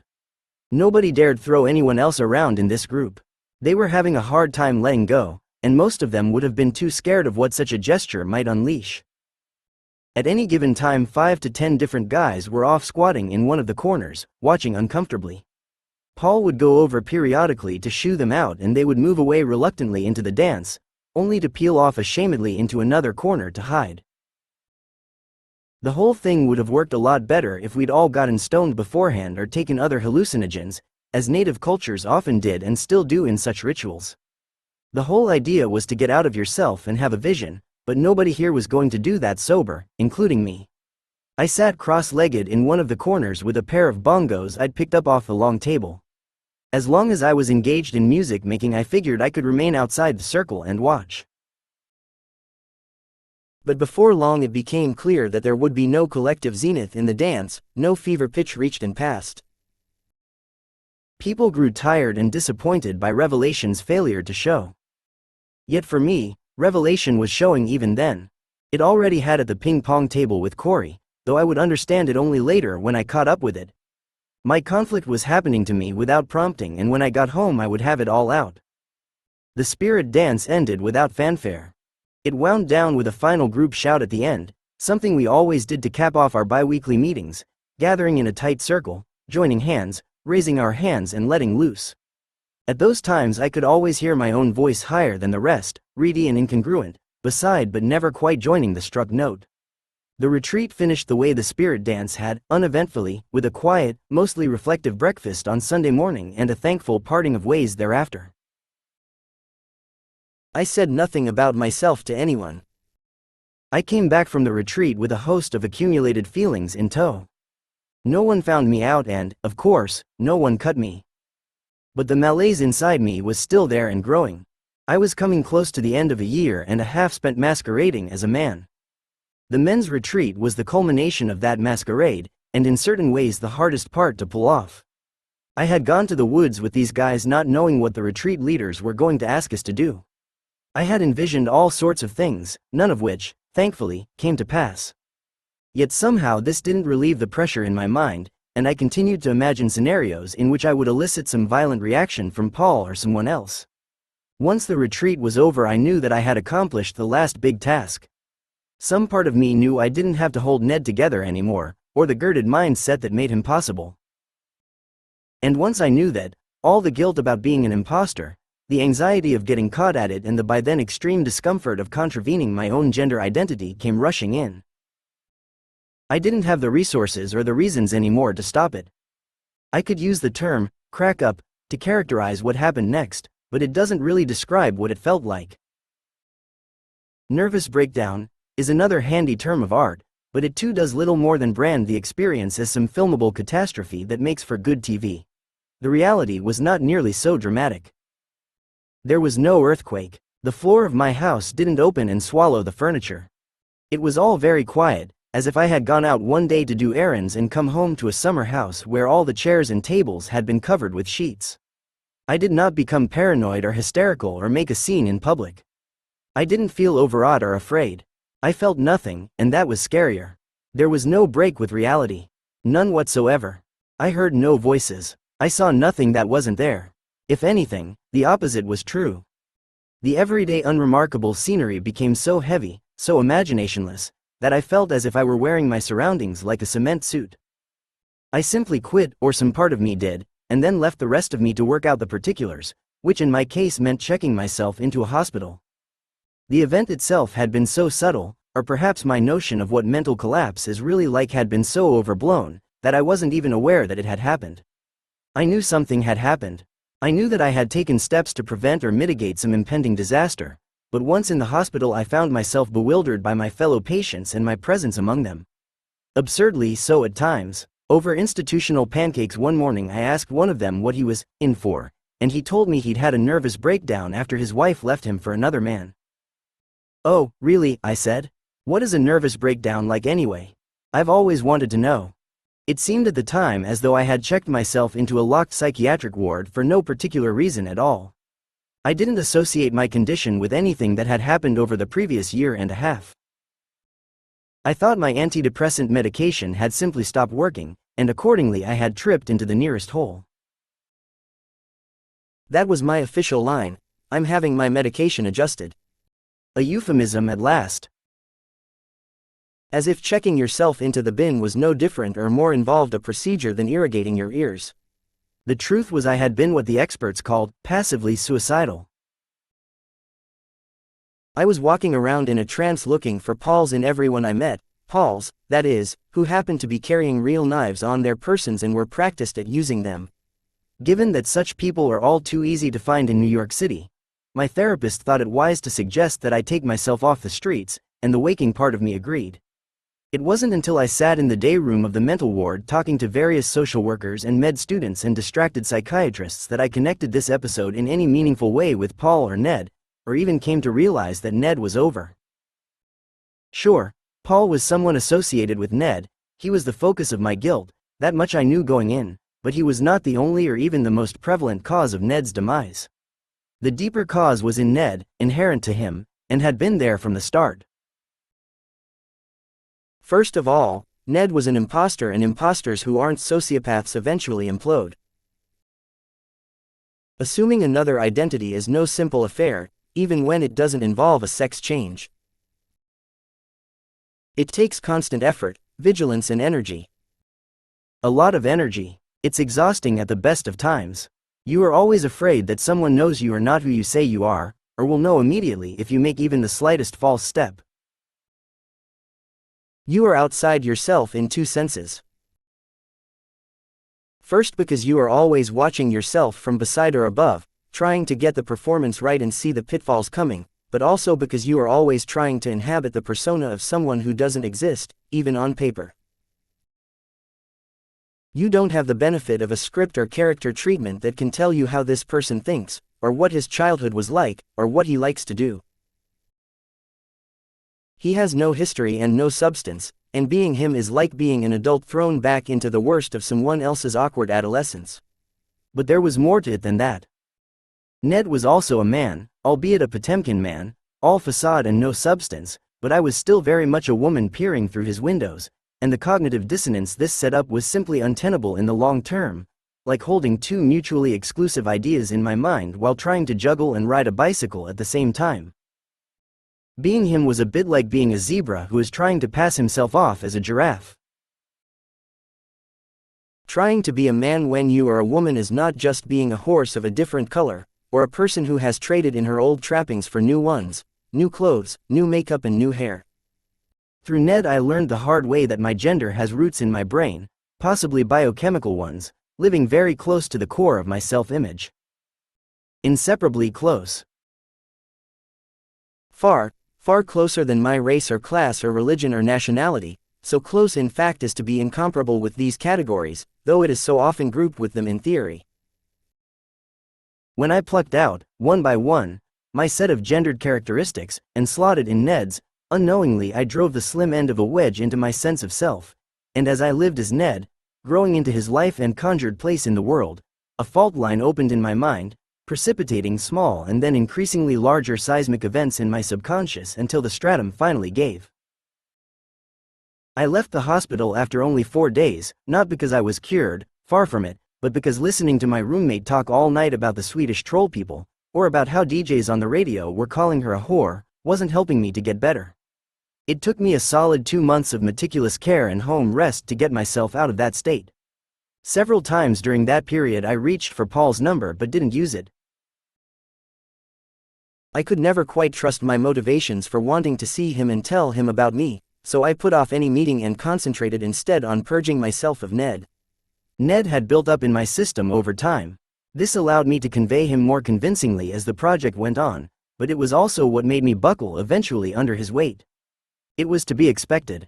As one rare because insightful, psychiatrist would later put it to me when I declared that my breakdown would surely impeach me as a narrator, and hence impugn the whole project. On the contrary, having done what you did, I would have thought you were crazy if you hadn't had a breakdown. In an odd way I think that what happened to me as Ned is what happened in some form or another to most of the guys in the men's group, though I experienced the alienation more intensely because I was a woman. Square peg, round hole and all that. My effort was disastrous of necessity. But for these men, living in their man's box wasn't a particularly good fit either, and learning this in spades may have been Ned's best lesson in the toxicity of gender roles. Those roles had proved to be ungainly, suffocating, torpor-inducing or even nearly fatal to a lot more people than I'd thought, and for the simple reason that, man or woman, they didn't let you be yourself. Sooner or later that conflict would show, even if you weren't trying to cross the boundaries of sex. Manhood is a lead-in mythology riding on the shoulders of every man. True enough, but what to do about it? I can hardly write those words and defend them. Men's liberation isn't a platform you can run on, even if it is the last frontier of New Age rehabilitation, the oppressor as oppressed. In our age we feel no political sympathy for man, because he has been the conqueror, the rapist, the warmonger, the plutocrat, the collective nightmare sitting on our chest. Right, boo-hoo, we say in the face of his complaint. The tyrant weeps. When the bellowing image of the Great Oz turns out to be the befuddled homunculus pulling levers behind a curtain, we are understandably lacking in sympathy. Yet as Paul, who has spent years in the men's movement trying to defend it to angry feminists, once put it to me, it is women who are paying the highest price for men's dysfunction. We are not in opposition to them at all. And he's right. Men's healing is in women's interest, though for women that healing will mean accepting on some level not only that men are, here is the dreaded word, victims of the patriarchy, too, but, and this will be the hardest part to swallow, that women have been co-determiners in the system, at times as invested and active as men themselves in making and keeping men in their role. From the feminist point of view this sounds at best like an abdication of responsibility, an easy out for the inventor, and at worst an infuriating instance of blaming the true victim. But from Paul's point of view it means that men and women are finally agreeing on something. The system sucks. All of this is why the men's movement has remained a largely clandestine affair, relegated to retreats in the woods. Being a victim is far less practicable politically when the victimizer is also you, and the rending yoke is self-imposed. Can anybody really march the streets crying j'accuse and mea culpa in the same breath? Can you be the man and the rebel at the same time? Not in our revolution, pal. It's hard to position a movement when the territory is so intimate. Men, after all, can't exactly gather on the White House lawn and demonstrate for their right to cry in public or claim their lost father's love.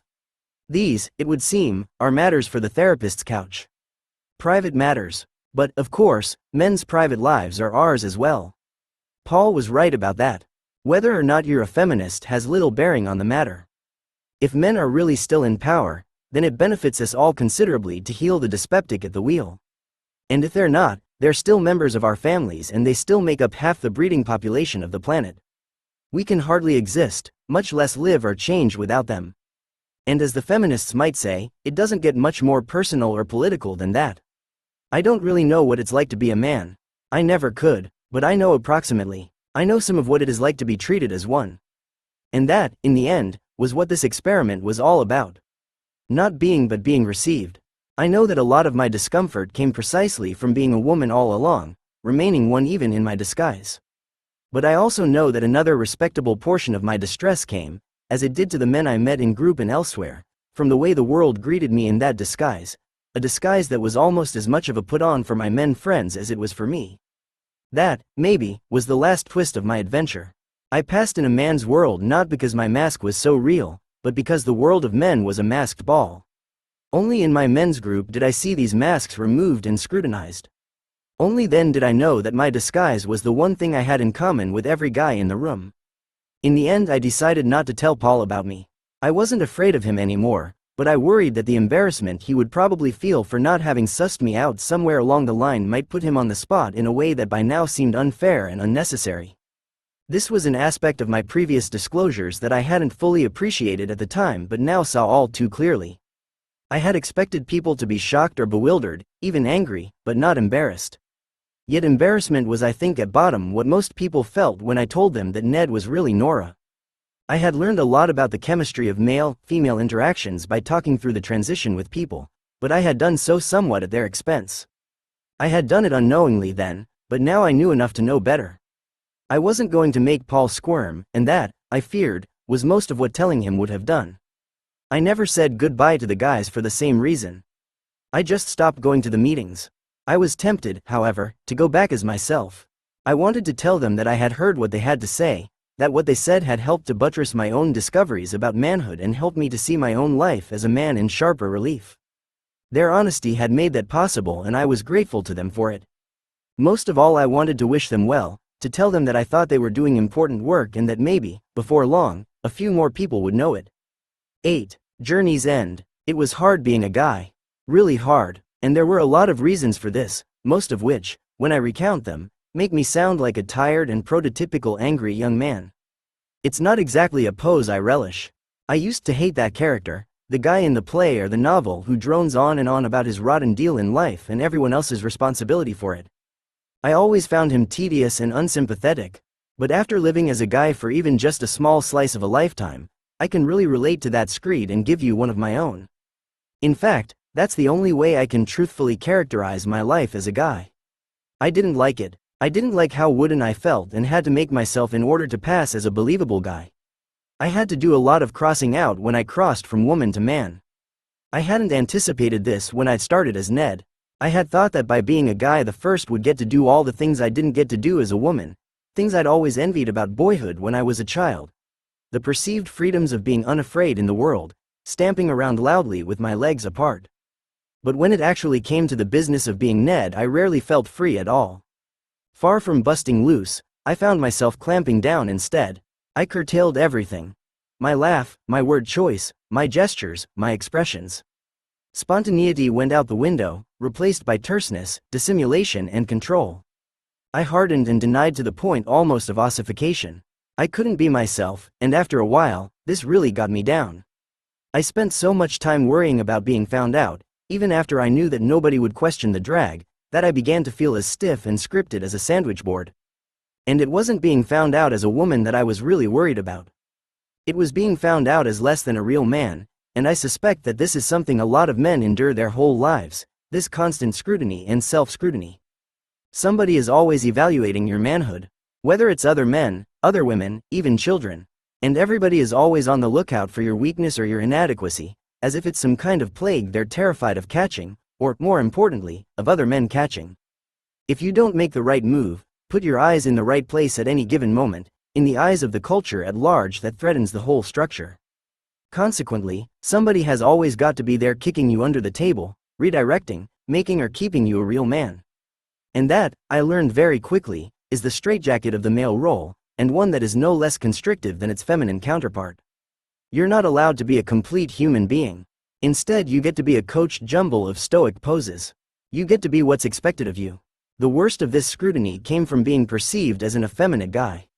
Other guys, it turned out, were hyper-vigilant about the rules of manhood, and they were disconcerted, sometimes deeply so, by my failure to observe those rules.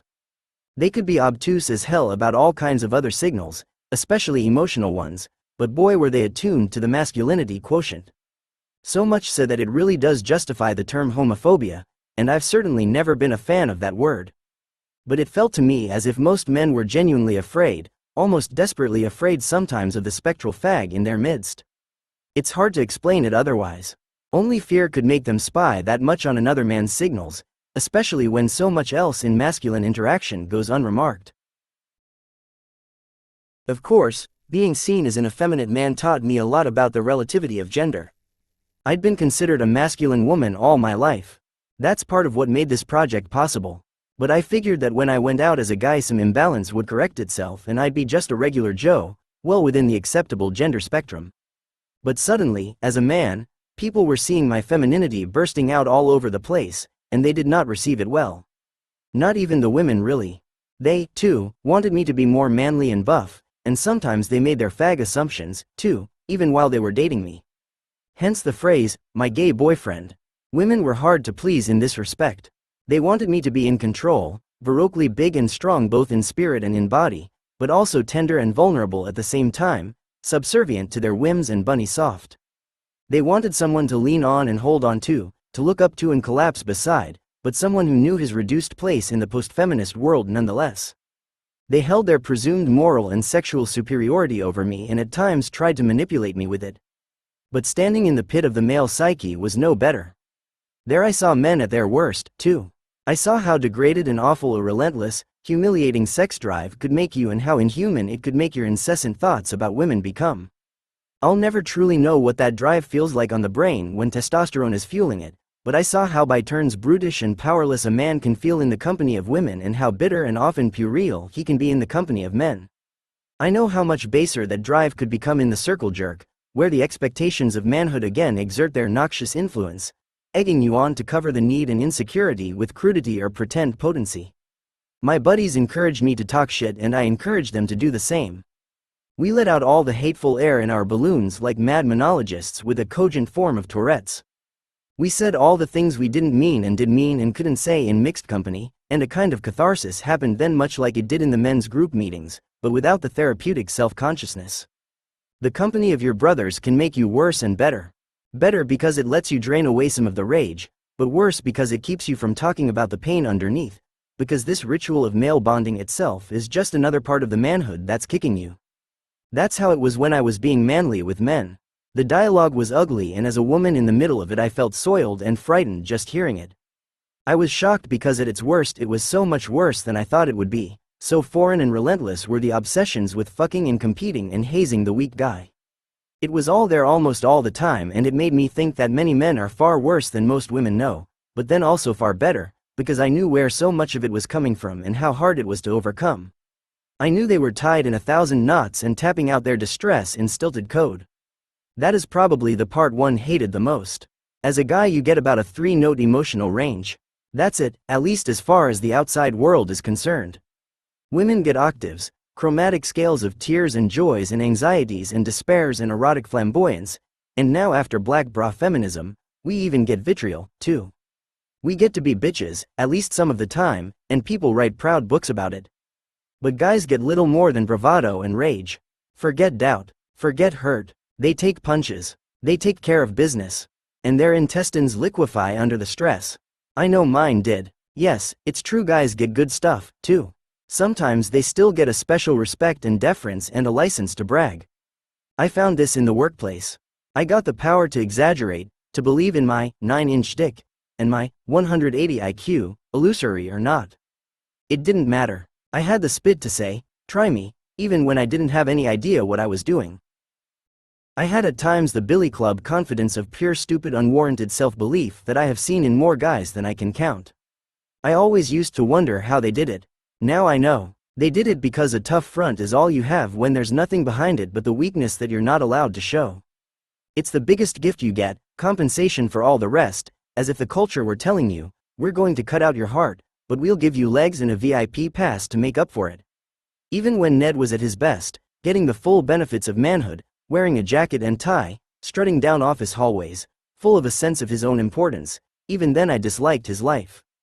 Even then the swagger was false, and not because I was a woman, but because the good feeling was coming from outside me. Even positive feedback was still feedback, still a cultural expectation purporting to make me who I was, to make me acceptable as a real man in a way that I had not been in the monastery. And that hurt personally. There was still someone telling me how to be, saying, "Attaboy. Now you've got it." There was still someone hanging over my shoulder taking notes, and even though hearing encouragement was always better than being demeaned as a fag, or a brute, or a failure, it was still insulting all the same, because it told me that just being me wasn't enough. This was not just my complaint, not just a woman's mismatch with a man's part in the world, though that certainly heightened the contrast. It was the complaint of every guy in my men's group, and a problem if not always a complaint for almost every guy that first met, though some of them were too shut down to express, much less see, how much damage manhood was doing to them. In that sense my experience wasn't unique. Being a guy was just like that much of the time, a series of unrealistic, limiting, infuriating and depressing expectations constantly coming over the wire, and you just a dummy trying to act on the instructions. White manhood in America isn't the standard anymore by which women and all other minorities are being measured and found wanting, or at least it doesn't feel that way from the inside. It's just another set of marching orders, another stereotype to inhabit. Learning this surprised me. At the beginning of the project I remember thinking that living as a man and having access to a man's world would be like gaining admission to the big auditorium for the main event after having spent my life watching the proceedings from a video monitor on the lawn outside. I expected everything to be big and out in the open, the real deal live and 3 feet from my face, instead of seen through a glass darkly. To be sure, there was a time in America when this would have been so, when boardrooms and 1,000 other places were for men only, and worming my way into them would have gotten me the royal treatment and given me the very feeling of exclusivity and enlargement that I was anticipating. But for me, getting into the so-called boys' club in the early years of the new millennium felt much more like joining a subculture than a country club. Walking around in the world as a man and interacting with other men as one of them seemed in certain ways a lot like how it feels to interact with other gay people in the straight world. When certain men shook Ned's hand and called him buddy, it felt as if they were recognizing him as one of their own in much the same way that gay people, when we meet each other, often give each other some sign of inclusion that says, "You're one of my people." Being with the guys on bowling night as Ned was in a way like going to a gay bar as myself to be with my own kind. That is a lot of the reason why walking into that bowling alley for the first time on men's league night was as jarring to me as walking into a gay bar would be to any one of my bowling buddies. I was in the wrong secret club, that is, until Jim, taking me for an insider, a regular guy, shook my hand for the first time and let me know without needing to say it that I was among friends, that there would be no judgments here, that, if I had a mind to, I could swear and fart and drink my beer and talk about strippers with as much impunity as I can be a raging queer in my local lesbian bar. Making this removed comforting contact with men and feeling the relief it gave me as my life as a man went on was not a sign of having joined the overclass, for whom superiority is assumed and bucking up unnecessary. It was more like joining a union. It was the counterpart to and the refuge from my excruciating dates, which were often alienating and grating enough to make me wonder whether getting men and women together amicably on a permanent basis wasn't at times like brokering Middle East peace. I believe we are that different in agenda, in expression, in outlook, in nature, so much so that I can't help almost believing, after having been Ned, that we live in parallel worlds, that there is at bottom really no such thing as that mystical unifying creature we call a human being, but only male human beings and female human beings, as separate as sects. In the end, the biggest surprise in Ned was how powerfully psychological he turned out to be. The key to his success was not in his clothing or his beard or anything else physical that I did to make him seem real. It was in my mental projection of him, a projection that became over time undetectable even to me. People didn't see him with their eyes. They saw him in their mind's eye. They saw what I wanted them to see, at least at first, while I still had control over the image. Then later they saw what they expected to see and what I had become without knowing it, the mindset of Ned. I know this to be true because in several situations late in the bowling season, for example, or late in my stay at the monastery, I stopped wearing my beard, my glasses, and even at times my binding, yet no one questioned my disguise. No one stopped seeing Ned. They were just as surprised as everyone else when I finally told them the truth. Even in the thick of the project, when I went out into the world as myself, during the off periods when I was writing or taking a break from full-time Ned, people almost invariably mistook me for a man even when I was wearing a tight white t-shirt without a bra. Yet after I had finished the project, detoxed from Ned for several months and reclaimed my mental femininity, people everywhere addressed me as, "Ma'am," even in the dead of winter when I was wearing a black watch cap and a man's navy peacoat. Knowing as I do now that my gendered state of mind could have such a powerful effect on other people's perceptions of me, it is no wonder that that state of mind warped my own perceptions as strongly as it did. But, of course, getting inside men's heads and out of my own was what this project was all about. Part of the purpose of writing a book like this is to learn something about the infiltrated group and then ideally to put that knowledge to good use.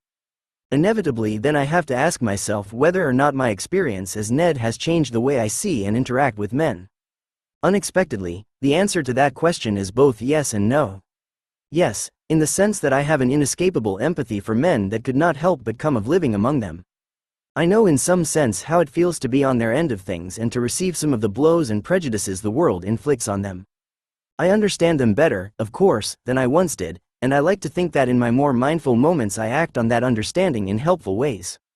Though such an occasion has not yet arisen since I ended the project, I hope that the next time I see a man in emotional distress I will curb my instinct to smother him with care, unless invited to do so.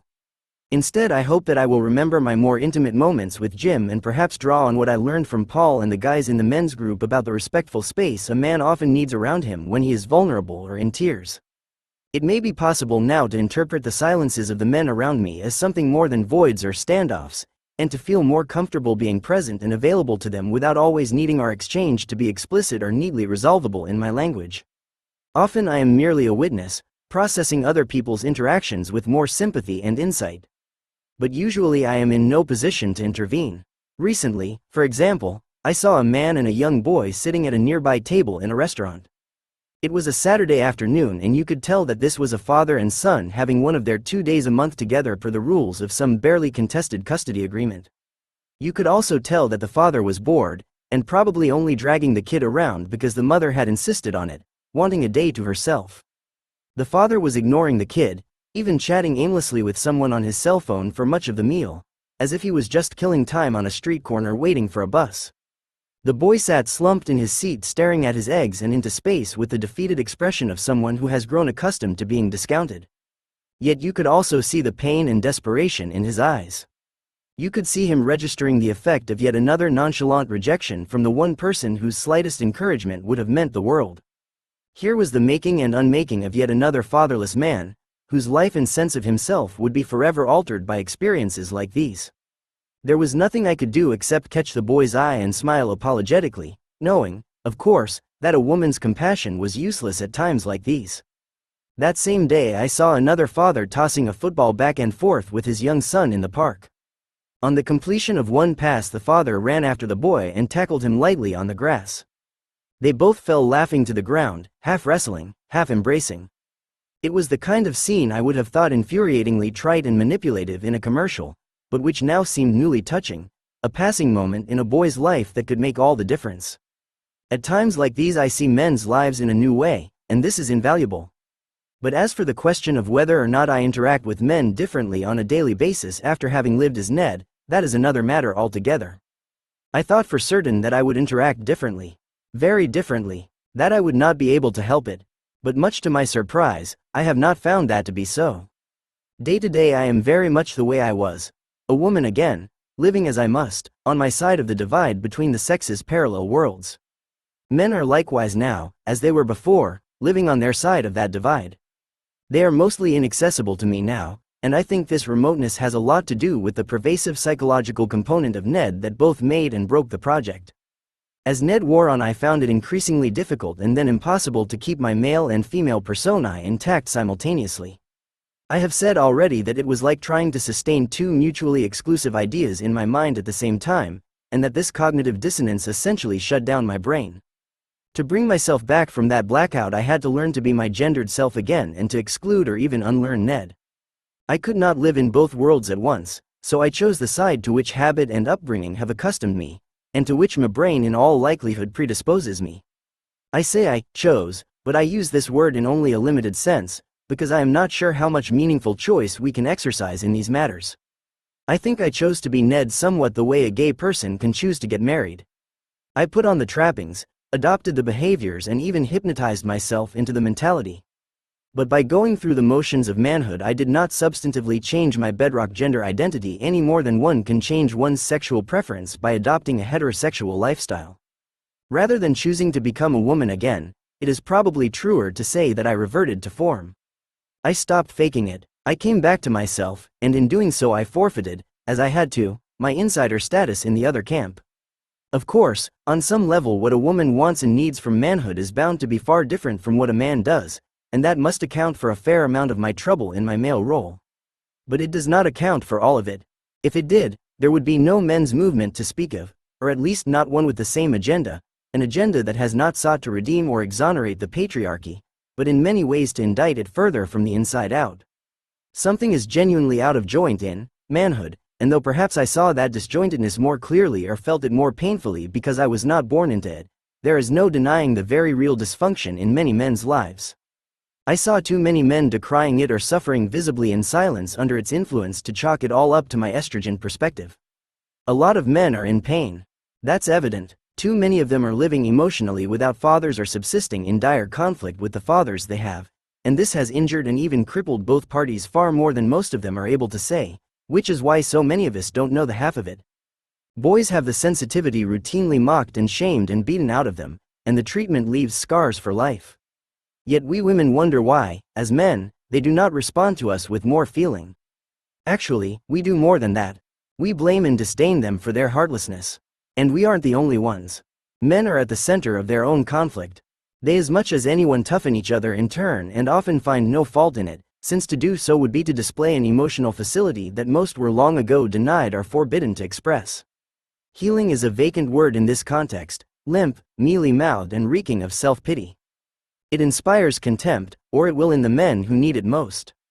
Yet healing is what is called for, especially among men, where it will be hardest to inspire. Men have their shared experience going for them, their brotherhood, the presumption of goodwill that Ned felt in strange men's handshakes.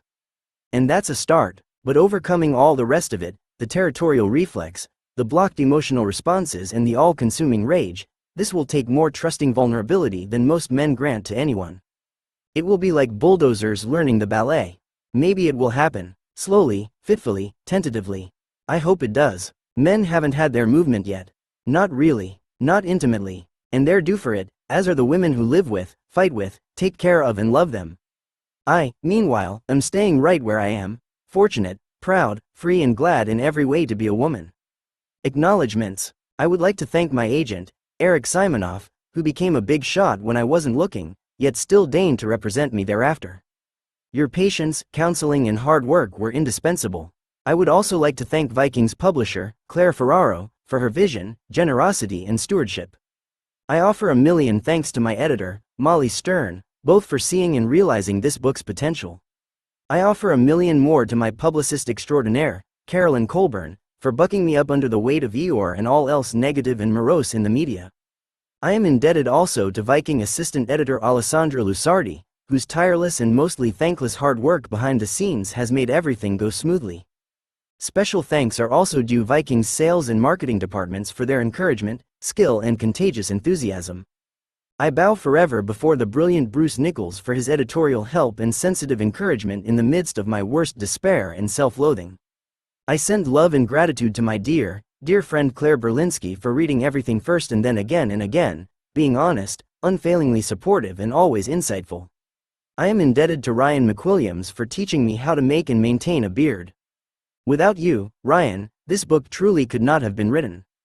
Thank you, Kate Wilson, for your expertise and coaching. I am grateful to Gary Mailman for his wise counsel, John Gallagher for his helpful and gracious first reading of the manuscript, to Scott Stiemel for his humor, tolerance and friendship, to Donald Moss for helping to slay the demons, to Chris Parks, Laurie Sales and Kurt Uy for being my intrepid partners in crime, to the monks for their hospitality, wisdom and grace, and finally to everyone else who participated in this project unwittingly and shared their reactions, insights and forgiveness so willingly. Finally, though thanks doesn't even begin to cover it, I would nonetheless like to thank my parents and my brothers for their love, support, tireless understanding and life-giving belief in who I am. I owe you everything. Nora Vincent, Detroit, Michigan, USA, 1968, Switzerland, 2022. Was an American writer. She was a weekly columnist for the Los Angeles Times and a quarterly columnist on politics and culture for the national gay and lesbian news magazine The Advocate. She was a columnist for The Village Voice and Salon.com. Her writing appeared in The New Republic, The New York Times, New York Post, The Washington Post and other periodicals.